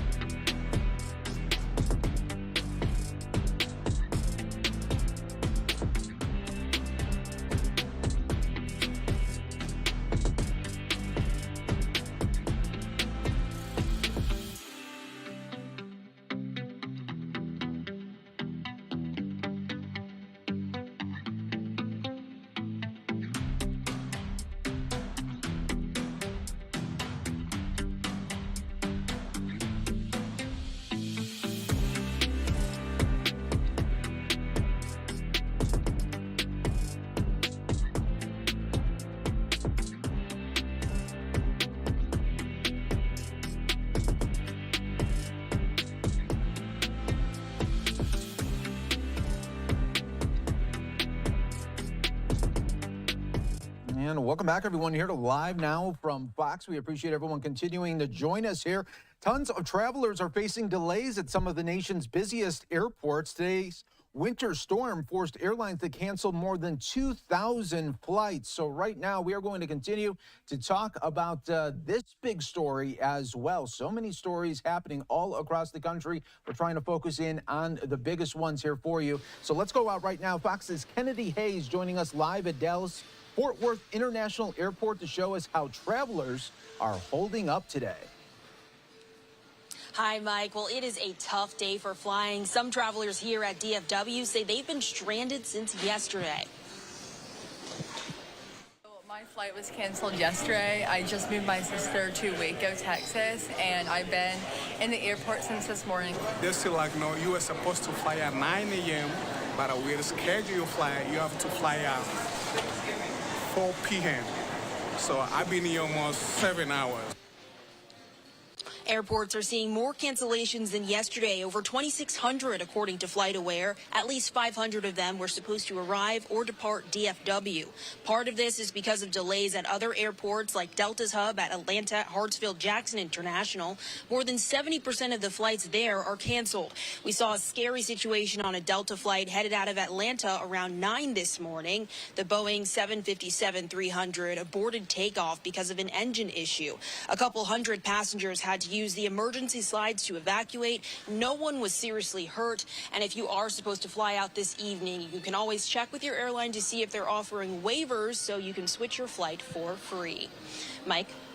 All right, Kennedy, thanks so much for joining us here on Live Now from Fox. I really think right now the slogan for 2025 is anything can happen. Thanks so much for the updates. We really appreciate it here, as always. We'll take another 2-minute break. When we come back, we'll be talking to TMZ to get a breakdown of some of the celebrities' big homes that have been destroyed from the California fires. That's coming up next on Live Now from Fox.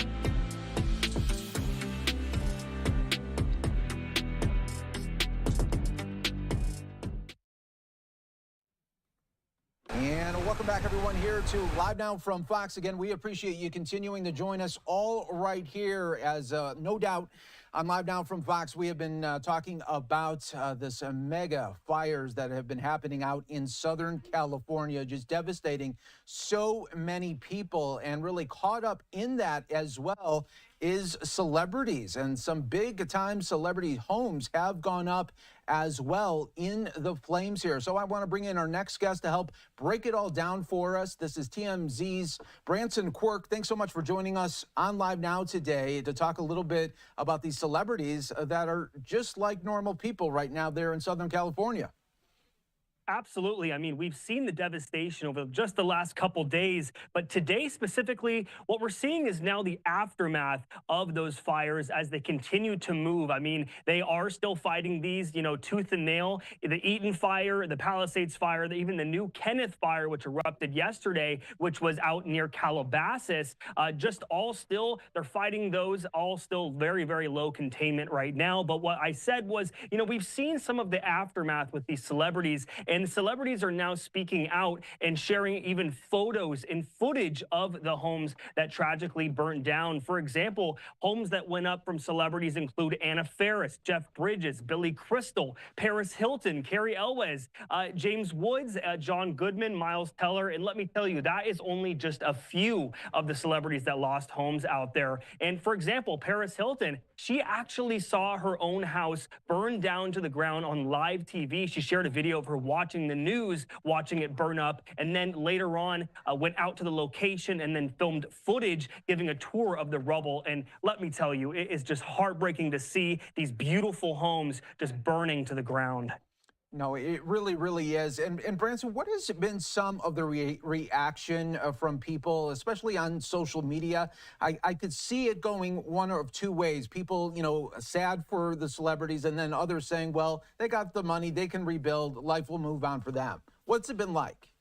It has been definitely a divisive issue online when it comes to that question, because people tend to like to make those comments about people that have money. And I mean, obviously, a lot of these people that have lost homes will definitely land on their feet, but that doesn't excuse them from being, you know, human beings. They have feelings just like you and I. They've made memories at these homes. They all have, or some of them have children, which they've made, you know, very precious memories with their families growing up in these special places. So it's not, I think, helpful to bring up things like, oh, well, it's because they have money that these things aren't that bad for them, because some people that's not the way it works. I mean, memories are precious and irreplaceable. I mean, even going out to Malibu, you know, we talked to Adam Carolla yesterday on TMZ Live, and he made that claim saying, you know, that we all have feelings just like you and I. And it's terrible to even bring that up. No, it really, really is, because you got to think about all, like you said, the memories that were made in these homes, as well as maybe some of the photographs that they'll never be able to get again. That, you know, was before the times of the smartphones and everything that could be on your phone at this moment here. But even documents, everything. I was talking to a coworker the other day, and I was saying to them, I says, imagine, go to your home right now. Look at everything in there. Could you imagine it just gone tomorrow? I mean, that is something to think about. And I will say, too, I mean, all of these homes that burned down, there are, you know, over 1,500 just in the Palisades area. And let me tell you as well, it's not just celebrity homes that have burned down here. So a lot of people have been affected. For example, I have a coworker here who has a home out there, and they even had to run from this fire. And it's terrifying. And it's just terrifying for everybody, being a celebrity or not. And I will also get into the fact that people are not just divided on that topic. They're also divided on whether or not the city handled this correctly. There's, you know, been comments about the fire hydrants. Gavin Newsom's been slammed with questions about that. People are just very distressed with this whole situation, and we're just beginning to see what's going on here. Yeah, we really are. I mean, people are so upset that they are finding where Gavin Newsom is and just going up to him and doing like interviews like if they are the reporter. I mean, it's really surreal to see at times. But yeah, definitely a lot to talk about there on not only just the celebrity front, but also just everything that's happening out there in Southern California. So Branson, thanks so much. TMZ, you guys always do such a great job. We appreciate all of the updates every time we can get them from you guys. Take care. You too. Thanks so much. No problem. All right, everyone. We'll take our final break here of the hour on Live Now from Fox. Stay right here with us. More coverage in just moments.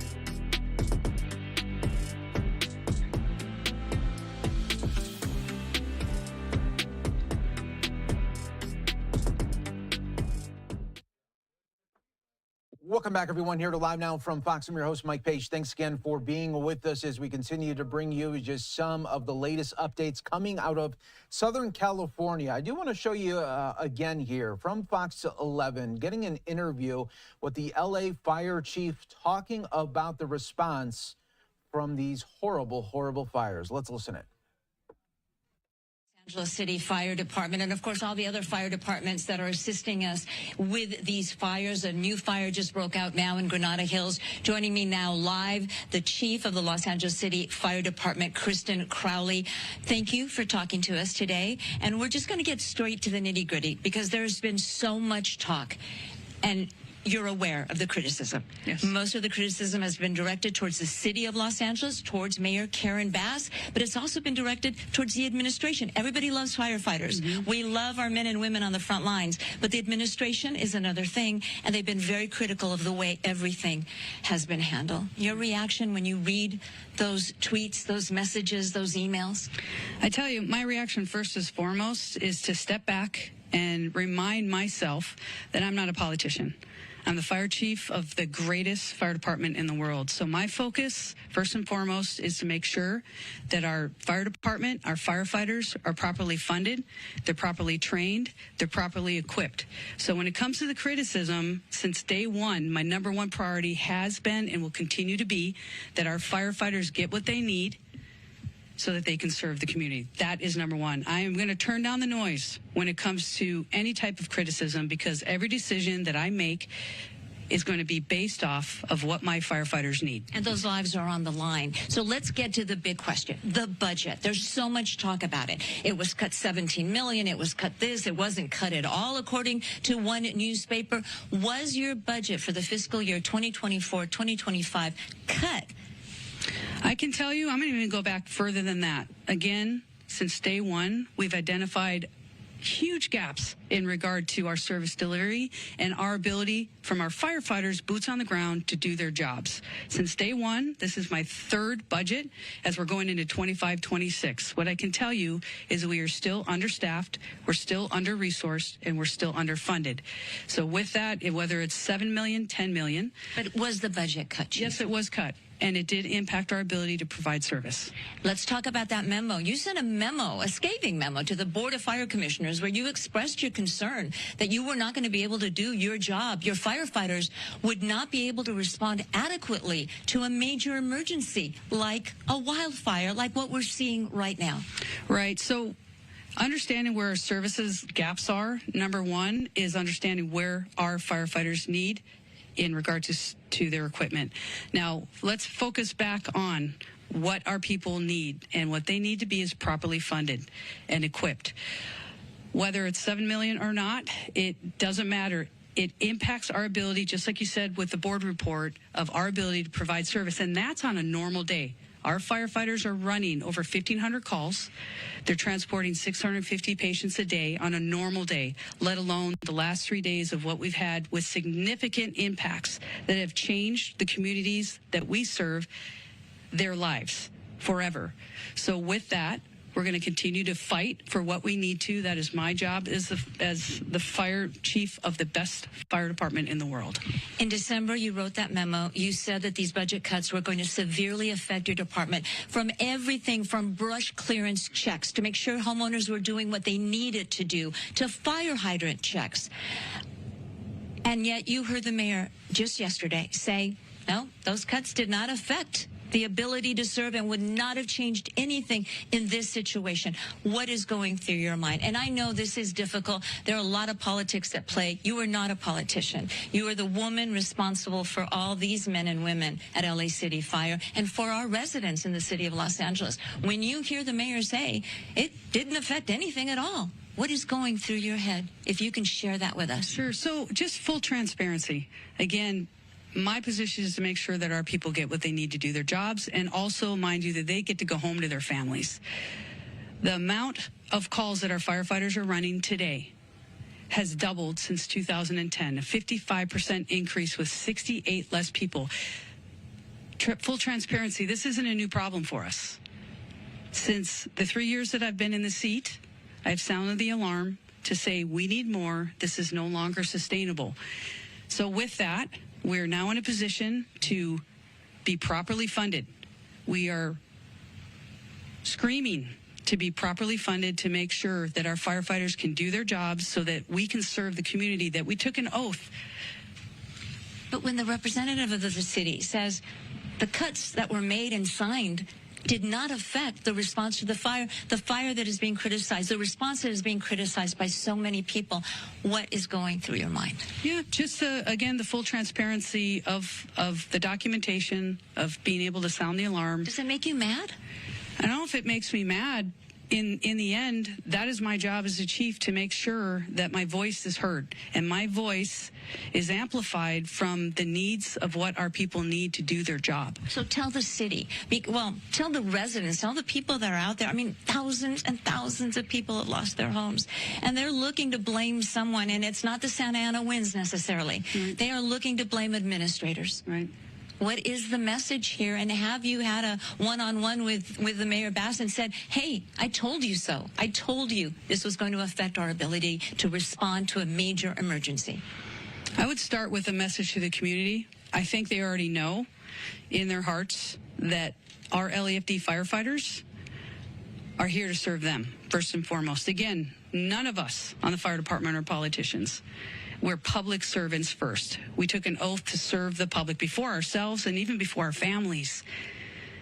So with that, I want to focus on path forward.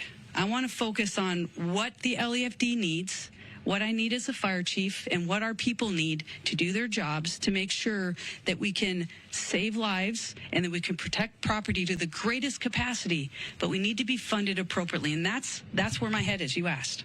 The mayor said it didn't affect your ability to respond. Did it affect LA City Fire's ability to respond, starting with the Palisade fire and then this domino effect of fires, including the Archer fire that we're seeing happen right now in Granada Hills? Yeah, I think obviously any budget cut is going to impact our ability to provide service. That's at this point, that is a ground truth in regard to our ability. If there's a budget cut, we had to pull from somewhere else. What does that mean? That doesn't get done. There's delays. So in the end, again, I'm going to focus on getting us what we need from this particular catastrophe and disaster and how much it's impacted the communities that we love. I got to go after the things that will help our firefighters, keep them safe, and make sure that if and when this ever happens again, that we're properly funded and that we have the ability to do our jobs and keep people safe. What is your message to city administrators, starting with Mayor Bass? My message is the fire department needs to be properly funded. And it's not. It's not at this point, and we've got the justification. We know where our gaps in service are. We know we need 62 new fire stations. We need to double the size of our firefighters. The growth of this city since 1960 has doubled, and we have less fire stations. Let's repeat that, because those numbers are a little jarring. You know, 20 years ago, you had more fire stations than you had now? We had 112 fire stations. Now we have 106. And since 2010, we've had an increase, doubled our call volume, which is firefighters responding to calls, 55% increase with 68 less firefighters. So the city funding is not keeping up with the city's needs in real time? No, and that's what our firefighters need. Okay. I'm going to ask you again. I'm going to continue pressing you on this. In your mind, what were you thinking when you hear all those city leaders say, it didn't affect, everything was great, it's unprecedented and la, la, la. And yes, the Santa Ana winds are unprecedented. We don't have them in January. We all know that. What was going through your heart? What's going through my heart is that our firefighters, the community's firefighters, LAFD firefighters need to be properly funded. We need to be supported so that they can do their jobs. And let me show you real quick. Photographer Tony Butit, I'm going to ask you to pan over to that table. Tell me what I'm looking at. This is memo after memo after memo, including to the Board of Fire Commissioners, where you pointed out your concern that you were not going to adequately be able to respond to a wildfire, an earthquake, everything that we see precisely in this city. That's my job as a chief, is to take a big step back and understand where and how can we better serve the community. As a community needs more, we need to have more to make sure that our firefighters can serve them. I identified early, my team identified early, labor identified early that we have service gaps. So when you talk about sounding the alarm and asking and requesting budgets that are easily justifiable based off of the data, real data, shows what the fire department needs to serve this beautiful city and the beautiful community that we swore that we would. That's what that is about. It is the follow-up. It's showing and justifying where our gaps are, and it's raising and sounding the alarm that the fire department is underfunded, understaffed, and under-resourced. Do you believe, had your budget concerns been properly addressed in the new fiscal year, would we have seen the same outcome that we are seeing now with thousands and thousands, unprecedented numbers of structures, homes, businesses lost? Would the outcome have been different if they had listened to you? I do believe if we would have set ourselves up appropriately over the past 3 years, we would have been in a better position of what had happened here in the city where we lost homes and we lost lives. That has to be very emotional for you. This is your job, but this has to be emotional. This is more than a job to us. This is who we are. This is our duty. And when you don't have that ability and people don't listen, that's why I'm talking to you right now. The fire department needs to be funded appropriately so that I can look any community member in the eye and say, your LAFD's got your back. And right now you can't? Right now, no. And that's why I'm here. And how does that make you feel?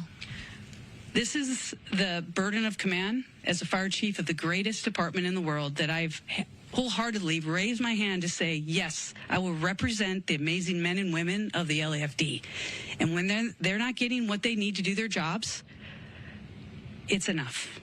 And that's why I'm here. And you have injured firefighters too, and you see those homes that have burned to the ground. There is so much loss. People are out of jobs. What goes through your heart when you see that? The community is our community. Our firefighters stand with the community. We live in the communities that burned.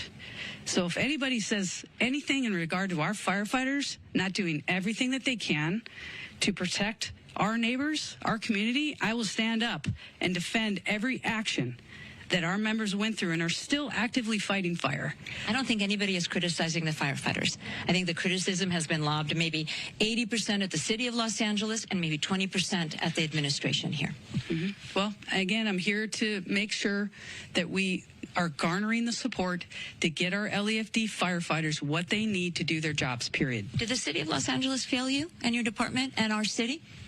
It's my job to stand up as a chief and exactly say justifiably what the fire department needs to operate to meet the demands of the community. Did they fail you? That is our job, and I tell you, that's why I'm here. So let's get us what we need so our firefighters can do their jobs. Did they fail you? Yes. Chief Kristen Crowley, I believe the anchors wanted to ask a question back there. Had some comments. We do, Gigi. If you could please ask her regarding the Times article that came out that the Santa Ynez Reservoir was closed to repairs and it was empty. 117 million gallons of water could have been used in this fight. The question is about the Santa Ynez Reservoir being empty. There's been a lot of questions about that. Sure. So my stance on this is when a firefighter comes up to a hydrant, we expect there's going to be water. We don't control the water supply. Our firefighters are there to protect lives and property and to make sure that we're properly trained and equipped. That's my position on this. So if there's no water, I don't know how the water gets to the hydrants. Please defer that to DWP or whomever controls that part. But I can tell you the resiliency of our firefighters, if there's no water, they're going to go find water. They're going to figure out a way to do the best they can with what they've got in a very dynamic situation. And I know you expressed concerns that those DWP hydrants would not be inspected thoroughly because of the budget cuts. That is something to discuss, and we're going to look into that in regard to how we can ensure there's going to be water when we need it. But in the end, I'm going to defer that to DWP and whomever else controls the supply. I can guarantee you that when our firefighters showed up on that day with what they had, they did absolutely everything they could do to rescue and to save people's lives and property. And that's the bottom line. Now let's get them what they need to do their jobs. And so let's get them water, Chief, because I was with your firefighters and they literally were watching a house burn down with pain in their eyes, not being able to do anything except pull water from a swimming pool to try to save a nearby structure that wasn't burning, and literally watching a house burn to the ground because they had no water. That's exactly right. But did they continue to work, and did they continue to do what they had to do the best they could with what they had? Yes. Chief, follow-up. Thank you very much for talking to us. We appreciate it. I believe we have a follow-up question from the studio. Question on that reservoir issue. Is the fire department aware of when these resources are depleted, just like that reservoir had no water? Was she aware of that fact, that it was under construction and there was no water there? Sandra Endo, one of our anchors, wants to know if the department is advised that the Santa Ynez Reservoir was going to be emptied. Were you aware that there was no water there? No, we weren't aware of that. They don't have to advise you? Not that I'm aware of, no. So you had no idea that there wasn't such needed resource? No, we weren't. Chief Kristen Crowley, again, Chief of the Los Angeles City Fire Department, thank you for talking to us. I know it's been a very exhaustive, emotional, and I imagine you're mad, and I imagine you're sad. You may not want to talk about that anger or that disappointment, but I can see it in your eyes. Thank you. Thank you for talking to us. Thank you for being here. We appreciate it. Thank you. We'll send it back to you. Wow, Gigi, what a powerful interview. Thank you so much for asking those necessary, tough questions. Precedent at times for the Los Angeles City Fire Department, and of course all the other fire departments that are assisting us with these fires. A new fire just broke out now in Granada Hills. Joining me now live, the Chief of the Los Angeles City Fire Department, Kristen Crowley. Thank you for talking to us today. And we're just going to get straight to the nitty-gritty because there's been so much talk.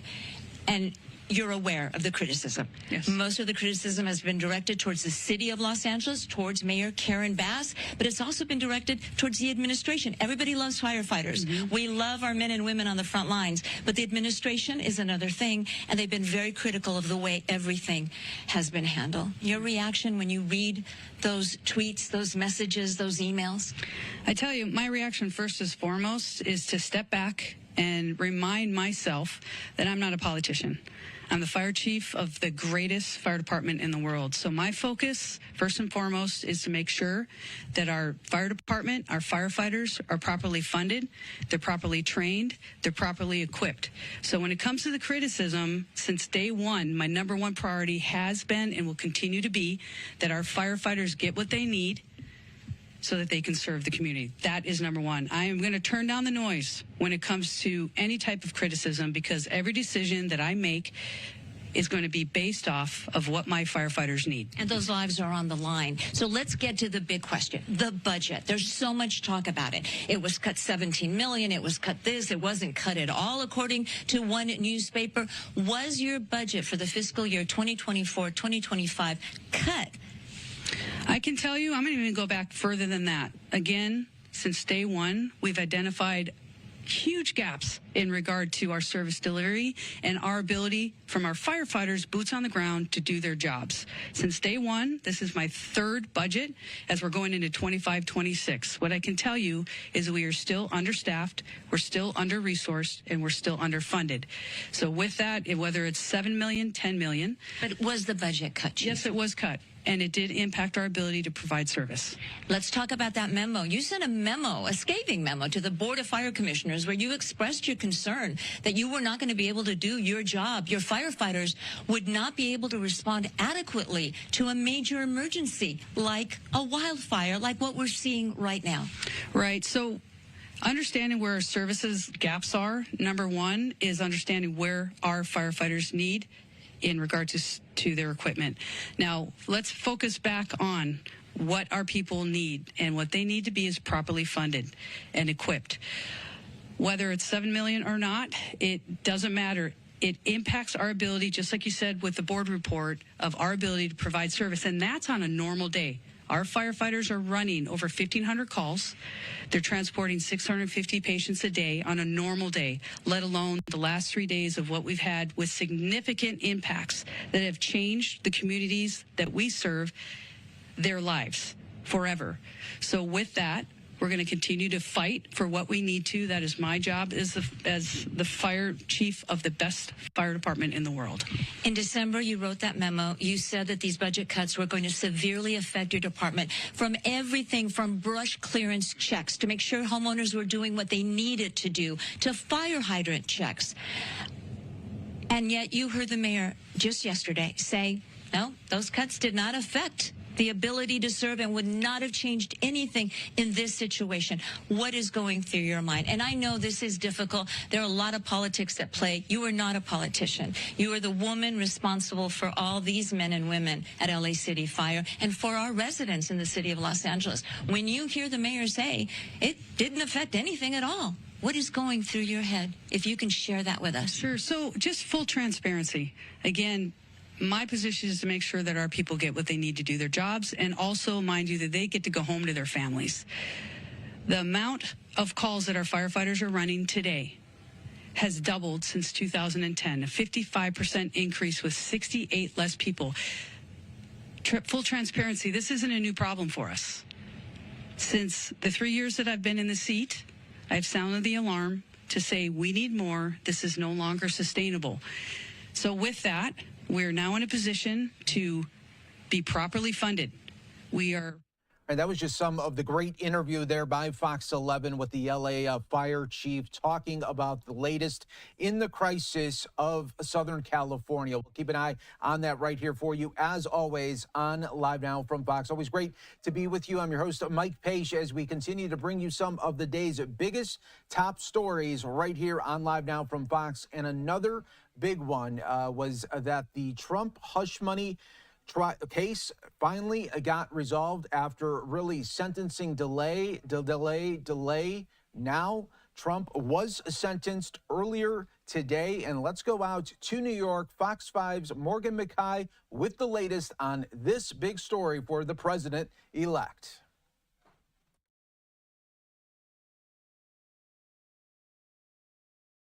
Case took around 30 minutes, and although he won't be facing any penalties in just 10 days, Trump will technically be the first convicted felon sworn in as president.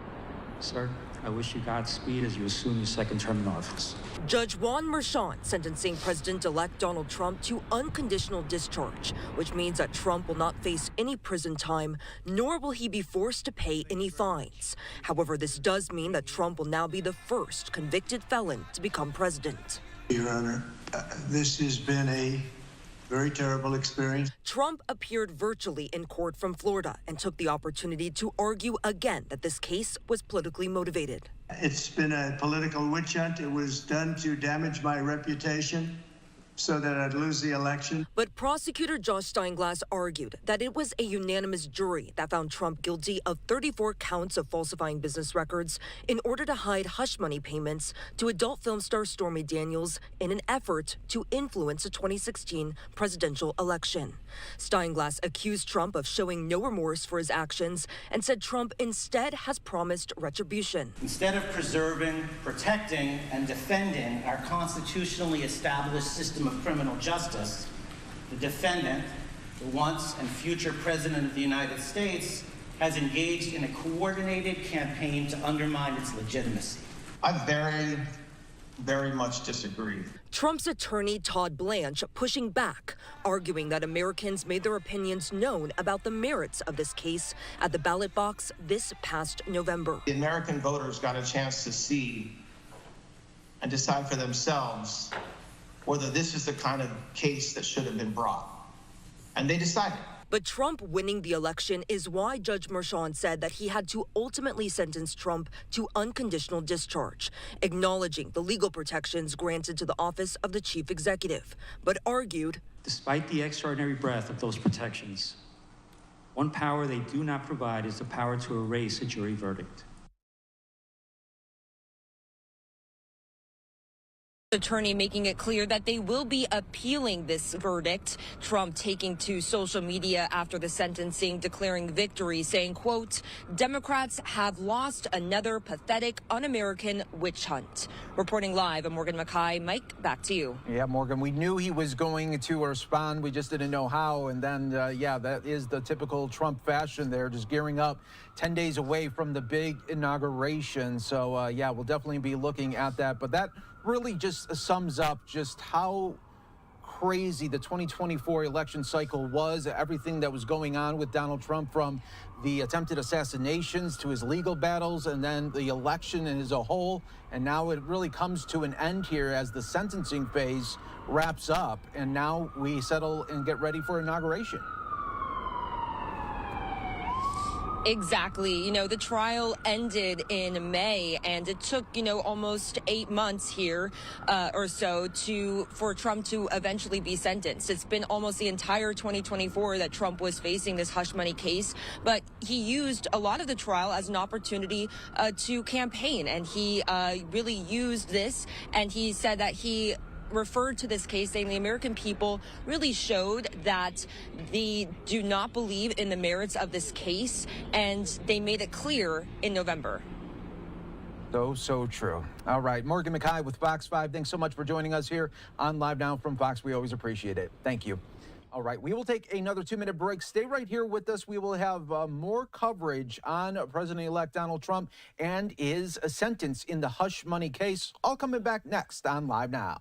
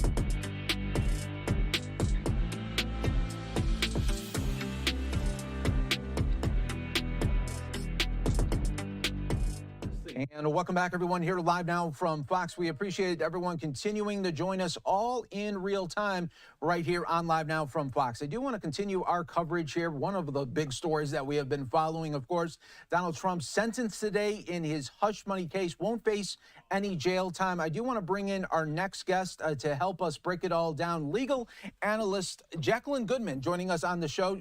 Jacqueline, thanks so much for being with us on Live Now from Fox today. Hi, thanks for having me. No problem. So let's get a little bit into it here. This was expected, where he was not going to face any jail time or probation. Right. Judge Marchand telegraphed that in his earlier comments. So we knew that. And that is really what had, in a sense, cemented the idea that this is going to go forward, because the appellate courts, the United States Supreme Court, all of those rulings were all of them working together. And so I think President-elect Donald Trump had hoped that he wouldn't ultimately be sentenced in New York. That means that's the final judgment. He's now a convicted felon. So the fact that Judge Marchand already said that he was not going to impose a sentence, but give him this unconditional discharge, really kind of cemented the fact that this sentencing was going forward today. Yeah, so true. And Trump's legal team tried every avenue to try to get this pushed back even furthermore, going by the appeals court, even going to the Supreme Court, and still that was not able to come through for Trump's legal team. Yeah, it was kind of a deft move for Judge Marchand because what he did was he ensured that the courts were not going to interfere. I mean, he all but ensured that the courts were not going to interfere with this sentencing date, and this could happen before the inauguration. All right, let's talk now about what could be the next moments here while Donald Trump will be president once again. So when he's in office, what will his legal team be doing about this case and attempting for appeal? How will that timeline play out now? So he's vowed that they're going to he says psychologically appeal, but he means he wants to appeal because even though he hasn't gotten a sentence for this, he does not want to be the first president in history to have been a convicted felon in office. And so what they're going to do is in New York State, they have a different sort of language than most of the jurisdictions, but cases go to the Supreme Court for the trial, and then they go to the appellate departments of the Supreme Court for review. And after that, they go to the state's highest court, which is actually their court of appeal. But this is a political question. It's a question of first impression. There's no doubt that this is getting back to the United States Supreme Court on the validity of his conviction in the first place. I think the best scholars, even though this is unprecedented ground, and we keep saying that all the time, but I think the best ideas are that this conviction will stand. All right, very, very good intel there as always. Now, Jacqueline, I also now want to step on another big topic here that we have been covering for everyone on Live Now from Fox, and that is the devastation out in Southern California with these massive fires. You are a resident of Southern California, have a home there. First off, tell us how your property is and just your reaction to everything that has been going on there. Yeah, you know, we live in Southern California. We know that we're in high fire danger. There's climate change. Things are happening very quickly. But when you see the winds and the fires, how quickly the atmosphere just changed to something totally apocalyptic, just in the blink of an eye, it's really stunning. I'm very, very lucky that I live in a suburb that has so far not been hit. And so this time around, we have not had to evacuate, although we're on a high warning. But our second home in Malibu has been evacuated now for going on 3 days. And our neighbors all around us have suffered enormous, unthinkable losses. Yeah, absolutely. And we've been just showcasing, of course, all week long, really, these devastating images and just seeing just how many homes, how many families are impacted. Your heart definitely goes out to all of them. It's actually hard to describe. I mean, to be honest with you, my colleagues, one of them, a lawyer in North Carolina, is the one who really started checking in on me and awared me of the fact that the Palisades fire was so terrible, because living here, I just assumed, as I think a lot of us did, that, you know, there's a fire, it's near the beach, it's near lots of homes, it's going to be contained. And then remarkably, another colleague of mine in Texas was the one that said, don't go to court and just start packing. And that's what we did. But it's hard to, even when you think that you're of the mindset that you'd be prepared, it's really hard to wrap your head around the enormity of the devastation and the number of fires. I can see them starting in other, you know, enclaves near my home in the suburbs, and those don't even get reported. So it's yesterday I was in downtown Los Angeles in court, and it was empty, and the smoke was so thick. You couldn't even see the sun. It was really remarkable and quite a shocking thing to see. Yeah, absolutely. Well, we are thinking about you as well, Jacqueline. Thanks so much. We're glad that you guys are okay. Continue to stay safe, and we appreciate your updates as well. Thank you. Our hearts go out to those affected. Thank you. No problem. All right, everyone. We will take another 2-minute break here on Live Now from Fox. We are keeping an eye on the White House. President Biden expected to speak at any moment. Stay right here with us. More to come on Live Now.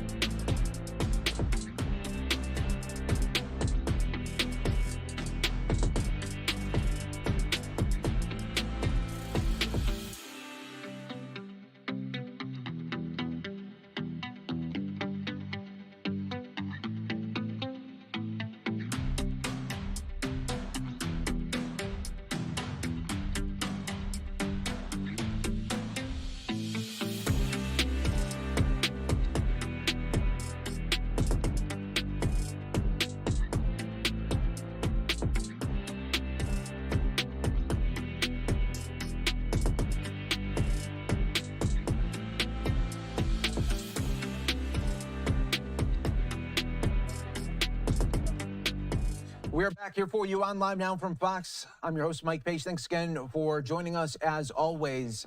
That is going to do it for my time here on the desk. My colleague, Christina Evans, will be with you for the next several hours, breaking down the biggest top stories, including, of course, the LA County fires. All right, we are keeping an eye, though, out on in the White House. President Biden expected to talk about the fires, give a big update, and then he is expected to talk about the latest job numbers as well. So we'll be keeping an eye on this shot. Let's go out to Pasadena, California, though. Earlier today, getting an update on the Eaton fire. We've also extended the opportunity to utility companies to participate and answer your questions. I know that's another question we're getting is, when is my power going to come on? When is my gas going to come on? These are questions that we're going to be addressing tonight, so I would encourage you all to participate. And last but not least, and I've said it, and we've got elected town council up in the Altadena area, and I know of at least 4 have lost their homes. These are elected officials that are representing the community, and I want you all to know that they are with us. They'll be there on the virtual call tonight and are very, very, very much a part of the community, and I just want to acknowledge them because it's important for us to recognize that behind every single thing you're seeing on the TV, there are people's lives who have been impacted, and it is not lost on me. So with that, I'm going to introduce now Los Angeles County Fire Department Fire Chief Anthony Maroney to give you an update on the Eaton fire.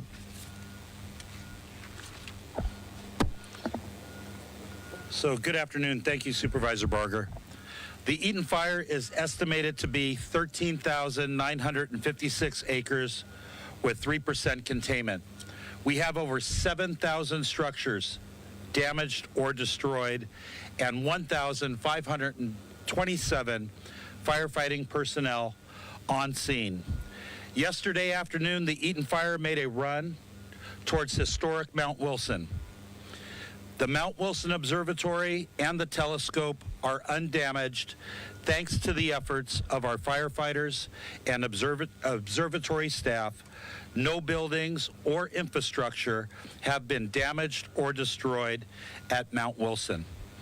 We are appreciative to our many mutual aid and out-of-state fire partners for providing assistance to Los Angeles County in our time of greatest need. The current red flag event that we are under right now will expire at 6 p.m. this evening. However, we do anticipate another red flag event beginning on Monday, and I can assure everybody that LA County will be prepared. Before I close, I would like to thank Board Chair and 5th District Supervisor Catherine Barger for her unwavering support and leadership. I would also like to acknowledge the tireless efforts of all first responders who have put themselves in harm's way to protect residents and property. And to our residents impacted by this devastating fire siege, please rest assured that we will not stop until the fires are fully contained, and we will continue to be here for you as we plan for the repopulation, recovery, and rebuilding that will be occurring. Thank you. I would now like to introduce Assistant Sheriff Myron Johnson of the Los Angeles County Sheriff's Department. Well, good afternoon. The Los Angeles County Sheriff's Department has deployed over 500 sheriff's personnel and still have actively deployed additional personnel to the fires. And that's in addition to our normal patrol staffing functions. Deputies have actively patrolled the evacuated areas and increased their presence in those areas for looting, deterrence, as well as burglary suppression efforts. Overall, the evacuations for the Palisades, Eaton, Hearst, Kenneth, and Lydia fires, evacuation orders approximately 100,053 residents are under evacuation orders, and approximately 57,830 structures remain at risk. Evacuation warnings, approximately 166,800 residents are under evacuation warnings, and approximately 50,837 structures remain at risk. As you heard our sheriff speak about yesterday and this morning, we have a curfew enacted in the affected areas. It's been established in the Palisades and the Eaton fire areas, and it's a mandatory evacuation zones, that will be in effect from 6 p.m. this afternoon until 6 a.m. tomorrow until further notice. This curfew will be strictly enforced and is being taken to enhance public safety, protect property, and prevent looting in areas where residents have been evacuated. We ask that all individuals comply with the curfew and stay clear of the impacted areas unless you're an authorized personnel member such as a fire representative or an emergency first responder. Anyone found in violation of the curfew will be subject to arrest for a misdemeanor under LA County Code Section 2.68.320, and conviction of that section results in a fine up to $1,000 and jail time. We understand this is an extremely stressful and challenging moment for our residents in this community, but we appreciate the public's cooperation, and we will work together during this crisis. We also have additional assets from the National Guard that are assisting in law enforcement efforts during this catastrophe. We requested the National Guard's assistance yesterday. Several National Guard members arrived last night and were deployed in the Eaton fire area and are assisting with road closures and critical infrastructure protection efforts. As additional National Guard personnel arrive, the Sheriff's Department will strategically coordinate their deployment to both the areas in collaboration with LAPD, Pasadena Police Department, Santa Monica Police Department, Azusa Police Department, and Arcadia Police Department. There continues to be criminal activity in the Eaton area, and we continue to make additional arrests since yesterday, but these numbers are still fluctuating, and we're gathering the information. In total, we have made about 18 arrests between Eaton and the Palisades fire, 15 in Eaton, and then 3 in Palisades. Charges include possession of narcotics, possession of burglary tools, burglary, identity theft, looting. One suspect was on active parole and was also charged with possession of a concealed firearm. Unfortunately, we have confirmed 8 deaths in our jurisdiction, 6 in the Eaton fire area and 2 in the Palisades County area. Our Homicide Bureau is working closely with the LA County Coroner's Office to respond to any deaths that have been reported. Our detectives have started to process certain investigations related to the fire, but they have to wait for access due to the dangerous conditions that still exist, such as downed power lines, leaking gas, and spot fires that are occurring. And just as Chief Maroney indicated, I'd like to acknowledge the hardworking men and women out there on the front line, making sure this community is safe. And this department is dedicated to apply every resource we have to be with you until we can get a handle on this tragic event. And now with that, I'd like to introduce Operations Section Chief Don Fergulia.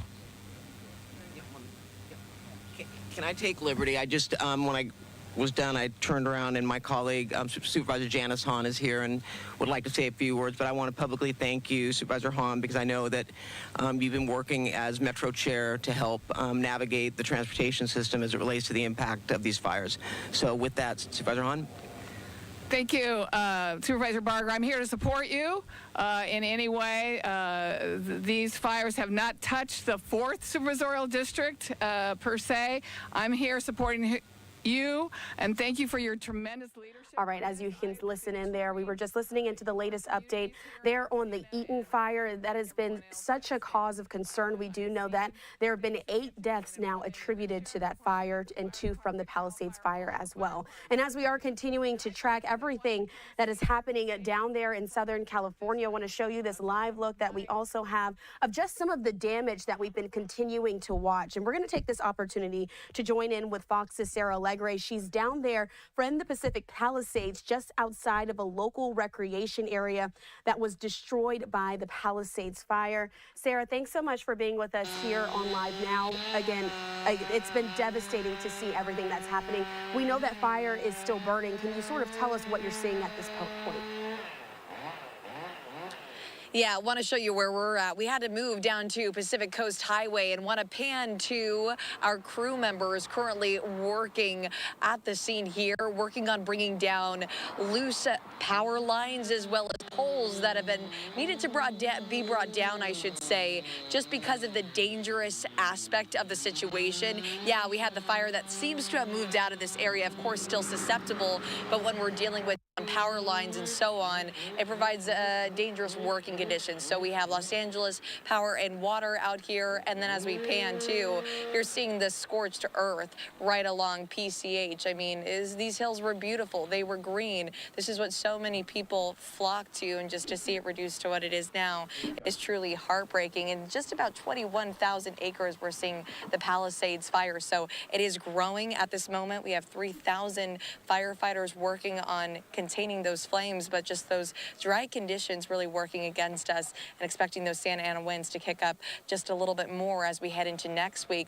Now, just earlier, I did meet soap opera actor Eric Braeden. He lost his home. I met him moments after he saw his home for the first time. This is what he compared it to.